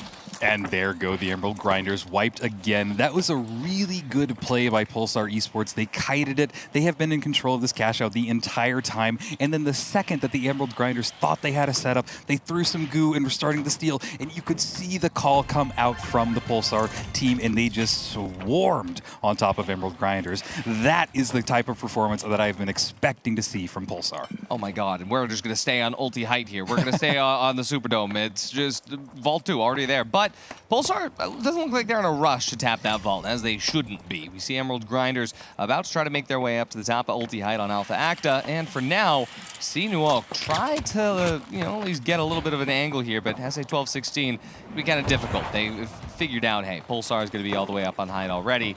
But, well, for Emerald, this is going to be a very difficult road to go uphill on. Lasky dealing a lot of damage there to Nuok. Yeah, absolutely. They finally get the tap on vault number 2, and they're still staying on top of this height and really getting some nice shots off from Lasky on that 93R. Brings Donkage down to just a little bit of HP. 1 bar just left on him. He forces him back into that building. They're retracted, and now we're watching as Pulsar is just setting up their defenses. They are making it where they are forcing the Emerald Grinders to push them. They are not bringing the engagement to anybody else, and it is working for them so far. They know that they have 15 minutes to just play with here. They're in no hurry, no rush, and I kind of like it when things slow down just a little bit. I think they like it too. I mean, this is for elimination, so if there's any time to be not stressed, I think Pulsar is taking a nice page out of some other teams' books here, and well, just chilling and vibing. Emerald Grinders are about to make their approach here. They've done a really good job to actually buy enough time. Donk Rage actually using that LH1 quite well to push some pressure on the Pulsar, but now Pulsar still unwavering in this hold. So stalwart defense coming through here. Lasky getting healed back up as the Telco keeps that heal beam working. But for now, Emerald Grinders are still struggling to make their way over, and even though every now and again they are able to push Pulsar back a little bit, Pulsar does not need to push forward, and so Emerald gonna have to do a little more than that. Yeah, well, on top of that, I mean, if they run out the clock, guess what? Pulsar will win. If this is where it ends, this is how it goes. I don't think that's what we're going to see, and it seems like the Emerald Grinders have finally decided to make a push. Everybody is falling down to this bottom level. They're going for the vault. They're going to take it, and they might have bought themselves a little bit of an opportunity to bring this over towards Cash Out A and finally get it started. Nuke running with the vault. He will get this plug, but his teammates are a little bit spread out. This is not the situation that you want to be in, but hey, they're going to roll with it. They're going to strategize. They're going to try and regroup and get there, but look, in chase, you see them close. Yeah, I mean, Emerald Grinders, they got that plug. They were able to steal the vault, but Pulsar is not giving them a lot of time to set up. They did get C4 set up to drop, but Pulsar, that chase definitely came a little bit slower than I think they wanted to be, but for now, Pulsar has height. They know the Emerald Grinders setting it up to drop on this little platform, so they're going to try to clear that C4 immediately, get that drop so that they have the advantage and not AMG. For now, EMG swapped height, but goo in place in a late dome here. Pulsar not even worried about the dome. They flip up to height. Nice TP For now, though, Pulsar, they still have to deal with this kite. Emerald Grinders doing their best to buy time. Yeah, they are really doing well at buying time, kiting this out, but sadly looks like they're taking a lot of damage, but immediately heal themselves back up with the healing beam and the infuser. RPG in hand by Perzone. He's trying to get closer to this cash out. It's about halfway done. They're making their approach. They're throwing some smoke on the point. This is a great opportunity for him to steal it because look at how far away the Emerald Grinders are. And Atelko and Lasky, they're ready in position to fight EMG. And the steal is going to be successful for Pulsar here, but the push is good for Emerald Grinders. Traded out, though. Perzone goes down. Lone Paris traded. Lasky goes down just up to Atelko. If there's anyone that can do it, though, it's him. Nuoc and Donk Rage still up. No defibs available since Lone Paris is gone, but Atelko take it away, and that's going to be Emerald Grinders getting the steal. Don't think there's going to be enough time for Pulsar. Yeah, that was the first sloppy approach that I saw from Pulsar. I just seemed to all kind of fall apart. They had the opportunity to really just rush in there and just catch all of Emerald Grinders off guard, but they didn't. So it's just a little bit of a missed opportunity. I don't even think that they'll have an opportunity. This cash out will run out, so we will take it to cash out 3. Absolutely. I mean, beautiful replay here. Nice to see the other angle there to see exactly how Perzone went down. Lone and Paris went down on the rooftop. But yeah, I wasn't expecting to see Atelko sort of take this fight like this. We had defibs available, but either way, we go next. Still one more vault, 2 more cash outs available. See what's going to happen where vault 3 is going to end up getting plugged. Yeah, and I love it when we have teams like this bring it all the way to cash out 3. It is anybody's game at this point. The Emerald Grinders have obviously shown us that they're still in this match. They're not going to let Pulsar just take this as an easy win. So I am still rooting for them, and it looks like they now have the ulti height.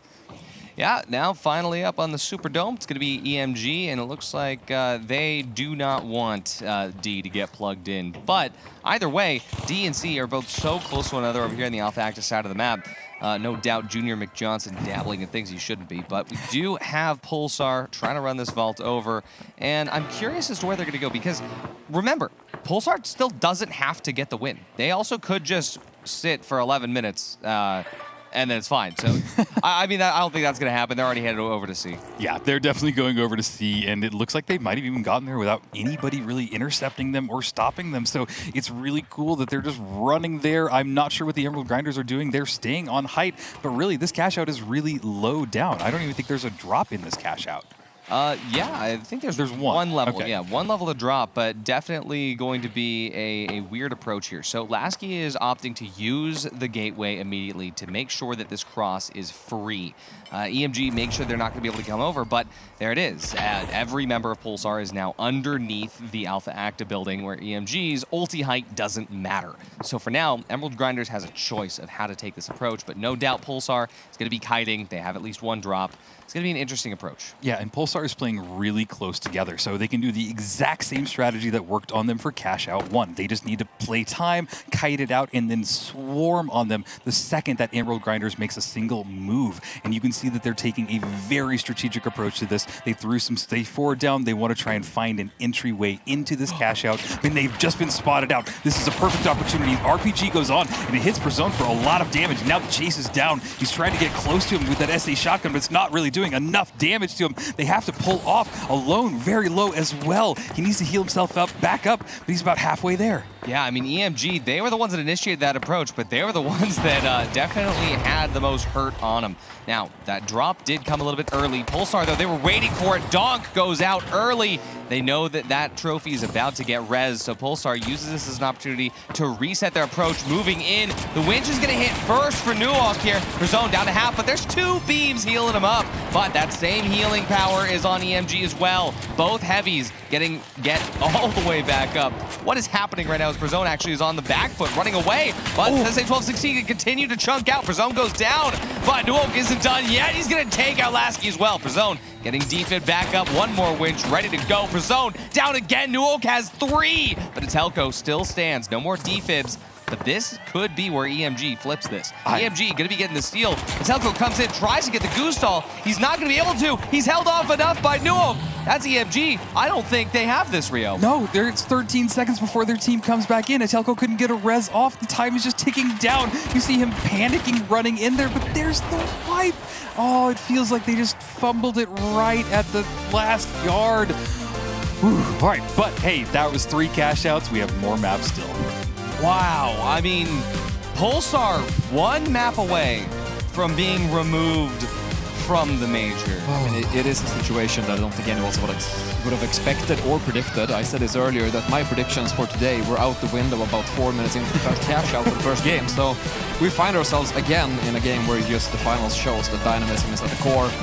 As everything happens that shouldn't be happening, and it shouldn't be happens, and maybe that's the way it should happen in the finals. I followed everything you just said, but Beautiful. Here's the craziest part of all of that. Pulsar didn't need to plug that last cash out.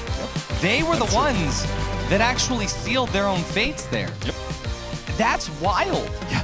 Well, and I've said it again too. They got caught in the stairwell. They couldn't get out, and then they got a res in the stairwell as well. That just seems so panicky. It doesn't seem like a real good strategy. Yeah, I think it's reflected in the stats as well, just how odd this game sort of came out. If you look at the eliminations, they are very heavy in favor of Pulsar, especially last, coming out with 4 eliminations compared to Donkrage, as is the light on EG.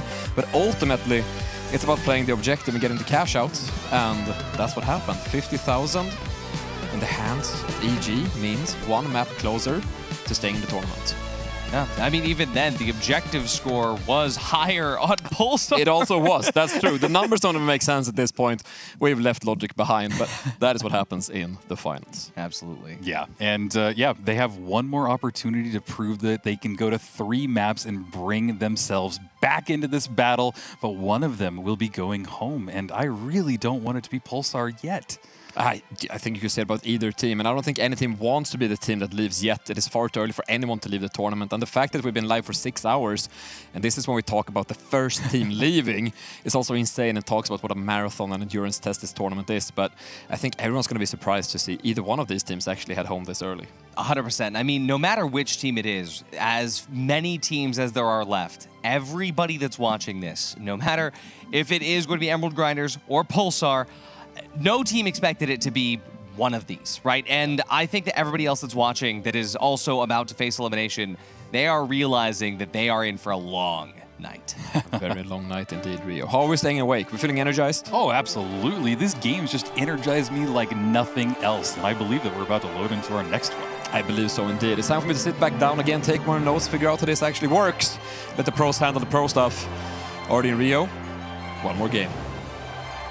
Thanks, Oscar. Appreciate you so much. And yeah, I'm staying awake quite well here. I've got my pro juice under the desk. Oh, I don't think I was allowed to say that. Sorry, Rob. We're going to jump in to see exactly what's going on for this next one. Looks like over here on Sis Horizon, Pulsar going to be spawning quite a ways away from Vault 1. Yep, there's always one team that spawns a little bit further than the other, so Pulsar are going to have to go into the fire of Emerald Grinders. They are staying a little bit away from them, but there's that gateway, and they bring them over all at once. Now we're watching as the Emerald Grinders are kind of playing this a little slow. They're waiting for any approach by Pulsar Esports. I think that they've heard them at this point because they're not trying to be quiet, and there's the first engagement. Looks like a Telco took a little bit of damage, but also Donkrage went out. There's a nice RPG that just went off, took some great damage out of Nuke, but it really hasn't capitalized on it. Nobody's really swarming anybody just yet. These teams are staying very close to each other. Nobody's really made a move yet, Artie. Yeah, I mean, oh, here's the first move coming through, but Nuke cannot stay alive. Atelco making those shots ring out with the Famas. Still has more in the chamber, but for now, it's going to be Alone in Paris to try to stay alive. He gets the pick on the Pazone. Neither medium in a position to res their heavies, but for now, Lasky is going to be on the back foot here. First res going to come through as Nuke comes back up. Donkrage went down on the bottom floor, but Pulsar able to finally get those reses up. Also, get the vault, take it away. They are trying to head outwards, but for now, EMG down a player. They take this engagement really early, and they're going to come to regret that as Lone in Paris gets taken out early on in this fight. Nuke going to try to take an ego chow for nothing. Pulsar, they get the first team wipe of Sis Horizon. Pulsar seems to do really well when the battles are very open. If they're not in an enclosed area, they seem to just be absolutely stomping on the Emerald Grinders. So maybe the Emerald Grinders strategy is just bring the fights closer together in these more enclosed areas. Push them into corners. Make it where they have to struggle to get out of there. But hey, it's working for them, so I'm curious to see if they're able to hold it. Getting some nice replays. Look at those shots by the 93R from Lasky. There is a reason the man is known for being one of the best light players in the game, and you're seeing why. Absolutely, but I'm curious what EMG's approach is going to be here, because the last time EMG, well, they weren't the ones that needed to make that initial approach. So now, maybe being on a little bit more of the aggro side, it will do them well, especially on Vegas. It did them quite well. But Pulsar backed up into a corner. Everything matters here. So this cash out being infinitely more important to Pulsar than the last one. I know they're going to be holding on to this. Yeah, and I love this positioning for Metalko. He is way up there. These rooms have amazing height onto them, and he is taking full advantage of that. Although it is now dropping, and it's going to force him off at that spot. Everybody is clashing right in the middle. Prozone goes down in that battle. A lot of people are staying really healthy on the Emerald Grinders. This could turn the entire battle. They need to get one more kill, but it looks like Metalko's doing great damage. Brings Nuke down, and they're trying to get a res off, and this is just insane, Artie. Oh yeah, I mean, Metalko, though, because he was so far away, wasn't able to keep Prozone up when it mattered most. But for now, even though Prozone is back from that defib, Metalko trying to keep alive with that heal beam does work out. Cash out still in control by Pulsar, but Emerald Grinder's about to jump onto it. Now, the question is that drop available? Prozone has that RPG ready. Drop is going to happen. Emerald Grinders cannot stick it through. This is now going to be towards Pulsar's territory. It's still a 3-on-2 situation. The stick is going to be stuck through. Pulsar losing control of the cash out. Backed up into a corner even further. Now as Lasky coins back in, Metalko and Prozone, they're trying to do early damage, but this cash out has already run quite the ways away. Prozone at half HP, Metalko on 1. Prozone goes down. There goes Metalko, and Lasky late to the fight. He gets taken out as well. It's Emerald Grinders and Pulsar Esports, one cash out away from elimination. This is insane. I am just watching Pulsar just slip up on tiny little mistakes, and I've been saying it again, but they seem to be pushed into a corner and then don't know what to do. Getting a nice replay of everybody just dying and clashing on this point. Donk Rage getting a kill, Nuke getting a kill, and then it all comes down to Lasky, and he finally gets wiped. Couldn't do anything as the last remaining light against 3 people, but you know what? Who can really do that in a game like this? I gotta say, I mean, you know, you were talking about that height position that Metalko had. I think it was a bad play. He wasn't able to be close enough to Prozone, and I think now they are gonna do their best to try and keep Prozone as the most aggro heavy that he can be. It's the only thing they have left. Look at how close Pulsar is playing to one another. I don't think they're gonna find themselves that split ever again. But Emerald Grinders now finding themselves in the same position as Pulsar was last time. They don't actually have to move this vault. They can just sit here for 15 minutes. Although, I think they have a better chance that they do get that plug, but they're going to take height here on the museum. Pulsar hunting, looking to see where their point of entry is going to come from. Yeah, they're just trying to find any information. There's Nuke really out in the open. This could be their opening if they're able to get a kill on him, but Lasky took a lot of damage in that. Now Metalko getting in the battle as well, going down, almost immediately getting winched out of position, pulled out, and they're going to try and get the res off, but it's all on Prozone. He's the last person remaining. He needs to get a kill here. He does. This might be their opportunity to bring his team back into the battle, but they need to make something happen because it is still a very one-sided match. And there he goes. He has just decided to get out of dodge. Alone in Paris is going to res their teammate up. And I think that this is their opportunity to grab the vault while Pulsar Esports are bringing everybody back up. Absolutely. Metalko has the chance to coin back in, but again, Emerald Grinders, they are winning the fights they need to. And as Metalko comes back, luckily very close, we will see Vault 2 finally on the move. Cash out C to the other side. And this is actually a great position for Pulsar to be over here in the red rooms. They have a chance to cut them off. And Donk Rage going down to half HP is the perfect opportunity. Metalko here up top, again, trying to close that gap between him and Prozone. Question is, though, if Emerald Grinders dives in, are they too far apart?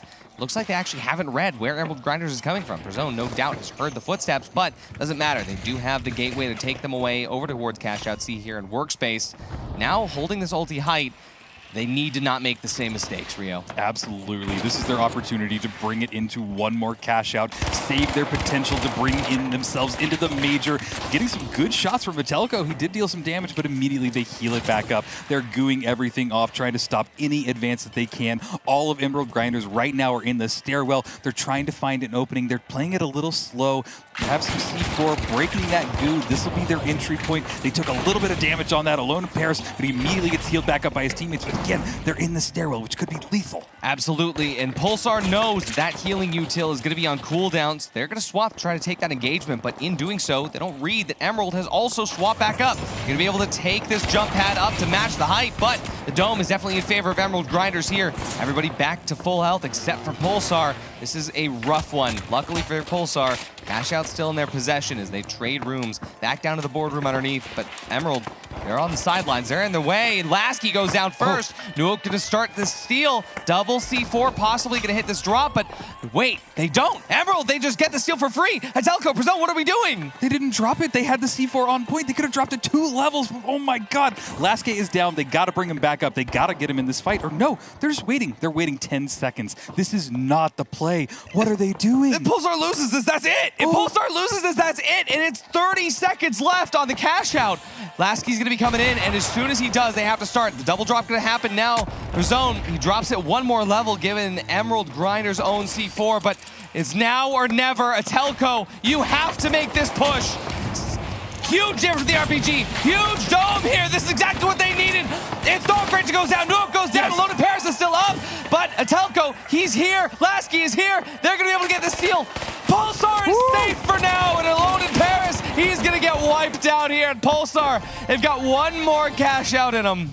1 more cash out indeed. Pulsar are hanging on by a thread of a needle or a thread of a wire. They are barely staying in this. I cannot believe it, but I don't want to see them go out just yet. So 1 more cash out is what we will get to see, and it is going to be intense. I don't know which way this is going to go, Artie. I almost feel bad that I used the backed into a corner analogy earlier because that's what that was right there. 30 seconds left. What a ballsy move to let Lasky come back in. So now, Pulsar, they do have control over this vault.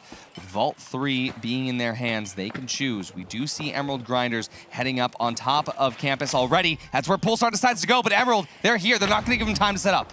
Yeah, the cash out has been started, and look at this. The combat is already going off. Prezone taking a little bit of damage. Healed right back up by their medium healing beam, but it seems like they want to go below this. They have the opportunity to drop it. They are staying very close to each other, but now they've made the call. They want to go on this bounce pad, try and bring them fight to everybody else, chasing them down, getting some shots off, but he can't get the kill. There he goes. That's their opening, but it is still of 2 versus 2. Yeah, Prezone went down in that fight off screen as well. This 2v2, though, it definitely favors Pulsar if they're able to get the res, but Atelco is so far away. Lasky's trying to draw heat off of him, but it's going to be Emerald Grinders who gets that res first, and with that reset for the full team here, it's definitely looking a little bit rough for Pulsar.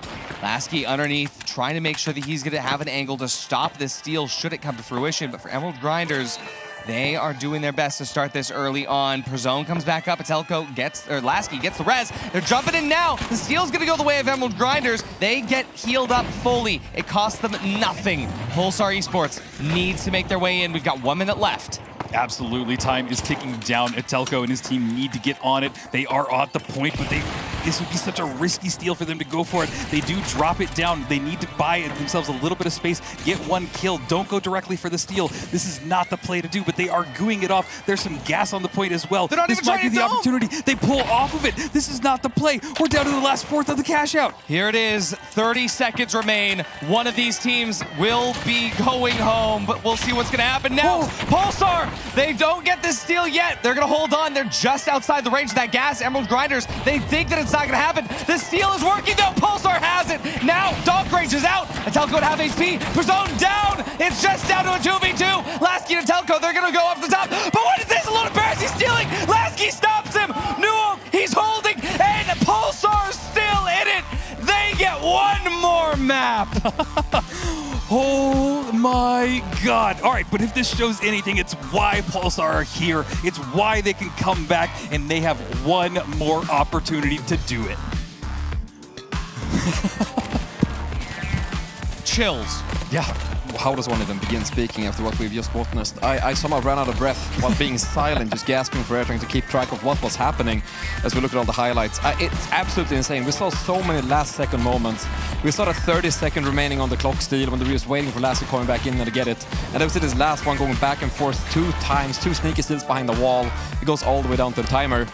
And, I mean, we did not have any more time to play on. We had no more cash outs to go. We're 1-1 tying out the series. And I think we're going to see 3 cash outs in the 3rd game as well. Yeah, and honestly, at that last second, that winch claw by Emerald Grinders almost pulled it into that building and almost into that gas as well. If they would have pulled it just a smidge more, that would have been it. It would have been GG for Pulsar. So by just a breath, by a miracle, Pulsar are in this. I just can't believe that Pulsar has found themselves 30 seconds from midnight twice in 1 game. In 1 game. Yeah. And I am actually speechless how they're able to pull that off. Speechless is the word to go for, I believe. And again, we find ourselves with games that just come down all the way to the wire. Like you said, 30 seconds to midnight twice in one game. We find ourselves going 1-1, both previous games going all 3 cash outs. We're going to map 3. And it really comes down to this. You know, we have a team now fighting for their survival. Both teams fighting for their survival in the final game of the final best of 3 on map 3 after 3 cash outs for all 2 maps before it. Yeah. I'm as lost as my notes are at this point. The worst part is that even after you win this, you're not qualified for the major. No. This is just to survive into phase 2. Yeah, so Polestar still have an uphill battle if they make it through. This is just insane, but honestly, it really showcases why these two teams are here. They are top-level teams. The gameplay is intense. I love how at the edge of my seat, I literally am. I'm watching with just so much energy, so much is happening, and it is just so much fun. And I can't wait to see what Map 3 is going to be like. Yeah, I mean, I have no idea if this chair was this wobbly when Artie was still on it, or it became wobbly when I started wobbling on it, but I am almost falling off the chair consistently. What an absolute game.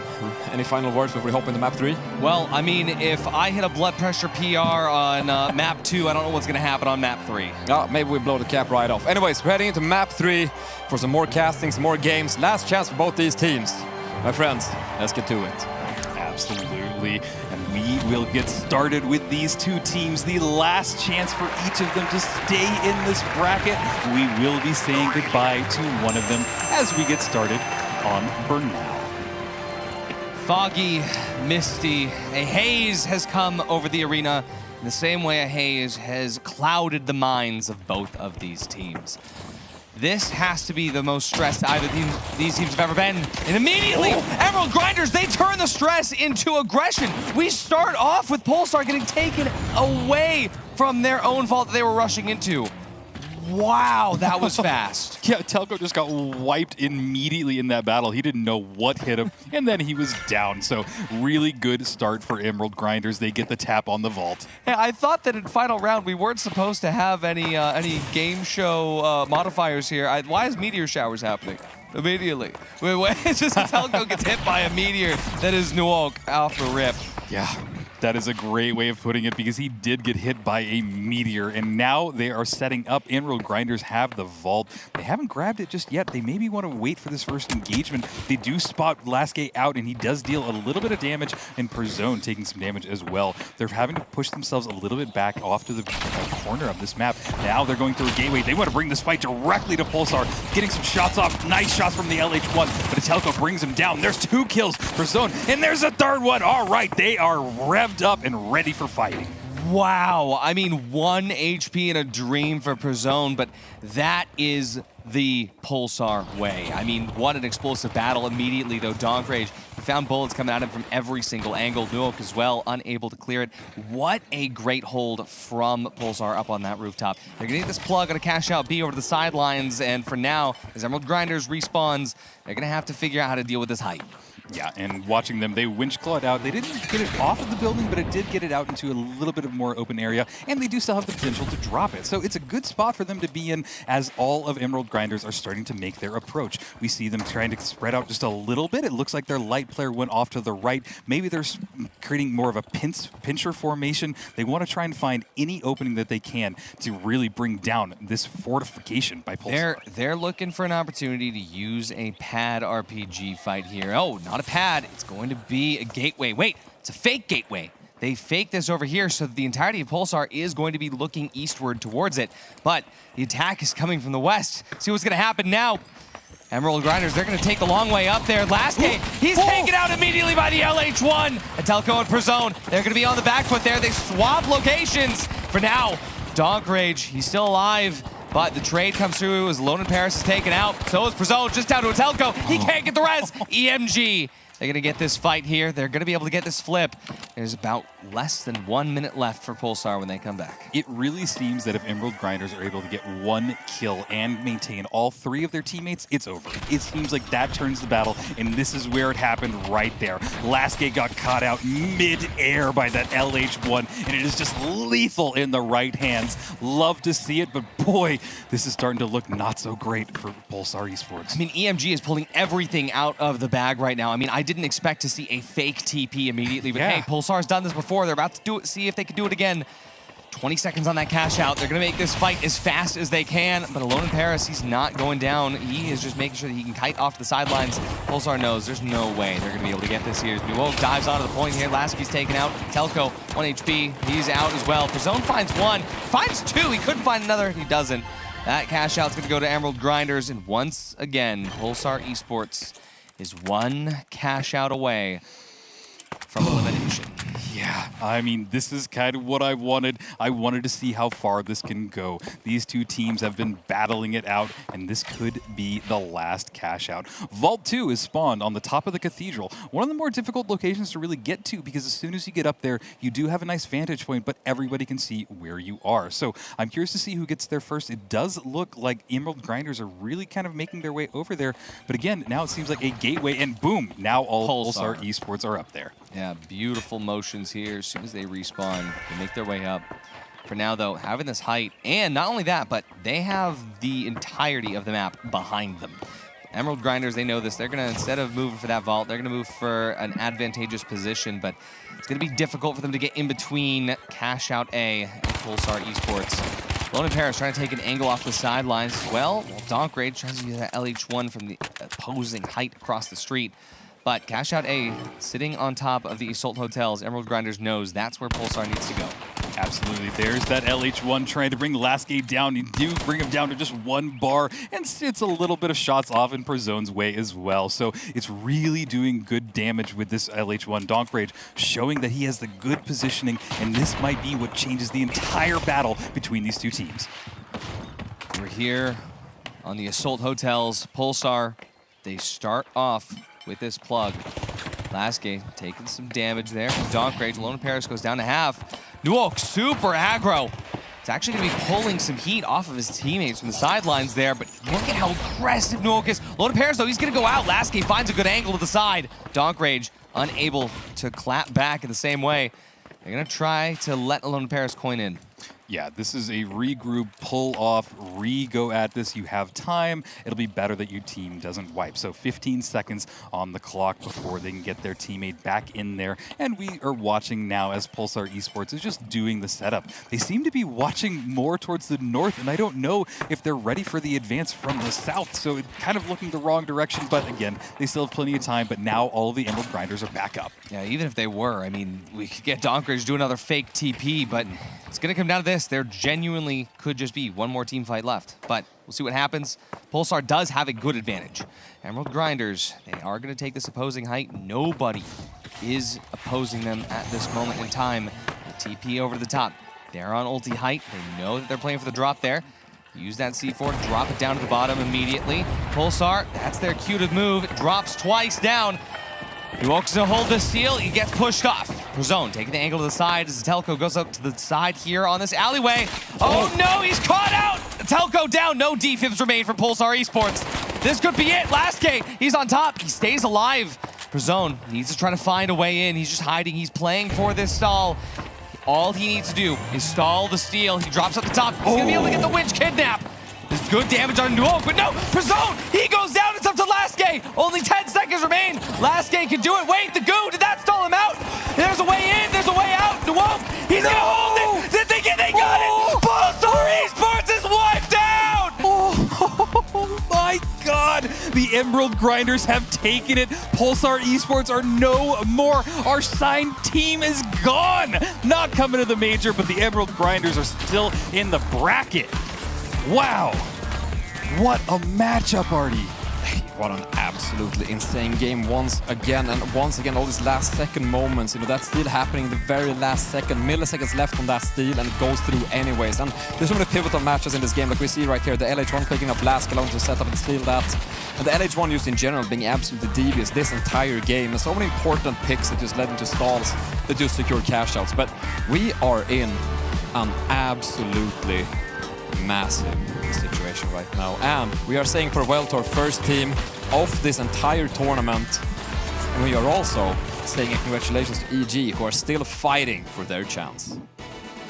Absolute congratulations to Emerald Grinders for a great showing here. And I mean, look at this. Nuoc and Donk Rage doing phenomenal, and Alone in Paris showing that they could play medium at the absolute maximum support level there. 4 assists, 0 elims, but that's the medium life. And for Telco, Prezone in last game, this has to hurt, but that's the game. That's esports, baby. And, well, at least for Emerald Grinders, they can, well, rest up for a little bit before phase 2. Indeed, they get a couple, maybe an hour or so to rest up and enjoy, you know, being onwards in this marathon. But to be honest, this just means that you're looking down the barrel of mile 96 on a 200-mile journey.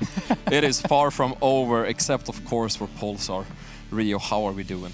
I'm trying not to cry. Like, genuinely. Like, this is the team that I have watched for almost 2 years. They have come so far. They are some of my favorite players, and my heart breaks for them. They've played their hearts out, and you know what? They might just have to set their sights on the second major.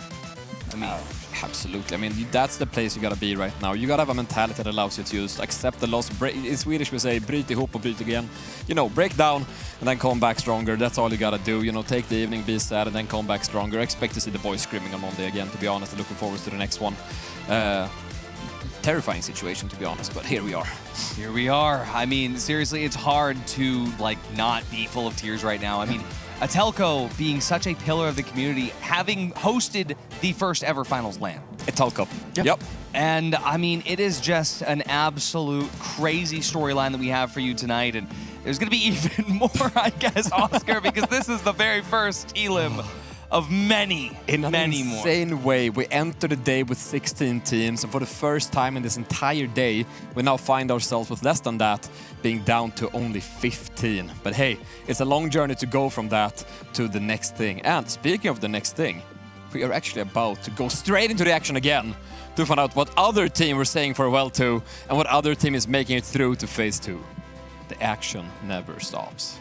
Action never And it looks like our two teams are going to be Team AFK and Gorillas. Great lineups on both of these, some really well-known players from both, so this could be a really good lineup. But again, one of them will be continuing on, and one of them will say bye. Yeah, absolutely. I mean, Gorillas, Airshoe, and Strike, well-known in the community, Absolutely. same way Kimboff is as well, Team AFK. I mean, they've come up through the open qualifiers. They had a lot to prove. Yeah. I guess now is the time to prove it. Without a doubt. Absolutely. I mean, it comes down to the wire. It doesn't get down. I mean, there's no other moment to prove yourself like a moment like this when everything's on the line. But not only is there money on the line, not only is there a trip to Stockholm, to the Stockholm Major at Dreamhack on the line, but it's also right now staying in the tournament. And with that, let's take a look at what we'll be playing. So, Ardi, do you want to do the honors? Absolutely. I mean, Gorilla is going to be banning Bernal here as Team AFK bans out Sis Horizon. We see AFK banning out Vegas as Gorillas ban Seoul. Gorillas, they start off with Fortune Stadium. Second up is going to be Monaco here for Team AFK. The third, should we find it there, going to be Nozomi, Citadel. 3 absolute bangers of maps. 100%. And I know I haven't been paying as much attention as you guys have, or professionals, but is this going to be the first time that we see Monaco today? Yeah. Is it really? Wait, I think it is, right? Yeah. Wait, you're right. This means we're going to be in a situation where actually 7 out of 8 maps in the current competitive tool will have been played, which just speaks to the absolute, I mean, balance of the maps right now, the fun of the maps, and the attractiveness of the maps. Insane to actually see so many maps featured already on this day. I'm just excited to see Monaco. That's the OG. Oh, yeah.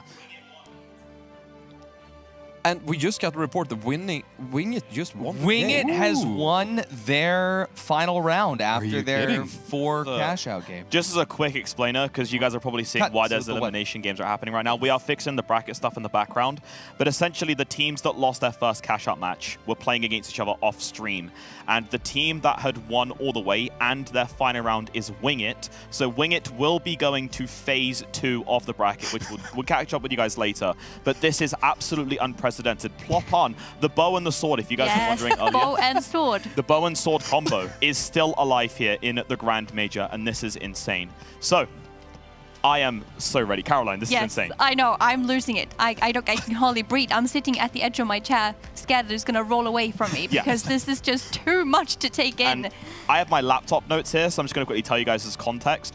They beat Citadel Oh. So that's how that match went. It was Citadel and Wing It that proceeded. AFK and Gorillas did not. And yeah, that's just insane. That is the finals. Yes. Anyway, let's take it back. Let's get the show on the road. I am ready to see this next elimination game. Nothing makes sense anymore is a lyric to some song, but here we are. I mean, we find ourselves a minute out of seeing Gorillas and Team AFK fight it out for survival. At the same time, we get news that Plopbarn, Somali Hawk, and Randy are somehow through in the close qualifiers to phase 2, running their heavy light setup that features a sword and a bow. What an absolutely insane development. A team that literally calls themselves Wing It. I have some insider information here as well on that team. Yeah. Plopbarn actually discovered these guys about a week before the Open Qualifier. They have played a total of 6 ranked games together in total. And when I called him earlier this week and said, hey, you're playing this weekend in the close, he said, oh, I need to re-add them on Discord. We haven't played since the Open. And now they find themselves in phase 2 of the close qualifiers of EMEA. I don't know. Absolutely. If anybody says anything about Melee or Bow, I'm going to link them this. Yeah. Because every single person has been, why can't I use Sledge? Why can't I use Sword? You can use Sledge. You can use Sword. Not you only can can use you Bow. use it, You can use it win. with success. You can get further than Pulsar Esports with it. Too soon. That stings. It really stings. I don't know why, I'm but it sorry. does. But this is unprecedented. It truly is. But you know what? I love that. It speaks to truly what I've been wanting for this entire time. I wanted a team that I had no experience with, people that I had never seen before come onto the scene and show us that, hey, all you people that have been in the scene for a bit, hey, we're here. Watch out. We are here to fight. And I love it. I really love it. It is so beautiful. And I think I saw a comment earlier today because I was looking at the company Slack channels, right? And I was reading through the comments from the people watching from the office. And I saw one of them go, these are my goats. I love seeing an unconventional setup. And now we're here, they're already through. But we've talked dilly-dallied on that enough. We have another important game ahead of us as we're seeing the fate of Team AFK and Team Gorillas. One of them goes home, one of them moves on. And right now I'm going to sit back down, hand over to my friends already in Rio. Let's head in game. See what happens. Absolutely. We got dynamism in the maps. We got dynamism in the picks of what weapons and what specializations. We got dynamism in the bracket. And you know what? We get my favorite map to start this series off. Fortune Stadium. I feel like this is a treat to myself because we're going to see who continues in this bracket and who we're going to say our bitter farewells to. I'm so excited to cast my first Fortune Stadium of the day with you. Yeah, I wish I had fortunes. That's the only thing that I didn't prepare. But hey, when we get back to the community streams, I'll bring them back. But look at this. We have the revolver in play again. Already some good shots hitting off by Mr. Fabby Apple. Fabby Appy. The little iron on his hip. Yeah. To be able to tap that first vault there. Now the question is, for these cash outs, cash out B being in Sector 4, cash out A being in Sector 2, where is it headed? Gorillas, oh, I like this. Strike is actually pre-placing the gateway to get a quick rotation should the vault head over to B. For now, we are going to be checking this out. Does seem Team AFK is headed to B. I don't think they saw Strike try to make his way over, so this actually will be Gorillas being able to rotate a lot quicker than AFK is expecting, Rio.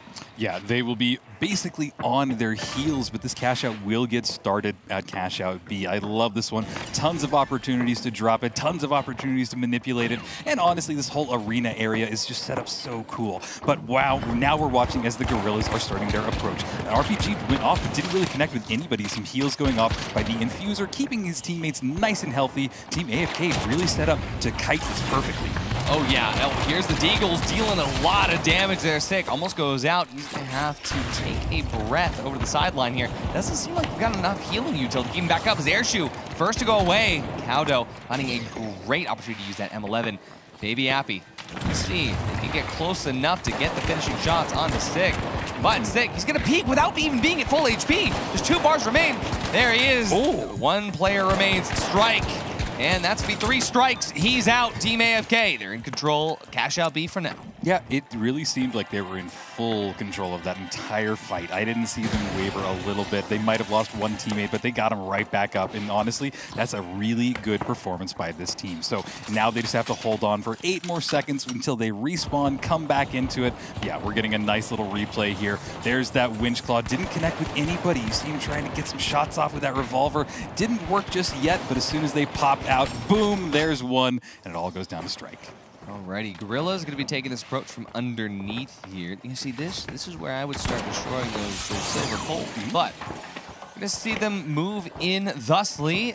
DMAT being used. Both teams running DMAT. Yeah. No heal being on this approach. LH1 here in hand, but damage traded through. Kimboff first to go down here. AFK down a player at a critical moment in this fight. Gorilla's going to be starting the steal, but they're not able to close it out. Doesn't matter. Snaky's going to be able to stop that. Doesn't get dropped here, but wait, they get the steal. Baby Happy takes out Airshoe before getting traded through by Sick, but Gorillas, they got the steal. That's going to be a Gorillas cash out. Yeah, and that was really on Sick because he was able to get that winch claw, pull him out of position, and that just turned the battle for AFK. They now got wiped, and they're going to have to lick their wounds, figure out another strategy because the Gorillas looking pretty good. We're going to get a nice little replay there. There's that winch claw I was talking about. Pulls him out, deletes their light player, and yeah, that just secures them that cash. Yeah, not only the winch claw, but also just eating all the bullets. That's how you body block. And for now, Gorillas, they're going to be able to proc vault too. Question is, for the next cash outs, who has the better rotations planned? Team AFK, we know they know how to pre-place a lot of detail.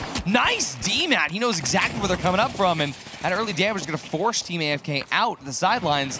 Looks like maybe Gorillas, they're going to try to escape with that vault. Yeah, not really grabbing it right now. Everybody wants to engage in each other, but it seems like they're taking some good damage. Airshoe taking a little bit brunt damage to himself. Going into the stairwell, probably not the best option, but hey, nobody's really gone for the vault just yet.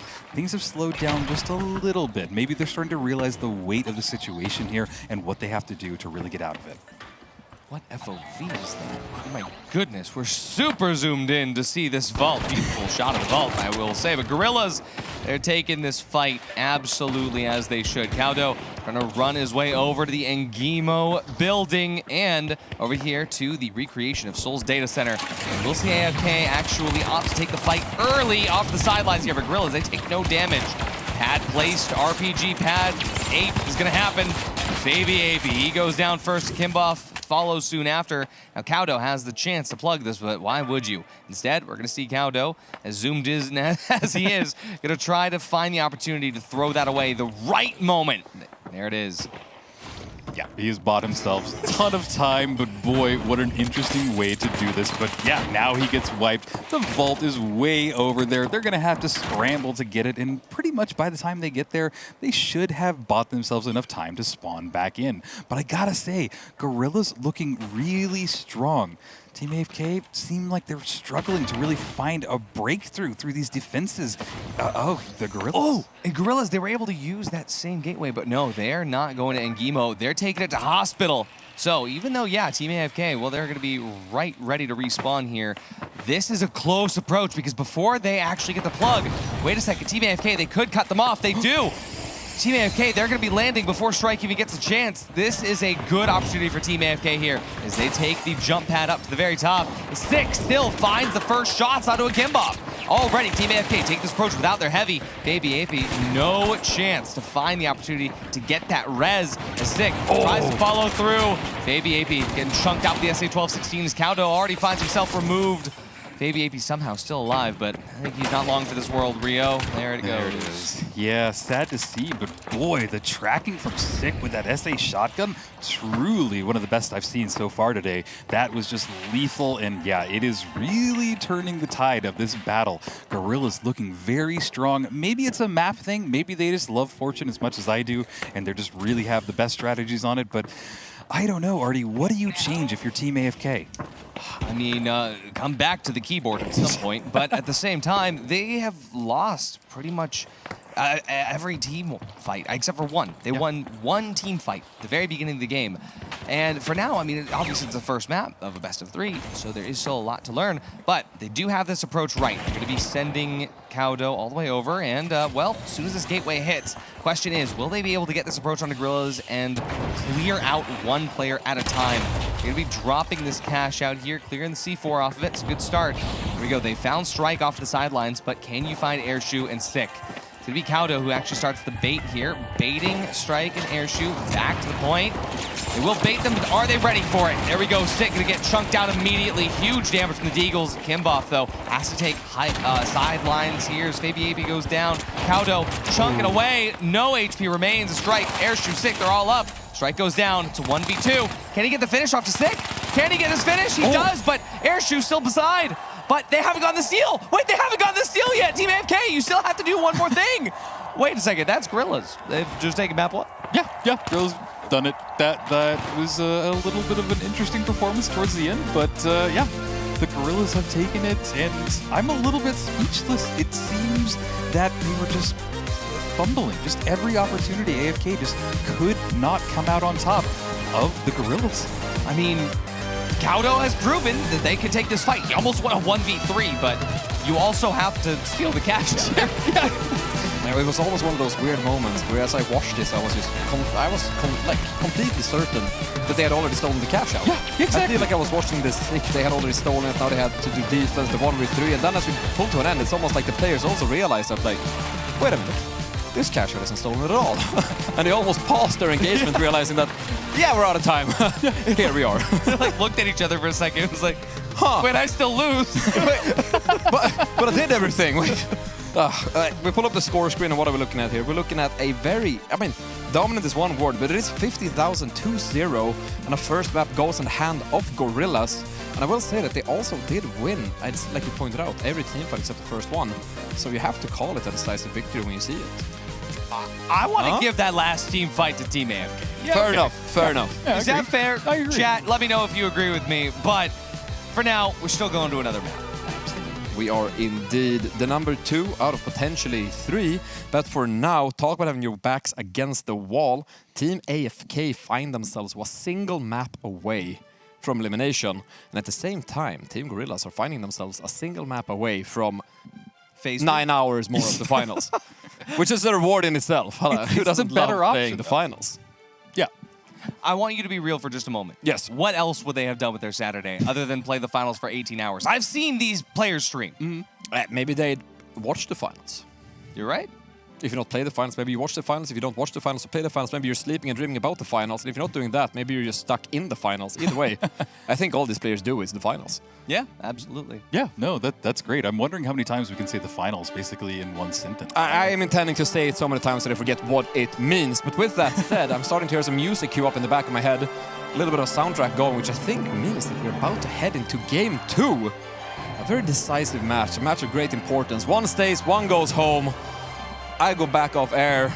You two keep going. It's match 2, everything on the line. Take it away, my friends. Thank you so much, Oscar. Schnobbin himself about to get through here to this next one. And Rio, we're about to see if possibly Team Gorillas can reach the Phase 2. Absolutely, and getting started on Monaco for the first time today. You love to see it. You hope if you're an AFK fan that they're able to find some footing. Maybe this is their map, but honestly, the Gorillas have looked good so far. But with that, Vault 1 has been spawned. Nobody's going for the tap, and Monaco is really known for what we're seeing right now, rooftop battles. You wait until you poke your teammate or your enemy and find a little bit of an opening, and that is the chance you take and you swarm. Technically, if you have an H+ Diffuser or Heal Beam, you can poke your teammate. Yeah, oh, good point, good point. All that poke healing. You heard it here first. But Vault 1 is tapped by Gorillas, and all the way over here to the sideline at Royal Plaza, it is very close to cash out A. Off the side in, is that the park off of Grandma's house? A beautiful place to start off on Monaco for sure. But now, the question is, will AFK take their approach? They are still over the sideline here. They have a pad pre-placed, RPG ready to go, but Gorillas have a dominant position and control of the vault. Yeah, this is a slow way to go at this, and I think that's probably the best thing that AFK can do. Find their opening, find their way in, and just don't fumble it. This is what they have to do to really get in there. But with that said, Gorillas have taken this cash out. They're going to get it started on B. B is a fun one because you can drop it a ton, but it's super close quarters once you get inside that building. Yeah, exactly. And that being said, though, Airshoe is running DMAT. They could pull this out over towards Pocket Park, and genuinely, fighting on flat top could be a detriment to them. But Strike is running the LH1. This actually is a favorable setup to them. But Team AFK, they've made a swap here. FabiAP is running Heal Beam, and genuinely, if they've played this well, I could see it working. But what is this? They're just hunkering down all the goo in the world being thrown on this building, and they're playing under. They're playing for this drop, Rio.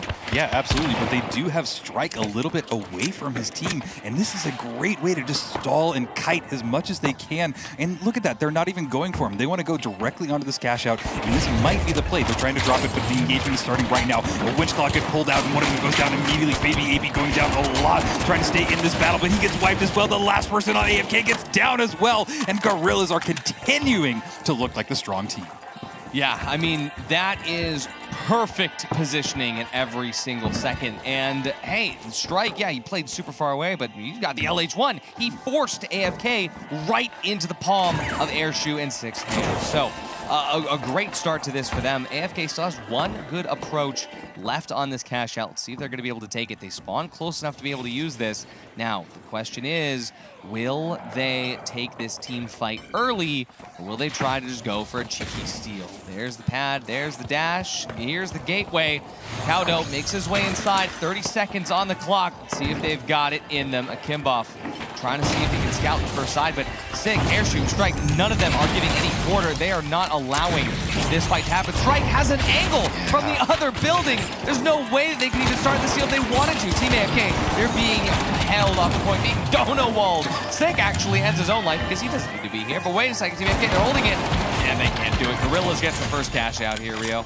Yeah, it's a really convincing performance, honestly, and the way that Strike was set up on the other building is impressive. The battle is still continuing here, but it's more of an ego battle. Whoever takes it doesn't get any prize, but still, at the end of the day, AFK finally got a wipe. They got a wipe on the Gorillas, so a little bit of promise there. Maybe they can take that energy and really just kind of roll with it, kind of build up that momentum and start to steamroll. That's what you hope anyway if you are a fan of Team AFK. Vault 2 has been spawned, and they're making their way there. Absolutely, but for Kimboff, FabiAP, and Cowdo, they're one cash out away from elimination.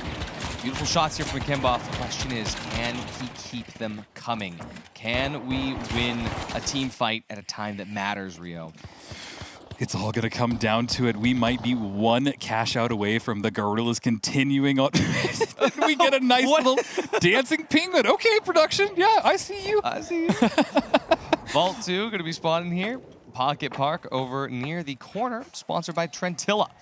It's real fruit, but better. We're going to see a real vault fight, but better. If Team AFK can hold this height and try to get Gorillas to push first. But again, Gorillas having won the first cash out, they technically don't need to make a move here at all. Yeah, and things have slowed down, as already said. And you know what? We're looking at the nice new buildings from Trentilla.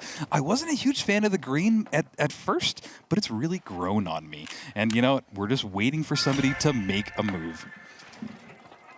I like it. That was a pun. I'm glad you caught it. Thank you.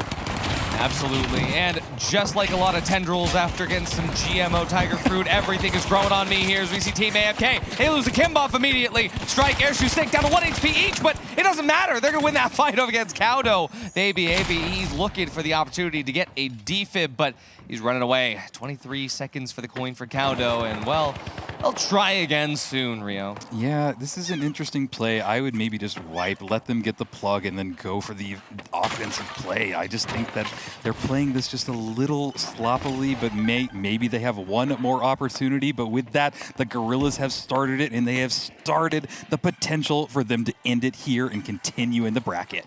Absolutely. Phase 2, 2 minutes away for Gorillas, but an entire 2 cash outs and 1 more map away for Team AFK. One team decidedly closer than the other, but look at this. They send it out to the sidelines here, and in the alleyway, it's going to give Gorillas a big opportunity, especially given the fact that they know that Team AFK, well, they're probably going to go down and bait them onto the point. which is going to happen now. But no, wait, Kimboff, he's actually just trading over to the other building. Nope, here it is. Possibly. Drop it down. We'll see what happens. Yeah, this is really interesting of the setup. They're trying to find any opening that they can, but they haven't found a kill yet. And there goes Baby AB just going down immediately. This is not good for Team AFK as they need to bring him back into this battle, but Akimbo is taking a lot of damage and goes down as well. They're going to try and get a res, but no, they can't. And all of the gorillas are back in this battle trying to get the last light member down, but they're at halfway through the cash out already. It's almost over. Another time that Team AFK survives, one contestant left, but it's difficult.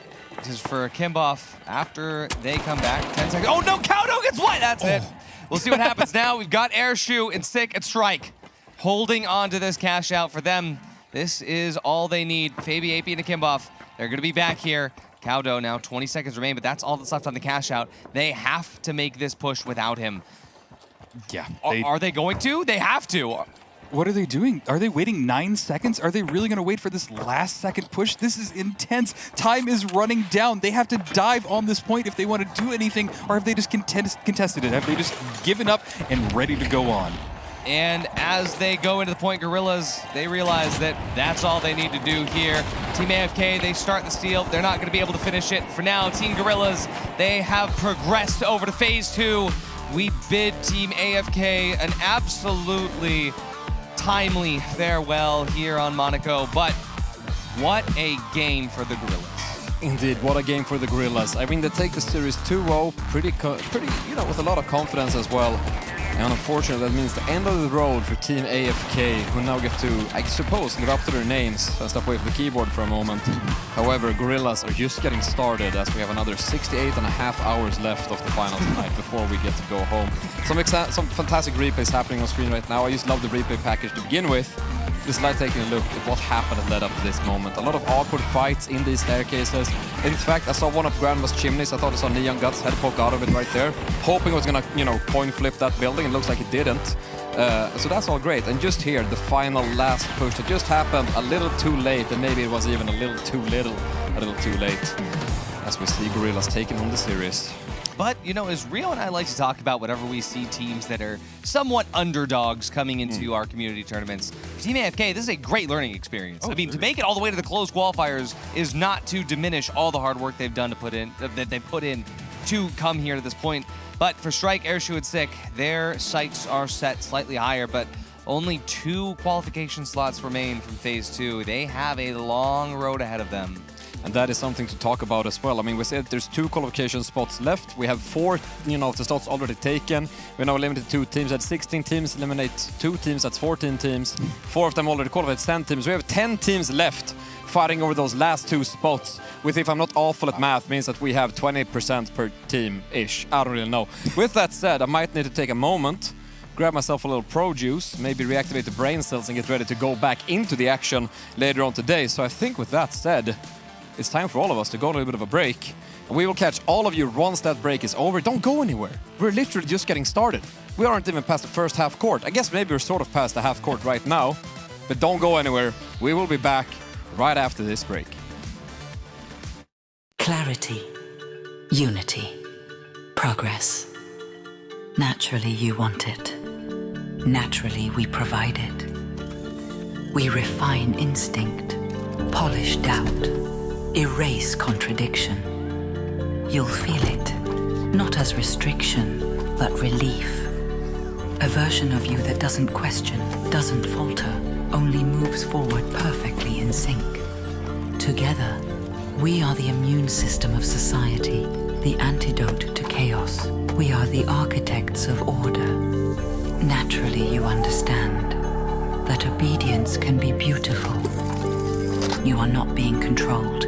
You are being aligned with the system, with the signal, with each other. Via we as one.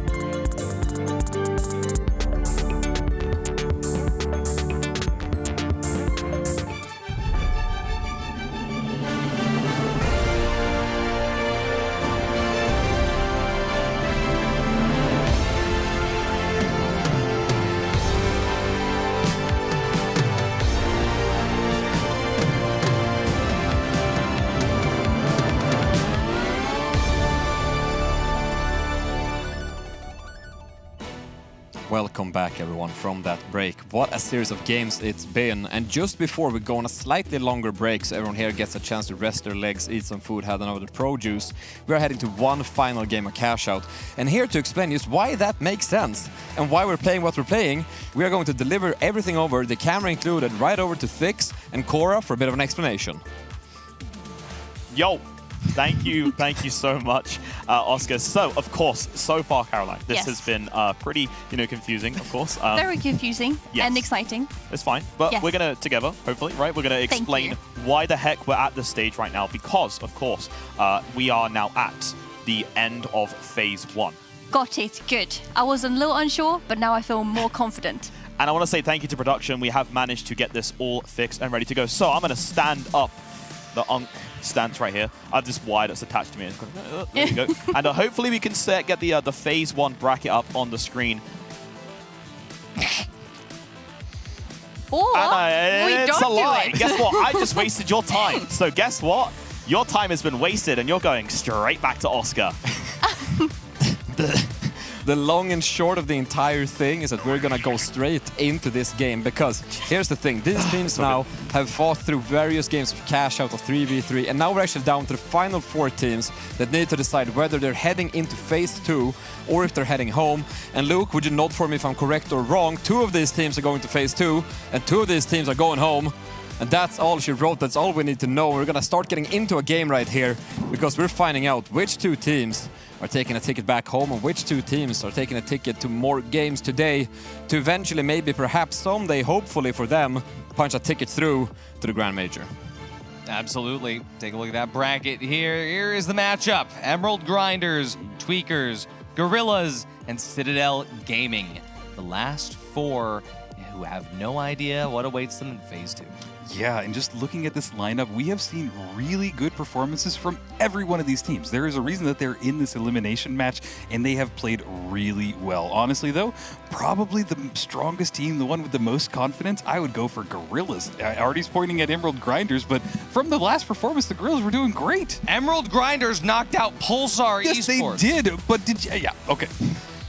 That is a fair point. That is a fair point. However, Gorillas very dominantly did what they just did. And to be fair, you can look at this list and talk about every single one on here. They've all done something to deserve to be here, and they're not out just yet. But for 2 of these teams, it will be a one-way ticket back home. And for 2 of them, there's more of the finals on the line. My pick, however, has to be Tweakers. Oh, wow. I am the wrench in the wheel. Yeah, I mean, I'm picking Emerald Grinders here. I think Emerald Grinders, Citadel. Those are my 2. You have to pick 2. What's your 2? Citadel Tweakers. Okay. Oh, wow. Okay. Yeah, I have Gorillas and Tweakers. Nobody thinks of the team that took out Pulsar Esports? This is our way to figure out who actually has, the caster curse and who does not have it. Because when we find out which make it and which don't, we're gonna know who's cursing who. And that's the entire time. They didn't know that, but I fooled them into it. Anyways. Can someone take a look at these maps and explain it to them? Because I don't have my glasses and I can't see the pictures. Yeah, well, Gorillas has taken out Bernal. We don't want that here. Emerald Grinders said no to Seoul. Everyone's saying no to Seoul today. Citadel Gaming says no to Monaco. Tweakers, absolutely not on Vegas. The randomized map pick for our first cash out is going to be on Cis Horizon. Yeah. Yep, there it is. Anyways, great to see that. Fun map to see play. We've seen it quite a bit, though, today. And every time I look at that, I think I'm looking at Nozomi, which I am not, so it gets me confused. I'm not great with these colors and shapes. It's why I never graduated from 3rd grade. But I am happy to say that that's not needed to be where I am right now. And, yeah, shout out to my middle school teacher. That's a great way to talk about these teams. Middle school and teachers, yeah. But with that, I am just amazed that we're going to be losing 2 of these guys. 2 of these guys will not be continuing on, and that'll be it. So it's going to be heartbreaking if you are a fan of either of these teams that go away. But with that, there are 2 more that continue on the day, and I can't wait to see who goes on. Yeah, 2 competitors, 2 teams reduced to Twitch chatters. It's a very, very difficult situation to be in. What a horrible way to put it, but absolutely true. And I mean, if losing 1 team was heartbreak, losing 2 is twice the heartbreak. So we're heading in double heartbreak right here. And we're actually going to 100% more heartbreak than we already had. Thinning down the bracket all the way down to the last standing 12. 4 already through, that makes it 8. We'll find out soon which 8 teams are actually fighting it through in Phase 2 for those last 2 tickets. crazy that it's going to come down to that. I mean, I have been seeing what this bracket is for the longest time now, looking at it, looking at how it's structured. Yep. And it did not hit me, the full weight of it, until the first team qualified, and just there really are only 2 slots left for the vast majority of this. And I cannot believe how impactful these matches have been and how impactful this next one's going to be. Oh my God, it's just been a bloodbath, and it's only going to get more and more intense as we lose more and more teams going into phase 2. But I'm hearing some game music. We are indeed. I believe it's time to take a look at the final, maybe most coin carnage game of all, an elimination game in Cash Out. My friends, take it away. Coin carnage early.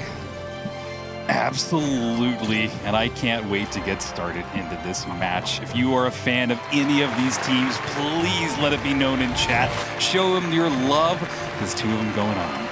As we get started, Sis Horizon. Elimination cash out. It's such a dirty phrase. It honestly is. I feel gross. We're going to be starting off with Citadel Gaming versus Tweakers fighting over Vault 2.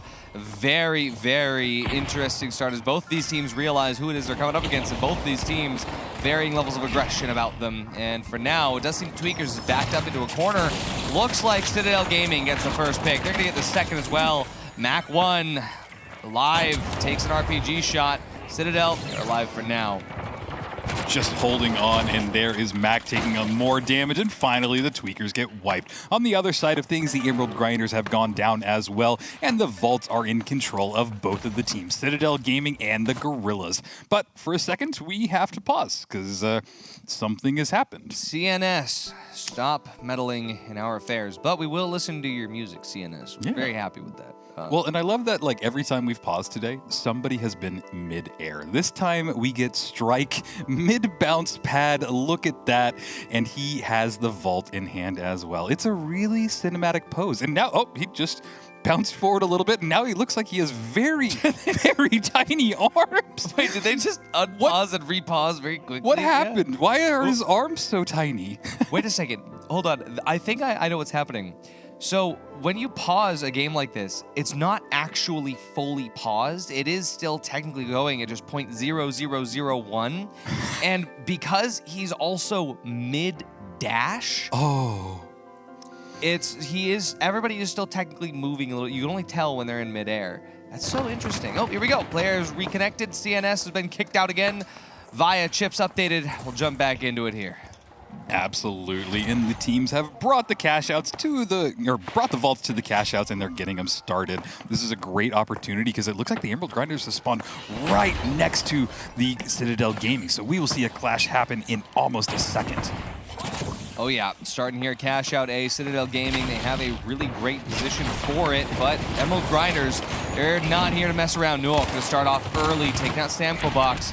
That's going to be a very good opening pick here. On the other side of the map on campus, Strike and Airshoe, they pick up 2. Even though Sick is down, Gorillas definitely have an advantage here as Tweakers get wiped away. Gorillas looks very stable on this point, but coming back over to cash out A, Emerald Grinders, they're mid-steal. The steal actually going to be committed, stuck through. Citadel Gaming now on the attack themselves, and they have no idea how Emerald Grinders got away from this, but now the drop is going to prevent Citadel from holding that steal. But it's Nuok that goes down first. Cartones, he's actually going to stay alive. Samco Box as well, but still EMG's box, Rio. It is a back and forth here. We saw 2 steals happen right after each other, and they are just trying to stay in the high ground. The Emerald Grinders have it, but they don't have all of their teammates. Now they're able to coin back in, and this will be really advantageous for them. And watching the approach now by Citadel Gaming and Nuke, he's regrouping up with his teammates, but look at this. The cash out is being stolen, and oh no, we're getting a replay. Oh, we're back in. We're back in. See what's going to happen now. Citadel looking to see exactly where this fight's coming. Cartones, he's going to get eliminated first here. Nuok holding the steal through. Wait, no, he's going to get kidnapped away, but now Tweakers is here. It's a third party. Third party central. Citadel Gaming, they are going to be able to bring Cartones back. Samco Box not going to get that same fate here. For now, though, Tweakers, they're trying to do what they can to hold the steal, but Emerald Gaming, Emerald Grinders, they're stopping this out. Citadel somehow still owns this box. Tweakers get removed. Emerald Grinders, they're going to try to hold this through. But wait, they really are going to have a hard time There they go. Okay, they get the steal here for free. Gorillas, they have theirs on the other side of the map. Rio, it's chaos already. First 2 cash outs, done and dusted. Absolutely. Chaos is a perfect way of summing up what we just saw. All 3 teams clashed all at once. That SA shotgun was in so many faces and just deleting them left and right. It's really fun to see as everybody just panics on that point, and you just never know which way it's going to go. But looking at this, both teams are making their advance towards the vault. Vault 3 has been tapped, but immediately they're stuck into an engagement. The Gorillas are here. They're ready to just delete anybody in their path. They're getting a lot of good shots off on Citadel Gaming, but a res on the other side of things has come off on the Tweakers. They're getting back up and healed up, but there is an assist on Lovely, bringing them down. Citadel Gaming is down to just 1 person remaining. I mean, looking at the cash, Tweakers, they are in a bad spot right now, especially given the fact that the bottom 2 teams here, they don't qualify for the final round. Ooh. They're gone. On top of that, Citadel Gaming just got wiped as well, and that does hurt their bottom line. Yeah, bank account absolutely crying. But Tweakers, they know what they need to do here. They're locked in. Gorillas actually on the backside of this fight here. They're going to lose strike early on, but Tweakers not going to be for free here. As Mac 1 gets removed, they trade through with Airshoe. Dina is looking for the opportunity to get this shot out onto Sick. They do manage to take this here, only losing 1 player in the process. They still have to get that plug. Over to the other side, Emerald Grinders, Newalk, he's going to get the plug there over to Cash Out C.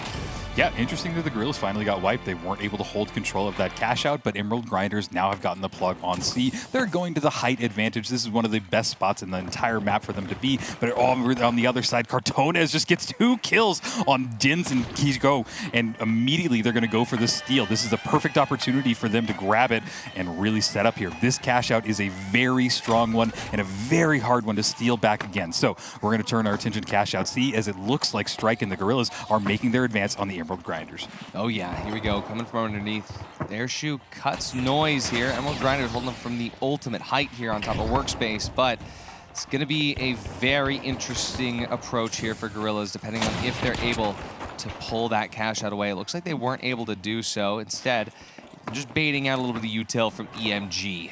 EMG still holds up top. They have not given any way yet. No quarter. For now, though, Strike, he actually finds an early shot on the Nuog. That's going to be huge. Gorillas, they're going to take this opportunity to go in. A nice utilization of the DMAT. They know that their opponents don't have that. That's going to be a free steal for the Gorillas here. And Emerald Grinders, even though they do manage to take out Strike, they are still now trying to figure out how to come back from this. On the other side, though, Citadel, they're about to lose theirs to Tweakers, but no. Tweakers did get the steal, but They had to bounce almost immediately in that fight. They're trying to stay in control of it, but they are getting chased down, and boy, that tracking was amazing. Can they hold on for a little bit left with only 1 person remaining? We're turning our attention to Cash Out C as it's running down. The Emerald Grinders are getting the steal. Are they able to hold it? They just need to hold for 1 more second. They grab it. Now they have to hold this point for just about 20 seconds, but all of Gorillas are here, and they are aggressive. All of the teammates are up, but they need to make a move right now if the Gorillas want to get the steal. The Emerald Grinders are looking pretty. They've got the height advantage. They've got everything. They can see down below an RPG in the hand as well. They just need to hold on for a few more seconds. Yeah, Gorillas, though, they're trying to get that pick on Nuog. It's not going to happen, though. We're going to be able to see picture-picture the other side as well. It is chaos here. Everything matters, and for now, it's going to be the first cash out going to Citadel Gaming. The other one going to Emerald Grinders, and honestly, if there's any time to finish this team fight, it is now. Gorillas, you need to wipe EMG, but they haven't. And for now, if you look at your cash, Emerald Grinders, in theory, is top 2. They should be able to hold on to this no matter what happens, as long as they don't get wiped. Tweakers, on the other hand, at danger of elimination. We've got 2 minutes remaining, possibly another 1 minute. It's going to be EMG that taps 6, taking away another 1,000 from the teams that didn't get close enough fast enough. Yep, just buying their lead just a little bit, one at a time, but all of the Tweakers are here. This is the team that if you're rooting for, they have to make something change right now. Get some cash, get some plugs, do anything you can to stay on top of moving our attention to the Gorillas. They have taken this vault and are going to plug it into Cash Out A, and everything is going to get started. This could potentially be our last 2 cash outs. This will decide what teams go on and what teams are eliminated here and now. EMG, they're going for the double. They know they have to go for the double. They have their eyes set on it. Wait a second, no, are they just deciding, hey, we're just gonna play this super safe? They don't want to go for this double yet. So for Gorillas, this is phenomenal. This is exactly what they wanted over here on the office side of the map. But Tweakers, they got money on their mind. But Citadel Gaming has their mind on money as well. We're going to see what's going to happen as soon as this third party starts. Who's going to be the first to take the first shot? Yeah, and this cash out is in such a position that I think that the Emerald Grinders have just taken the vault and they don't want to have it plugged. They just want to get it out of position, and they are controlling it, ensuring that they are going to move on to this next round. So the entire attention turns to the last three teams as they're about to swarm onto this cash out. It is in control of the Gorillas. If they're able to hold on, they will be moving on. But if they lose this cash out, they are gone. No more Gorillas in this match. Cash out is halfway done, and we're going to see who takes it, Artie. 1 minute to go on this cash out here. Everything relies on this fight. Citadel Gaming, Emerald Grinders, Gorillas. Only one will make it through in the third party of eliminations. Emerald Grinders actually about to come through as well. They can help any team they decide. They can choose. Ooh. We're going to see Gorillas actually losing a little bit of control here. Citadel Gaming, they're going to go for the steal. They should be able to, because as soon as Gorillas tries to make the approach, Emerald Grinders from behind, they're going to deal some damage. Here we go. The cash out, though, it's not flipped. They're trying to commit to that steal yet again. Emerald Grinders taking out Gorillas from the back. The steal, it's going to hit Citadel Gaming now in control. Gorillas is wiped. There's no chance they can come back. Gorillas eliminated. Tweakers, though, they're about to come in as well. Tweakers is holding to the steal. Are they going to be able to do it? Citadel just down a sample box. He did it. Tweakers, they've hold the steal. Tweakers and Emerald Grinders, they're going to be progressing on next. And Citadel Gaming eliminated. Another signed org gone out of the qualifiers. I'm speechless. I'm speechless. They did it in the last second. They were able to grab that steal, and the Tweakers move on. They were at the bottom for the entire match, and the last second take it back. That is what the finals is all about. If anything spells the finals at its last second moments, and just that moment of saying, hey, anything can happen in the finals, and we have it happen right here, from last place to second place. Has a cash out ever been that important for this crew? I do not believe so, as that deal is what cements them as still part of this competition. They get to play more today. They get to still fight for a chance to go to Stockholm. But for the two other teams, for Gorillas and for Citadel Gaming, we are bidding them farewell for now. The other teams move on. Speechless. Yeah, absolutely insane. I think this was the first time today, maybe, that I saw both of you actively jumping while screaming. We left the voice of reason behind. We no longer had words, only screams. And the chairs almost tipped over, much like the scales of fortune tipped in favor of Tweakers. Oscar, that was the third party worth $100,000. Oh my God, you're right. That's a perfect way of putting it. The stakes were so high, and somehow the Tweakers found themselves in a perfect position to just worm their way in there. I thought the Gorillas had that, but the wipe right at the end. And Gorillas did have that if Emerald Grinders just stayed on the other side of the map. I can guarantee you that every player on Emerald Grinders is getting blocked on Discord by the players on Gorillas. That is the third party heard around the arena. It absolutely is, and like you say, it's monumental. Emerald Grinders there towards the end opted to not even plug that second cash out. They didn't want to start a second cash out. They didn't even want to double it. They said, we're going to control this box until time runs out and we feel safe. Putting them in that situation where they own the scales of fate, and they played that role beautifully, interacting exactly when they needed, dictating the fate a bit, and they said, hey, we want to see these guys move on, and those guys moved on, and I've lost all my names. Yeah, no, that was the performance of a lifetime. I think Artie said it well. That was the $100,000 third party. We may never see anything like that again, but what a performance. I can't believe we lost two teams from that, and signed teams as well. It breaks my heart, but man, some of these lower teams, some of these unknown teams are coming out of the woodworks. They are just gone. I think we just heard two absolutely disgusting phrases. We've heard elimination cash out match, and then we also heard the $100,000 third party. And those two words, I know, are going straight on Thix's resume after all this is over. But for now, we need to talk a little bit more before we hand it over to the guys. But until we go over to the weather station, Artie, what is there to say about this match? I will never be upset about losing a game of cash out ever again, because I just saw the most detrimental game of cash out of my entire life. stakes couldn't have been higher, the stakes weren't higher, and the stakes can never be higher, at least not until now in the history of the finals. And we've said speeches a bunch of times, but maybe Rio, any words of wisdom? I think that we have said everything that can be said about this matchup. It was weird, it was messy, and honestly, 2 teams progressed and 2 just went home, and that kind of breaks my heart, but we got to get rid of some more in Phase 2. That's just what the finals is all about. Some people advance, some people go home. And in this case, we know exactly which teams are moving on to Phase 2. And like on cue, I've been notified, a little voice in my ear, that Phase 2 bracket is ready. And it's time to throw it back over to Thixie and Cora for the weather. I don't know why it's going over to us, because we are still going to be culminating and deciding. So thank you, Oscar, for being professional as always. Yes, that's why you have your own thing. But Caroline, Yes. what do you think of the damn games you've seen so far? I mean, the whole day, I've just been breathless. Yeah. There's so much going on. Yeah. And I mean, I expected this to be an amazing show with amazing talents and gamers, but this level of surprises and last-second steals. Yes. I've- Exactly. So that's pretty much that. I won't be able to do the graphics because we're still waiting. The graphics are ready. No, you don't understand what I'm doing. You don't understand what I'm doing. So we're going to have to bring it back to Oscar. They're not Thank ready. you, Oscar, by the way. And yeah, sorry, guys. We have to bring it back. Sorry. Thank you. I am being actively sabotaged by Luke. Okay.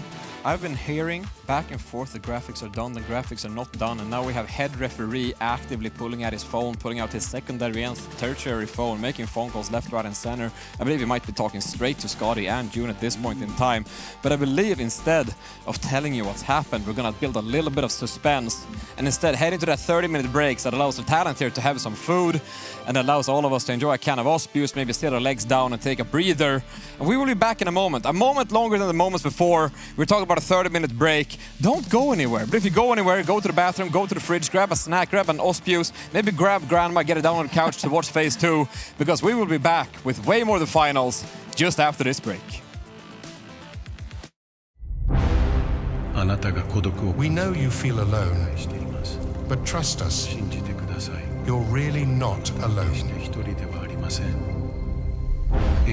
Let Ngimo bring the world a little closer, one element at a time. Breeze through and sign our completely straightforward user agreement about data sharing and join our global community of friends. Ngimo, beyond boundaries, within reach.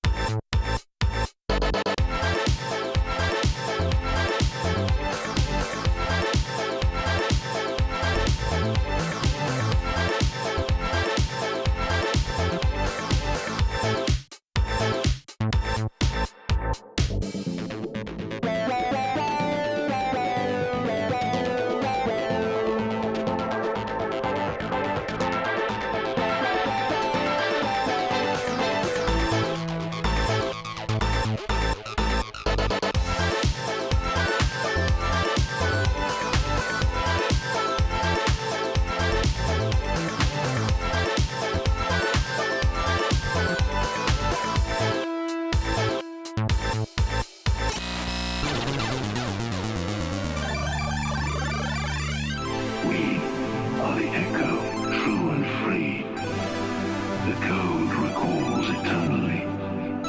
No more games, no masquerade. Vaya's lies will be unveiled.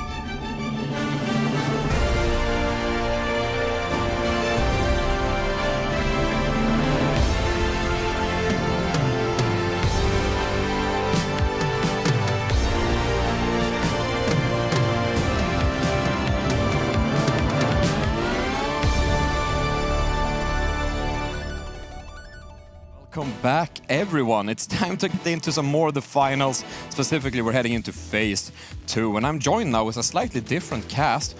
I've got RDIRL and I've got Jerry, the Music Man. Or Jerry Casts, or Jerry. I have many names. I go by many names. Welcome back. Refreshed, ready? Absolutely. Did yeah. you spend the break studying the format, studying the groups? Oh, just a little bit, yeah. And I was watching as well those games. They were so tight, and seeing Pulsar disappear like that has really surprised me. But yeah, now we've got the middle of the pack. 8 teams remaining. True, fighting over the final 2 spots. You know, there's a lot on the line, but not that much to fight for in terms of slots available. Final 2 spots, Artie, what are we looking at?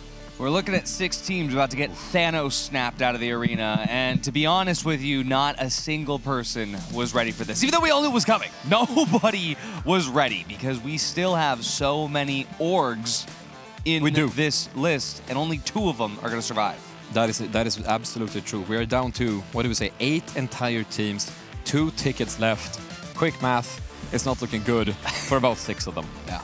No, it's really dire straits for those guys, and it gets a lot simpler now, thankfully. We start to narrow down and things get a bit more digestible, but even higher stakes now. We kind of reset, in a sense, after that phase 1 where you had 3 lives, and now it's more like 2 at different points. So yeah, it's really, really ramping up the intensity now. It absolutely is. And I just have to say that I'm so excited to be on the desk now with Jerry as well, because he's thrown out some absolute banger word choices. I've heard words such as coalesce, which I didn't know what it meant, and then I don't even recall what the other one was, but I had to whip out a dictionary when I was in the weather station, because you taught me new words today, which I find enjoyable. So that's great. Every day is a school day. Every day is a school day. You are a teacher after all. But someone else who's more or less a teacher today is our very own Thixie, who's now gonna actually, I hope, if he throws the camera back to me one more time, he is actually legally fired according to his contract. But hopefully this time we have a bracket and a fixture that he wants to go through. So now, time for Thixie and Cora with the weather. Yes.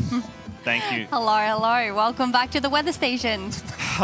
Yeah. It's been a little stormy, we can admit. But you know, sometimes there's a storm, sometimes there's sun, and whichever weather there is, we go straight through it. Yes. It was, I mean, even getting to this stage, it was like the core people was me, Oscar, and Rob. So this is just absolutely insane. And you have done a phenomenal job, truly.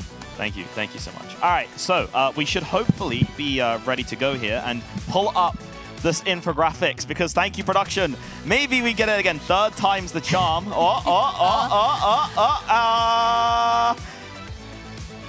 Yes! Hey, there we go.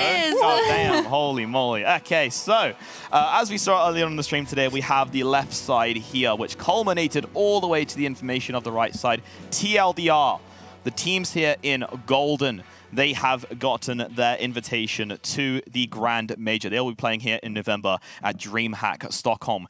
These colors right here, you will see this kind of like, what is it? Turquoise or blue? Or? I think it's a blue, yeah. Blue's good enough, right? These blue colors right here are the teams that will be proceeding to Phase 2. Phase 2 is going to give us the last 2 invitations left for EMEA. Crazy. Okay, so how did we get to this stage? Well, first of all, of course, we saw how the brackets formed. We had Pulsar, unfortunately, being eliminated. We had Emerald Grinders there, who won that 2-1. And then, of course, we had AFK and Gore, which is Gorillas. Gorillas took that one 2-0 there as well. And after that, of course, we then had to check for the other side of it, the people here who were at the bottom area here. We have TS and EMG. Again, TS and Twix, which is Tweakers. They played, as you can see, down here. And it was Team Secret off-stream that won their final round. They earned that turquoisey blue color. So they are proceeding to Phase 2. And of course, down here we have Citadels and Win. Was that Win? Wing yes. It. Wing It, there it is. Yeah, Wing It. They should do Wing. That'd be kind of nice. But anyway, yeah, Wing It there, who actually won their match off the stream. So now we proceed, of course, to the very final area right here, which was our sudden death. The sudden death here pulled through Emerald Grinders, as you can see here. They pulled through Gorillas. They pulled through Tweakers and Citadel Gaming. Those are the ones here in these squares. When we go through to the very end of sudden death, we have Emerald Grinders and Tweakers, who took theirs in the top spot. And the players, the team that finished first, were able to choose in Phase 2, if we have Phase 2. Boom! Nice. They were able to choose where they were placed here into Phase 2. Now, the reason for this, of course, is because when we proceed later on, these matches here are not elimination matches. These players here, if they win, they proceed into a best of, I think it's a best of 1, 3 versus 3. This group here proceeds into a best of 1, 3 versus 3 as well. The teams that lose will go down to the lower brackets right here, as you can see. So for this one, from this one for the culmination, the teams that finish, the team that wins here will go all the way over here. This is your invitation to the Grand Major, all the way over here. And of course, if I'm not mistaken, was it this one here? Yeah. Oh, you know what? When we get to that point, I'll guide you through it, okay? For now, It's a lot to take the TLDR is top 2 teams, best of 1, they proceed for, I think that's the invitation. Top 2 teams, they proceed, and they fight for that elimination, for that invitation. Blah. Anyway, there it is. Okay, thank you. Amazing. I totally understand how this is working me. now. I'm so happy and I'm more very confused. excited to see Phase 2 of the closed qualifiers. I'm nervous. I'm genuinely nervous for everyone. I am a little nervous too, but I mean, this entire day has been me being nervous, so I don't know if anything has really changed. I'll be at the edge of my seat the entire day, barely breathing, and tomorrow is probably going to be the same again. There it is. And of course, I'm definitely ready to get into this one. So 2 groups are left remaining, 2 invitations left for the Grand Major. And of course, we'll do nothing but less to bring it over to Oscar. I am so happy to receive the camera back, feeling enlightened and filled with knowledge and understanding of the matches laid out before us. In fact, thing has never been clearer. I feel like I'm staring at a blocks of ice. With that said, the current game that's upcoming, 5 Fears, Team Secret, Sign Esports and Tweakers. Let's go down the line. Artie, what do you think about the lineup? This is going to be insane to see Team Secrets and Sign yet again. I mean, this is a rematch of the ages. I mean, we look back to the Group B cash out. It was kind of crazy because we also, in that list, we had Beamers and we also had, who else was there as well? It was Team Secret, Beamers, it was past game. I think it was Emerald Grinders there as well. So now we've got Team Secret Sign up against 5 Fears and Tweakers. This is a stacked lobby, Jerry. Yeah, and speaking of Emerald Grinders, who have had to deal with these guys before, you know, they had the luxury of winning that game on just before the break. They avoided this half of the bracket by doing that. So really smart play there from Emerald Grinders. Opting to pick a group where they might feel a little bit more comfortable, but to be honest, would you really trust that leg at this point in the night? Because so far, nothing's been taken for granted, nothing's actually handled sort of the way you would expect it to have done. And with that said, I think it's time to take a look at some of the map videos that are going through. So first up, we have 5 Fears opting to remove Bernal out of the map pool. Secondly, Team Secret said no more Skywave Stadium, we've seen enough, thank you very much. Tweakers also said the same to Las Vegas Stadium, a map we've seen quite a bit today, but won't see today, or actually right now. And then finally, Sign Esports says, nuh-uh, you are not gonna see Soul today, Oscar, even though it's the last map you haven't seen that you really want to see. Might be a personal attack, I don't know, but it means that we're hopping into Fortune Stadium. It does, and it's that Soul chicken game. You know, whoever doesn't ban Soul is left with it at the end. They really don't want to go there. It seems to be the least favorite at the moment. And it's a shame because I love that map. I want to see Soul on my screens. But yeah, I think it's going to have to take some forcing out later down the line. Yeah, absolutely. And that map has so much soul to it. But yeah, we're going to Fortune Stadium. We're going to see which one of these teams is going to be able to make it through, figure out exactly what's coming next for them. But luckily, it's not an elimination cash out. This is going to be, I mean, hey, we had a lot of tension the first cash outs today. We're having no tension in this one. I mean, it is important. No one's dying here. Yeah, this is more about filtering down the format. We are back to that point where the cash outs are slightly safer territory, but there are elimination cash outs later in the evening, so you're not safe from them, everyone. Absolutely. And just like earlier in the format, like we've gotten used to, winning these cash outs mean that you actually get to either skip further down or play fewer games to get closer to your ticket. So while there's not blood on the line right now, there is still a more likely chance of making it through the Grand Major, which is what it's all about. But for now, I welcome Jerry back into the casting. Artie, hope you had a good meal and you're ready to go, because now we're going straight into cash outs. Thank you so much, Oscar. And yeah, Jerry, I mean, I could have said it better myself. No blood on the line, but there is blood in the water, Jerry. Oh, these players aren't going to care whether there's blood on the line or not. They are going to play their absolute darndest here. As we start things off, 5 Fears, Sign, Team Secret, and Tweakers. A stacked group if I ever saw one. Team Secret and Sign may be coming in as favourites, but we know that that's never a good thing in this format. They have a target on their backs, Artie. We start over here in the corner with Tweakers actively avoiding to make instant approach. They're going to block A straight away. Immediately said, we're just going to go third-party something. But yeah, over the other side, we see Team Secret fighting 5 Fears, and they have an aura about them as Team Secret clear the fastest team wipe I've ever seen. We do also have Cash Out B over on Hospital. Jerry, it's looking good, but one thing that I can see already is that, well, Sign Esports, they are keeping with a certain theme, and someone's running invisibility. Yeah, it's the only one in the lobby, and it's been the only Invis light I think we've seen so far today. They are really sticking with it, and when it's worked, but they felt a little bit short of mobility, particularly with Mickey on the DMAT at times. We're tuning back in now with Tweakers, who are still hiding, and I think Sign Esports know that something is up here, because they don't want to get close without checking every corner here on A.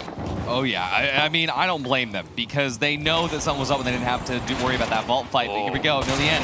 It's going to be the martyr, gets the plug, but at what cost? And Tweakers, well, they're now going to start this steal immediately. Dina is going to be taking the brunt of the force there. Somehow healed up, though. H plus Fusion, I healed up enough. A lot of bullets on ARN 220. For now, Tweakers, they actually managed to get that steal, Jerry. Dina's just trusting his team maybe a little bit too much there. Stayed in the line of fire for very long. Sign Esports and Tweakers now both juicing themselves back up to full strength, as we'll have another engage from top to bottom very shortly. 15 seconds already elapsed on that time, or rather 30. And they have managed to move onto the box and start this steal in the cover of smoke. No drop being attempted here by the defensive squad of Tweakers. They instead let it go through and start transferring into kills, but no, Mickey and Emilian get them themselves. Chico finds someone. That's the light battle won by Tweakers, but he's surely not long for this world as this revolver hones in on its target. We have Emilian chasing him down bit by bit. It looks like that's going to go their way. 3 versus 1. We switched over to the other Cash Out now as Team Secret fighting off 5 Fears, and looks like they've done quite a good job of it as Rubinski's the last one left alive. A pretty similar story over here. Yeah, I mean, Rubinsky is going to be able to survive here, get that coin back in. This is good for Team Secret. Great start off, but for now, Tweakers not out of the running just yet. Sign Esports up at the very top of the sector for dorms. Are about to get run in on. 5 Fears Rubinsky making his way over here as well, so that Jurgen and Yoip are going to coin a little bit closer to this side of the action. They know that there's more timer left over here, so could be seeing the third party occur. The Sign Esports, they hear the footsteps approach. For now, for Tweakers, they're waiting for the right time to strike because they think that 5 Fears might already be here. Again, the positional play from Sign is absolutely exceptional. They are always on top, quite literally, of the objective, but it is dropping down a number of times, and we've seen this sting them before, especially on such a map as Fortune Stadium. The steal is being attempted here by Mac of Tweakers. It drops down, but he sticks it, but there is the kill, quite crucially to deny it. Someone being winched out of position. Denise coming in, and 5 Fears, they've come in. They've just saved the cash for Sign Esports, who have all been wiped. Tweakers go down as well. 5 Fears come out with the bodies, but Sign Esports with the cash. I wasn't expecting them to help. Genuinely, I was thinking that they would have just let that steal occur. Yeah. Because, again, this is just a crazy set of cash-out circumstances. We're going to be looking at Team Secret getting the plug over here as Vault 3 maneuvers its way to the Ingimo building. Cash-out D underway early. Now, thing about having an early cash-out, it's kind of a good thing and a bad thing. Good news is, hey, it's going to be done sooner. The bad news is, you've just opened yourself to third-party central, but already Vault 4 maneuvering its way all the way over to Cash Out C on the Holto side of the map, and someone invised on the sideline, scouting out where 5 Fears is approaching from. Will decide whether they want to plug that or not. They do go for it. It's immediately under threat here, but 5 Fears are betting on it working in their favor. Both dome shields go out and no bullets fired. That is a rarity, a bit of utility traded there. This steal being attempted. They have the red barrel to bring it down, but something just hasn't worked there, and the steal will go through successfully for Sign Esports. Yeah, I mean, a perfect opportunity here. Sign comes in. Look at the heals. H+ Infuser is infusing for 5 Fears, though. They are a bit split on this fight. Perfect beam there by someone. Not going to quite get that finish, but Mickey's there to do the job. Yoik goes down here, and jumping right through as Jurgen gets chunked away. Just down to Rabinski, who's not going to survive this engagement. Sign Esports didn't even lose a player as Emilian just chunks him out. Look over to Team Secret there. Diniz gets removed. Mac gets removed. Jigo does have the opportunity to get the res. But the question is, if the res on Diniz comes to fruition, will they be able to get in a spot to use the paddles on Mac 1? Team Secret have been quietly going about their business. Have only really had to fight a single team on either of their cash outs so far. And if they complete this one, they'll be well in first place.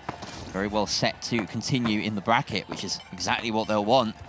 They just have to fend off one more attack from Tweakers, who still are not at full strength. The coin spent there by Mac, and that's a horrific spawn right on the far side. So Tweakers really do just need to pull the trigger at the man disadvantage and hope that that late flank can have some effectiveness. Wait, Diniz is in a great spot to go for the steal, and I don't think they've noticed him. Never mind, there's Elix with the shots immediately as I say that. Honestly, the best caster curse I've ever had. We look to see as Cash Out D starts to finish up. Gonna put Team Secret at roughly $30,000. We also have Sign Esports. Someone gets taken out as Jurgen on a warpath on the other side of the map here at Holto.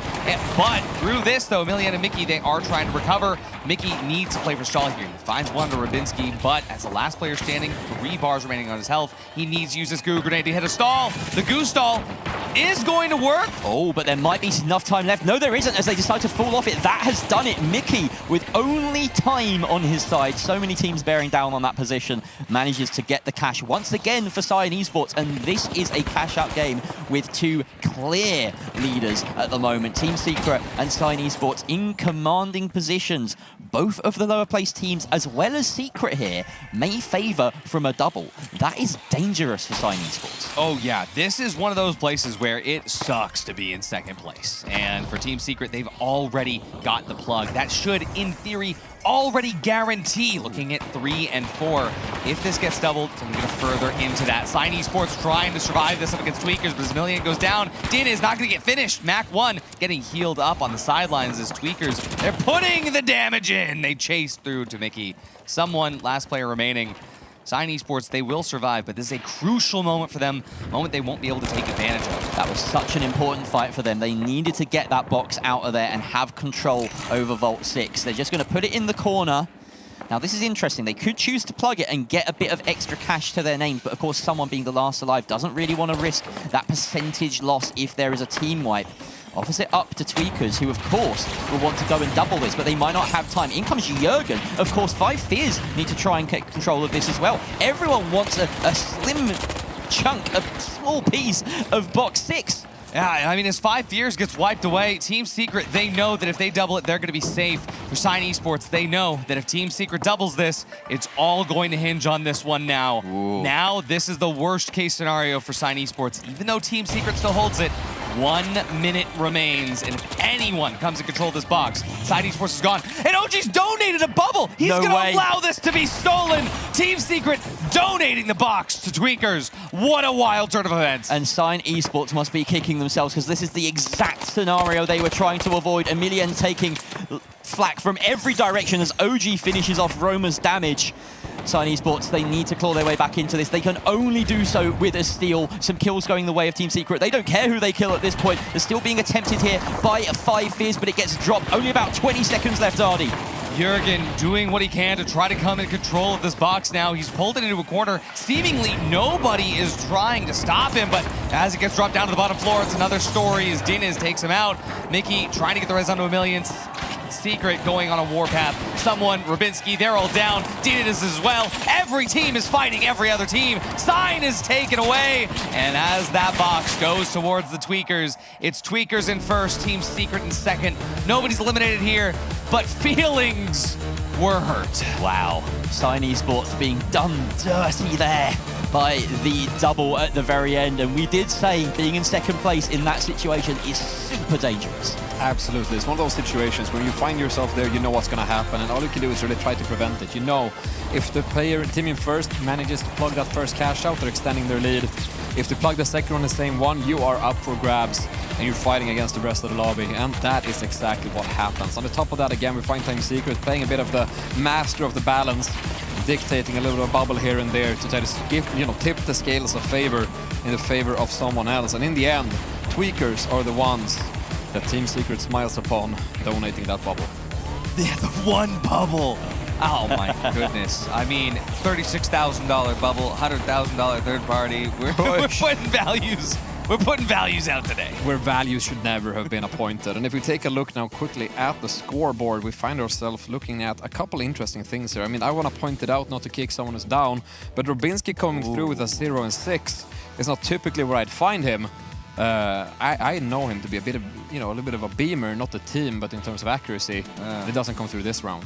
No, and he's had some real heroic moments earlier today as well. So that loss is going to sting for them. Sign Esports as well, really, they're going to feel hard done by. But Tweakers, they have an opportunity to maybe surprise us in the next round. I mean, they do for sure, looking at their score. Look at the fact they were first place, but we all know why they got that first place. I actually want to look over to Sign as well, because they did have a good opportunity, but in that one crucial team fight, they just couldn't pull through. And for someone, he just couldn't hold on to that box. If he had just held on to it, made sure that he took control, maybe to the other side of the map. Unfortunately, that one cash out was so central. It was very, very difficult to do. But yeah, for someone, we've seen someone drop a 1E before. And what happened in the next game? Someone went ballistic. Absolutely. So I think we know what's coming next for Sign Esports. Is this a point in time where maybe you look at your loadout and you go, is Invis working out for us? Is it time to swap it over to something more conventional? Not only do they have the invisibility, they also have the little handgun going. They got the revolver, the Revo going, which is also an unconventional pick right now, not something we see any other team doing. And of course, if you're doing something that nobody else is and it's working out, maybe you stay on it. But if you find yourself time and time again falling short, is it time to fall in line or is it time to stick to your guns? What do you guys think? It's just a difficult decision to make, isn't it? I feel as though you have to stick to your game plan, right?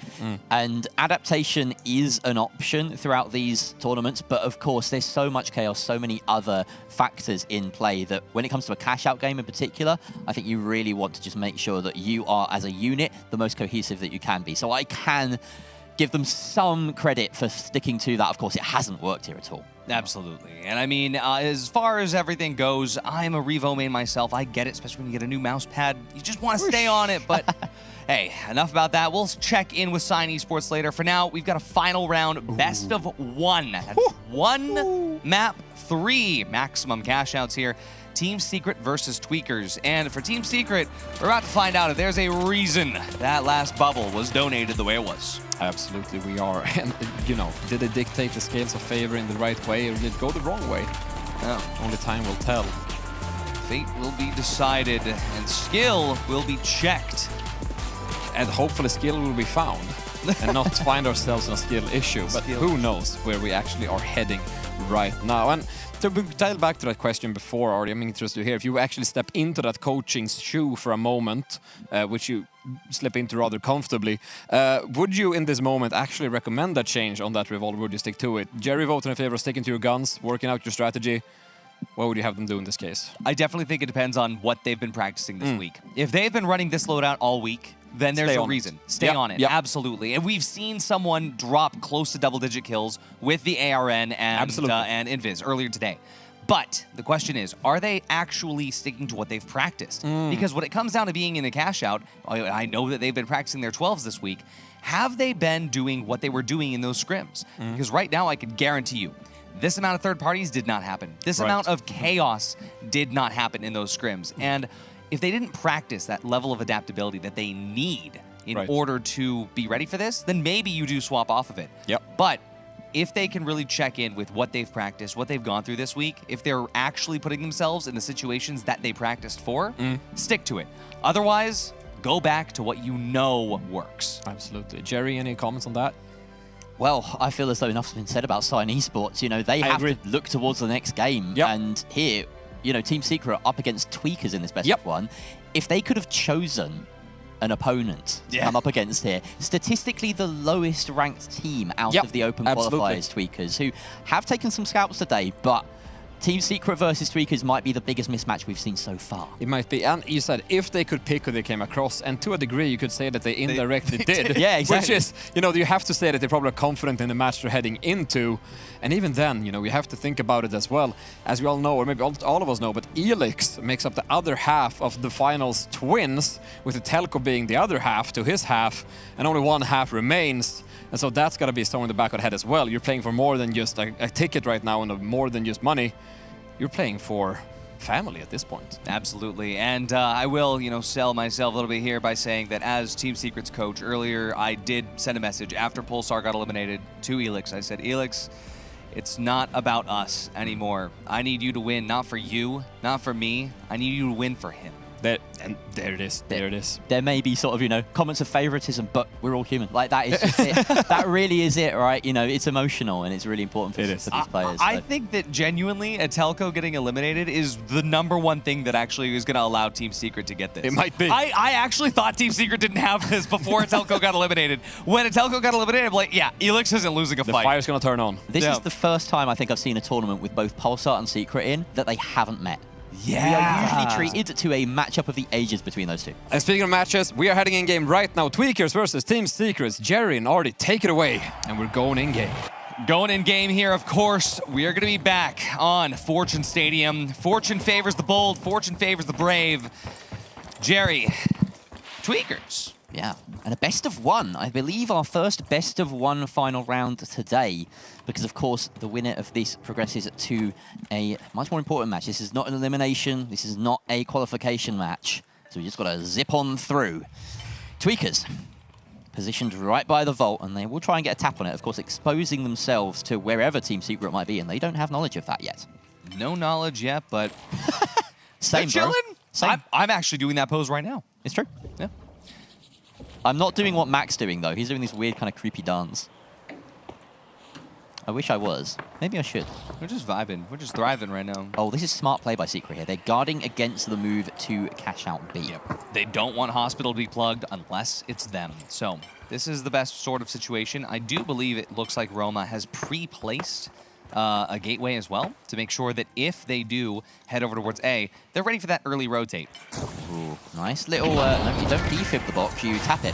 Oh, but there's the winch, and the Elix has gone straight down as the burst damage is fantastic from the both of them. But look at the response there from Roma, nailing his shots and taking it back to a 2 versus 2, but the defib is up. Chigo has been returned. OG has taken maybe a little bit too much there, bitten off more than he could chew, leaving Roma in a pretty dire situation. The heels attempted to come out there, and Roma somehow brings this down from a 1 versus 3 to a 1 versus 1. Rounding the corner is Chigo, but this is just an ego fight.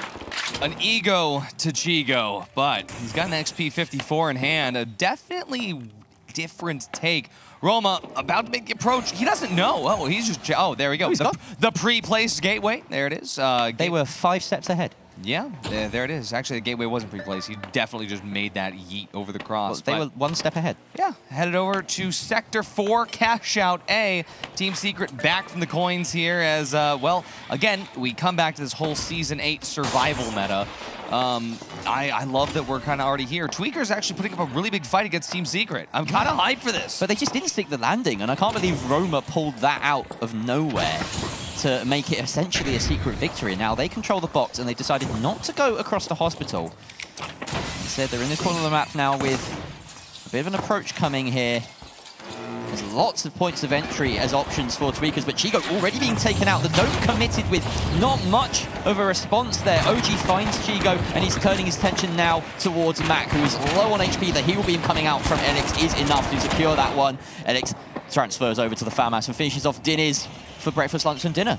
There it is, and Team Secret, they win the first full team fight of this map. And as Tweakers get ready to coin back in, they've got a lot of time to hopefully free cam around, look at this approach. Just a quick replay here as OG takes Chigo through the vent.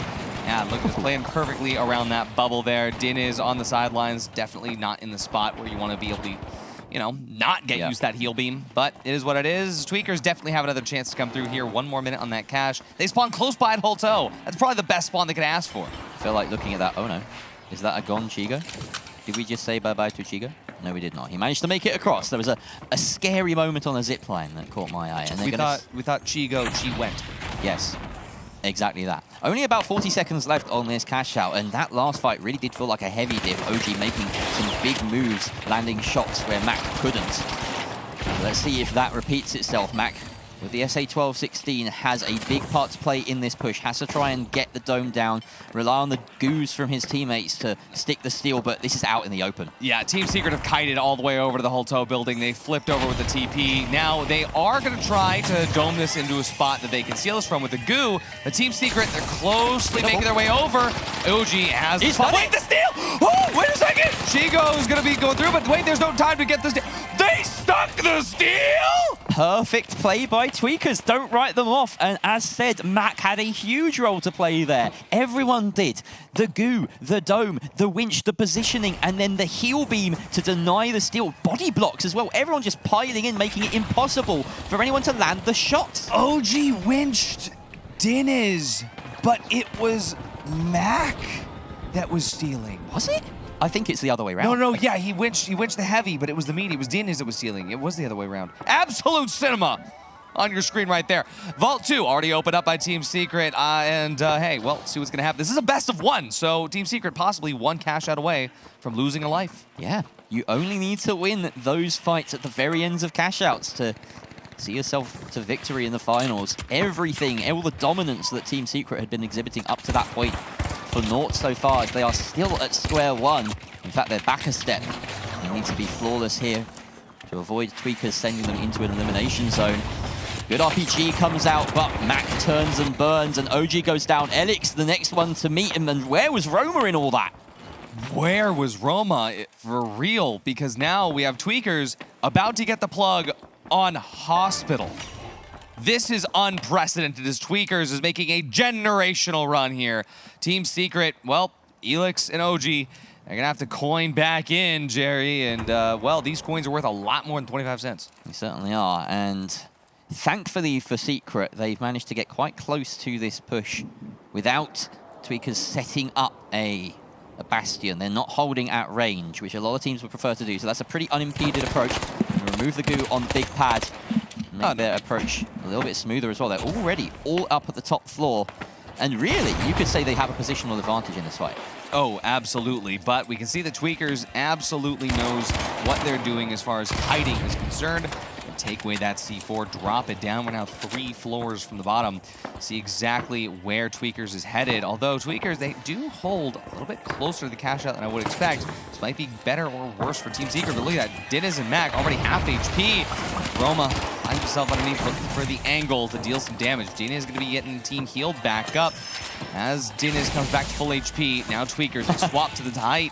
There is a lot of gas towards the point for Tweakers. This is really good kiting. Team Secret hasn't even tried to go for the team fight yet. They still are worried about getting this fake steal on. And there we go, Chigo's out first. OG finds the shots. This is what you needed. Diniz and Mac, now last standing. This is their only chance really, Team Secret. They have to get this right, but they are 3 versus 2 and landing damage. Down goes Diniz, and surely it's not long before Mac is in the ground as well. There we are, he's found. The steal is successful for Team Secret, and that is a team wipe. They really banked on one perfect attack there, Ardy, and it's paid off. Absolutely, and this is what Rio was talking about earlier as well. When it comes down to not having DMAT, is when you have these holes that are open from C4 because you can't open them up any other way, you just got to use that goo, and this was pretty perfect goo to block it.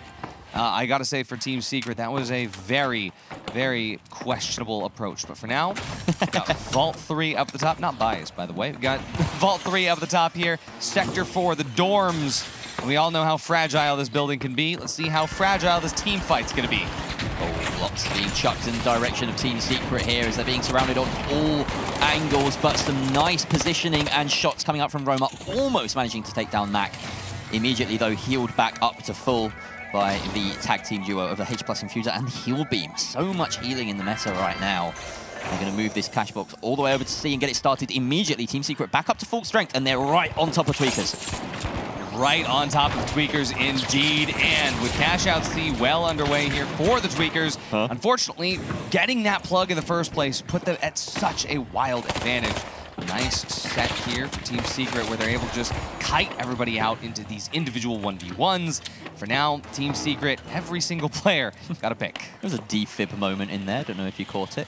Very strange moment. But I didn't want to seem like I'm just glazing my own team. All right, I wanna make sure that you gotta stay unbiased here. Exactly on the mic. But Team Secret right now with about 1:20 left on this timer. Realistically, this is about one team fight unless Tweakers full send it and die immediately, allowing for a second team fight. But that's not going to be the plan, obviously. Look at this spawn, Ardy. It could not have gone better for Secret because they get to watch over this whole thing. TTV Mac manages to escape through, but Diniz is taken out in midair. That is huge from Alex, the pick that they needed to aid this defense. The Witch comes out and Mac goes down. It's 3 versus 1. Absolutely, and I mean for this, that felt a little bit personal. Team Secret has been in a position before, spawning right there at almost this exact same setup. You remember back to Open Qualifiers, Week 1, Team Secret versus Alliance, and this is Team Secret sort of coming through and having their own moment on the other side of history. For this though, look at how clean these fights are. They're not. It is very good for Tweakers, but there's one good team fight left, depending on their spawn. This might be a bit of a fluke. Roma playing very smart there, positioning himself in the middle of the map to force a spawn far away. Absolutely genius from Roma. Teleports back to his team as soon as that spawn comes in. Chigo already taken down once again by Alex. Roma taking Diniz out of midair, and that should do it. Mac will fall in a bundle of coins as well. Roma just adds to his growing kill tally for this game. The best of 1 taken by Team Secret. Absolute cinema. And coming through this as well, looking to see the actual just macro plays out of Team Secret here makes me proud as a coach, just given the fact that they were able to put themselves in a spot where they're blocking spawns. They're taking advantage of every single situation they have, even if they did screw up with the first cash out. That'll be in the VOD review, though. No one is without mistake, but it is nice to see that come through. And actually, a mechanic we haven't spoken about much in this broadcast at all so far is that spawn manipulation. Yeah, putting yourself in positions where you know teams at this level, they've mapped out every single spawn, they know every single cash out spawn, they know everything about the map that there is to know, including where all the buttons are. But beyond that, really just knowing that this is the last spawn, it's important for us that it's far away, and spreading out across the map so that you force the team to spawn far away is just elite ball knowledge. It's important to note that that's just one small part of the domination that we saw, right? Yeah, absolutely. Everything else that Team Secret displayed was second to none here. It's what we expected, but there's still room for improvement. I mean, I am really proud of Tweakers. Yeah. How close was that at times? Incredibly close. I mean, think about the second cash out, right? Yeah, it was a very decisive win for the first team fight. That second team fight could have gone any way, depending on if Tweakers just had a better approach. But honestly, that first last-second steal, we've seen a lot of last-second steals today go sour, go well, and it comes down to those. It was an absolutely beautiful last-second steal, pulling it out of range, dropping down a dome, 2 quick goo grenades just to set up everything in the way that you want it, and then you're stockpiling as much health as you can on top of the person stealing, then maybe a missed hook here and there. The steal goes through anyway. I mean, that's the other thing, is that knowing that if you're going to body block your medium, you're the heavy, you know that the heavy's going to get winched first. And so it's not the heavy that's stealing here, it's the medium for that reason. And that's where Tweakers have surprised me. They have a really good understanding, and there's a reason they're here in Phase 2. Absolutely. And they're not out yet. They're not out yet. Yeah, moments of perfect decision-making. And it's things like that that allow teams that maybe don't have the best gunners in the world to stand up to teams like Team Secret and give them a run for their money. So yeah, it's that kind of game. And more of those games we will have. If you're not done watching the finals, which I absolutely hope that you are not, if you want to see more about where Team Secret are going after that game and mainly find out where the journey continues or ends for Tweakers, who knows? You'll find out right as we come back from this short break. So don't go anywhere unless you're grabbing yourself another cup of tea to last the night. We'll be back in a moment. The stars. Distant. Watching. When will they arrive? Will your family be disintegrated first or last? Will your family dog become their leader? With Holtau's alien invasion insurance, you don't have to worry. Alto, we got your back.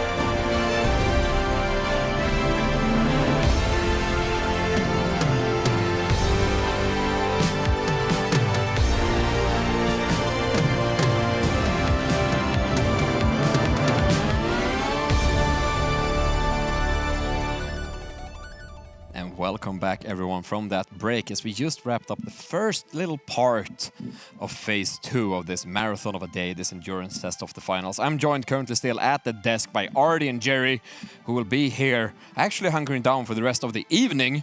We're going to rotate Rio back in at one point in time, but these fine gentlemen are not rotating out anytime soon, whereas myself, we're only here for a few more games, and then I'm heading back to the weather station. But with that out of the way, are we still feeling good? Oh, we're feeling fine and fancy free. That's what I want to hear. Yeah. Artie? I'm still in it. Team Secret's still in it. We're vibing. It's everything good. And we now are heading into actually another cash out to see what happens with that lower bracket group in this phase 2. It's going to be the cash out, then it's going to be a best of 1, and then it's going to be a best of 3. So we have a couple games to go through. And actually, I'm just happy looking at these brackets because we're going to get to see some teams we haven't seen for a bit. Absolutely. Goblins, Books Esports, Wing It, and Emerald Grinders. And Wing It, we were getting sort of updates on their heroics behind the scenes. We were. To skip their way all the way to this start of phase 2 as the HLL side, heavy, light, and light, with a bow and a sword light, no less. I just got to say, lower bracket in standings, but upper bracket in our hearts. We have a goo gun heavy, a bow, a sword. What else do we have in this? We have DMAT users. A goo gun heavy, yeah. You said that. That is true. Yep. We have an LH1 enjoyer. This is, if anybody tells me, oh, the meta in the finals, it's been the same for like 4 seasons. Look at this. This is literally phase 2 closed qualifier. Look at this game. I'm going to set in this game. The variety hour of the stream. These are top 12 in EU, essentially. They are. They are. This is top 12 EU, and we're seeing variety through and through. We're seeing it on specializations, seeing it on weapons, and even on team comps, which I am actually so ecstatic to see in general that we're playing HML, that every single contestant type has a place in the games in the meta, but I am ecstatic to see one that breaks it. And if there's a map to break the meta on, we'll find out now, as we've got maps on screen. You're right. Goblins has taken away Bernal. Emerald Grinders, no soul. Books says we're not going to Skyway. And as Wing It takes away Sis Horizon, our random map is going to be Nozomi Citadel. Yes! It's like the second time we see it today, I think. Yeah. This is a rarity. It is. And the last time we saw it, I think it was only a 3v3. So this is the first cash out that we get to see on the latest map added to the game. We've been streaming the finals now at the top level for like 68 hours today, and we're still seeing things we haven't seen before, even all the way down to the maps. Insane variety in the finals throughout the entire day. I think that might be the theme of the day. Anything can happen in the finals, and the finals is a game variety. Some might call it dynamic, making it a dynamism shooter. See what I did there. Any feedback on that? That was perfect. No notes. Smooth as butter. Oh, I love being smooth as butter. Speaking of being smooth as butter, this game we're heading into, are we expecting to see a nice, smooth game? Are we expecting to see crazy situations? As smooth as his head. Oh! No. As smooth as his head. I don't know what you're on about, Artie. Cash out on the Nozomi Citadel with these guys. This is going to be anything but smooth. Who would win? We're going to find out. HML meta abusers or a sword and a bow. We're gonna find out right now. We're heading in-game as we speak. The music's going, the crowd's roaring. I'm sitting down on my chair. Jerry and Art is taking it away. And we're going in-game. Yeah. Oh my god. It's just so funny that this team have gone back to the Dark Ages with their weapon setup. No bullets required. Oh, that's right. We have an APS user. Oh my goodness. And the APS team. This is all off-meta picks. This is phenomenal, Jerry. It is. We could not be in store for a bigger treat than this. And this is also my favorite room in the finals. I have so much footage in here. Chat, can you tell that we're like super, like you heard how locked in we were for the first one, and listen to Jerry and I now. We're like, ooh, shiny. Ooh, a piece of candy. Ooh, a piece of candy. And out goes a Namatama to just close up the room a little bit more, make this a bit more of a sword-friendly environment, but the office is no place for swordplay as Klopan is immediately removed by Nuok with that little punch to the face. Dog Rage picks up Randy. It's not going to plan here for Wing It. Yeah, Wing It, it's almost like they're having a little bit of a hard time with their loadout. But we're going to check in on the other side with Books versus Goblins, and hey, Goo Gun user beware, you've got Books Esports on your tail. And though they are hot on the tail, Goblins has this air of survivability. Oh, nice little res there as Books gets their player back. And Krieger, Amanda, Red Fox are also going to be able to take out 2 here. It's just down to Alphonse. He's good for 1, though. Red Fox and Amanda trying to find the finish. Not sure if they will. Fox firmly in the hands of Emerald Grinders, who are yet to plug it. I'm not quite sure what that's about. It's just taking a moment. perhaps some issues at hand. But either way, at the moment we see Wing It moving that box across the map as they come into contact with Books Esports, and out goes the Shack. Doing not enough damage, if you ask me. Plopon takes a peek, but can't find anyone on the other end of that arrow. Emerald Grinders doesn't want it to be staggered. They do not want to invite third party, so they are waiting. It took me a second to figure out what it is. This is macro that we haven't seen even at the highest level. I have to commend Emerald Grinders for their thoughts on this. This is incredible. To be fair, it is this if it's maybe my suspicions have been confirmed here. Maybe it was macro play. Maybe there's been an issue. True. Hey, they were stopping on the CNS side of the map over in Nozomi. Now, Via should be able to get there quickly, given the fact that the Devourers are going to come straight from the Citadel side, but we'll see exactly what's going to happen now as we turn this beautiful music back on. And Jerry, maybe we'll give about 20 seconds of silence here to just take in this beautiful music. That's such a long silence that I'm scared.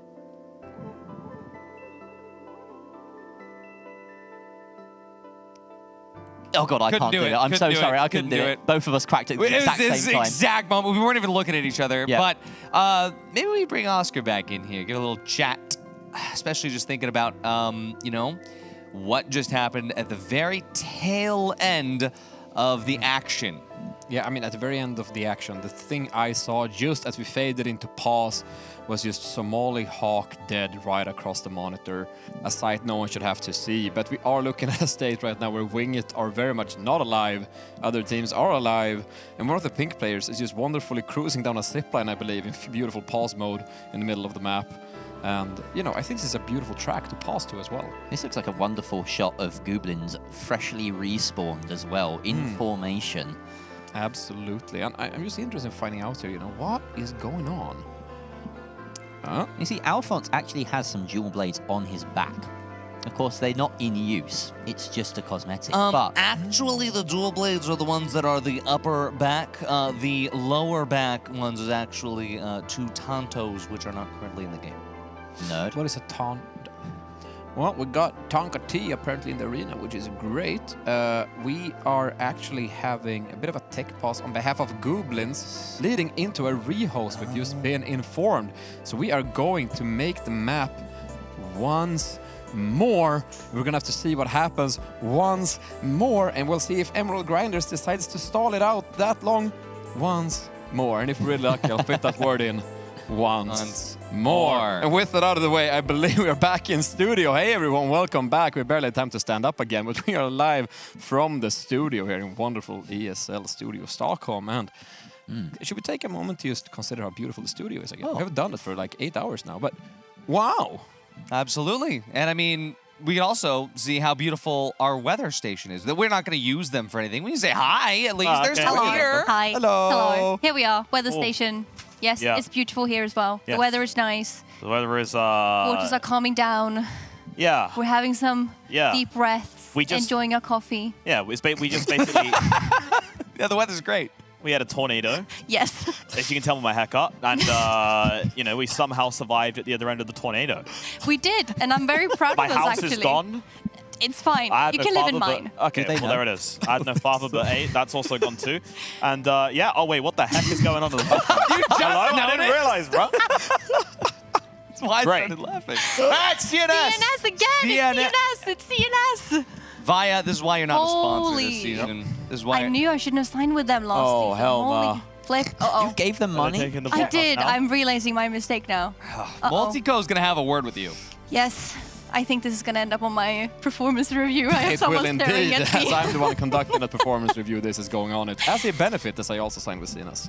I know. True. We're both in the same situation. Yes. No lie, I looked at my casting career trajectory and thought I better not sign with CNS. Like, that doesn't seem like brand appropriate. Had a big impact on the Via pick, but my favorite always is Ult. Fashion. It's more important than anything. I too am a big Assault enjoyer. If I had to pick a sponsor to be loyal to every single season, it would obviously have to be Assault, even though I'm not rocking them today. I brought out my wedding suit for the venue, actually, so I haven't worn this for about a year. I discovered that the pants were slightly tighter this time than they were a year ago, but that's just what happens when you get married, I suppose. I brought a shirt along that I bought only 2 years ago before my wedding, and it didn't fit. I couldn't wear it. I would have been nice and matching with Ardi, some floral designs, and it was bursting. It was bursting at a little bit seams. saddening. I think Anything happened to your wardrobe, Ardi, recently? Nah, I'm chilling. Okay, very static wardrobe. That's good to hear. Static, unlike what these games have been, which have been far from static. I think we'd call them dynamic. Right now, for those just tuning in, we're currently going through a rehost and a remake of the last game, as Team Goblins ran into a bit of an issue, apparently, that forced a rehost, and now we're waiting for them to get back into the game. Some gremlins in the Goblins' computers. Ooh. Actually, Gremlins on Nightmare. Yeah, Gremlins is playing on. Yeah. Gremlins is on NA. tomorrow. That's Yeah, North America. NA. Gremlins It's playing tomorrow. tomorrow. Yeah, Fair which play. just makes me, so happy thinking about tomorrow. We have another full day of more mayhem, more coin carnage, more insanity in the arena. We just can't get enough. And let's be real. How many of you, chat, are watching us say, "Oh my God, we've had 8 hours of the finals esports, and we have maybe 2-3 hours more. I wish we could do it again tomorrow." How many of you know we're doing this again tomorrow? And I just realized something I haven't talked about at all today that I should actually do, because it's almost contextual. We have an APS enjoyer in this game right now that's ready to play. And right now, if you're watching this live on twitch.tv/thefinals, you can earn the Abbey the APS skin right now for your own APS by watching the stream for about 4 hours, which if you've been here all day, you already have it. So make sure to claim your Twitch shops. Get Abbey the APS in-game. Fun fact, the sticker that says "My name is Abby" was signed by my wife. Really? Because my hind renting was too poor. That's so cute, though. I love that. And I mean, hey, let's talk about how good Abby the APS is. Why it's worth it to have that skin. Abby the APS just carried a team to top 12 in EU. So if you're sitting here That is true. I don't need Twitch drops. Maybe you do. 4th teammate. I think we have a thing. I will ask you a question, Jerry. We have Terry the turret. Yeah. We have Chuck the healing meter, and now we have Abby the APS. Out of Chuck, Terry, and Abby, who's your favorite scrappy friend? Oh, it's got to be Terry. Ooh, right? An OG. He rhymes with Jerry. Oh. And I was a turret main for like 4 seasons, Oh. which, yeah, that's real bad. or is it staying true? Like you said earlier, stick to your guns, and you stuck to the gun I stuck of Terry. I stuck to someone else's Stick to gun. someone else's gun. I didn't even bring a gun.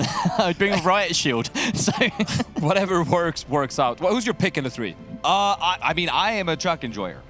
Genuinely, Chuck has so much utility, whether it's using someone else's Chuck to block their own bullets. That is true. I've seen a couple clips. Or just keeping your entire team healed up. Who doesn't like a ball gives you a little top up? And not to mention the fact that there's a lot of utilization for Chuck coming later.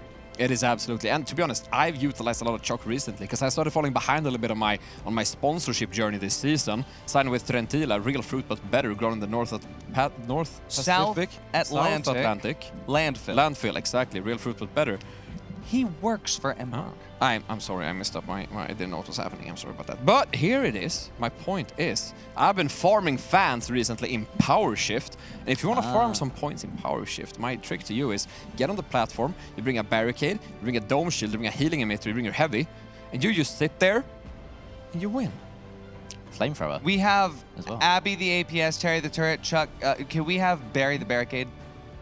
Oh, that's good. Googly eyes and everything. Chat, if you want that to happen, everybody at Rob Embark in chat. We'll make that happen. Has Ardi just Scream at him and see what's happened. Has Ardi just invented a cosmetic? You have no idea how many cosmetics are coming into this game because they flew me to Stockholm. I have had non-stop conversations with every single person at Embark Studios. Absolutely. And while we're stalling for time here, we can talk about something else. So we actually had some visitors to the office. You and Rio came in 1 day earlier since they came from North America. I figured they might need 24 hours to sleep.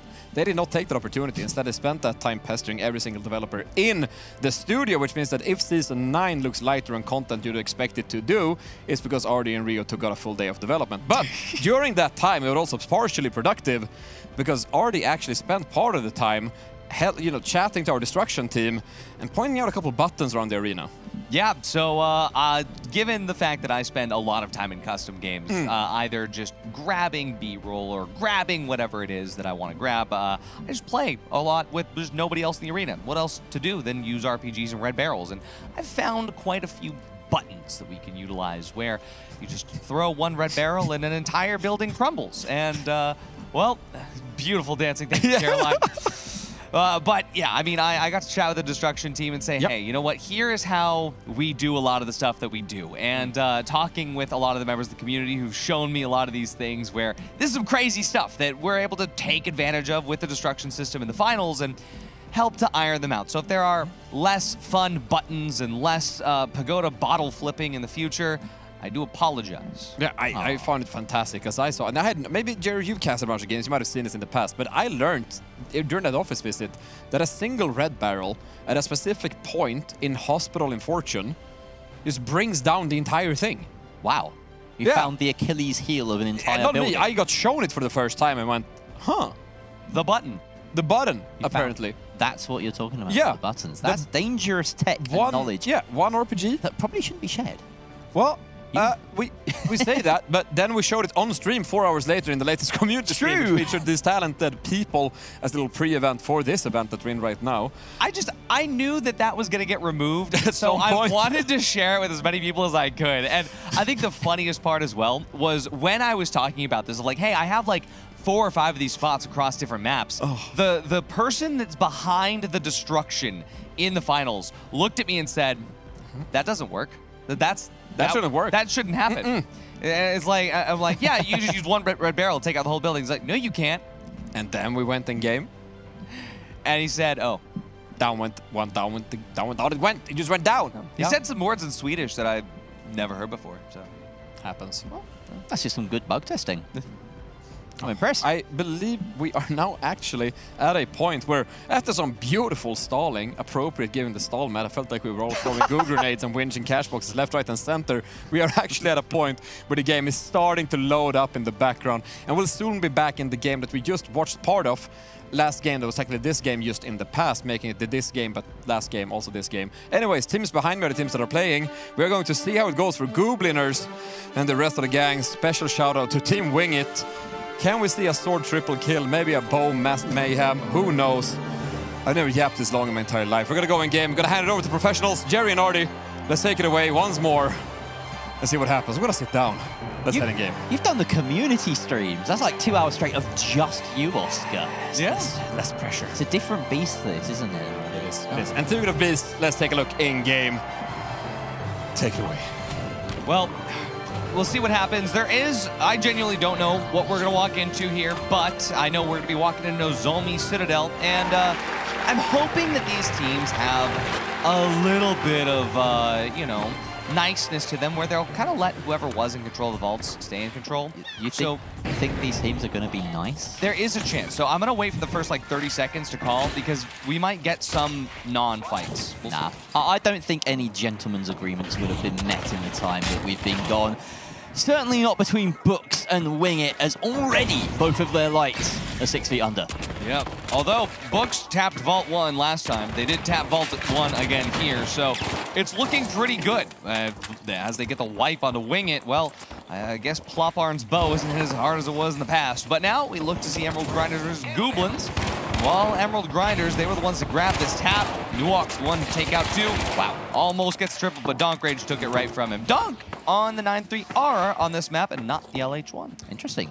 Maybe just an adjustment to the slightly more contained Nozomi Citadel. You can see plenty of those gas mines placed on Cash Out A, as we look at Cash Out B being plugged successfully by Emerald Grinders. That's the same Cash Out B that they were going to be plugging in on the first time around too. This is perfect. It is. And perhaps they were waiting because we only just caught up with them. But either way, both of these Cash Outs plugged quite quickly. And we can see Wing It trying their patented goo smoke steal, but a pause just before they attempt it. Wow. CNS. Awkward. That element of surprise might all be there. That being said, Books Esports might not have even read into that. They're so far away from the Cash Out. This is a mere technical timeout. This is not a full rehost situation. So CNS still might be involved, but it's not to the same detrimental level that it was before. Luckily, we've got Via's Devourers on it. They are holding them back this time around. This man always looks at you, no matter where you go. It's like one of those weird portraits. Maybe is that what Sal looked like before he was turned into a refrigerator? I'm not sure what you're referring to. Oh, I am. Yes, maybe. Is that Sal? Maybe that's the soul of Sal. Sal Soul? South Seoul? Seoul is in South Korea. Nozomi is in Japan. I think you're messing with me. A little bit. A little bit. Chat, what is your favorite CEO? I have run. Yeah, sure. We go with used that. everything to stall in the first one. I don't know what to do here, but no. I mean, this is still good. I like that. So I took notes from the first game. Okay, like EMG, they procced Vault 2, Books procced Vault 1, and the exact same thing happened here. Call that serendipity. Call that fate. But we're not beating the scripted allegations. We're not beating the scripted allegations, no matter what. Rio is so sad about this pause right now. Yeah. And that was a live feed, by the way. That was a live from the break room. We have Rio live from the break room crying over this situation, as am I. In fact, I am about to leave you fine gentlemen to cover this alone as I go and scramble for information on how to potentially alleviate the situation. Oh, well, that's important. You go do your thing, Oscar. Caster gang, it's keep all right. going, and I will be back. We've got another clip. I thought that was a live feed for a second, and then I looked to my left, and Caroline was not, in fact, dancing. I mean, what I just saw there as well was, as I was still watching the camera feed, the moment that it swapped off, he moved the camera really fast. I was like, oh, we're jumping back in. But no, we're still waiting a little bit here. And yeah, I mean, it's going well today, I would say, for a lot of these teams. And again, I can only assume some of the issue is to do with Aimpoint, because of course he's been the person to disconnect in this situation. Do we think it was the goo gun? It may have been. We do not know. There's all sorts of things it could have been. And it's a shame, really, because this is a really exciting matchup that we have been teetering on the edge of for a short while now. Just maybe worth refreshing our watchers, our viewers, about what it is that makes this so exciting. You know, Wing It, we've got this HLL lineup of Randy, Somali Hawk, and Plopan rocking the sword and the bow. Books Esports earlier, possibly the most meta-aligned team that we've seen in the tournament, rocking everything that you could possibly imagine that is making the meta what it is right now, including that heal beam. Dog Prage alone in Paris and Newark, Emerald Grinders, who got through with such impeccable performance on Sis Horizon, and then Goblins as well. Yeah, absolutely. I had some good things to say about Goblins, but you've got something to say here. Yeah, coming back to chat, we finally caught up with chat to see who the favorite CEO is, and somebody in chat said the Orf CEO, and I think that's a really good point. We don't know the company that's animating Orf. We don't. And I think that would be a phenomenal future sponsor to introduce. I wonder if I'm leaking something that I like that actually exists. Oh, it's that I just just speculation. fully guessed. Like, this is a full guess, but like that would actually be sick. Orf CEO. What a good call out. Chatter, W there. Actually, someone even said, like, this is before I said it because we're like in the past. Orf sponsor when? Whoever this guy, I think this guy works for CNS. I think he's trying to get into my Viajet, my X2000. He's got that time travel tech, and he's using it to make predictions about what finals cosmetics will be released in the future. Yeah. It seems like, not gonna lie, a little bit of a waste of time travel tech, to be honest. If you have that, you know, go win the lottery instead or something. Or just go into the future to figure out what, and that's like the best way to use time travel tech, right? What, to go into the future to figure out what? Like to figure out the future sponsors anyway, rather than going into the past in order to get the information out of us. That's also true. You just go, it would be so, you're skipping an entire step. I still think that you're thinking very narrow about the potential of a time travel tech. But speaking of time travel, we're going to hopefully skip forward at 5 minutes as we head into a little break. And when we come back, everything will be resolved. Don't go far.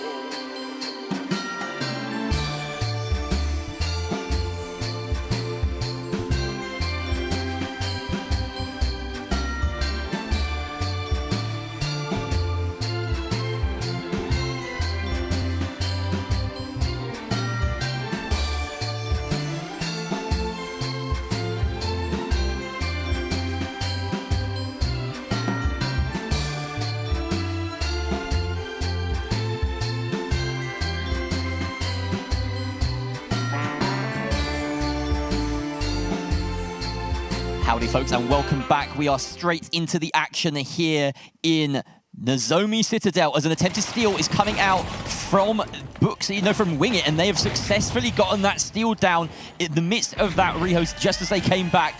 Books Esports, though, find that kill in response and can immediately start stealing back. What are Randy and Plopon going to do about it? Absolutely nothing. A kill goes Plopon's way, but Randy, left standing, has to win the 1 versus 2, and he can't do it. Oh, but there's a third party. Goblins is here as well. Krieger, luckily, able to get the res, but Mr. Red Fox can come back with defib sickness somehow.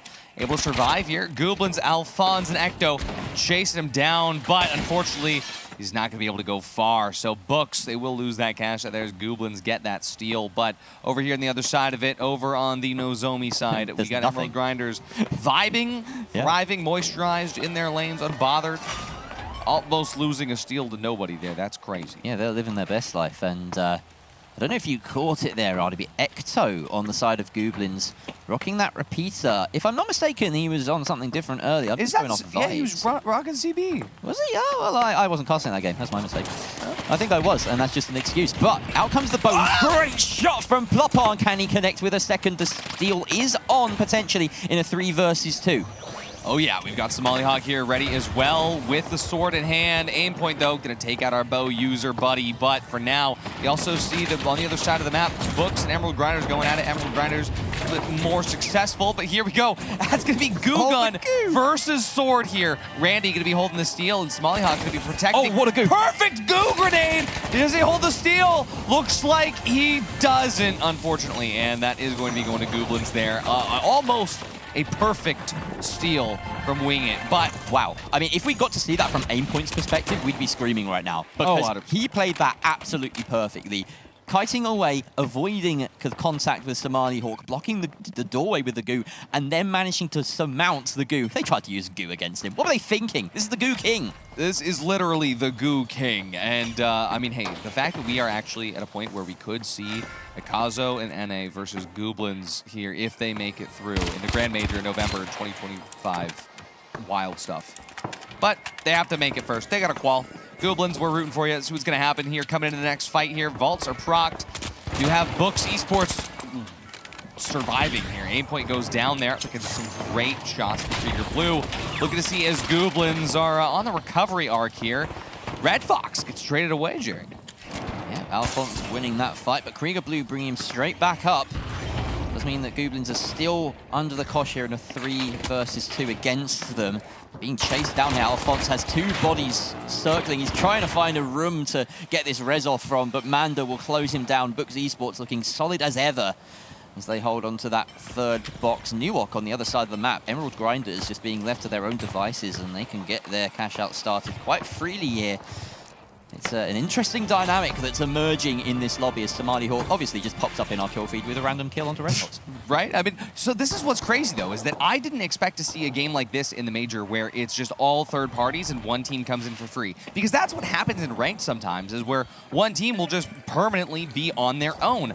I didn't think we'd see that come through. Once again, we see Emerald Grinders with the really good macro here. They try to avoid playing it for as long as possible, but once they see the Vault 3 is also right here close, they want to make sure they have control of that cash out firstly and foremostly. Somali Hawk about to get dropped in on, but there's 3 teams down here.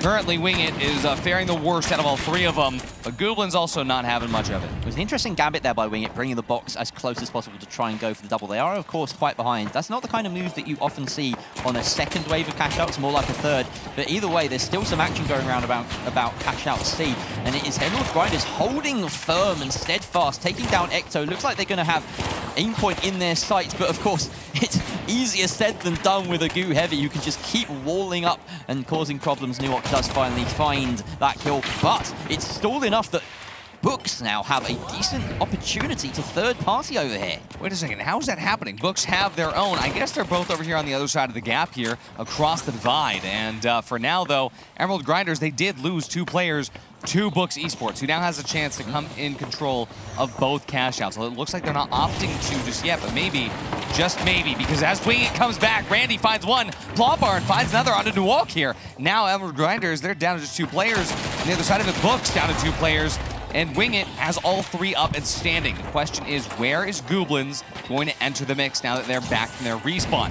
Wing It looking for a good opportunity to try to hold the steal here. A nice late dome here, as well as some well-placed smoke grenades, H+ infusers, but Wing It, unfortunately, not able to hold that steal. Emerald Grinders still going to be in control, but not due to a lack of trying. For now, Emerald Grinders still holds forth. New Oak going to be standing up. Lone and Paris goes down. New Oak going to try to get the res early. And this is a difficult situation for Wing It, who have committed bodies, and it looks like they're going to go down fairly shortly. That is the wipe onto Wing It. Emerald Grinders still with 2 bodies up, sticking a res on that point. I think they're safe, Artie, and they will book a first place spot as long as they can keep hold of it for a few more seconds. We're going to turn our attention to the other cash out, which is currently being stolen successfully there by Goblins, despite layers of defense as we see. What is this room? This is a war crime. You've got goo, you've got gas, you've got drops, you've got more gas to the sidelines there. Probably having the APS somewhere in here as well. Bucks Esports, though, losing control and losing Krieger and Red Fox and Manda. Thusly, because Goblins, they're also not really at the helm of anybody other than Emerald Grinders who are fighting them right now. Somehow, the steal doesn't come through, though. Emerald Grinders, they are still trying to fight this. They know they can't wipe. This is actually a very bad time for them to wipe, so we do see Donk Rage moving over to the sideline to make sure that he's playing for his life. It does go to Goblins in the end here, but this is a wild set of events as Books gets wiped when I didn't expect him to, but, I mean, Jerry, this is the craziest lobby we've seen. It's the most fast and fluid game I've seen today. Every team seems to be turning on a dime, making different macro decisions to try and suit themselves. But the upshot of all this is Emerald Grinders clearly out in first, most likely with a spot in the next round here. I say that as Alphonse finds Nook, and that takes out the heavy from the equation. So they're going to have a little bit of a struggle here to continue this form. 1:50 left on the timer, and 1 volt untapped, another one already plugged by Wing It. 18k is going to be in their pocket. It's not going to be enough to put them dead in first, but if they pick up a few kills along the way, and maybe if Goblins get wiped at some point, then we could see Wing It progress to the last round as well. Well, yeah, Wing It got the plug there. They also got the tap out of Vault 6. And it looks like they're possibly already setting up the gate in order to get it all the way plugged to get the double. Oh, it's moved. Wait, no, it was actually Books that set up the gateway. They're taking that all the way over to Cash Out A, but for now, our bow and sword are holding control. But the Goo Gun Heavy is here, and the Goblins, they've got something to say about it. They're sitting in second place, but not if Kloppard and friends get away with this. This is insanely tight. Goblins trying to stick the skill there, but of course being forced off of it. There's a Goo Grenade or Goo Gun to try and pin down that melee light, and it works perfectly. Randy, though, trades it out onto the medium. That's massive. No defib less, and a strict 2 versus 2. Plop on with the clutch bow kill, taking it just down to Alphonse, who's moving up to the roof to try and get a res. And 8 points out of coins, so no matter what, they're going to have to try to get that res, but with no time remaining, this is going to be a very tight fight for the Goblins, and currently Wing It, they're kind of getting third parties. Books these kills are so crucial because they need to overtake Goblins, and at this point it looks as though they have in that cash tally. Plop on with 2 kills out of nowhere. Can he make it a third? If he can wipe them in this moment, but no, he's taken out himself. Where is the supporting cast of the rest of his team? Wing It. Where's Lamar Hill? Where's Randy? They are at 29k though. That could be enough. It is enough. But now it's a 2 versus 2. 2 versus 2 now, but 3 versus 2. 3 versus 2. They can res. Wing It. Kloppard's going to come back right now. We have to go back to cash out B. We have to see how that plays out. Books has 7 seconds. Wait, the steal though over here. Oh my goodness. And the steal over here as well. It's all happening. Goblins got the steal. How have they done that? That is unbelievable. Goblins flipping it at the last moment, and it's Emerald Grinders on the far side. And Books in second place. Oh my god. Right? Yeah. No, Emerald Grinders. It was purple in second place. Chat, what just happened? I think there were 2 last minute steals. There were 2 I believe both steals happened. Oh my god. Very last second. Okay, both of them affected outcome of the game. There's never been a more important Goblins and Emerald Grinders. Oh my god. What? That's incredible. Yeah. We're all dumbfounded. This is the steal going the way of no one, because Wing It managed to defend here. But then Goblins takes this back from Wing It anyway. Let's just check the bar graph. Well, so right here, so it was left of your screen. Oh, we're not going to get a replay of those final moments, but you can see on the scores. I believe we can reverse engineer this. I believe that Goblins managed to steal it from Wing It at the very last second. They did. And Books managed to steal theirs as well. However, it wasn't big enough to surpass Emerald Grinders. Which means that, yes, 2 last second steals. They could have been so important. One of them was, and the other was just barely enough. Here it is, replay in super slow motion. And Wing It, they do not hold this out here. It is going to be Goblins that crosses over. And Books, they did hold on to theirs, but because Goblins got that flip, the Book steal didn't matter.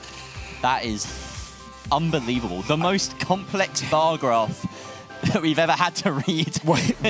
One might almost have to call the players out on throwing such a complex situation at us this late in the broadcast, because with a fresh brain, that might be easy to interpret, but at this point, it is getting dicey, and I believe every single note that we're trying to keep here is getting more and more messy. But what a game, and in the end, the important thing to point out is Goblins, Emerald Grinders are the two teams winning this cash out. Crazy stuff, through and through. And I mean, I've been taking notes all day, but the notes in that game, genuinely, I couldn't keep up. There's so much happening, and we thought this was going to be the easy lobby, right? I mean, we have we have a goo gun heavy, haha, you're running a sword and a bow, haha. Genuinely, this was the most competitive lobby I've seen. I mean, Jerry was right when we said this might be a smooth group, and you said, what are you talking about? Yeah, this is the wackiest group we've had so far by some margin, and that's what we've come to expect as well with this format. As the teams get narrowed down into this middle group, the teams are just going to get so much tighter in skill, and we're going to end up with more games like that. Don't worry, there is more cash out later on today. We are not done. I want more of that on my screen. Absolutely, but right now we're going to take a look at the next game, which is going to be that best of one between Goblins and Emerald Grinders. And by now we hope that we've sorted out the tech issues on the side of Goblins as well. I believe we have, so we should get a smooth best of one. Maybe that's me jinxing it really bad. In Sweden we say ta i trä to make it better. I'm going to tap my head 3 times, and hopefully that gave away the curse. I just tapped mine 3 times too, Jerry. Yep, 3 taps. Mine's especially powerful because it's bold. Yeah, I was going to say, does he have to do more or less? No, 3 is actually stronger. It's the 3 strong ones. What an absolute game. And here we have again some replays. We just see Somali swinging in through the door, waving a sword around like crazy. Doesn't quite get elimination. Randy follows up with an RPG and settles the score. In the end, of course, Goblins still steal that cash out. But how close were Wing It to actually just advancing through right there? Yeah. So close. And that's still literally with about 2 seconds left. Oh my goodness. You're noticing more. Wing It, Wing It was the one that was stealing to the other side, and it was, Amanda There's a gas mine that takes it down. Against Wing It. The fact that we see a gas mine that gets eliminations in critical situations. There's so much extra stuff that's happening. We didn't even notice the gas mines. No, there was just a lot of green on screen, but that could have been barrels in my head. I mean, I actually saw the gas mines on the cash out on the Vi side. I didn't even mention it because there's just so much happening. You could spend hours dissecting that one game, I feel. And you could do that for almost every single game of the finals, because no 2 games are the same, because the game is dynamic and it's a dynamism shooter. Put that in your vocabulary. It's important to note that Wing It and I always see 200 books. I'm so used to 200. We are used to it. Several esports. There it is. Yep. Wing It and Books esports are not eliminated right now. Important to note. Yeah, they still have another chance here. Yes. But it's pretty tight for them. They've lost a few too many times to be given any more chances. So yeah, we'll be seeing them a bit later. They absolutely have. I mean, so far in Phase 2, we have actually not eliminated any teams. Currently, we still have the same amount of teams competing that we had when we entered Phase 2. We've just begun filtering out the bracket, so it's going to get closer and closer to finding out who the last 2 teams are. They get to punch their ticket through to the Grand Major, and which remaining 6 teams that we are saying farewell to during Phase 2. Too many numbers, too little time. Absolutely. The brain's getting foggy. I'm excited to check into that bracket later. Not doing that right now. Not now. Chat, you got to wait. But you don't have to wait very long. We're not even doing a break thing here. It sounded like I was going to do that. We're not doing that. We have Goblins versus Emerald Grinders on deck, on cue, ready to come up. And hey, we've seen these teams do some stuff today. I mean, let's talk about Emerald Grinders, what they pulled off earlier. Do we want to talk about it already? I think they've done more. Even now, you know, they just won that game, and of all the teams to come out on top of it, it feels like Emerald Grinders have just been going under the radar throughout the whole day for me, and they are slowly etching their way into my heart. Absolutely, and they've dealt some damage in the bracket. They've also proven themselves so far to be a real threat, and that's why they're still contending for one of those 2 remaining spots for the Grand Major 2025 on the November 28th, 29th, Dreamhack Stockholm. Right here on home turf. As we say in Sweden, gaming is coming home. Or is that what the UK say about football? I'm unsure. But now we're saying it about gaming. The tune is rolling in the background. I believe we're about to head into game. It's time for me to throw it over once more to my good friends, Jerry and Artie, to cast one more best of one. Thank you, Oscar. Thank you, Jerry. Thank you, chat. Thank you, Embark Studios in the finals. And thank you, Carl, for Arena Overture. And thank you, Noah's grandma. Was it Noah's grandma? Noah's mom. Grad's mom. Grad's mom. Grad's mom. Thank Shout you, out to Grad's mom. All of our NA fans might get that one. Bit of a deep cut, but here we go into a best of one. And it is, of course, on Nozomi Citadel. We have Goblins up against Emerald Grinders. Let's have a moment to cut through the chaos of Cash Out and decide which of these teams really is the better one. Absolutely. Going to be starting with Emerald Grinders, getting the tap onto one thanks to a better spawn on the Via side of things. But coming over from the CNS Mall, we do have Goblins ready to go. Wait a second. Are they still the Goblins? Or would you say that they're the Winchblins? Aim point, no goo gun in hand. Oh, an interesting adaptation to the 3 versus 3 over here. And something that perhaps Emerald Grinders won't be ready for is the power of that winch. New York taking a bit of a brunt there. What do you spot, Artie? False alarm. Yeah, I'm keeping you on your toes, Jerry. It happens. There was something. I was like, I did not see anything, so I wonder what it was. But no, Goblins just making their way towards the point, and they clear the C4 off of that box. Of course, that's only one form of delay that they have at their disposal. They got the Winch, they got the DMAT.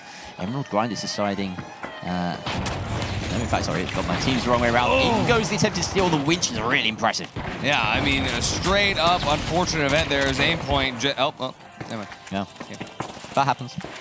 Sometimes it just happens that way. The RPG hit his teammate, and aim point started by, instead of damaging Emerald Grinders or dropping the other player down the floor, just dropped himself a little bit. And, well, kind of an unfortunate circumstance, to say the least. You have to remember that an RPG doesn't just do damage, but it also drops the cash out. Yeah, absolutely. And they could have just, had a little bit of extra stallage over on that side. But we're going to check back in as Goblins are on the way. Emerald Grinders, they've thrown it out of the operations center. It's going to be out towards the edge of the arena. The Goblins, they're getting ready to edge down there as well. About 40 seconds there, and Goblins managed to winch it into a slightly more favorable spot for themselves, but this is a great sight line opened up. Donkrage has lots of cover and a good angle to try and deny the box. They have to unseat him from this position. They also have to unseat Emerald Grinders' core of that medium and the heavy from above it. This is excellent positional play from the Grinders. They are kiting away very nicely. A great little DMAT, though, traps the heavy down, and that is New York out for the count, but Emerald Grinders still have time and utility on their side. We see the attempt is still coming out from Ecto, and the shots are coming out. A really nice angle at range, but he's being juiced up. There is an opportunity here. Down comes Donkrage, though, and he gets the kill he needs. Alone in Paris finding Ecto as well. Aimpoint may have traded out, but the cash goes the way of Emerald Grinders here on the best of one. Yeah, I mean, hey, we've seen some crazy last-second steals, but today was not one of them. Although, again, the Goblins is a team that powers up over time from what we've seen. Look at this fight right here. I mean, crazy just util from both teams. Now we're down to the LVL here, and Alphonse, unfortunately, starting that fight with a little bit less HP. Beautiful little emote there from Donkrage, but he earned that. That was a real showstopper from Donkrage from start to finish. Honestly, I was about to praise his positioning, and then he went and got 2 kills as well at the end, the cherry on top. That was really impressive from this light. We haven't seen too much action from him in the competitive scene over time, but yeah, he's making a market. Look at that. Beautiful drop. Look at that.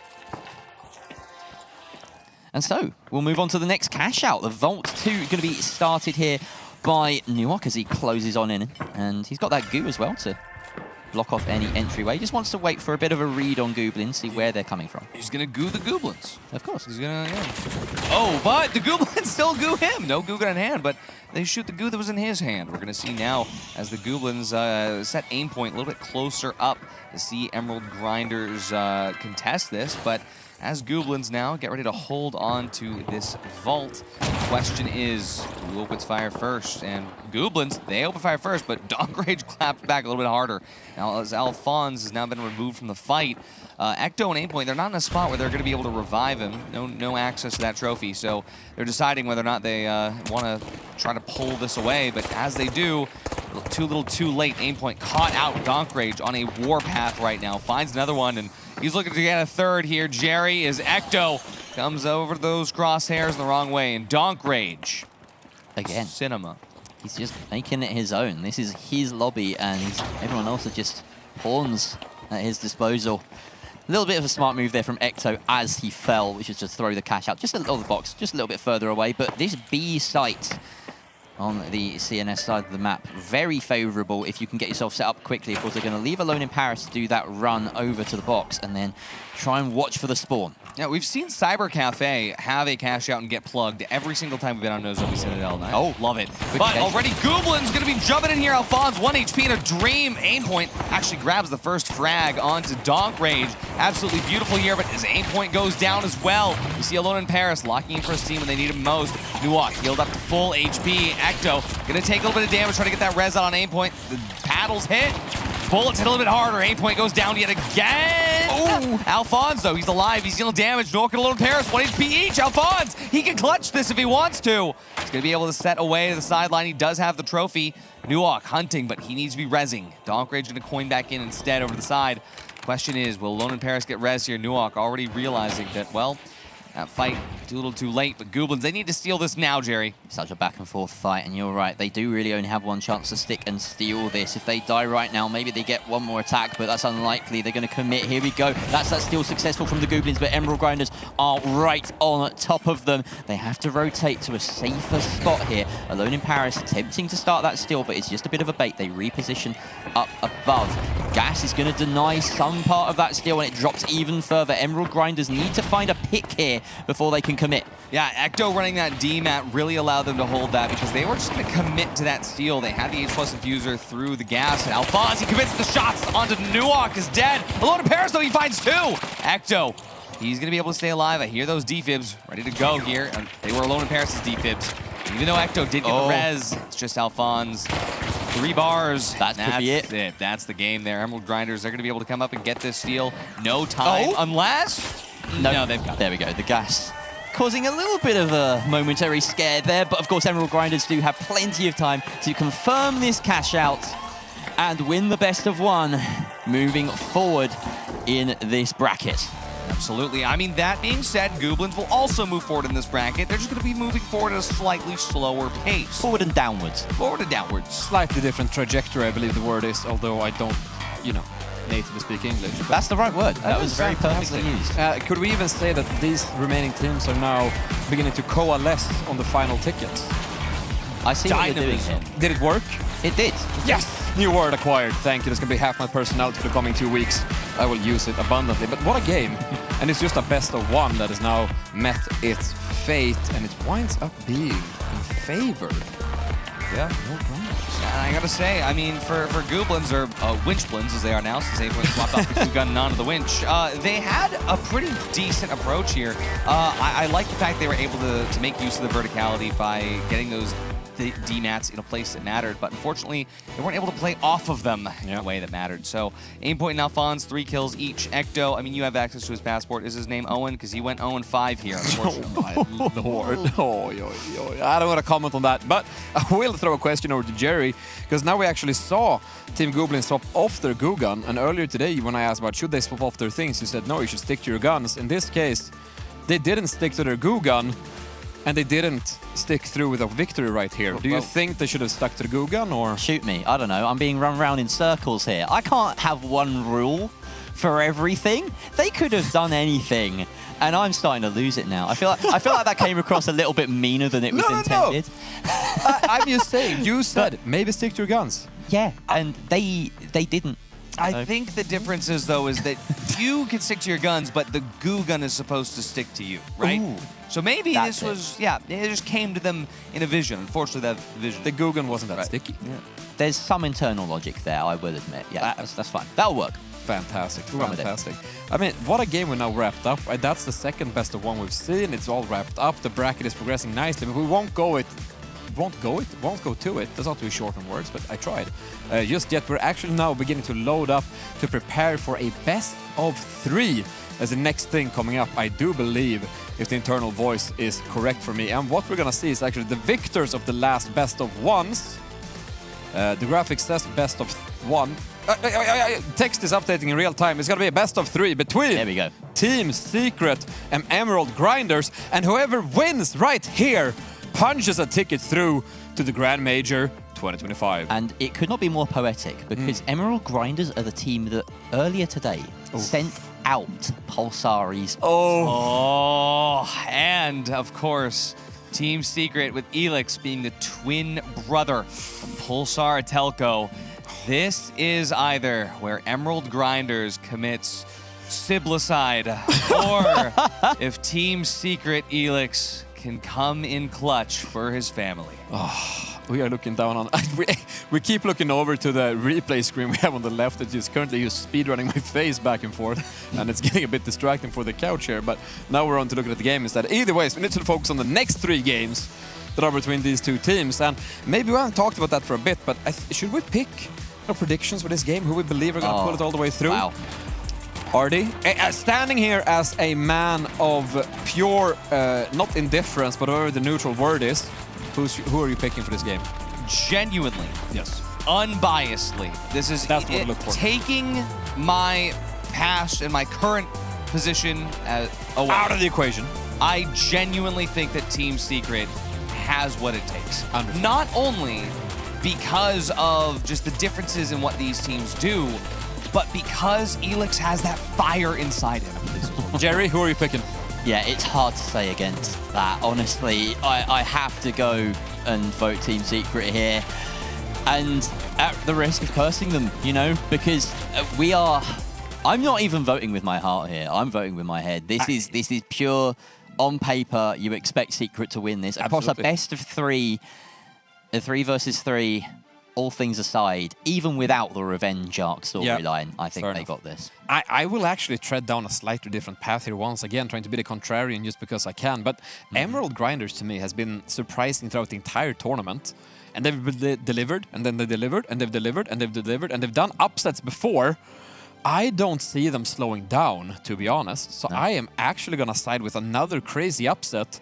Is that I think Emerald Grinders might do it. I'm not mad at that. I'm not upset at that, because as Rio said earlier, this is the time to have a dark horse. You have to have some sort of just unknown team make it through the brackets and get through the vines and the weeds to actually grab their ticket to the major, to come here to Dreamhack Stockholm in November. And genuinely, if there was a team to do it, it's going to be the team that already took out Pulsar. Yeah, Emerald Grinders have now earned that reputation. Absolutely. They might not have come in with the expectation, but now they have that expectation placed on them, and they can absolutely step up to it. It is not as cut and dry. We're both saying Team Secret, but it is by no means like an 80-20. This is very 55-45. It's very close. Now, to take a look at how we think these games are going to go down, we'll take a look at the map videos right here. We have Team Secret saying no thank you to Seoul. Yep, that's all. Correct. I'm not going to get to see that map today. Following Emerald Grinders saying no more Monaco. Emerald Grinders also says we've had enough of Skyway Stadium for one day. And Team Secret says, you know what? Maybe not Nozomi Citadel. Perhaps they got influenced by the fact that Emerald Grinders just won on that map. However, Team Secret did say, yes, please, Abela Bernal, thank you. Emerald Grinders said, you know what? We haven't seen Las Vegas Stadium for a good 3.5 hours at this point. And then the final decider map, in a poetic way, is Fortune Stadium. Don't tell me that was the map that Pulsar... Was it? What was... I can't. I need to go back through my notes. We'll give you a mind moment to is try and find jumbled and exactly where Pulsar unfortunately met their demise at the hands of Emerald Grinders. Vegas, Sis, and Bernal. Okay. So Vegas some similar maps. So some similar maps. Vegas and Bernal are coming back here. Yeah, they are indeed. Whew, I am still... I gotta say, this is just a bit of meta commentary, but when will I get to see Seoul? Seoul was the friends we made along the way. It was the teams we eliminated along the bracket. Yeah, I like Seoul with a capital S, but that's without the E in it. Because I'm just, a big fan of 80s funk fusion. Wow. Deep cut. More words that I struggle to comprehend. Looking at myself and if I look at the screen right now, that is a confused man. Anyways, we are about to head in-game. This confused mind's going to sit down. These two sharp minds are going to stay in. We're heading into the first game in this best of 3 between Teams Secret and Emerald Grinders. Ow, you're wearing a ring. Jerry, stop fist fighting and start commentating. We've got so many fist fights scheduled for the end of the week that mostly involve Caroline. I have no idea how that's happened, but she knows what I'm talking about. It's been a very strange weekend, particularly with the Americans arriving here midweek and having all that time at Embark Studios. But That aside, we are into a very important best of 3, a qualification match between Team Secret and Emerald Grinders. Absolutely. I mean, Chad, if you can't tell, it's been 9 hours of casting the finals, and if you think that we are going crazy, imagine how Team Secret and Emerald Grinders feel right now. As the first team fight goes away, Secret OG, he's going to grab a winch out of mid-air to take out Emerald Grinders heavy. Nuok, though, going to get insta-res by Alone in Paris, but Alone in Paris is going to pay the ultimate price for that. And Team Secret, I have never seen them look like this. That was relentless, ruthless even. Emerald Grinders being shown a taste of what to expect for the rest of this game, and we need a replay of that one. It was over so quickly. Awesome winch out of midair. God, cinematic. And that's just what this game does. It spawns incredible cinematic moments. Alone in Paris almost gave up at that point. You could see it. Just wouldn't even turn and fight. Yeah, I mean, sometimes you just get those matches. Here we go, though. Team Secret, they get the plug onto Beats over in the alleyway here. Team Secret, they've got ultimate height over the top. That goo is going to get dealt with early on by Alone in Paris, but already OG, he's going to pad over. Takes a lot of damage, but Roma heals him all the way back up. But now OG realizes the entirety of Emerald Grinders are up here on this roof with him. But the damage is going to come through as Roma and Elix could grab some alternate angles of the sideline. Alone in Paris, 2 bars, gets chipped out as Roma finds the angle. Nuok and Donk Rage going to go out as well. Again, I have never seen this fire in Team Secret. This is so personal. It really does feel like it. And just to escape the heartbeats that I can feel around the room right now and talk a bit about that engagement, that goo from both sides really determined the fight there. You could see that flat rooftop within seconds became a series of rooms. Corridors, yeah. Yeah, and it really just isolated Nuok to take a load of damage. He was out of range of his heal beam, he was out of range of the H+ infuser. On the other side, Team Secret had the larger room.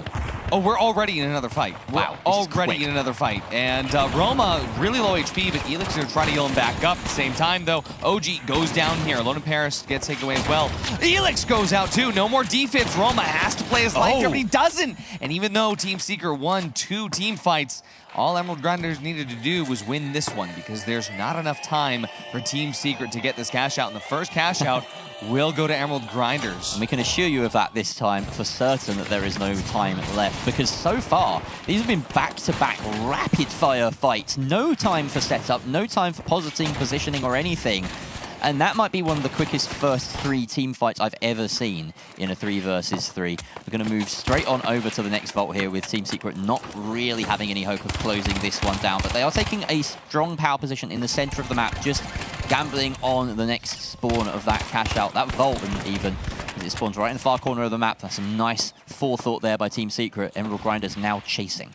Yeah, I mean, I did not see that coming, but all it takes is one well-timed seal. And don't get me wrong, but didn't Emerald Grinders do that to Pulsar earlier as well? Yeah. Just a well-timed last-second steal. Yeah. It's almost as though they have to lose a few fights just to get a feel for things and read their opponents. Give maybe a false sense of security, Ardy. Oh, an interesting dive coming out from OG, and he does manage to reach his target without taking much damage. Roma gets the pick onto Nuok. Donk Rage goes down as well. Elix finds the kill. OG collects the final one. A team ace there for Team Secret.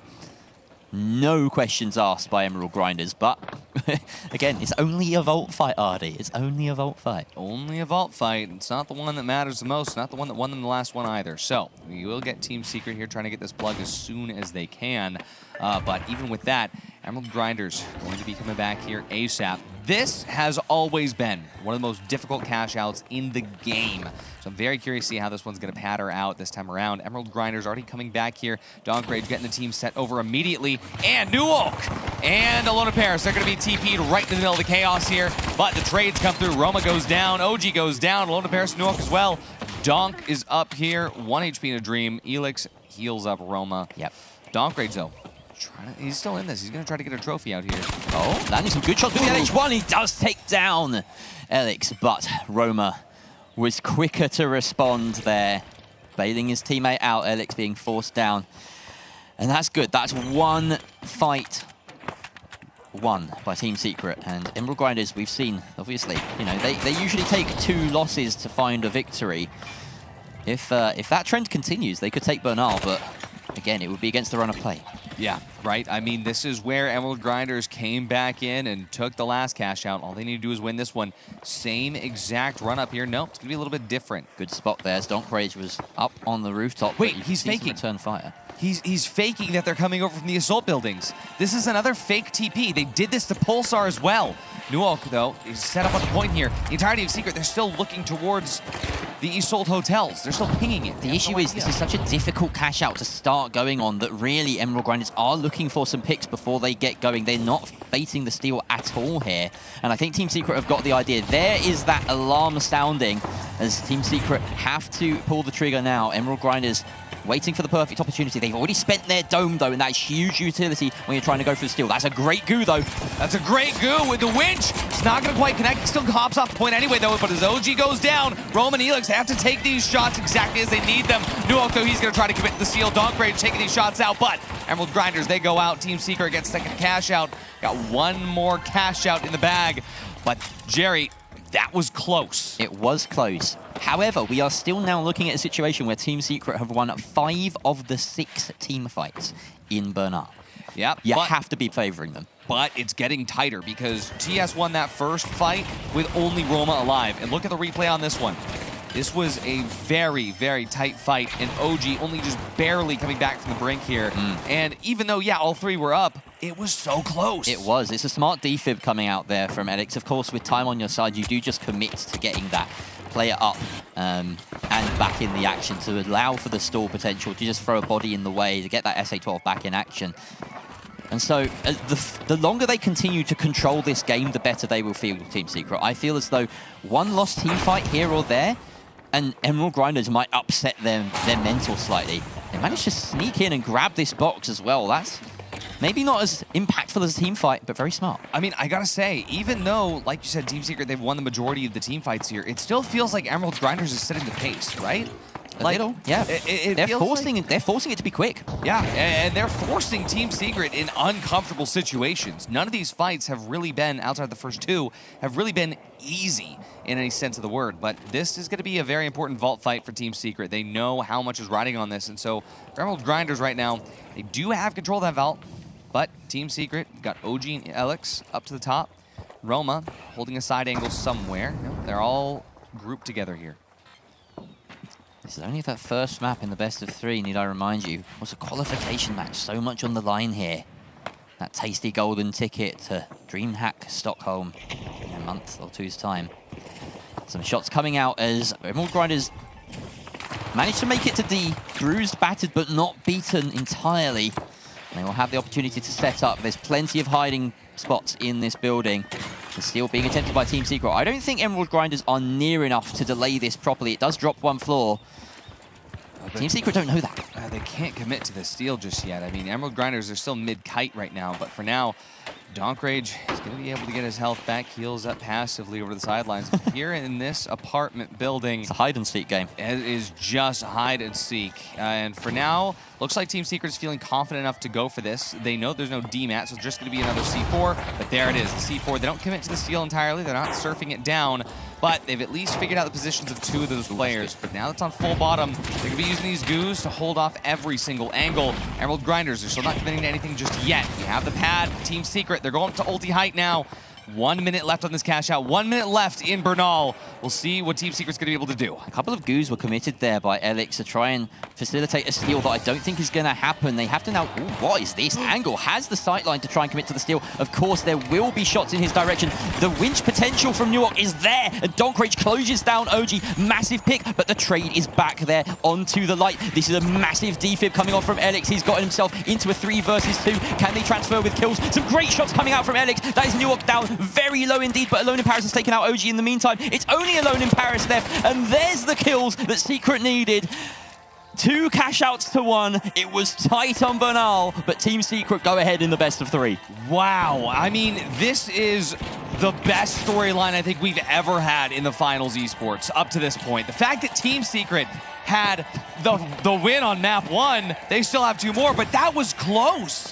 That last team fight had me on the edge of my seat, and it was trade after trade after trade, but you could tell that if any player here is playing differently than before, it's Elix. Alex is absolutely locked in. Not a single defib missed. Not a single moment to use that heal beam. Sat on every single time that he needed to use that. Famas was shot forward.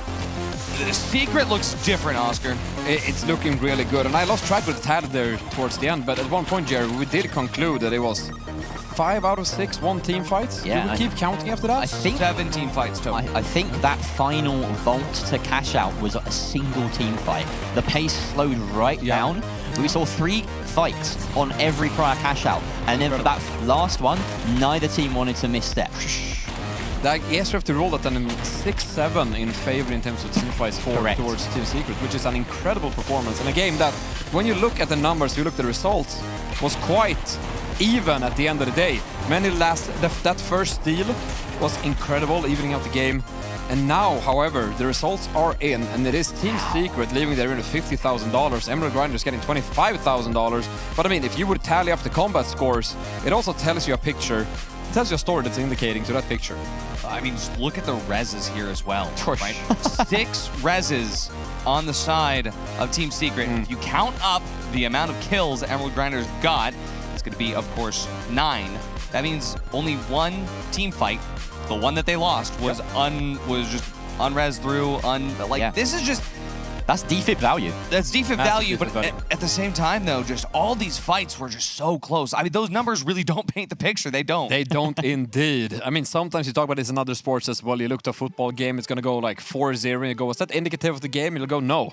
Yeah. It wasn't, but that's what happened. And I feel here, sure, the numbers tell one story, but it doesn't quite convey how close that game really was.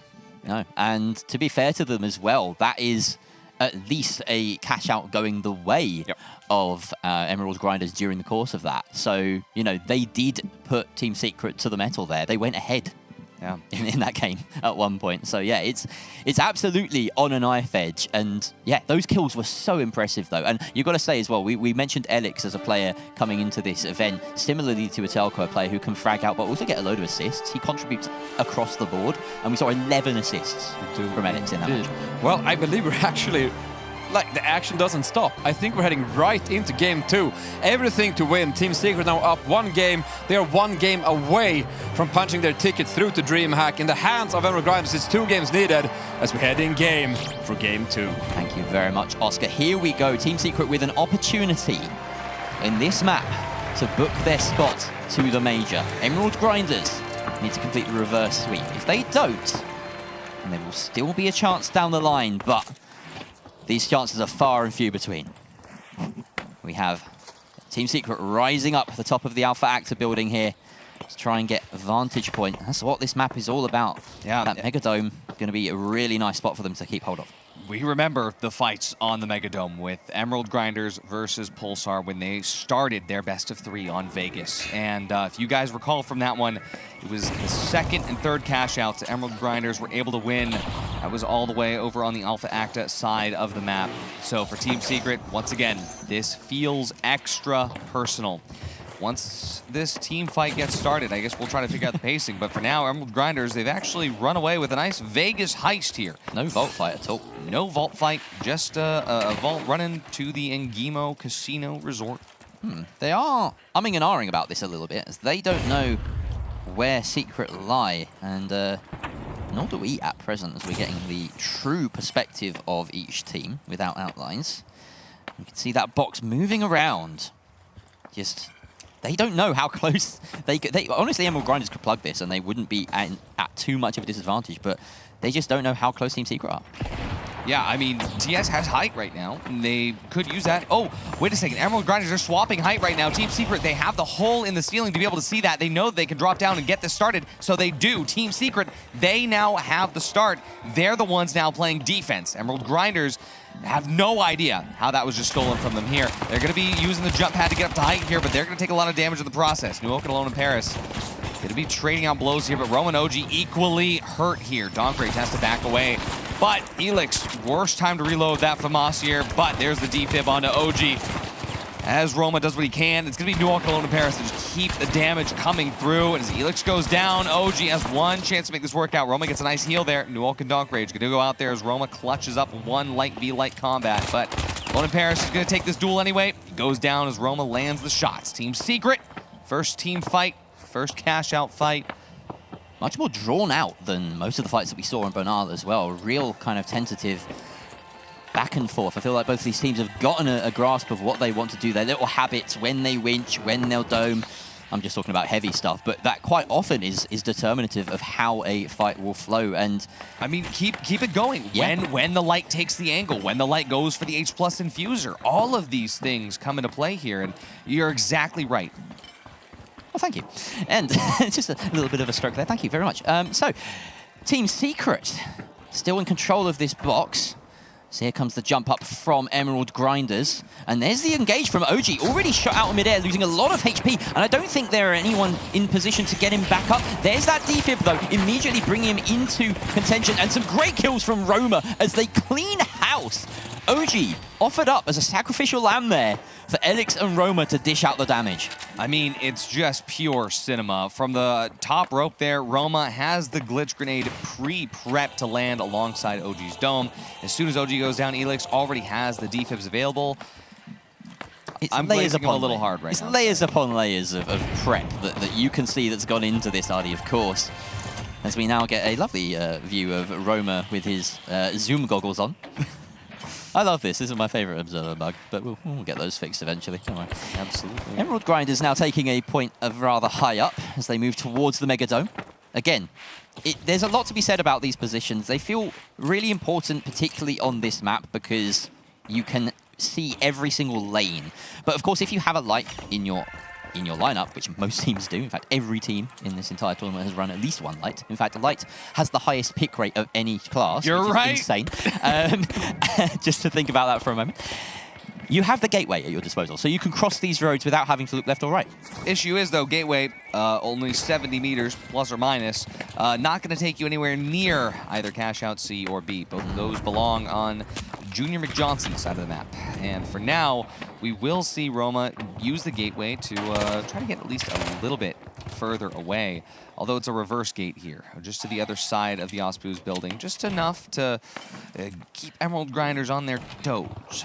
Yeah, a little bit of chess being played out between these two teams as they toy with baiting each other into certain locations, moving that cash box around at opportune moments. New York repositioning with Alone in Paris. You want to have your heavy and your medium grouped up together. Of course, Team Secret, they can hold this box. Yeah. Right? They are ahead. They could, it would be very boring, hold this for 15 minutes straight, and they would win the map with 25k. We keep making the reference to this win condition, even though we've never seen it happen. No. But I feel like if there were any map for it to happen, it would be this one. I don't think it's going to, for the record. No. But it genuinely is a possibility because Emerald Grinders, they haven't budged yet from this ultimate height. And they have to, you know. Team Secret, they set up a really nice fortress here with the goo. They've got these long angles, these head glitches that they can try and win. But the onus is on Emerald Grinders to close this distance, and that will put them out in the open. And Roma already has that gateway pre-placed. There we go, Emerald Grinders, they're moving through. Should Roma utilize that gateway, they should be on the other side of them, and they would have effectively swapped. They left the vault. Come back to get it. Wait a second. I don't know what's going on here. They come back. It's not going to plan. They've squandered a little bit of their movement potential here. Now they're stuck indoors, trying to work this out. They try to throw the vault through the gateway. It doesn't quite go. It just lands down that elevator shaft. And Nuok, he picks it up. He says, thank you very much. This strange dance that we've watched play out over the past 2 minutes or so has left the teams having swapped locations, Artie. This is tension, the likes of which we have not seen in the Grand Major Qualifier series just yet. But for now, we have once again another gateway, this time from Emerald Grinders. They've got control of the vault. They are about to plug this in over on the Alpha Acta side of the map. Just like Cash Out C could be the choice here. Of course, more towards that parking garage, but we'll look to see Nuok kind of get separated from the team here. They will be forced to leave the vault up at the top of the hotel. I thought Emerald Grinders had won that little tug of war, but of course, New York being separated. Now Team Secret have the ball. Where are they going to go with it? It's over to B. That's well out of range of Emerald Grinders, and wow, what an interesting 3 or 4 minutes of gameplay that we've just witnessed. This has been a strange little mini game. They're holding it. They're holding it. Instead of going towards the studio, they're deciding to hold it. Because they know Emerald Grinders are underneath. Absolutely. One C4 just did all that. Wow. Dynamism. Was that one of those danger buttons that you talked about, Artie? There was one of them on this map. But I will say that with a mix of dynamism and verticality that's playing out right now, it is a beautiful fight where we have now had almost 8 minutes of 0 kills. That's unbelievable. Considering Bernal was the complete opposite of this. Oh, Bernal of all maps. Being so long and wide. But here we go. We have Team Secret on the move with the vault, this time towards C. Once again, swapping places with Emerald Grinders. Emerald Grinders, they push. Team Secret, they pull. And for now, this is looking interesting. Now, there is a chance that we try to get some cash-out manipulation towards the parking garage. I don't think it's going to happen yet. Emerald Grinders, they're now finally maneuvering their way over. We should see another Mega C4. It's going to be a decent-sized one at the very least. But, Jerry, how is Emerald Grinders trying to approach this? Well, they want to get some sight on the box, maybe even winch it up to the roof. That looks like it's an option. They've got a way of clearing this denial that's on the box right now. Donkrage takes a big boatload of damage there from range. Elix peeps his head up from the top of the Alpha Actor building. And now OG is closing that distance. He's got the rest of his team in tow. Emerald Grinders are dropped below to try and get the steal going. The question is, can Elix, Roma, and OG collapse quickly enough? They do not have the DMAC to their favor, and this steal looks like it's going to be successful, Artie. A steal without any kills going through here. Emerald Grinders now in control. Team Secret on the attack. Alona Paris almost goes out. Going to push him away from the rest of his team there. And as he goes out, Nuok, he's going to be on his last legs, but he still manages to find one before Roma gets him. OG healed up at the last moment. They are going to be able to get the team wipe here up against Emerald Grinders. Team Secret, they're back in control. There's still time for one more fight. Wow. And that would be 2 fights total if Team Secret can do this. We almost had a pacifist run of Las Vegas Stadium, but you can bet your bottom dollar that we're going to get an intense slugfest to round this one out. Emerald Grinders have to take this, or they're going to have a much longer day ahead of them. If Secret win here, they've booked their spot to the major. Absolutely. This is it. This could be it. There's still another cash out should EMG come back, but it's going to be a tight one.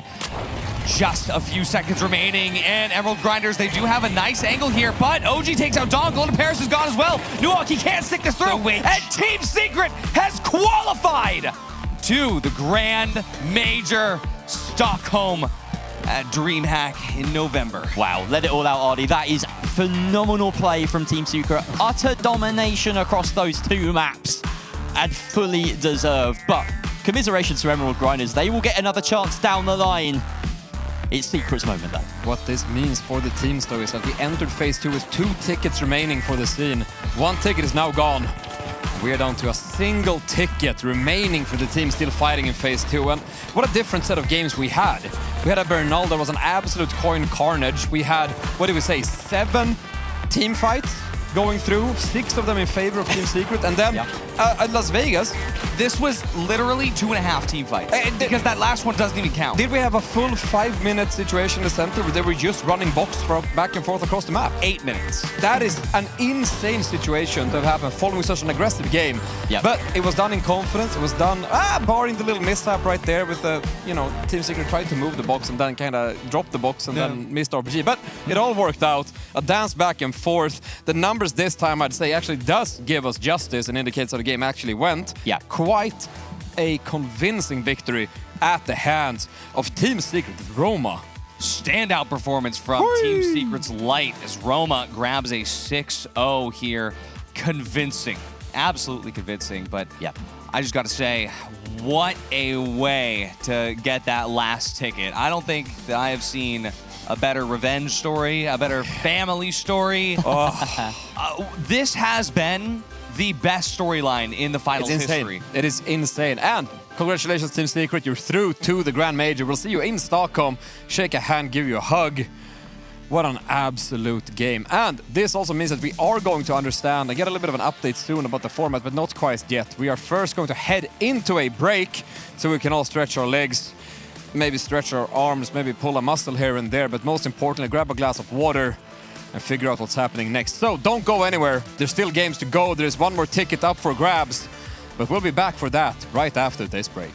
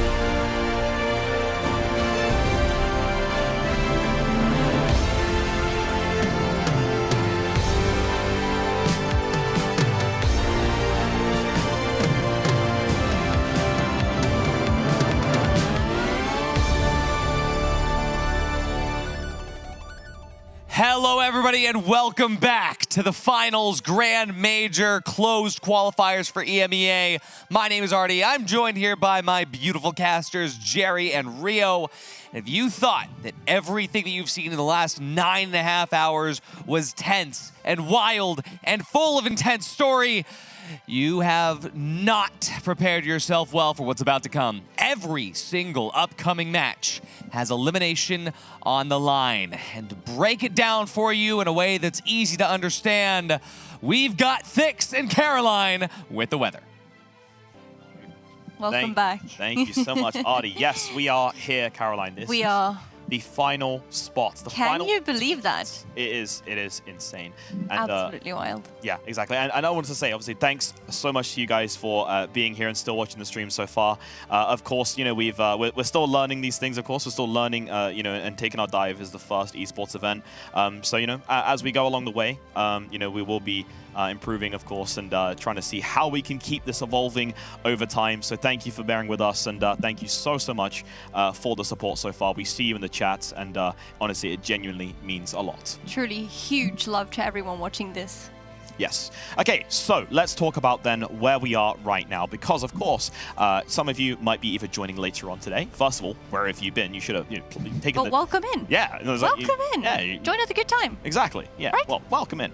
So essentially, if we take a look here, we have the bracket of the Phase 2 for EMEA. And as you can see here, it was Team Secret right here who did beat Emerald Grinders on the 2-0. That means they have solidified their spot. Now, if you are an Emerald Grinders fan, Emerald Grinders fan, yes, do not worry, because they, as you can see, they're all the way over here. This area right here is where the final invitation is left. So that is confirmed. One of those teams are through. So if you're an Emerald Grinders fan, it is not over just yet. Not yet. We can still keep our hopes up for the Emerald Grinders. Exactly. And then let's see then who will be joining Emerald Grinders. As you can see here, we have the lower end side of the brackets. You can see we do have right here, we have 5 Fears. We have Sign Esports. We have Books, and of course Wing It. Yes, that is the 4 teams right here at the bottom. So how are we gonna get from here all the way over here? Well, every single game from here on out is going to be elimination. So this means that there is no more mistakes. This is your final chance if you're a team or a player even. The nerves cannot fail you now. I'm already sweating. There it is. So, of course, the top 2 teams, Classic Cash Out right here, will proceed, and they are going to be joining Tweakers and Goblins in this bracket right here. And of course, as we proceed onwards, we then go towards the kind of tournament rules in the finals, very standard. You have your Cash Out match, the top 2 teams proceed here, and then we will have, I think, a best of 3 versus 3 here. This will decide the absolute cinematic final, because the team that wins here will be playing against Emerald Grinders. Amazing. I mean, could it get any more exciting at this point? I don't even know. I keep saying that, but then I keep being surprised about the games, and that's kind of how I feel, actually. That's me. Oh, hello. I was patting the llama or whatever that was. And now we're playing music, which is great. There it is. Yeah, there we go. Good job. This is you, chat. See, I'm petting you guys. Good job. Let's take it back to the desk. Thank you so much, Thixie. Thank you so much, Caroline. I gotta say, I understand it now, where the bracket is. It all makes sense. Yeah. It all makes sense now. It's almost like those little rectangles mean something to me. Now that we've been on this journey as well, you can look back and you can see exactly how it's panned out from Phase 1 to Phase 2. Phase 2 is a little bit easier to understand. You've got fewer teams. It really is just this lower bracket, and we're into elimination territory. Like Thixie said, every single game now is an elimination.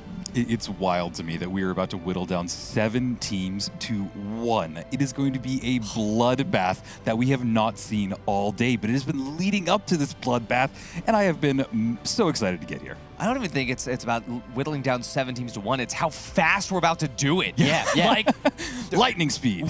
Okay, to put it in perspective, because it's cash out and then cash out, in 20 minutes, 4 teams are going to kiss their futures goodbye for Major 1. Yeah, this is the most ruthless segment of the entire bracket. 2 back-to-back elimination cash-outs, best of 1. That is absolutely terrifying. And you know what? Emerald Grinders may have lost that best of 3 earlier against Team Secret, but they've avoided that. They've avoided all the cash out.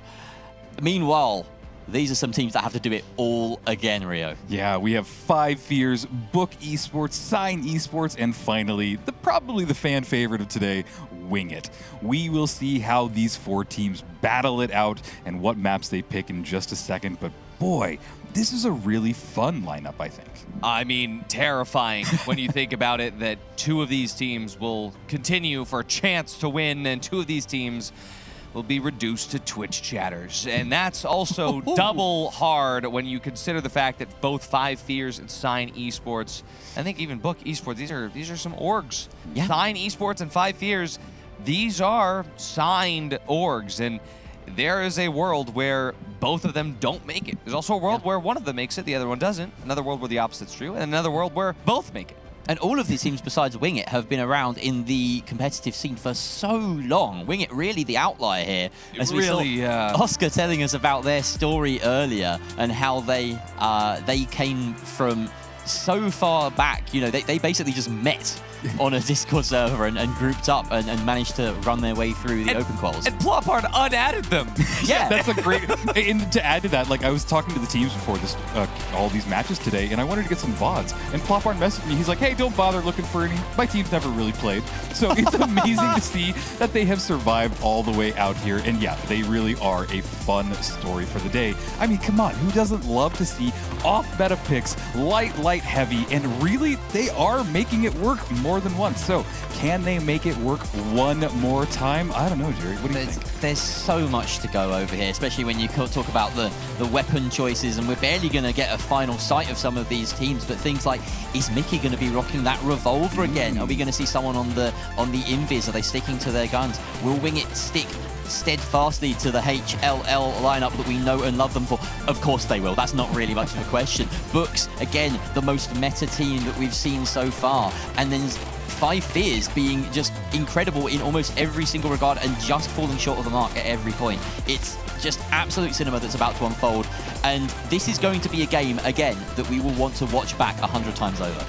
Absolutely. I mean, I got to say, all of these teams have so much riding on just one game of cash out. They'll have so much riding on the next. I mean, considering the fact that Sign Esports, formerly known as Saints 1, has had their eyes on this for just as long as every other org we've been talking about. They should be held to the same standard as the likes of Team Secret and Alliance and Pulsar, some of which have had greater success than others today. And to be honest with you, 5 Fears as well. 5 Fears being the team that took out Alliance once, but where's that greatness now? And there is only one spot left. And I can guarantee you that from all the other cash outs that we've seen today, all the other possibilities of teams that might want to help out another one with a donated bubble here and there, this time there will be no quarter given. No. Absolutely not, because everything is on the line and there aren't going to be any macro strategies that come into it about working out who you're coming up against later in the bracket. It's all down to how well you do in this game. Absolutely. Let's take a look at the maps that are coming through here. 5 Fears, they have gotten rid of Bernal. Wing It vetoes Cicerizon. Sign says no soul. Someone had to do it. Books is going to get rid of Skyway Stadium, the randomized selection for the last map. The selection is Vegas Stadium. We've been seeing a lot of Vegas, and I mean, hey, I'm not a gambling man, but for these teams, they're taking a gamble on this cash out. Yeah, it's definitely the perfect map to take a gamble on. I mean, it is Vegas, and for some reason, all of the teams just have absolutely loved this map today. I guess it just really plays well, and you can have a lot of the teams that play in height, and when you have that mega dome, it seems to really play for a lot of the teams playing today. So this will be exciting. This will be where we say goodbye to 2 of them, and Vegas, where they're taking their last gamble. We've seen Sign Esports perform particularly well on Vegas a few times today. They are going to really like this randomized pick. Your eyes. You know that that's something that they were praying for. Absolutely. I will say, though, in my ear, I've gotten some crazy news. So, looks like Plopbarn and Somali, our team has had a slight mishap. Well, they will be playing with a sub, so Wing It is going to not have their sword light. They will be playing with a sub for the first time today due to some technical issues over on that end. So once we get that sorted, we're going to be able to jump into the lobby. But for now, an interesting upset here. I'm wondering how Plopbarn and Randy are going to be able to deal with this. I think if you were to do this to any other team, it would matter. These guys are just going to take it in their stride. And I feel sorry for Somali Hawk. Of course, it makes a big difference. He's a skilled player. Depends who they get in and how things flow. Maybe it will disrupt them, but they are the most vibes team that we've had this entire tournament. Right, but one of those vibes was a sword getting 10 kills on Nozomi Citadel. Yeah, are we going to forget that there have not been many double-digit drops in this entire tournament? In fact, I think that was one of, I think 2 or 3 total. Yeah. Maybe it was the only double-digit. I feel like I remember an 11 coming out from Carney. It's still been rare all day long. And putting a sword in play, that's impressive. But what's really going to be exciting to see is what they bring out. Are they even going to have a light? Is it going to be a medium? Or are you about to see everything just completely mixed up? I have no idea. Maybe we'll get a sledge. If we're really hoping for something weird, let's go for that. They are literally going to wing it. That's exactly it, right? They're going to wing it 100% of the way. And no matter what, they've still got Plopbarn, able to call the shots, able to use that bow to guide a shining arrow into the heads and the hearts of enemies. Fun fact about Plopbarn, I owe him a sandwich. Oh, yeah. You do? Yeah. TF2 event. Yeah, I owe him a sandwich. So if he goes out, then, I guess I'll meet him in Sweden regardless, and we'll get that sandwich sorted. But it would be very cool if for him if he could make it through as well. I think that has the most fans backing right now. Even though there are, I think Rio said it earlier, right? Even though there are actual esports orgs that are here, the bow, it's like Cupid's bow. He shot an arrow through all of our hearts. Yeah. One of my notes is Chad. Just it says Chad on my iPad. Chad. That's totally accurate, by the way. It is a perfect way of defining Plopbarn. So, yeah. I mean, as we get ready to jump into this here, I hear the rings of the match starting. Who is going to win? Is it going to be the teams with structured communications, the teams with proven track records, the teams that have risen to the top before, or pure vibes? Yeah. We're about to jump in to Vegas Stadium. Jerry, Rio, I'm so happy to have you back as our casters. Take it away. Absolutely. Like we said, this is going to be where we say goodbye to 2 of our teams, and 2 will continue on in the bracket. And really, what a perfect place to test your luck in Las Vegas. Back-to-back elimination cash-out matches. We need to start emptying some coffins in the morgue because they're going to start filling up with bodies real soon here. Books Esports tapping that first vault, as have 5 Fears, getting us off on the mark. Wing It, sending it in, and they do have a double heavy lineup. Crab GPT with the Winch Heavy coming in alongside the Bowlight and Randy as the usual suspect. So, how will this go? Yeah, this is not a meta I have ever seen played in all of my 1,000 hours of community events. This is insane, but I'm rooting for it. Randy taking a lot of damage already on the bat, but he's getting healed back up by his teammates. Looks like Crab is able to go down in that battle, but Plopbarn and Randy are still surviving. That's 2 kills from Plopbarn, and Randy gets the pick. That's a team wipe going the way of Wing It. Okay. It's working out for them, at least at this early stage. We turn our attention to Cash Out B, which has already begun. 5 Fears defending it and taking lots of flack from Sign Esports. It looks as though their medium is trying to rescue them from this Yoip, doing the bits here, taking out someone and Emilian, and leaves only Mickey left standing, who's caught in midair. Wow, what a triple kill for Yoip. Yeah, absolutely. And we have our first 2 team wipes on the board, and the cash outs have been started on both sides of it. Watching now as cash out B is starting to tick down, but the rest of them are starting to group up around it. What did you see? We just got a nice little picture-in-picture replay of Plopbarn getting some bow kills. That's really tasty. Either way, we'll head over to that cash out now, as it seems as though Wing It are going to be fighting Books Esports. And just waiting for an opportunity to jump on up to that top floor. The winch goes out from Books Esports. They're repositioning it. Out goes the red barrel. That will drop them down. Down goes the dome. But an opportunity to steal has been missed as the box doesn't actually drop at all. Yeah, and I mean, Wing It are playing this really smart. They're playing for the kite. They're not diving directly into it. It looks like Randy's taking a lot of damage right now, but having 2 heavies is a lot of HP for anybody to bring down. This is going to be interesting, but 2 of them have gone down. It is all on Plopbarn to try and kite this for half a minute, but I don't think that he has time. His teammates are going to have to coin back in, or he's going to have to get a res, but it looks like all of Books Esports have gotten the steal, and they're going to now be in control of this cash out. Yeah, so we'll turn our attention to Jürgen, who is happily steward over cash out B. Sign Esports, the attackers here, but with only about 20 seconds left, or so less than that, 10 seconds even, to try and collapse here. It feels as though time is firmly in the hands of the defenders. 5 Fears, they've got so many methods of stall. Mickey will pick up a kill onto Yoip, but it's a cold comfort as the cash will go in the direction of 5 Fears. We should have a quick look over at the other cash out now as Books Esports look to defend it. Yeah, just a little bit left on this cash out, but it does drop it, but they are going directly for a steal. If they can hold it, they're going to be able to grab it, and they're still holding it, but no, they get pulled off at the last second, and sadly, they all get wiped in that battle.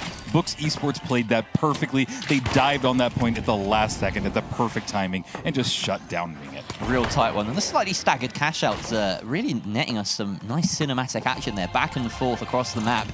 Seems like there's non-stop fighting no matter where you look on Vegas Stadium. But as we head into the second wave of cash outs, it is, of course, 5 Fears and Books Esports that are ahead of the pack. Yeah, it kind of seems like we have 2 dominant teams right now, and it's going to be all on Wing It and Sign Esports to get something going right now for these cash outs, because if they let this one slip, either side of them, that is going to be GG for them and bye-bye for their chance to get into the major. A lot of combat just popping off right now. 5 Fears trying to stay in it, but the goo is going down everywhere. Book Esports are diving directly in there, trying to get the shots off with the 93R. Everybody's trying to heal everybody up, but it seems like they lost mana in that battle. Pulling back a little bit, they are now getting chased down, and Krieger Blue is just taking a ton of damage, but somehow manages to survive. And now they're just scrambling, but this goo is blocking all of 5 Fears off and is keeping them alive. Jurgen is now one of the only persons remaining, and it's now mana is back up. It is a 1 versus 1 as they battle it out with SA shotguns. Which one will take it? And there it goes. Jurgen with the kill. But oh no, because Wing It are right around the corner.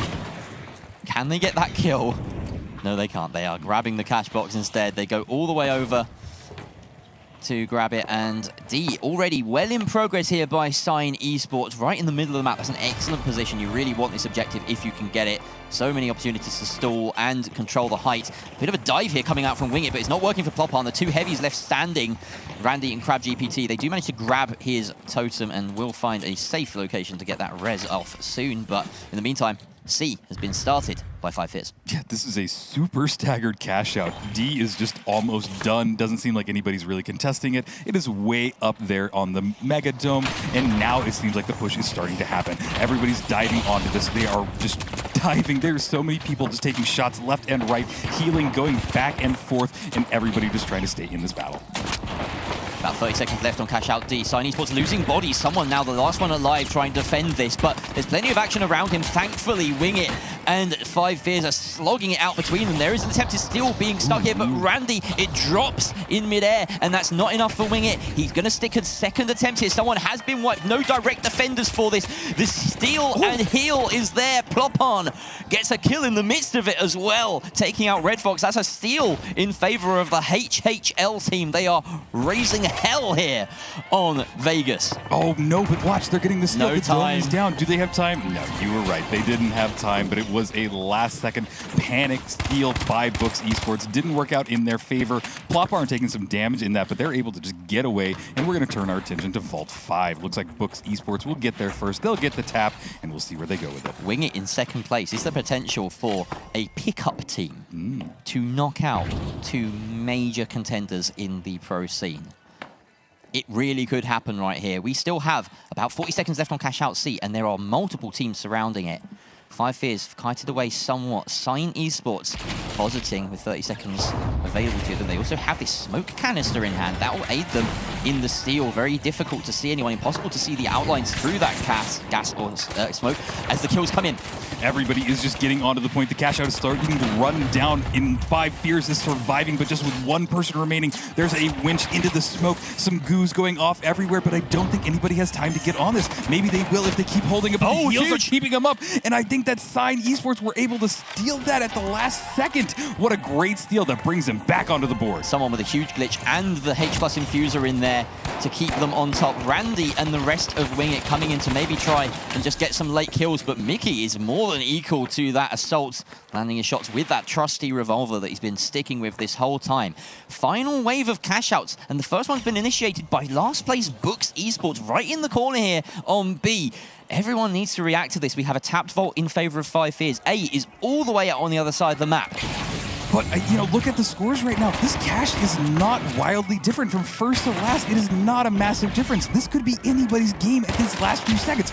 And Mickey going down in that battle. You don't want to lose somebody in that, but Emelian trying to stay in this, and it looks like they've taken the vault and are just running with it. Oh, and do they want to move it for a double? That's entirely possible. Of course, the cash deposited, a big portion of that goes towards your tally. So whoever plugs this is going to get a decent leg up over the rest, but there's such a massive wall of goo in the way. Krieger Blue providing yet more goo to stop this plug. They don't want it to happen, but the plug is there, and that puts 5 Fears up in first place with a double. They are most likely going to be going through as long as they can keep themselves intact and avoid those staggers and those team wipes. This means there is only 30 seconds left as this box was already in progress, and it's currently in the hands of 200 books, but in comes everyone to try and steal it. Yeah, and Mickey is trying to steal it. The smoke might help him out, but boom, there he goes. Looks like a red barrel on top of a ton of gunfire. But Wing It are pulling it in. They are gooing it off. They've dome shielded off. If they hold it now, they'll be able to get it. They just need to hold on for a few more seconds. I'm not sure what's happened. We've pulled away from it. No. But did they get it? No, it is still in the hands of Book Esports. They're about to get 36K and bring them to the top of the board. And 5 Fears sitting in a comfortable second. So quick was that entire game. We are left with 20 seconds at the end of absolutely nothing. That is it. The 2 third and fourth place teams have been wiped. Books Esports and 5 Fears are your victors here, and we are saying goodbye to not only Wing It, but Sign Esports. Oh my God. That was so chaotic. At the very end there, Rio called it out. Literally a difference of less than $4,000 by the end of it. 21K for 5 Fears, 19K for Sign, 18K for Wing It, and 17K for Books. And look at how that swapped on its head as Books, they got the first plug onto B, and they held it through to the very bitter end. And yeah, we're going to come across quite a few clips here in the replay book, but to be honest with you, every single fight on that last cash out was life or death for everybody except 5 Fears. Yeah, and we haven't had a cash out with that dynamic at any point in this tournament. There and I don't think many doubles. No, not at all. I love that we saw it end on a double. It was weird how it kind of had a stacker right at the end, but boy, everybody was there. All of the moments were just so tense. And yeah, we're looking at the scoreboards. Not a heavy killing match. Like, not a ton of people went down. I mean, it was rapid. And you've got to say, the teams that came out on top here, Books and 5 Fears, they absolutely deserve it for their plays on that final point. Books getting themselves into the position of power to have that final box in their control. And then the vault fight being so crucial for 5 Fears, being able to plug it. You could see Books, they didn't want anyone to plug this. They wanted to make sure that it was as difficult as possible for anyone to supersede them, maybe hope that it would be sent over to the other side of the map and that the possibility of a double was out of the picture. But they held on to that cash out, Books Esports, and they come out on top. I mean, I have to say, in this just Sign Esports had the most unfortunate circumstance throughout it, because Wing It, it felt like a personal vendetta of sorts where cash out D, Sign was uncontested for 75% of that entire cash out. At the very end, they got third partied by both Wing It and I believe it was Books Esports. Yeah. And Wing It actually came out with that cash out. It didn't matter in the end. 3 wipes later, all that money was gone. And at the very end as well, as Sign Esports was doing a last-ditch steal, it was Wing It that got the kills onto Mickey. I gotta say, a huge shout out to Sign Esports and to Wing It as well, but we will not be seeing them any further. As 5 Fears and Books Esports, they're gonna be able to have another chance because their night is far from over. And, well, hopefully they really, really enjoyed how intense that cash out was, because we're about to jump into another cash out where 2 teams will get eliminated. Yeah, I mean, we're going to see two teams again, Books and 5 Fears, going at it to see if they can continue this run or if the Tweakers or the Goblins come in and just stop them in their tracks. This is a fun lineup. I really have enjoyed watching the Goblins today. They've been having some strategies that we have not seen other teams employ, especially with, well, as their name implies, Goo. Yeah, and in the cash out, it's something that they're very happy to run as well. We did see them switch to the winch for the 3 versus 3 fights that they had to be involved in, but yeah, they are an interesting team for certain. Ecto as well deserves a shout on that roster for rocking the CB01 repeater, the only person I believe to be doing so in these qualifiers, but a very much valid weapon in the current meta. And yeah, I'm excited to see them step into the fray. I gotta say, I think that they should be sticking with the goo gun here for cash out. Absolutely. I mean, no less the fact that when they did switch to the winch, it did not work well. But I think that for the Goblins, they have a really good chance up here. I genuinely think that they have the markings of a dark horse as well. But again, we just saw what 5 Fears and Books were able to do. And regardless of Books taking first place in that last one, I want to talk about 5 Fears because they had consistency the entire way through. They tapped Vault 2. They were the first to plug Cash Out B. They continued that to completion. They tapped Vault 4 all the way over to Cash Out C. They did quite a good job at making sure that they were staying stable. And don't forget that 5 Fears was partially responsible for getting the double for Books. Yeah, no, I think that's a great way of putting it. I think consistency is a key thing in this game, and I would absolutely say that 5 Fears have been one of our more consistent teams throughout this entire game. Yeah, we're starting to get to the point where the teams that are left are all consistent, right? It's getting increasingly difficult to pick favorites going into these matchups, and that's kind of the point of the bracket. We got rid of, well, I say we got rid of, we qualified our very best teams very early on. We eliminated some of our lesser teams very early on, and it's slowly been this narrowing, this tightening of the net until we're down to these middle seeds, and they're all vying for one final ticket, which is insane. It just means that we've got cash out games that are absolutely ruthless, and this is going to be upcoming our final cash out game, an elimination, another best of 1 cash out elimination match. You're right, it is our last cash out of the night, and it has been almost 10 hours of finals action. Feels like it's only been around 1. Yeah. Or maybe 7. You're lying. 1 plus 9, you know, it feels about that much. Somewhere in the like 4 to 8 range. Yeah, I actually agree with that. There you go. Yeah. But I gotta say, chat, how are we feeling? We have again another set of just insane cash out on the way. You guys better be as hyped as we are. We've got 5 Fears vetoing Bernal. Tweakers gonna be getting rid of Vegas. Goblins say absolutely no. This is Horizon. Followed by Books Esports banning out Skyway. Sole possibility here. No, not going to happen. It was on the table. It was. For the first time, I think, that nobody banned it. Yeah. We are going to get Fortune Stadium, though. For a moment, I thought we were getting Soul. But Fortune Stadium, genuinely going to be a fun time. I mean, cash out on Fortune, we've seen a lot of crazy stuff happen on that map. I mean, and everybody looks at me because it's my favorite map. So yeah, this is my ideal way to end the cash out runs of the day. I love it when we have 2 teams just battling it out. And then when you add 4 in there, it just makes it so much more chaotic. So we're going to get cash out and we're going to see who goes home. I cannot believe it that we're going to say goodbye to 2 more teams in just a minute. Wow. The fact that 5 Fears and Books, even though they just barely made it out unscathed, they could go out. Okay, sorry, mistake. It is not going to be Fortune Stadium. It's Monaco. Oh. There we are. It's still not Seoul. Yeah, that's true.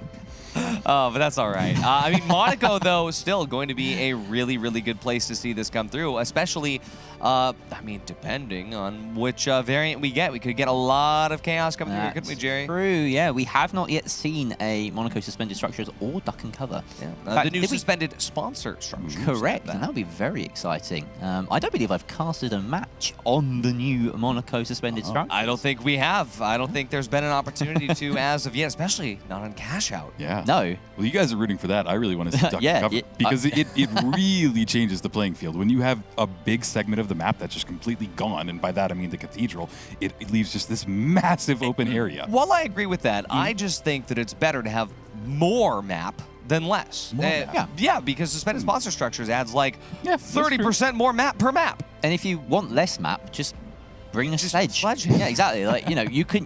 It's harder to create in this game than it is to destroy. Though creation is still an option. And of course, did we say goodbye to our Goo Heavy? No, Goo Heavy's still in. Goo Heavy is still in. So we have creation, we have destruction, we have.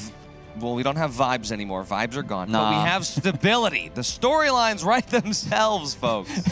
Yeah, once you work really hard to write them, then they work themselves. That's what happens. Exactly. But I just got to say, I genuinely cannot believe that we've just dwindled it down to this. I mean, 6 teams remain. 5 teams. Yeah, we've got these 4, and then Emerald Grinders. Emerald Grinders. Yep. So 5 teams remain, 1 spot remaining, and genuinely, Emerald Grinders could just be waiting to take out whoever comes through. There's anything could happen, especially the chaos of cash out. There's a chance that the best team, quote unquote, doesn't even make it through. It's worth saying that in situations like this, a lot of the time, it's the team that's warmest that progresses. You know, Emerald Grinders, they've got to wait quite some time before that best of 3. There's this whole cash out and then another best of 3, 3 versus 3 before that. So if a team makes a run from here up to that grand final, I don't care who they are. They are my favorites. I normally would agree with you, Jerry, but we are going into our 10 of this cast, of this is true.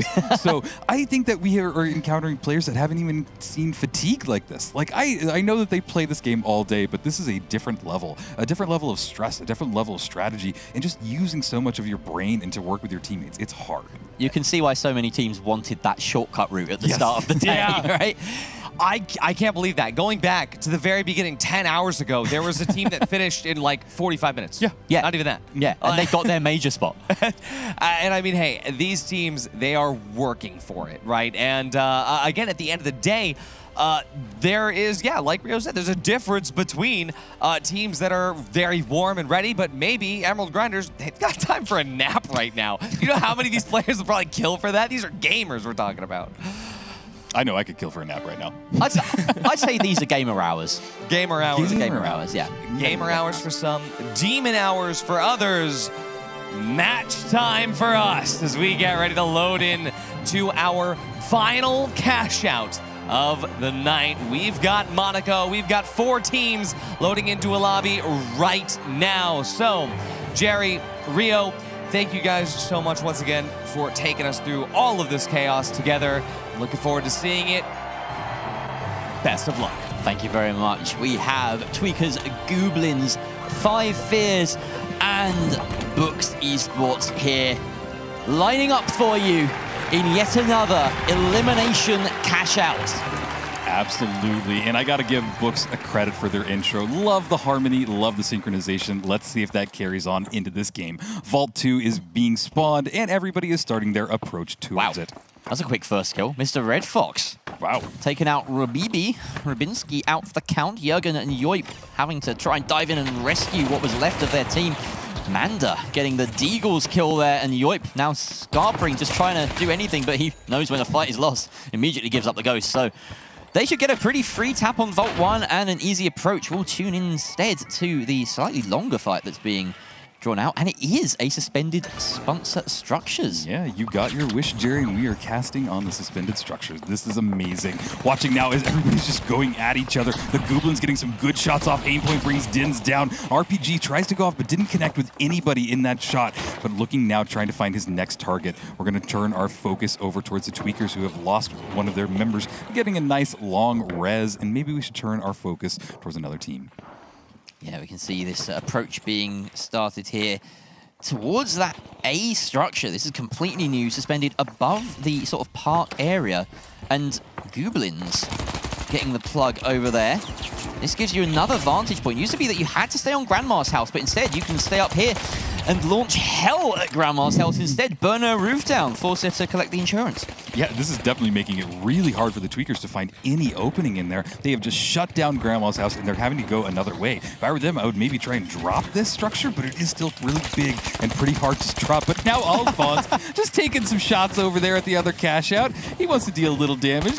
got a little damage on Krieger Blue. Yeah, both of these cash outs right in the corners of the map on these structures, very difficult to assault. And of course, these teams will not have been able to practice very much on this variant, on this cash out. This is going to come down to vibes and adaptation, quite honestly. And at the moment, it's the teams that are on the defense that have the advantage. They can set up, they have these sight lines, and they're forcing the engagement on their terms. Tweakers have to close the distance, but this just looks so challenging. Yeah, and you know, they redesigned these suspended structures to be easier to push, but I'm not seeing that happen right now. So far, I don't think we'll give it time. Either of the teams that have gotten set up there have been pushed successfully. Well, Chico has managed to find a little opening here, and of course, once you're on these structures, there's a lot more to play around with, a lot more cover, so a gateway across will be the ticket for Tweakers to make their move. They still have plenty of time, but it will just be the one team fight that they are afforded. Yeah, absolutely. And we're seeing potentially their approach now, or are they pulling off? Oh, what is happening? They've messed up the gateway or something there because Chico is heading back. He wasn't able to set up. So we're looking instead at Cash Out B, where Books Esports have got control of it, but it has been dropped down to ground level. And they are taking some flack, but Jürgen is losing his life. 5 Fears going in for the fight, but they can't win any of them. Manda is on top. Rubinski does trade out, takes out the light on the other side, but Krieger Blue stays one step ahead. 5 Fears now left with only Rubinski running for good dear life, and he gets the first kill. He gets the second. Is there time to steal? No, because in come Tweakers to third party off the back of all of Rubinski's kills. And there's nothing Rubinski can do about it. Wow, what a cheeky play by the Tweakers. They came in there at the perfect time. They must have been watching that kill feed and go, yes, now is our opportunity. And really, that's the finals. What a great play. I love that. Incredible. They could not solve one puzzle, so they went and solved another instead. That's the finals. It's so dynamic. Absolutely genius from Tweakers. And of course, Goblins, with their much more resolute defense in that corner of the map, go unimpeded. Absolutely. Vault 4 has been tapped by 5 Fears. They're setting up a nice little bounce pad to get out of there. Turning our attention, though, it looks like Manda just went down, and the Goblins are at a little bit of a standstill. I'm sorry, it's Book Esports now that have gotten the res off on Manda. Tweakers taking some damage off on them, but Aimpoint just dealing some damage with that Lewis gun. Everybody healing themselves right back up with Book Esports here running that healing beam. Full fortresses across these two suspended structures is a lot more dynamic than we've seen with the older, very small structures. You could not manufacture these sorts of team fights on those. Instead, they are just whittling each other down, and of course they will have to try and find a cleaner opening. And once again, we see a team deciding it's not worth it. We can't solve this puzzle in the moment. We just have to go for the easier cash out. They turn their attention to cash out C instead. Yeah, Tweakers have gotten the plug on this one, and now they are setting up in this rooftop. It looks like maybe 5 Fears are going to go for it. No, I'm sorry, they have the cash out on the other side. Yeah, there wasn't even a cash out. Look at how close these are. There wasn't even a cash out over there. I got a bit distracted by what must have been a vault fight. And so now Goblins, despite holding that ground really well, it hasn't gained them anything. And here we have Tweakers now in defense, but they are under pressure from 2 different teams. They're still being attempted and stuck here by Books Esports. Looks like it's going to be successful. They do get that flip, but the kills are raining in back and forth. Manda once again finds a kill with those Deagles. He's putting down some bodies on the side of Tweakers. It's 3 versus 2 between purple and pink, and I don't think they're going to be at any risk of a third party unless Goblins really time this perfectly. Yeah, I mean, Book Esports just have to hold this for another minute. They seem to have a good setup. Everybody on their team is back up, getting to full health as well. They are staying inside of this building, and I'm not sure that's the strategy, but it does seem like everybody is around them, and right now the Goblins are here. They have to make something happen. They're looking for any entry, trying to find a little poking point, but where will they find it? Well, they're done waiting. They want to pull the trigger themselves. They don't want you to rely on the Tweakers to cause damage here. 2 Books Esports, they're going in themselves. There's some shots back and forth, nothing really substantial enough. Krieger Blue taking some damage as well. It really is just a game of who slips first. That winch saved by the windowsill. Ecto will thank his lucky stars for that one. Only 20 seconds left on this box. Great RPG commit there, but Aimpoint also loses a lot on the return as the FAMAS can ring out. Yeah, and Book Esports are still holding on to this. Nobody's been able to get close enough because there are 3 teams here. This might be the chance for the Tweakers to get it. A lot of carnage is going down right here, but they are holding it. No, they got pulled off of it. I'm not sure what happened, but now Alphonse is trying to hold it. This could be the opportunity for the Goblins if they got on it in time. I'm not sure. That's the steal. Right? No, Goblins didn't get it. Oh, it's so close, but Books Esports and 5 Fears now right ahead. Books Esports have been wiped, as have Goblins. But it all comes down to this final cash out. Look how tight it is across the board. Every single team having gotten a cash out up to this point. Wow, this is close. This is what you would hope for a final cash-out round in this entire tournament. Vault 6 has been tapped by the Tweakers. They're looking good right now. If they're able to get this cash, get the plug, they'll be sitting pretty to get higher up on the board. All right, here we go. First vault tapped by Tweakers, who have not yet been in any real control of the game. They've always had to come in for an attempted late steal. They were successful that first time. The second time, they weren't really much of a factor, but they do get a cash out deposited, and that puts them cleanly ahead in first place. But they are under pressure from 5 Fears. We have 3 teams right now at 18K. Just wanted to point that out real quick because this is going to be tense. We have one team, the Goblins, that are struggling a little bit more, but really, it is still very close, and they could still come back to this. And that 5th vault also in control of, it seems, Goblins as they get the better of Books Esports. That is a wipe onto the purple side. Again, that will damage their tally, putting them back a little bit further. Cash out A is under contention. An interesting bit of moving there. That cash out going down a few floors. No steal stuck there, but look at the bodies. They are losing HP rapidly. Tweakers lose one. Yoip gets poked off the point and almost loses his life for it, but he's still up and still alive. The Deagles come out here, emptying those mags into Mac. Down goes the heavy. Yoip and the rest of 5 Fears in a 3 versus 1 here. Only Chigo holding this cash out. Yeah, I don't think this looks good for the Tweakers. It seems that they are in a perfect position for 5 Fears to just steal this right out from underneath them. They're going to have to wait for their teammates to coin back in. They are all back up, so they have an opportunity to get in there, but this cash out is more than halfway done. 5 Fears is completely set up in this position. They've spread out a little bit. They're ready for any advance that comes the way of any team, and they just need to hold on for about 45 seconds. Goblins have managed to start their cash out, and they will have time to try and set up a defense, but of course A is where it's at right now. Look at these Wasps, everyone's splitting up. There's barely a death ball in sight. They're all just hunting for ones. Manda in the building, maybe attempting to get that steal, but of course that delay comes through as it hits a jump pad, then settles down. We see the whole of Books Esports going in. Some good shots raining out from everyone, and in fact, Goblins are getting in on the action. They can have an influence here and try and grief, just try and get some kills onto this point to make any subsequent push much harder. Look at this stack here from Books Esports. They can try and stick the steal, but everyone is trying to deny them. Wow, what a great RPG. Brings down a lot of damage, and now they've pulled it off into a corner. They are perfect in position to block all this damage. Can they hold it? Are they able to get it? No. Rubinski! Looks like he was able to just get in there and stop them. 5 Fears were able to hold that off. What a great play. Rubinski with 2 crucial kills there to the Stealer and the Protector. Tweakers and Books Esports both having been wiped here. It's only Goblins and 5 Fears up in the lobby right now. Books Esports do get that quick respawn, but with about 30 seconds left, less than that even for Goblins. They just need to hold tight for a second place finish, and that will put them through. Yeah, this is it. We're looking at the last 19 seconds of the match, and it seems like the Goblins are going to be able to hold this, but Book Esports are here. They want to go for the steal. They are sticking it. Everybody's trying to dive on what it. A position. Who is here? They might not be able to get it. I think it just dropped down, but were they able to ride it? They rode it down. Are you kidding me? That was an insane drop. Book Esports are going to grab it and go towards the second place in this. No, yes, right into second place. Manda with the rodeo play. Books Esports hang on and steal it at the death, with 5 Fears coming out in first.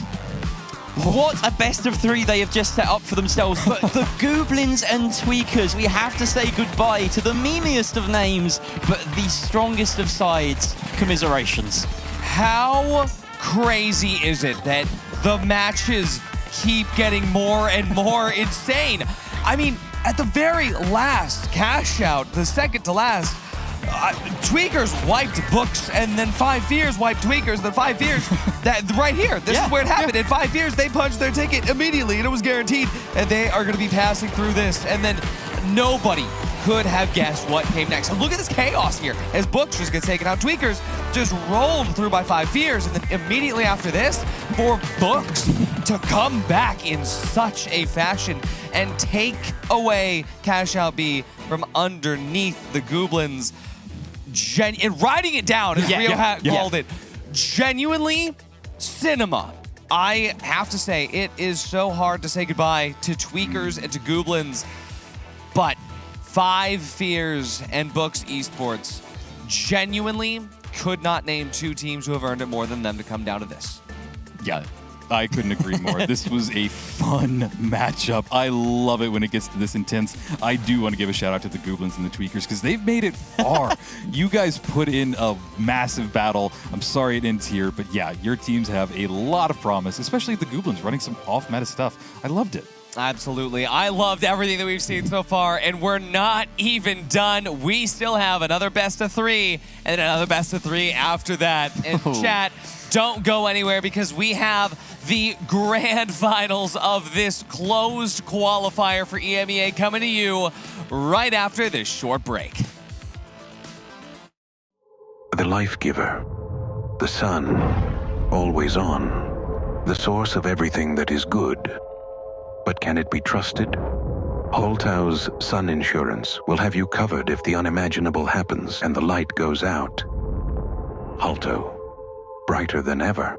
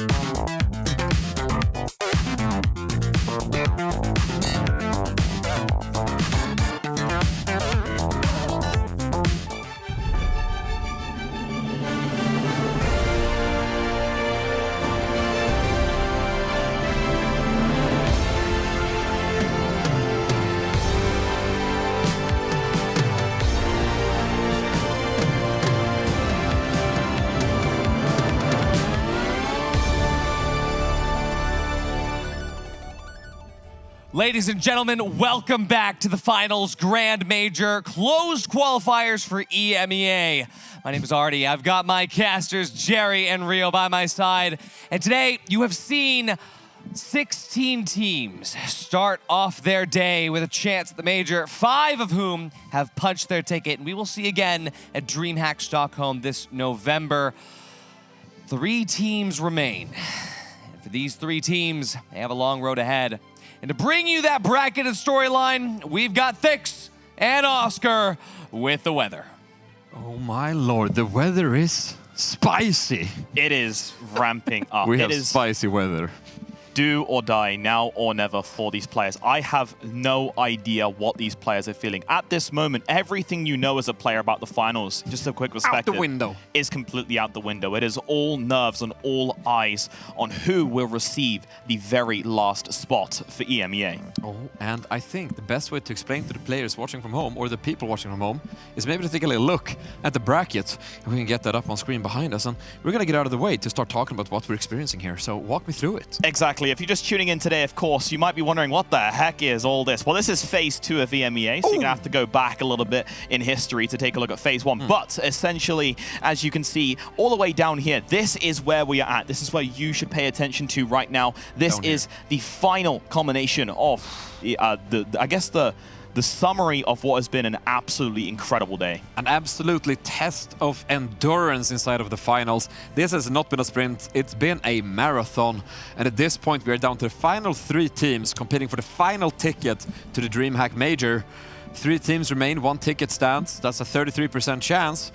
But how do we get there? Well, first off, we have 5 Fears versus Books Esports. Yes, and how we got there was essentially what you just watched. That insane cash outfall, I do hope that we could get that on the replay at some point. There was an insane steal from probably the highest we have ever seen. We spoke to talent beforehand. We had never seen a steal on top of the cash box from that high down. That is solidified. Oh my goodness me, this is perfect. Thank you so much, production. Watch this right here. You can see Manda on the top of the cash box right here. Beautifully there. The gas goes in and he just drops down and manages as he falls to save that for his cash out. Oh, the kind of steals that you only see in your dreams or in the finals when it really, really matters. And that's the kind of steals you need to do if you want to punch your ticket through. Whoa! And to talk about it, we are indeed experiencing spicy weather. I am so happy production you could pull that off so quick. This is indeed where we are. Spicy weather. But the spicy weather has led to a spicy bracket that I'd like to see again.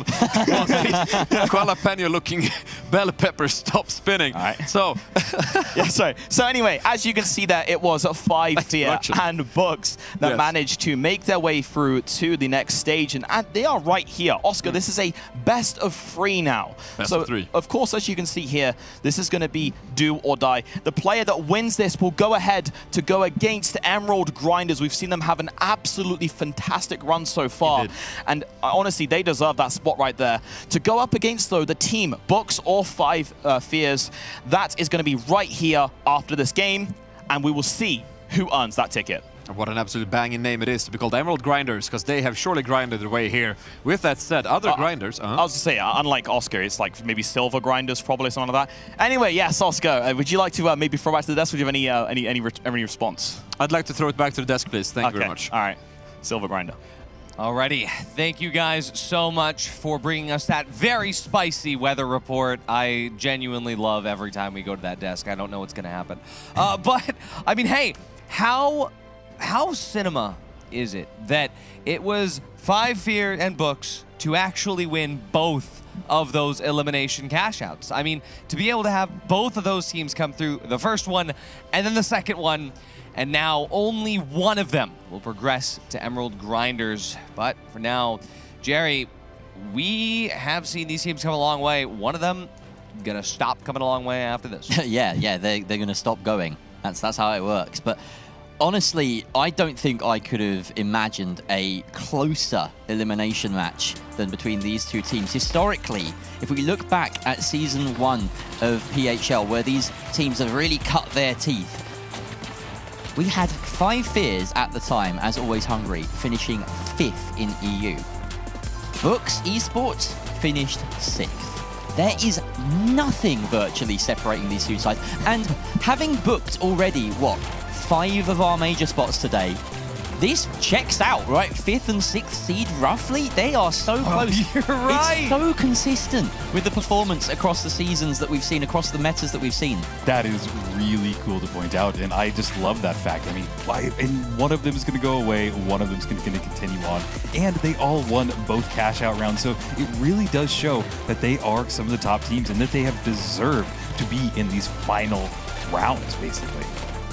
Gotta say, nothing could have prepared me for today. And we've been preparing for today for weeks. But nothing could have prepared me for how amazing this bracket has been. I gotta say, Thixie and Oscar absolutely cooked with this one. But we're gonna see Books and Five Fears. One of them is gonna be absolutely cooked by the end of this next best of 3. Little shout out Waltz as well. You had a big hand in that. Shout out to Waltz Yeah. as well. Absolutely. We know you're watching. Waltz, my go. All right. Well, I mean, these two teams, honestly, Five Fears, Books, like we said, so evenly matched. And we have some maps to decide on. Of course, it being started on Monaco, which we just saw. Yep. Five Fears says no Bernal. Books says no Skyway. Books also says no Seoul. Alrighty. Five Fears, no Vegas. 2 maps remain. It's going to be Fortune Stadium. It's going to be Cis Horizon. We've seen all these maps today, but I genuinely think that there's not going to be anything crazier than seeing these maps with these two teams. No, nothing separates them. It's just, this becomes the hardest analyst segment of the day. Yeah.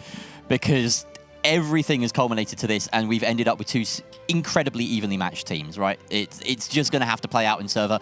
If any game is a 3-mapper, I'm going to say it's this one. I even put this above the subsequent best of 1 that Emerald Grinders are waiting for. I think this could be even tighter than that. So you're saying this is the game of the day? I don't want to say exactly that. We've had some incredible games already. I think we have the game of the day already, Maybe, but yeah. this is also at that same level. Like, genuinely, it's not one of those times where it's like, oh, okay, you know, all the good guys are gone, so we just have the game. No, this is competitive. Yeah. This is insanity. And genuinely, as Jerry said, nothing separates these teams. If there's any game that could go the distance to go to cash out 3, map 1, map 2, and map 3, cash out 3, all of them, it's going to be this one. And to guide you through that chaos, I've got Jerry and Rio here to bring you the cast with their beautiful voices. Guys, take this one away. Thank you. Thank you, Artie. We really appreciate that. And boy, am I excited to see how these two teams play it out on Monaco. I'm kind of hoping for suspended structures again, because that was quite fun the last time. Doesn't look like we have it. Oh, no, it does. Oh. We do indeed have suspended sponsor structures. It is entirely random. We've just gotten suspended sponsor structures. Bit of a mouthful, that one. I ought to slow down a tad. I'm getting over-excited and ahead of myself. That Trentida structure up in the far corner on the left of your screen, definitely an option here. And Five Fears are positioning themselves quite nicely between both the Vault and it. But of course, Books Esports still have the good old faithful, reliable piece of high ground, the Cathedral, to their names. Yeah, but it's not going to do much when the Vault is so far out there in the forest. It means both teams really kind of have to go into that forest area to get it out of there. But right now, they're on top of each other. Oh. I don't even know if they know it, because all of Five Fears are being pretty quiet. They're not moving. They're waiting to regroup. We have a healing orb coming out from Panda, interestingly enough. So they are absolutely committing to that high ground control types playstyle. We'll see how that plays out for them. Of course, he does have the Deagles, so that allows you to brawl quite close up, but also have that ranged option. In they come for the first fight, and unleashing the Deagles. He does come out on top against the SA-12, but the trade is there from Yoip, and the res comes out from the medium on Five Fears, keeping them in this one. Kriegavlu gets Manda back up. Rubinski, though, gets that crucial follow-up kill. Red Fox, again, with his own. The Light's doing heavy work here. Rubinski makes it a second and a third. After those reses, it was all about Rubinski. It really was. He got some amazing shots off there. He had the perfect positioning and got those 2 kills that just totally wiped Book Esports. So now they're going to take the Vault. I think that they played that really well, too, because they kind of baited Book Esports out into pushing letting their position be known, and it really kind of worked out in their favor because they were able to get behind them and just get the kills. Yeah, this was a good engage, to be honest, but it's just the fact that he died on the roof that made that res so simple. And we get to watch Rubinski. This is Red Fox's perspective. You can see Rubinski just that orange shadow lurking and causing so much chaos against Books Esports. And we see Five Fears now already progressing on their cash out over on that Trentia station. Books Esports just holding from the high ground. Again, they have an easier angle of approach than we saw on some of those suspended sponsor structures earlier. Yeah, I completely agree with that because they can almost hop over there right from Cathedral, and that's exactly what they've done. But you see all of 5 Fears are directly below it. They did drop it one level, but now they're on the level of 5 Fears. RPG in the hand of Jurgen. He's ready to just throw that off, but they decide to go for a bounce pad. They want to bring the fight to him, taking some shots off. Rubinski pretty low. You don't want to lose him in this battle just yet. Hopefully they can get him healed back up, but they are staying very close to each other, Jerry. This is an excellent position to have that RPG.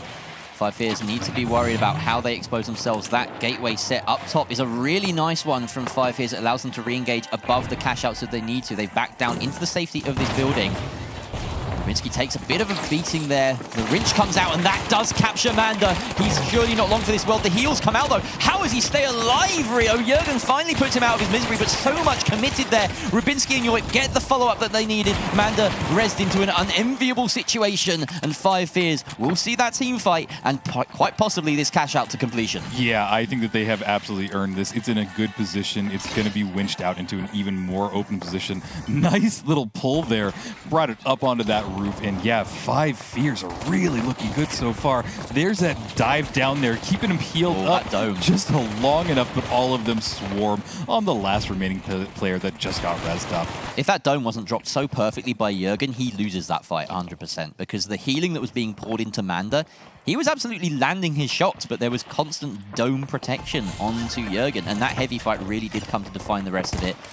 Great clean-up play from the supporting cast of 5 Fears as well. Yoip and Rubinski have been really hitting their shots so far. Absolutely, and they're, again, right on top of each other. I don't know if this is a strategy that 5 Fears has played into or planned, or if this is just happening, but now they're all making a move. They have to have heard them. They have to have known that they made a call to go somewhere else, go towards the vault, maybe tap it. I'm really not sure, but I am really impressed with how close 5 Fears is playing together. They really just don't want to separate at all. Yeah, and what's important is that they don't give Books Esports any sort of opening to connect from range, because of course that is what Books have lent into with the Deagles, with the healing orb.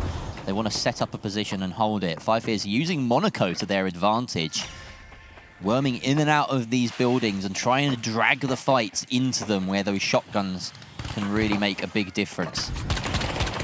Great shots going off on Rubinski, but he forces himself down to the bounce pad and comes right back up. RPG going off. Nice little elbow there, bringing one of them down. Oh, it's all on Mr. Red Fox, but it's not looking good. He's getting some shots off, but no, couldn't make anything happen. All right, 5 Fears. They look somewhat unflappable so far. Books Esports have been good, but these teams are so tight, and it's just these fine margins. 5 Fears are coming out on top every single time so far as they march towards C. A little bit of a gateway to speed them along. The plug will happen at any moment now, and the spawn back in. The question is, will they be able to set up? Will they be able to watch these spawns? Looks like they have the time to, and they will hopefully read into the approach that Books Esports go for. Yeah, absolutely. They go to height right now. Book Esports are trying to go to this rooftop, find any opening that they can, get some shots off with that Deagle, but you can see the 5 Fears just don't want to give them any opening. They're going to force the push directly onto point, and we're going to see the entire engagement happen on cash outs, I think.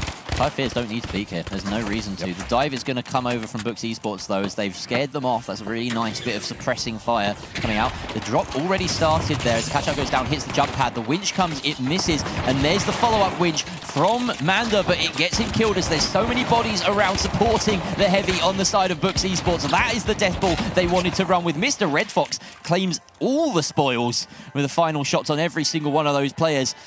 With about 1:10 left on that cash out, they will get the steal. The question is, can 5 Fears take it back? A very successful first team wipe in favor of Books Esports. No, I mean, if they keep running with that energy, they will be able to take this right out of the hands of 5 Fears. They played that perfectly. They got the res, they got the kills, and really even what I thought was a pretty risky res. We're seeing it right now as he just brings them back into the battle. But yeah, Kriegerbrew gets that res off Manda, and then Manda and Mr. Red Fox just finish him up.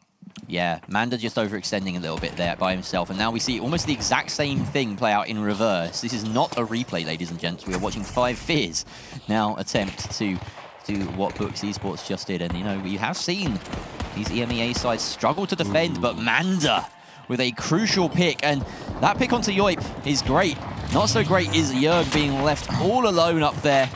Manda will find him as well. Rubinski diving out. That engage did not go nearly as cleanly as Books Esports did earlier.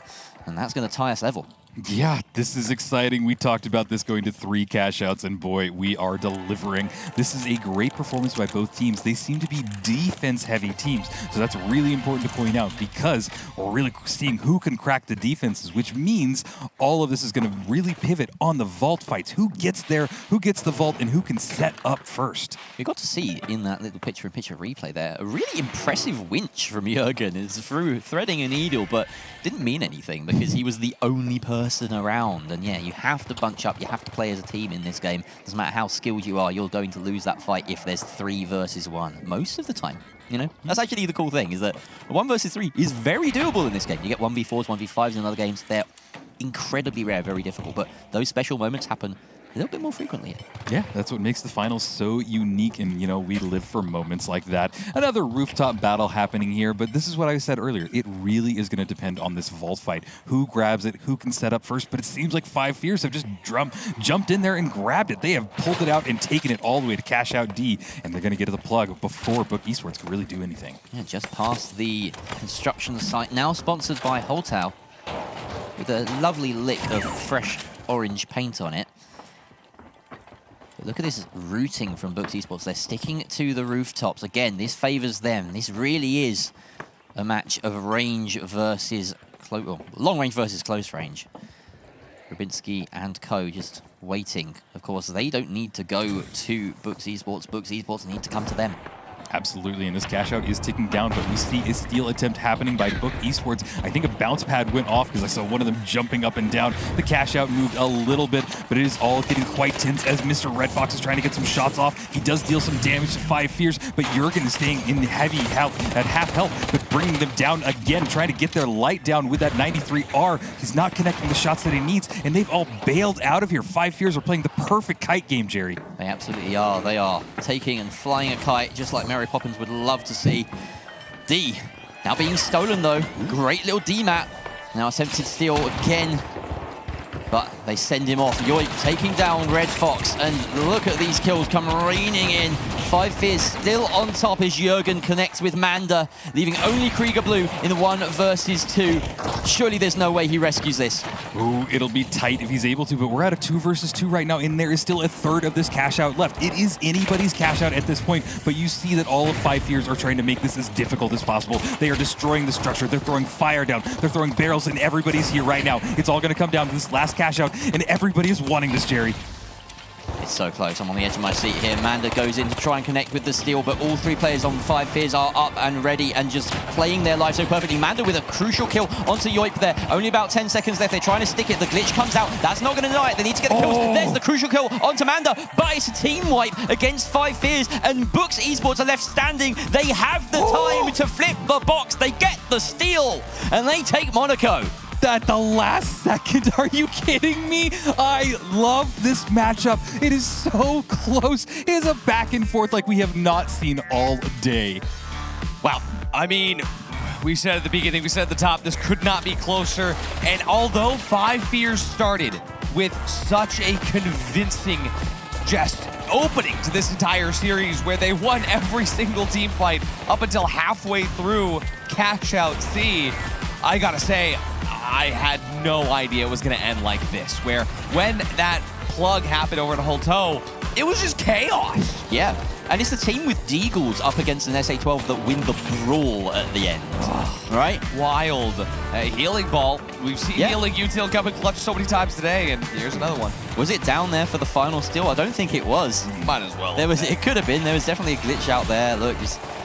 impressive kill there. Obviously, Mr. Red Fox, he got 3 kills in that battle. That's in the insane. very end. That is the second time that he got 3 kills. Yeah, he popped off on that cash out C on the suspended structure over the forest. I gotta say, look at that, 6 elims for Mr. Red Fox. But on the other side of it too, look at how many kills 5 Fears got as well. Wow. Wow.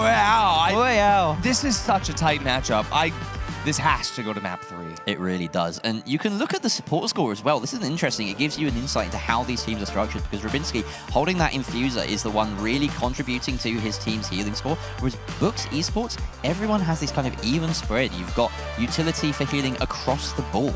Yeah, absolutely. And I mean, you know, Yoip running the D-mat here, it came in clutch a few times, but really that heal beam showing its worth. It's weight in gold. Absolutely, and I love that that's kind of the internal battle right now. Do you go for ease of access or do you go for healing your teammates? But then with the healing beam, I think it comes with other challenges because you have to really balance healing and dealing damage, because when you're healing, you're down an entire teammate that can deal that damage to anybody else. So it's really kind of cool to see those really good mediums that find that nice balance and are running the heal beam. Yeah, I mean, the spread of utility across every single player is so important here. And teams picking and choosing gadgets earlier in the day was, oh, wow, cool, how fun. We have some new stuff. And now it's, oh, my goodness, did that work 5 hours ago? Is it going to work now? But we are already about to jump into map 2. This could be the final map of the series, but this also could be just the second one of 3. So, Jerry, Rio, without any further ado, without any further yapping, take it away. Thank you very much, Artie. Here we go. Map 2 of potentially 3 here. Books ahead in the series. We're going to be here on Fortune Stadium. Now, an interesting little tidbit from that last round. Krieger Blue managed to end the game with 5 revives. Yeah, that was impressive to me because I don't think we've seen that stat that high at all today. It's really unique, and I kind of love that it's working for them. But yeah, can they continue it into this? This is a tight battle. It's a tight battle on my favorite map, so I want to see it go to 3 because I want to see 5 Fears bring this back. Some shots across the way here by Books Esports. Of course, Fortune Stadium characterized by these chasms that offer the opportunity for people with a FAMAS, people with anything at range to cause damage on the approach. Drop there, not helpful for Yoip as he's separated from his team, has to regain the high ground, and it's a bit of an alley-oop as they go back up and his teammate is lost. Mr. Red Fox picks up a kill onto Yoip as Yoip takes out the heavy, and now 2 versus 2 ensues. Everyone bruised, but there they go, the kills raining in for both sides. Krieger Blue left standing at the end of it all with, what, 10 HP? I thought we were about to see a double wipe situation again. They were so close, and yeah, 10 HP. In the same location it would have been as well. Same location.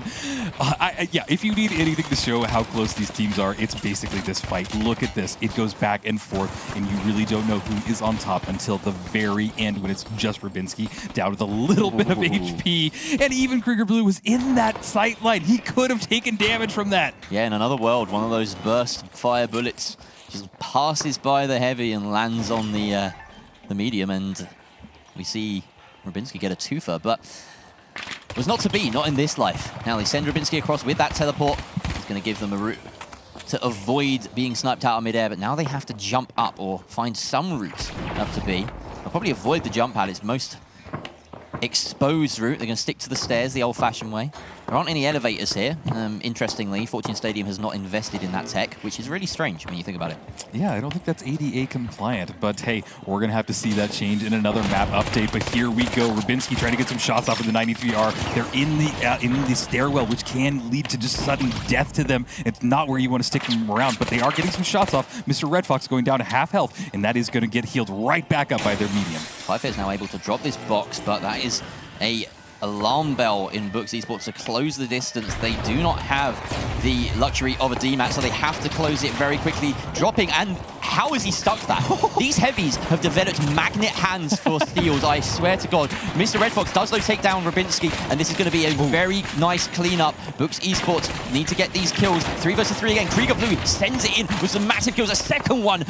But Manda picks that one up. In fact, Yoip, the last one standing, defending this cash box. And if he goes down, you can bet your bottom dollar that Books Esports are going to have plenty of time to steal, and there's very little 5 Fears can do about it. Oh my God, that was an insane wipe. Book Esports are looking really good. They have built up some momentum here, and they seem to be shutting 5 Fears down. They get this cash. I don't think 5 Fears has enough time to come back in here to even attempt another steal because they are so far away. We'll see where they spawn, but it is not looking good and likely for them. All right, settle in. So they're just making sure here, sticking around in case 5 Fears did get across in time, but in retrospect, they probably could have made that move. And now 5 Fears, because of that hesitancy from Books Esports actually have a decent situation in their hands. And we watch as the entire team offers themselves up to the gods. A very smart move, to be honest. Yeah, because they knew if they were going to cross that chasm, it would not go in their favor. So they just decided to respawn, let Five Fears have the tap on this vault, and take it from there. Are we going to watch the replay of them jumping? Amazing. Well done, production. We could call it a triple kill. Yeah, triple kill. To the final. I think the map has outfragged everyone so far. I'm not 100% sure, but we'll get confirmation on that later down the line. Five Fears have tapped Vault 2, and the gateway is set up. Rubinsky just moving it towards A. And of course, Books Esports have not been blessed with the finest of spawns here. So they are going to have to chase this. They don't get the option to prevent that plug, but they are in a decent spot now to surge from above. They've got red barrels in hand, create some openings, but this is a massive building, Rio. Lots of a playground for Five Fears to move about in. Absolutely, and they've also got that DMAT, so it's helping them just move through this building even faster. And look at this, Mr. Red Fox is down. All of Five Fears is getting healed right back up, and there goes a Winch Claw. Did not connect with anybody. They're going for a different angle, but all of Books Esports are just kind of tunneling down there. They're trying to kite this out, trying to stay alive, maybe get their teammate back in this battle, but it seems like they're just being chased right now, Jerry. This feels like one of the more inevitable fights that we've seen. That easy first pick onto Mr. Red Fox has cost Books dearly, and now they are flying for their lives as Five Fears chase them down. But as they said to Mr. Red Fox, maybe back in sooner rather than later. It's like they're going to pull back on the assault, turn around, and just wait. Yeah, this is good. They're actually all on top of Books Esports, and they are really just at a full advantage. They're just kiting this out. Books Esports is still trying to figure out what the heck they can do. They need to find an opening here. We see some red barrels in hand. This might be how they pop it, but this cash out is just starting to tick down. Yeah. We're more than halfway done. It is worth mentioning here that, of course, Books Esports had that first cash out, so if they manage to steal this, then they've won the series. They're going to full send it with that jump pad into the deep end. There's lots of denial set up on the point. They're going to blow it up immediately to try and make it easier, drop it down as far as they can. Tumbles onto a goo tower, and there's a jump pad underneath, so it feels as though Five Fears are well prepared for their assault, and a new puzzle has been presented to Books Esports. Can they find the picks? Can they find the steal? Wow, what an amazing play. That fell onto goo and gas and effectively stopped the push from Books Esports. Now they're just scrambling to try and find any opening and stay alive in this. We see Krieger Blue healing his teammates back up. They're chasing everybody down. The 93 shots are going off. Which one gets it? Who's going to get the kill? Rubinsky goes down, and this Five Fears are eliminated, but there's not enough time for Book Esports, so we will take this to one more cash out. Ooh, that was a little close for comfort for Five Fears. If that had happened 5 seconds sooner, we would already be seeing Books Esports book their spot in the next round, of Five Fears would be out. So a little bit of a reminder of the stakes at play for Five Fears here. We're in map 2. Five Fears need to win this. We go to cash out 3, as we expect to in every map this series. It's just been so close on a knife edge here. Cash out 3, or Vault 3 rather, having been tapped by Books Esports. Let's see where we end up. We're on this rooftop yet again. Very famous battleground in Fortune Stadium. Yeah, and if they can control them and keep Five Fears at bay, they can take this vault and bring it all the way behind them and get this cash out started at cash out D. But I think that Five Fears are realizing this now, and they're starting to move a little bit closer to cash out D, but they don't want to give them any opportunity to then just run it to C. But it seems like they're making their advance right now, and their Book Esports are getting really close to that vault. This is tense here from Five Fears, who have circled round behind Books Esports, but I think Books will get the plug successfully into C. And they don't have too long to set up, but they've done a decent job of it with the limited time that they've had to set up a round. They don't want to be caught out mid-transition, though. There's a red barrel going out, the gas barrel being prepped on top of the point, and the C4 no doubt there as well. Oh, this jump pad maybe not going to plan for Manda as he's separated from the rest of his team here. Krieger Blue has taken a lot of damage. Books Esports are heavily split, Rio. Yes, they are, and look at the damage that has gone down on them. Manda is basically the only one that's healthy, and Krieger Blue is at just 1 bar of HP. He is getting healed back up, but there he goes. He got down, and it looks like all of Five Fears are here. They're making their approach, trying to find Mr. Fox, and there he goes down as well. It's all on Manda to try and stay up and keep this cash out kited for as long as possible, but that is 22 seconds before his teammates can coin back in. Ooh. It's not looking good for them. It's a dangerous game. If I'm him in this situation, I am hiding. I'm letting this steal go through, not taking the 1 versus 3, of course. He has to survive for another 10 seconds or so just to make sure the rest of his team can get up completely. We see him on the outlines, of course. Five Fears do not. He's so close to that box. He's underneath in another room with a red barrel in hand. If Five Fears wanted to set up a particular way, they might just stumble across him, but Five Fears just need to hold on to this to see it to map 3. Krieger Blue coming up these stairs, has to try and regroup. That was what lost them the last fight, was separation. Can they find each other? Five Fears still deathballing here, and all they need is a single pick to swing this in their favor. With about 30 seconds left, Rio. Absolutely, 30 seconds. We see them blowing up the C4. It drops it several floors down right onto a bounce pad, but immediately goes off to the right. They're now having to find some kills. Manda going directly for the steal, but one of them gets winch clawed out, and it is not looking good for Book Esports, but they're holding it right now. They got to get Manda pulled off of that, and there is a kill, and Mr. Red Fox, the last person remaining. Not much luck here, because he is immediately going to go down, and that means we're going to go to 3 maps, Jerry. Five Fears take control of that final cash out. Some exceptional team play. Books Esports stumbling there. We're going to go to that 3rd map, like you say, Rio. I mean, predicted? Why am I surprised? Why am I surprised? We said it. We said it's going to go 3 cash outs, 3 maps, and yet here I am, edge of my seat. Oh my goodness. What are you doing, Books Esports, when it comes down to some of these last fights? But I gotta say, I can tell. Can you tell they've been playing for almost 11 hours? I think I can tell. Jack, can you tell? Oh, wow, this has been intense. I'm so happy we're going to map 3. These are 2 teams that both deserve to go up against this last team here. So it is just exciting. I don't know which way it's gonna go. And what's the last map that we're going to, Jerry? Oh, you put me on the spot here, Rio. It's a great question, Rio. I'm so glad you've asked it, but they do only have 1 map remaining, and for Five Fears and Books Esports getting into this battle, genuinely, both of these teams have what it takes. We have seen on the very first map there on Monaco where Five Fears got the first and Books ran away with the second 2 cash outs. Then here on Fortune Stadium where Books was able to take that first cash out, technically 3 in a row there, it was Five Fears clap back getting the next 2. And genuinely, no matter who starts these cash outs, we have no idea who is going to end them. Although I will say, Five Fears opened the first vault, and it was Books that got the first cash out. Five Fears, second vault, and they got the first plug, and then Five Fears got the second. There's no idea what's going to happen. Genuinely, it's all over the place. But we've got 1 map remaining in the series to see who is going to be able to challenge the Emerald Grinders in the grand finals. I tried to understand what you were saying there, Robbie. I promise I did. With the vaults opening, and it's all a blur now. Yeah. It's getting to that point, but I feel as though these 2 teams can do that to you, right? They're so evenly matched, it just goes back and forth constantly.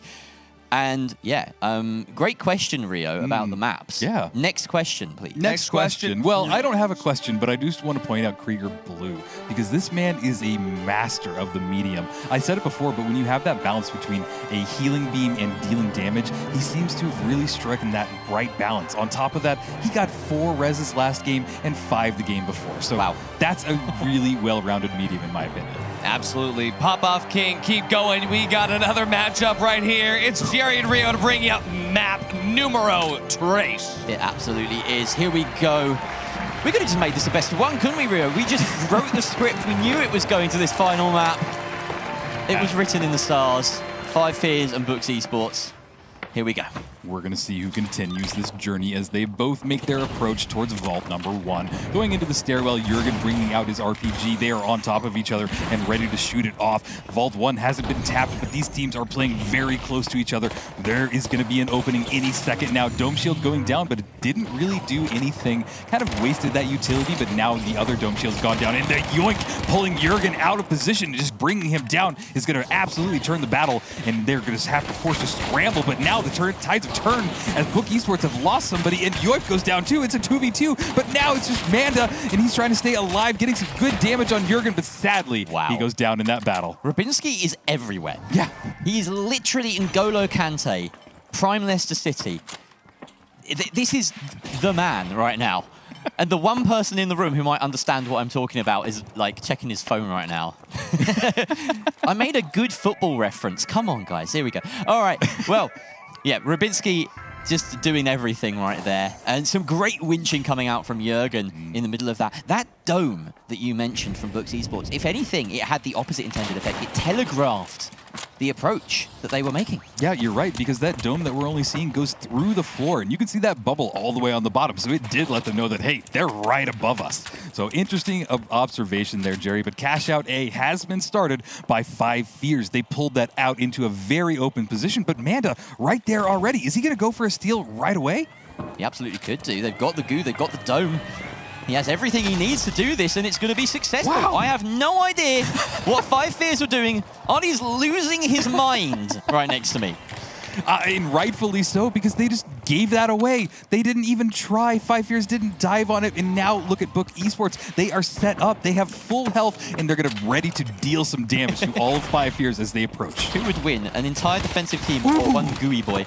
Wow, Rubinski managed to find Red Fox, and Manda trades it back onto him. 2 versus 3, though, as the res comes through from Krieger Blue. Yoip gets Rubinski back up as well. We've seen this before. The opening picks immediately mitigated by those defibs, and now we start for real. Here come the shotgun plays. Jürgen wins that one as Manda wins that one. Jürgen going down. Ooh, and Rubinski really up against it here as the melees come out, but it's not enough. He just didn't take him down low enough. Rubinski gets the reload and sprays him clear. However, 5 Fears still just 1 versus 3 here, and there's only about 30 seconds left. I don't think 5 Fears have it in them to even push this box because he can't get the totems. He can't get the res. No, and 15 seconds later when they finally get Yoip back, it will be over for this cash out. So just concede it, get ready, get set up for this next one. But Rubinski is back. He immediately took some damage right after he came back, and then Yoip is now coining back in. So everybody's here, but it is a little too late, and I hope that they don't dive on here just for an ego fight.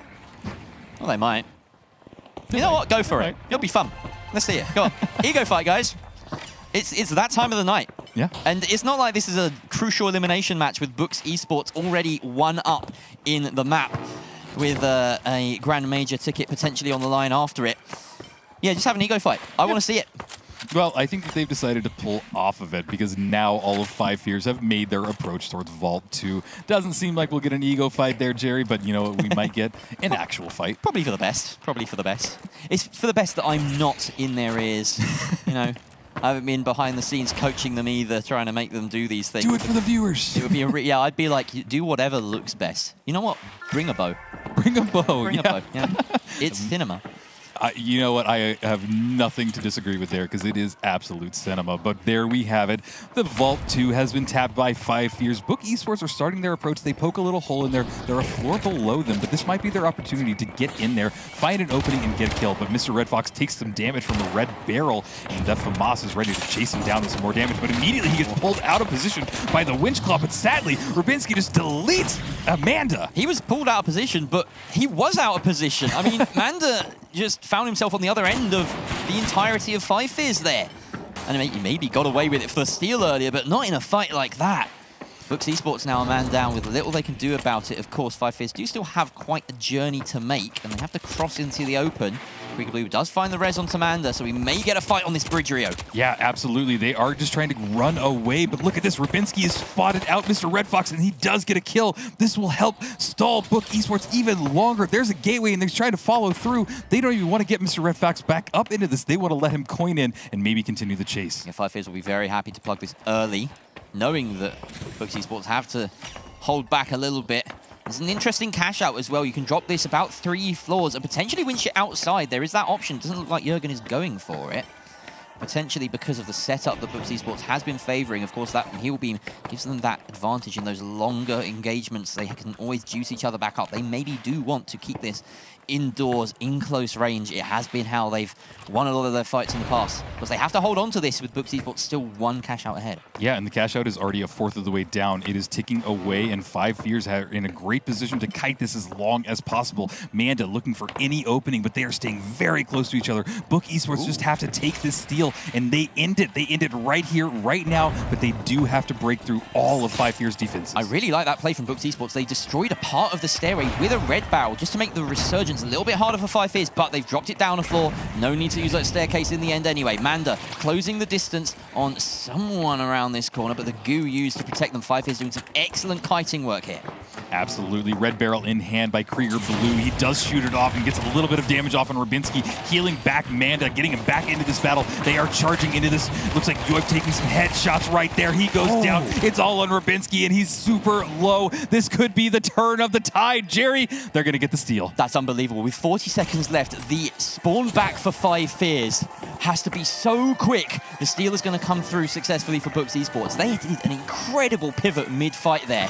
Took a lot of damage with that red barrel onto Rubinski, but then the call came through. Hey, we found a better target. Everyone circles back. Look at this. Manda and Krieger Blue circling back to take on Jürgen, the lone target that Mr. Red Fox had just put in his sights. And now, with very minimal time left, we're going to see a dash towards the point. Rubinski closing that distance. They have the gateway set up. It's on the floor just above ground level. There's a potential, but no, surely not. There's no time left. I don't think Books Esports have done anything wrong here. They've done it in 2-1 in the series, and Books Esports book their spot in the final series of the day with a chance for major qualification. However, for 5 Fears, that is curtains. Wow, that was intense. I can't believe that Book Esports have brought us this far. They have brought us in. Their journey's not done yet. They still got one match ahead of them, but for 5 Fears, you could tell they were at the end of their rope, especially towards that very first cash out. Daylight robbery as Books just steals in the open. Absolutely nothing stopping them. And then it all came down to this final fight here where at the very least it looked like an easy trade, but when it all was said and done, it was just Rubinski left for this entire map 3. Wow. I have never seen anything like this. This, mind you, started as one of the most competitive series, but stamina is everything. As Oscar said earlier, it's a marathon, not a sprint, and you could tell that 5 Fears, they ran out of stamina towards the end. They just didn't drink their booze. Yeah. I don't think I've ever seen a more tragic scoreboard than this. Yeah. Rubinski with 9 kills for his team. An unbelievable individual performance, but it's not an individual game. It is a team game, and oh my God, Books Esports, they were on top of things on CS Horizon. Absolutely. They were so on top of it. I mean, again, you all saw how close those games were. My notes as well is back and forth and back and forth. Every single fight could have gone either way, but CS Horizon really, really just fell apart for 5 Fears. But again, for Books, I mean, it was an incredible performance, but they're not done. We still have another match.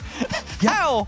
Emerald Grinders is waiting on the other side of history as we're getting ready to figure out who will win the grand finals of tonight. Absolutely. It keeps going. It just keeps going. And Emerald Grinders versus Books Esports, just, it will be cinema. I know we've said it so many times, but this is a game that lends itself to cinematic moments better than any other game. Well, and you know, what I'm wondering is that we saw 5 Fears kind of run out of stamina. Are they going to be able to continue this? Book Esports, are they going to run out of stamina? Because now they're going up against the Emerald Grinders, who have had, what, 2 hours off, roughly? Yeah, well, they're about to have another 3 matches potentially to see who's going to be grabbing this ticket. Could be over in just 2 cash outs and then 2 cash outs. Could be over in 3 cash outs, 3 cash outs, 3 cash outs. Yeah. Only time will tell, but we're about to get in there, and I just cannot believe that after 11 hours of the finals, there are still teams standing. I just did the little counting thing. Somewhere between 4 rounds and 9 rounds. So that's your kind of options for bedtime, basically.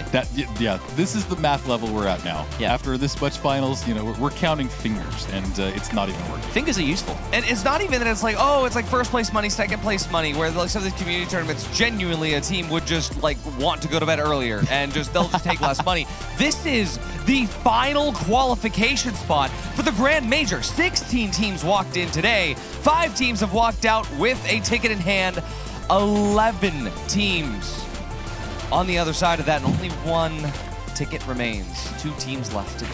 And this will be the first time, I believe, in the entire day that we have a best of 3 where the winner qualifies and the loser is eliminated. Wow. Can't believe it. I mean, again, They all cooked. thanks They cooked. to Oscar, Thixie, and Waltz, who have put together this bracket, who have put together all of this. I gotta say, a huge shout out to everybody. Thixie with the weather update, a little forecast maybe. Yeah, I'm down. If we can do a little quick forecast. Yeah, I mean, I was just reading what. Yeah, it's just insane. Yeah, this is like we did not expect how insane this was. I mean, this match before, right? The combination, potentially the reverse sweep. Oh, the potential was limitless. Like we said, we are pushing these two teams to Utah through an absolute meat grinder. They're playing for their lives, for their survival. And at the other end of that meat grinder is another best of 3 with the same thing on the line. An absolutely incredible situation to be in. Pressure must be outstanding. But the question is to be, Emerald Grinders had a bit of a rest. Yeah, exactly. Books. Emerald Grinder had a rest. Books are playing off of their momentum as well. I just want to say this has been an absolutely insane stream so far. Thank you so much to everyone watching. Thank you so much to Mbok as well. If you guys are still, some of you guys are still watching as well, we love you. And again, thank you to everyone, all the players as well participating today. And we have an absolute cinematic outro for you. Should we quickly just go over and do the quick little... Do we have it? Do we have it?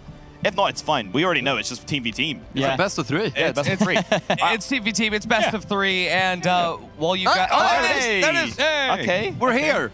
We've made it to the end. We are. I think I broke my... Oh, you're fine. You're fine. I would like to point out that these teams have met. Oh, okay. Right How behind early? Thixie's head. Yes, if we... Second cash out right there in the cash out. It wasn't a 3v3, but it was a cash out. Books and Emerald Grinders. Thixie, move your head back a little bit. Right there. Right here. Yeah. These teams have met during this series. Books started off so strong, but Emerald Grinders, they were just a little bit stronger. We know that they won this one here, and they tapped Vault 2. They got they plugged it into Cash Out B all the way through the end, completely for free, because Books did not even try to contest. Books chose the third party on the other side. We have Cash Out 3, or Vault 3, Vault 4. Actually the same thing. Emerald Grinders getting 3 cash outs in a row in that cash out series. They've got something. Yeah, and I was going to say, I'm super excited for this one. And chat, who do you think will take this one? Emerald Grinders or Books? This is going to be an absolutely cinematic ending to EMEA. And I think, Oscar, I might as well hand you to pass it on. Well, as they say behind us, it's time to hit. Hey, it's going to be absolute cinema. And with that, back over to the desk. With that, let's head in game, I suppose. Let's see where the night goes. Books have done what I thought would be impossible. Yeah. They lost the first cash out of Phase 2. Since then, they have won every game. They have done this lower bracket run. 2 cash outs back to back, and then a best of 3 to get here. And not only that, but surviving and outpacing and having more stamina than 5 years. We're gonna look at the veto real quick. Emerald Grinders says no Skyway. Books bans Monaco. Books bans Seoul. Emerald Grinders bans Fortune. Emerald Grinders' first pick is going to be Bernal. Books' first pick is going to be Sis Horizon. Last map of the day, potentially, is going to be Las Vegas Stadium here. This is also the first time that a team has chosen all 3 in the best of 3. Crazy setup, but I mean, hey, we're starting on Bernal for these 2 teams. Phenomenal. Yeah, and Bernal hasn't really been seen a ton today, so it's going to be really cool to see these teams go at it on Bernal and then go over to Sis Horizon. And then finally, Las Vegas, if we get there, has been a favorite map of today. So what a great way to wrap everything up, and I just can't wait to get started. Honestly, we are in for an absolute treat here for the final ticket for EMEA before we do it all again tomorrow. Yeah, for NA at even more ridiculous hours. But of course, for the NA people watching, it'll be 17 much hours nicer. from now. Yeah. Quite a long rest we get, which is nice. But yeah, it's going to be a real slobber knocker when we get into that one. I can't believe we're almost at the end of the EMEA one. And yes, did you just learn a new word there, Oscar? A slobber knocker.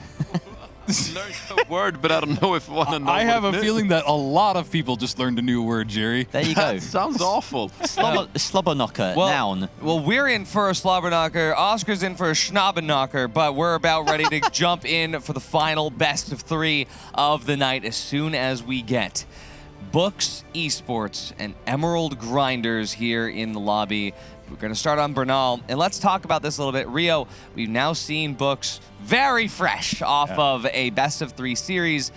Do you think that their setup is going to be differing here now that they're coming up against Emerald Grinders, where when we were thinking about the last cash out where they met each other, they were well avoiding one another? Yeah, I think this will be different, but I think that we're just going to see a lot of aggression come out from Books. They've been playing things a little bit, holding back a little bit today, and I think that they're just going to let everything go. This is the last sprint. This is the last bit of their energy, and I can't wait to see if Books are able to pull it off.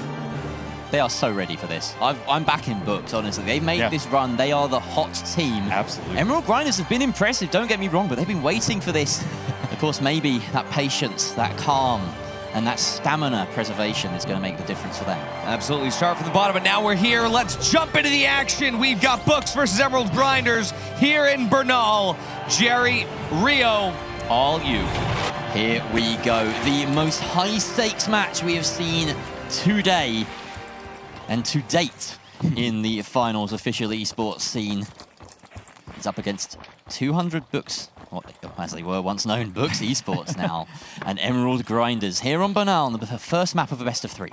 Absolutely. The first map will determine a lot. We see that the Emerald Grinders are back into fashion. They are in the game again after a long break, and they got the first tap on the vault. Nice little LH1 in the hands of Donk Rage. It is great for this map with a lot of open sight lines, and I think this will come in really handy. Last time we saw Emerald Grinders, they were giving Secret a run for their money, but it wasn't enough to stop them losing in 2-0 fashion. Something about that Edic's revenge arc for his fallen brother at Elko. Emerald Grinders, they've taken scalps today. Let's see if they could take one more. Books Esports just waiting here out in the canopy. And sent in by that teleport, but up goes the RPG. Great shot from Nuok to open the fight, and they just need to close the net now. Plenty of damage being rained out in both directions. Donk Rage with that LH1 finds his mark. Onto Krieger Blue. That is no defib left upstanding, but Manda finds Nuok. Donk Rage responds with a kill on to Manda. His second of this fight. Alone in Paris closes it up. That was a really nice fight going out from Emerald Grinders. Books Esports took the initiative, but Emerald Grinders had the exact correct counter. Yeah, I mean, I was right in my prediction that they would get more aggressive, but I don't know if that's the right play. They weren't doing, they weren't doing that great when they were aggressive in the previous rounds, but man, it did not work here either. So this might be where Emerald Grinders get the leg up. And look at this, they are just getting wiped one after another. It's all down to Mr. Red Fox, and he just can't make it happen. Donk Rage with some really nice positioning there. He ducked in and out of the fight. He was never really at risk himself, always juicing up his heavy, always finding follow-up shots. So here we go, a very aggressive push towards the box by Books Esports, currently owned by Emerald Grinders. They've decided to head up to the safety of the tower. That gives them lots of options for defense. It means that Books Esports are going to hold off on the steal for now, as that box is right out in the open. It is in the building, but it's a very open building. This cathedral does not seat under 100. Ooh. Manda just got into him. All of Emerald Grinders just walked right into their face. He did not survive that, and now again just down to Mr. Red Fox, and he will get wiped. Wow. Yeah, not really convincing yet for Books Esports. This really might be a stamina issue. It's gotta be late for these guys. Emerald Grinders look like the hot team. You know, they look like they're the ones that have done all of the games before this to warm up. But yeah, Books Esports, they need to summon up that last bit of energy. Emerald Grinders currently sitting on top of that cathedral again. 40 seconds or so left on this. A spawn that Books Esports won't be too happy about, as they need to close the distance out in the open. And Donk Rage already with a pick at range. That surely spells demise for the whole of Books Esports. They flood the team. And a quick little dance from Donk Rage. He's done that a few times, and I say he earns it whenever he does. Yeah, that was convincing. It really, unfortunately, Books Esports just had a really bad spawn too. They were just looking right at him when they spawned in, and they had to cross and get some height, but just didn't have time. So, Emerald Grinders currently up, and they're just waiting for that timer to elapse. It's taking some time, and the bar graph at the top left is having some real trouble processing it. You're getting a little bit of CNS interference, but there we go, thankfully. As we switch to Books Esports, it just fixed itself very quickly. Via stepped in. Yeah, good on Via. Absolutely, and we're watching as Emerald Grinders are right next to Vault 2. They're probably going to get this tap, and Book Esports are on the bottom level. I would try and get some height here so you have a little bit of an advantage against Emerald Grinders, but no, they are not doing that. They are staying pretty low. Emerald Grinders do get the tap on the Vault, and was that a suspended structure? It was. Playing suspended structure? It was. Because we faced off around the cathedral up until that point, we just didn't see the suspended structures come into anything. But we are indeed on suspended structures, and Emerald Grinders have decided to tap the Vault and hold from above. That's preventing Books Esports from making an approach. They don't want to fall victim to the LH1 and the FAMAS yet again. Alone in Paris and Donk Rage making a mean combo at range. This teamwork, this coordination is really something to see. You could see that they brought that Vault over. They sent their light out there with a gateway, and they're all able to teleport right over there and just get out of the way of Book Esports. They are pretty much uncontested in this entire battle. And oh no, CNS is back. Well, we can only do so much, can't we? Books Esports are really actually quite far behind as well here. They didn't quite read the room as quickly as they had hoped. That C cash out will be started successfully by Emerald Grinders. So far, they've been coasting to a potential victory here on Bernal. Books Esports really need to wake up and deliver something. Emerald Grinders posting themselves up right on top of this diss on structure. Yeah, and this suspended structures give them that perfect advantage. And look at that, Donk Rage threw a glitch grenade down, and he got so much information from that because he knows that they're right there, and they were immediately able to just shoot down some hellfire from above, and it is not looking good for Book Esports as they need to find another way to get into this cash out. They juice themselves back up, and of course, being directly under this structure now, they have some routes. That zip line is safe enough. Alone in Paris doesn't chunk any of those players quite substantially enough to halt their approach. Of course, there's only so many places that Books Esports can emerge from. But Emerald Grinders have to be so on top of things. There's the engage. The jump comes out. Manda drops that dome, and it protects him. Krieger Blue finds Alone in Paris. New York also goes down. What a execute from Books Esports, taking out 2 of the 3 players. That C4 is not going to be live unless it's the heavy res, and it is not. New York, the second one to get that luxury. In fact, I don't even think he's going to be able to be brought out, as Alone in Paris is brought up on the bottom floor. Donk Rage and Alone in Paris now just waiting for that coin, and Books Esports, they earn themselves 1 defense of this point. Absolutely. I'm so happy that Book Esports were able to get some kills and get the cash right now. They're holding on, and can they hold on for this last third of the cash out? Time is ticking down. We see that the Emerald Grinders are trying to find any opening that they can. They haven't spotted it just yet, but there is a gateway. He's ready to bring his teammates over there. They're getting close, but we're down to the last fourth of this cash out. They need to make a move right now. They decided to pounce pad over there. There's an RPG in hand. They need to find a kill. They need to go for the cash, but time is ticking down. Nobody has gone down just yet, but there's Donk Rage. It is not looking good for them. They're trying to blow up the C4. It does drop it down just a little bit, but Book Esports are all healthy. They're all staying up here. They just have to kite this for a few more seconds, and then we go to 3 cash outs, and it seems like they have done it. They drop it down. They are staying alive even in this battle as they get the wipe on the Emerald Grinders. It seems like Book Esports have woken up and are in the battle. Absolutely. Just took that 1 cash out loss for them to adjust their playstyle. We saw Emerald Grinders, you know, they've been waiting. Books Esports, they've come through this with that philosophy of having the long-range options to their name. And right here, you know, they're up against an LH1. They have to try and change tact. They've done just that.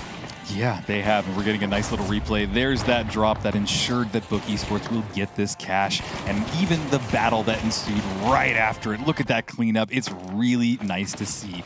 Let's hope they can keep this momentum going and maybe get this first map. Here we go. Final cash out here, and that third vault is very tempting, but it might be a bit of a poison chalice as both teams now posted up watching it. The tap does come out from New York, I believe, and the Alone in Paris gets the pick onto Mr. Red Fox. The drop comes through, and there's the heavy right up in their face. I don't think that Books were expecting this at all. Emerald Grinders right on top of them. Krieger Blue, the last one standing. He does manage to get the res as he holds tight and just about destroys the zipline in time to help him get the rest of his team up. That was moments away from devastation. I love that we could see through that X-ray, but they are back because they didn't fall too far. Manda went down in that battle. Nuak is taking a lot of shots, but Donk Rage was able to get a kill there. Alone in Paris as well. It seems like they have turned the tides a little bit, and Mr. Red Fox is the last person remaining. He does get a kill on Donk Rage, but he's not have a lot of time. He's going to have to dip out of there, wait for his teammates to come back up, but no. Oh, what's this? He wants to just grab the vault. This is a great opportunity and just yoinks it. Excellent play there. Just sensing a chance to do that. But now, of course, it's given his location away, and he is under chase by everyone on Emerald Grinders. 1 second left, and Manda can coin back in, but they opt to wipe. Interesting. Manda did have the opportunity to coin back in there, but it would have just staggered them. Obviously, Books Esports going for that wipe instead. Waiting for that 20-second respawn timer. Or a bit longer. Emerald Grinders now sailing their way towards A.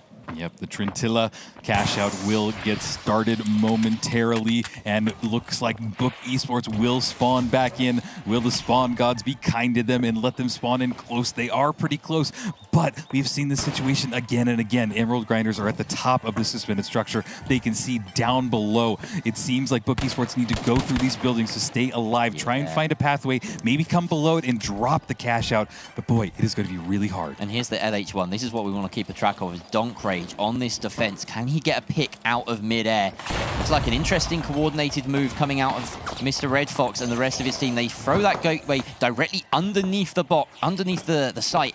That's going to eliminate any threat that Donk Rage can pose at long range. They do expose themselves a little bit to his angle, but in fact, they're fighting back as much as they can. Krieger Blue, though, takes a couple of nasty shots, and no matter what they do, they cannot escape this LH1. Donk Rage drops down and gets another one. He is on fire, a third!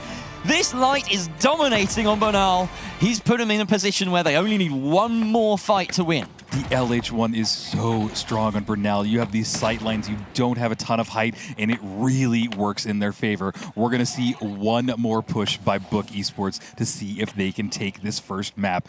But gotta say, it's in a suspended structure, it's on top. You have all of these Emerald Grinders, and it's going to be pretty tough, Jerry. Here we go. Book Esports closing this distance. This is for map 1, the best of 3. Mr. Red Fox shot out of midair. Why would you even try it? Don't you know that Donk Rage is here? Maybe they don't, but they get a res off, but immediately Krieger Blue goes down, and their res player will only have half health, but these are able to get it back in there, but Mr. Red Fox is the only remaining person. They are trying to get some reses in there, but all of the Emerald Grinders are here. Mr. Red Fox is trying to survive, but no. It's not looking good, and Emerald Grinders take map number 1. Donk Rage with a performance to go down in the books. Books Esports won't want to remember it at all. Books. They want to burn those pages out. That is one hell of a performance from the LH1 Light. I mean, when you load into Bernal with an LH1, it's suspended sponsor structures. You've got to be thanking your lucky stars, Artie. A performance for the books, a performance on the books, I will say. Emerald Grinders started every single cash out throughout this map, and like you said, Donk Rage, Donk Rage, Donk Rage, LH1 supremacy, genuinely showing us that the LH1 is a pick in this meta. And don't get me wrong, every single clip is him. Yeah, yeah. Rightfully so. Yeah, Dwap was going crazy at SC12-16, but it was on people that Donk Rage also shot already. And the one cash shot they didn't get this, it was inside of the suspended sponsor structure. That was with like tight corridors where the LH1 genuinely couldn't work, and they didn't have a chance to set up long enough and have like this, what happened in the last one. It's the one structure that you can actually just jump to from another building. Yeah. But it's not up in the sky. Donk Rage. Goodness me. This is just and we get his perspective as well for this. Beautiful on the replays to see him go to town. And I just got to see this. 10 kills. There it is. 10 kills and 6 assists. Another double-digit entry for the day. But what I want to point out is that this really felt like just a Bernal map, really, with the LH1. Not many maps have this much open area. So will Donk Rage be able to pull this off in the other 2 maps, or was just this their one win? I was just going to say, I mean, granted, anything can happen on Cis Horizon. When we end on Vegas, Vegas is 100% going to be another map where you could have this same setup with the LH1, but Cis Horizon, genuinely, there are ways around it. We all know that campus you could resort to, as Jerry has called it once and stuck in my head ever since, trench warfare. The campus, just winding and weaving your way through the hallways and classrooms. Genuinely, Donk Rage here was the difference maker, and I'm so curious to see if Books could make any adaptations, because, hey, they won one. What do you think the adaptation is, Jerry? It could be anything. I think they do have to stick indoors, obviously, avoiding those LH1 shots. Much easier said than done, but also easier accomplished on a map like Sis Horizon, which it should be mentioned is the map pick for Books. Yeah, absolutely. Genuinely, anything can happen here. It is Books' map pick, so hopefully Books has been studying. We're about to go to a map of the campus library and everything else where you will find Books. So, without further ado, this could be the last map of the night. This could be one of 3. Jerry, Rio. Let's do it. We are here to see if the Emerald Grinders can take it in 2 maps, or if Books Esports are able to bring it back one more time and take us to 3 maps. We're getting started here on Sis Horizon as they both make their approach towards vault number 1. If there's one thing that Books Esports have done today, it's fight from behind. This entire lower bracket run, 2 cash outs that they've managed to get through, a single best of 3, and now another one where they are behind by a map. Can they do it? Newark closing this gap here, and the excellent shots coming out from Donkrage on the 93R now. Yeah.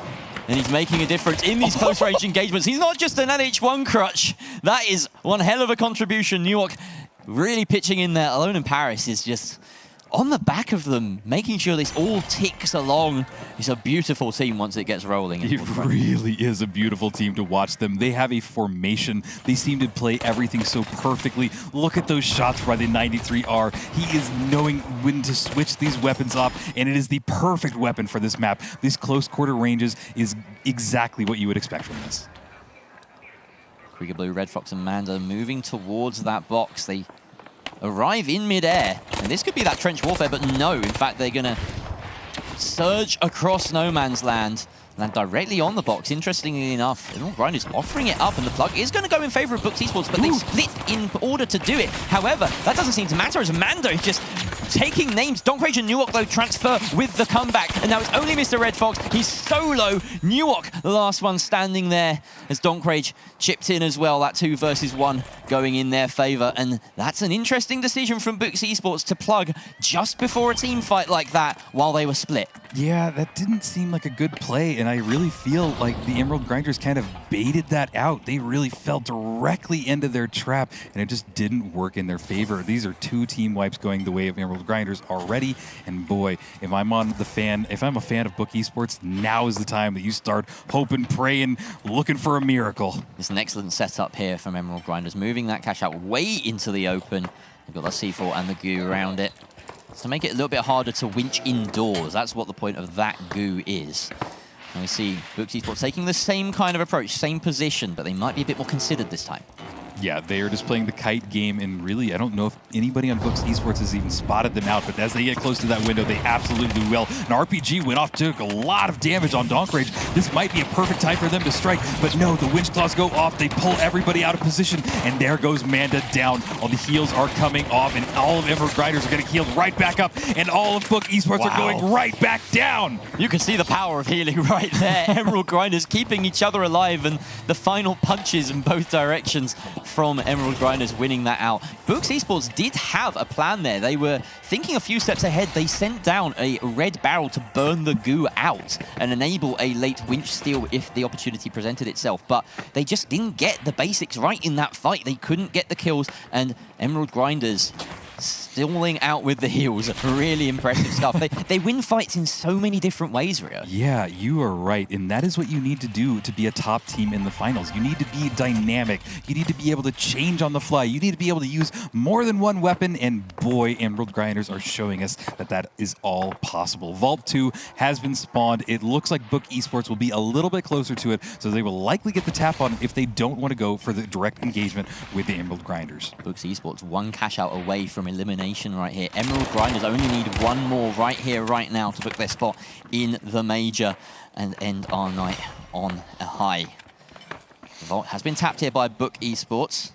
Books Esports, I should correct myself, especially because we're in the library and this is their home turf. It is their home turf, and Vault 2 is maybe theirs, but they go for a bounce pad, trying to get a little more height, bringing some damage to Newark, but they instantly get healed right back up. Must be frustrating for Book Esports because they don't feel like they're really making any progress, but now they're in control of the Vault. They're going to bring it over to B because it's really close to them, and they're going to get this cash out started. Like we said before in the previous series, Book Esports is great at defense. This is a great position for defense. They just need to bring that out, but look at this. Emerald Grinders are here, Jerry. Yeah, Books Esports letting their macro slip somewhat as they're falling into trap set by Emerald Grinders, but they're getting some kills. Nuok though finds that first one onto Manda. Red Fox trades out the heavy. No heavies left, and that glitch is so crucial. Denies Alone in Paris the res at a crucial moment. 2 versus 2 now. Can Emerald Grinders get the kills they need? Donk Rage finds one. Alone in Paris does get the res eventually. It's 2 versus 1. Krieger Blue, the last one standing for Books Esports, and his days are numbered. Nuok chases him down. Yet again, Emerald Grinders laying a trap. And Books Esports are just becoming delivery boys at this point. Absolutely. It is really interesting how they play. I've never seen anybody do this many setups that also go their way. It's really interesting to watch. And honestly, all you people watching out there, these are the strategies you need to start learning. Watch how these people play. Watch this setup. Book Esports are getting spawned back in, and they're about to start their approach. Here we go. Just a quick look back at that fight as we are nearing in on a very quick one at the moment. The spawn has triggered, and there we go. Manda taking a lot of damage. Nuok finds that kill. Donk Rage again. And before the fight even begins, Krieger Blue, it's not starting for him. They're just going to wait. They're toying with him. They want to make sure that he can't end his life as quickly as he wants to. Krieger Blue fights his way out briefly, gets a little bit of a kill on the emoting Donk Rage. Wow, that's one way to get in your opponent's head, Rio. Yeah, and it might all come down to this. Can Books make something happen? Can they turn the tide of this battle? And yeah, it's a little bit mean that they're keeping him up there, but it's a strategy because as soon as he goes down, the coins or the respawn timer starts, and it just didn't work in their favor. This could be it. One more chance for Books Esports. They have to take this cash out. Emerald Grinders just need one more defense to get that golden ticket, and boy, have they worked hard for it. But Books Esports, after such a long lower bracket run, can they turn it round? About 40 seconds left on this timer. They need a pick at distance or at close range, whatever works for them. They're going to go around to the side. They're going to engage via this jump pad. Do they even have time for this, Rio? This is going to be tense. This is a really interesting way to push in, but they haven't gotten anybody down. No damage has come off. The timer is just a fourth left. And again, they're just jumping around. Emerald Grinders seem to have found the perfect way to kite this, but Manda diving directly on this. They need to have something happen right now. There is some goo going down, but Manda takes a lot of damage from that C4, and boom, there he goes down. Now we're watching as is the last person remaining, Mr. Red Fox and Jerry. That's it. Emerald Grinders. They've done it. They were waiting so long for their opportunity. Secret Gate kept them, but they had their second shot. And boy, did they take it. What a dominant performance here on Sis Horizon. Books Esports just couldn't stick the landing after such a long journey tonight. That will be heartbreaking for them. Absolutely incredible performance from Emerald Grinders. I have to say, this was set match point as EMG just decided to turn Sis Horizon into their playground. They took advantage of Books' somewhat timidness to take those early fights, and because Books did not try to engage in those team fights, instead trying to run away with the vault every single time, Emerald Grinders proved why the vault fight is so important. Every time that Books tried to just get the plug without earning it, Emerald Grinders threw it back in their face and told them, you need to prep more. And Emerald Grinders, they have absolutely earned their spot tonight. That moment as well at the very end, you could see it just wasn't working for Books Esports. They had a plan, and there was a disconnect between the players. The goo went out from the medium. He said, here's some cover for your steal. Immediately, the heavy winches it out into the open, negating the goo.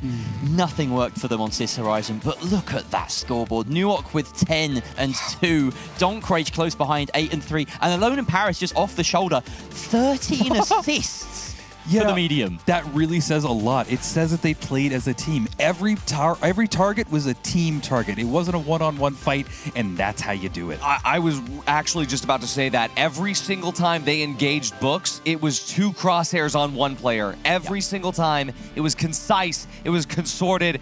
And Emerald Grinders, they are the 6th team, the final team from EMEA to have punched their ticket to the finals. To recap it all, we've got Oscar and we've got Thixie. Let's go ahead and check in with our weather boys to see which teams made it and which teams didn't. Yeah, you begin. Yeah. Yep. Holy. This is genuinely, like, impressive how insane this turned out. It has been cinematic start to finish. The way the bracket played out, the way that the matches played out, the insane run that Emerald Grinders go on throughout the lower bracket. The fact that Emerald Grinders knock out Pulsar, get sent into lower bracket by Team Secret, and now they have the potential to rematch Team Secret at LAN at Dreamhack Stockholm. Yeah, if I'm Team Secret right now, I'm out for blood. I'm for seething. Grinders. Yeah, It is. Storylines could not have been written as well as this is playing out. And just for context, of course, Pulsar has a telco on it, right? And then, as we were saying earlier, when we go over to Team Secret, it has his brother, Elix on it as well. So, you know, Emerald Grinders knocked out their brother, and then they now will be meeting at the Grand Major in person in the offline event.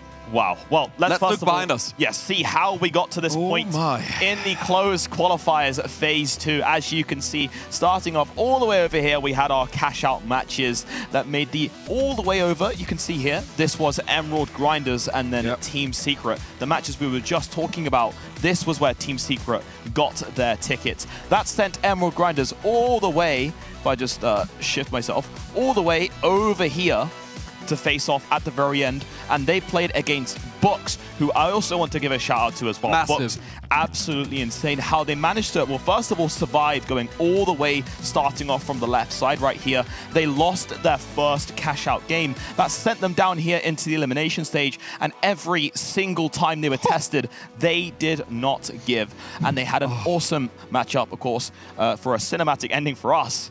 But unfortunately, Books will be going will not be going to the major, and Emerald Grinders will be. They will indeed. I think that's about the end from the weather station. We've had spicy weather, we've had storms, we had a fantastic day. And hey, Thixie, personally, I cannot wait to do it all again tomorrow. And I guess here to run us out, to wrap up the outro of today, it's time to one final time. Let it rip. Let it rip and pass it back on over to the desk. Thank you all for watching from the weather station. I've been Oscar, this is Thixie. Back to our friends at the booth. Thank you, Weather Boys. You guys are phenomenal. We genuinely couldn't do this without you, and I genuinely mean that. I don't know how this thing works without them telling me every 2 minutes. So I can't believe that we've had it here today. We have had 6 teams come through. Alliance, QDL, Beamers, Vanguard, Team Secret, and Emerald Grinders to round out your EMEA qualified teams for Dreamhack Stockholm. We've got NA coming up tomorrow. We're ready to do it all again. My name has been Artie. I've been joined by Jerry and Rio as your casters. Thank you all so much for watching. We'll see ya in just a few hours for NA.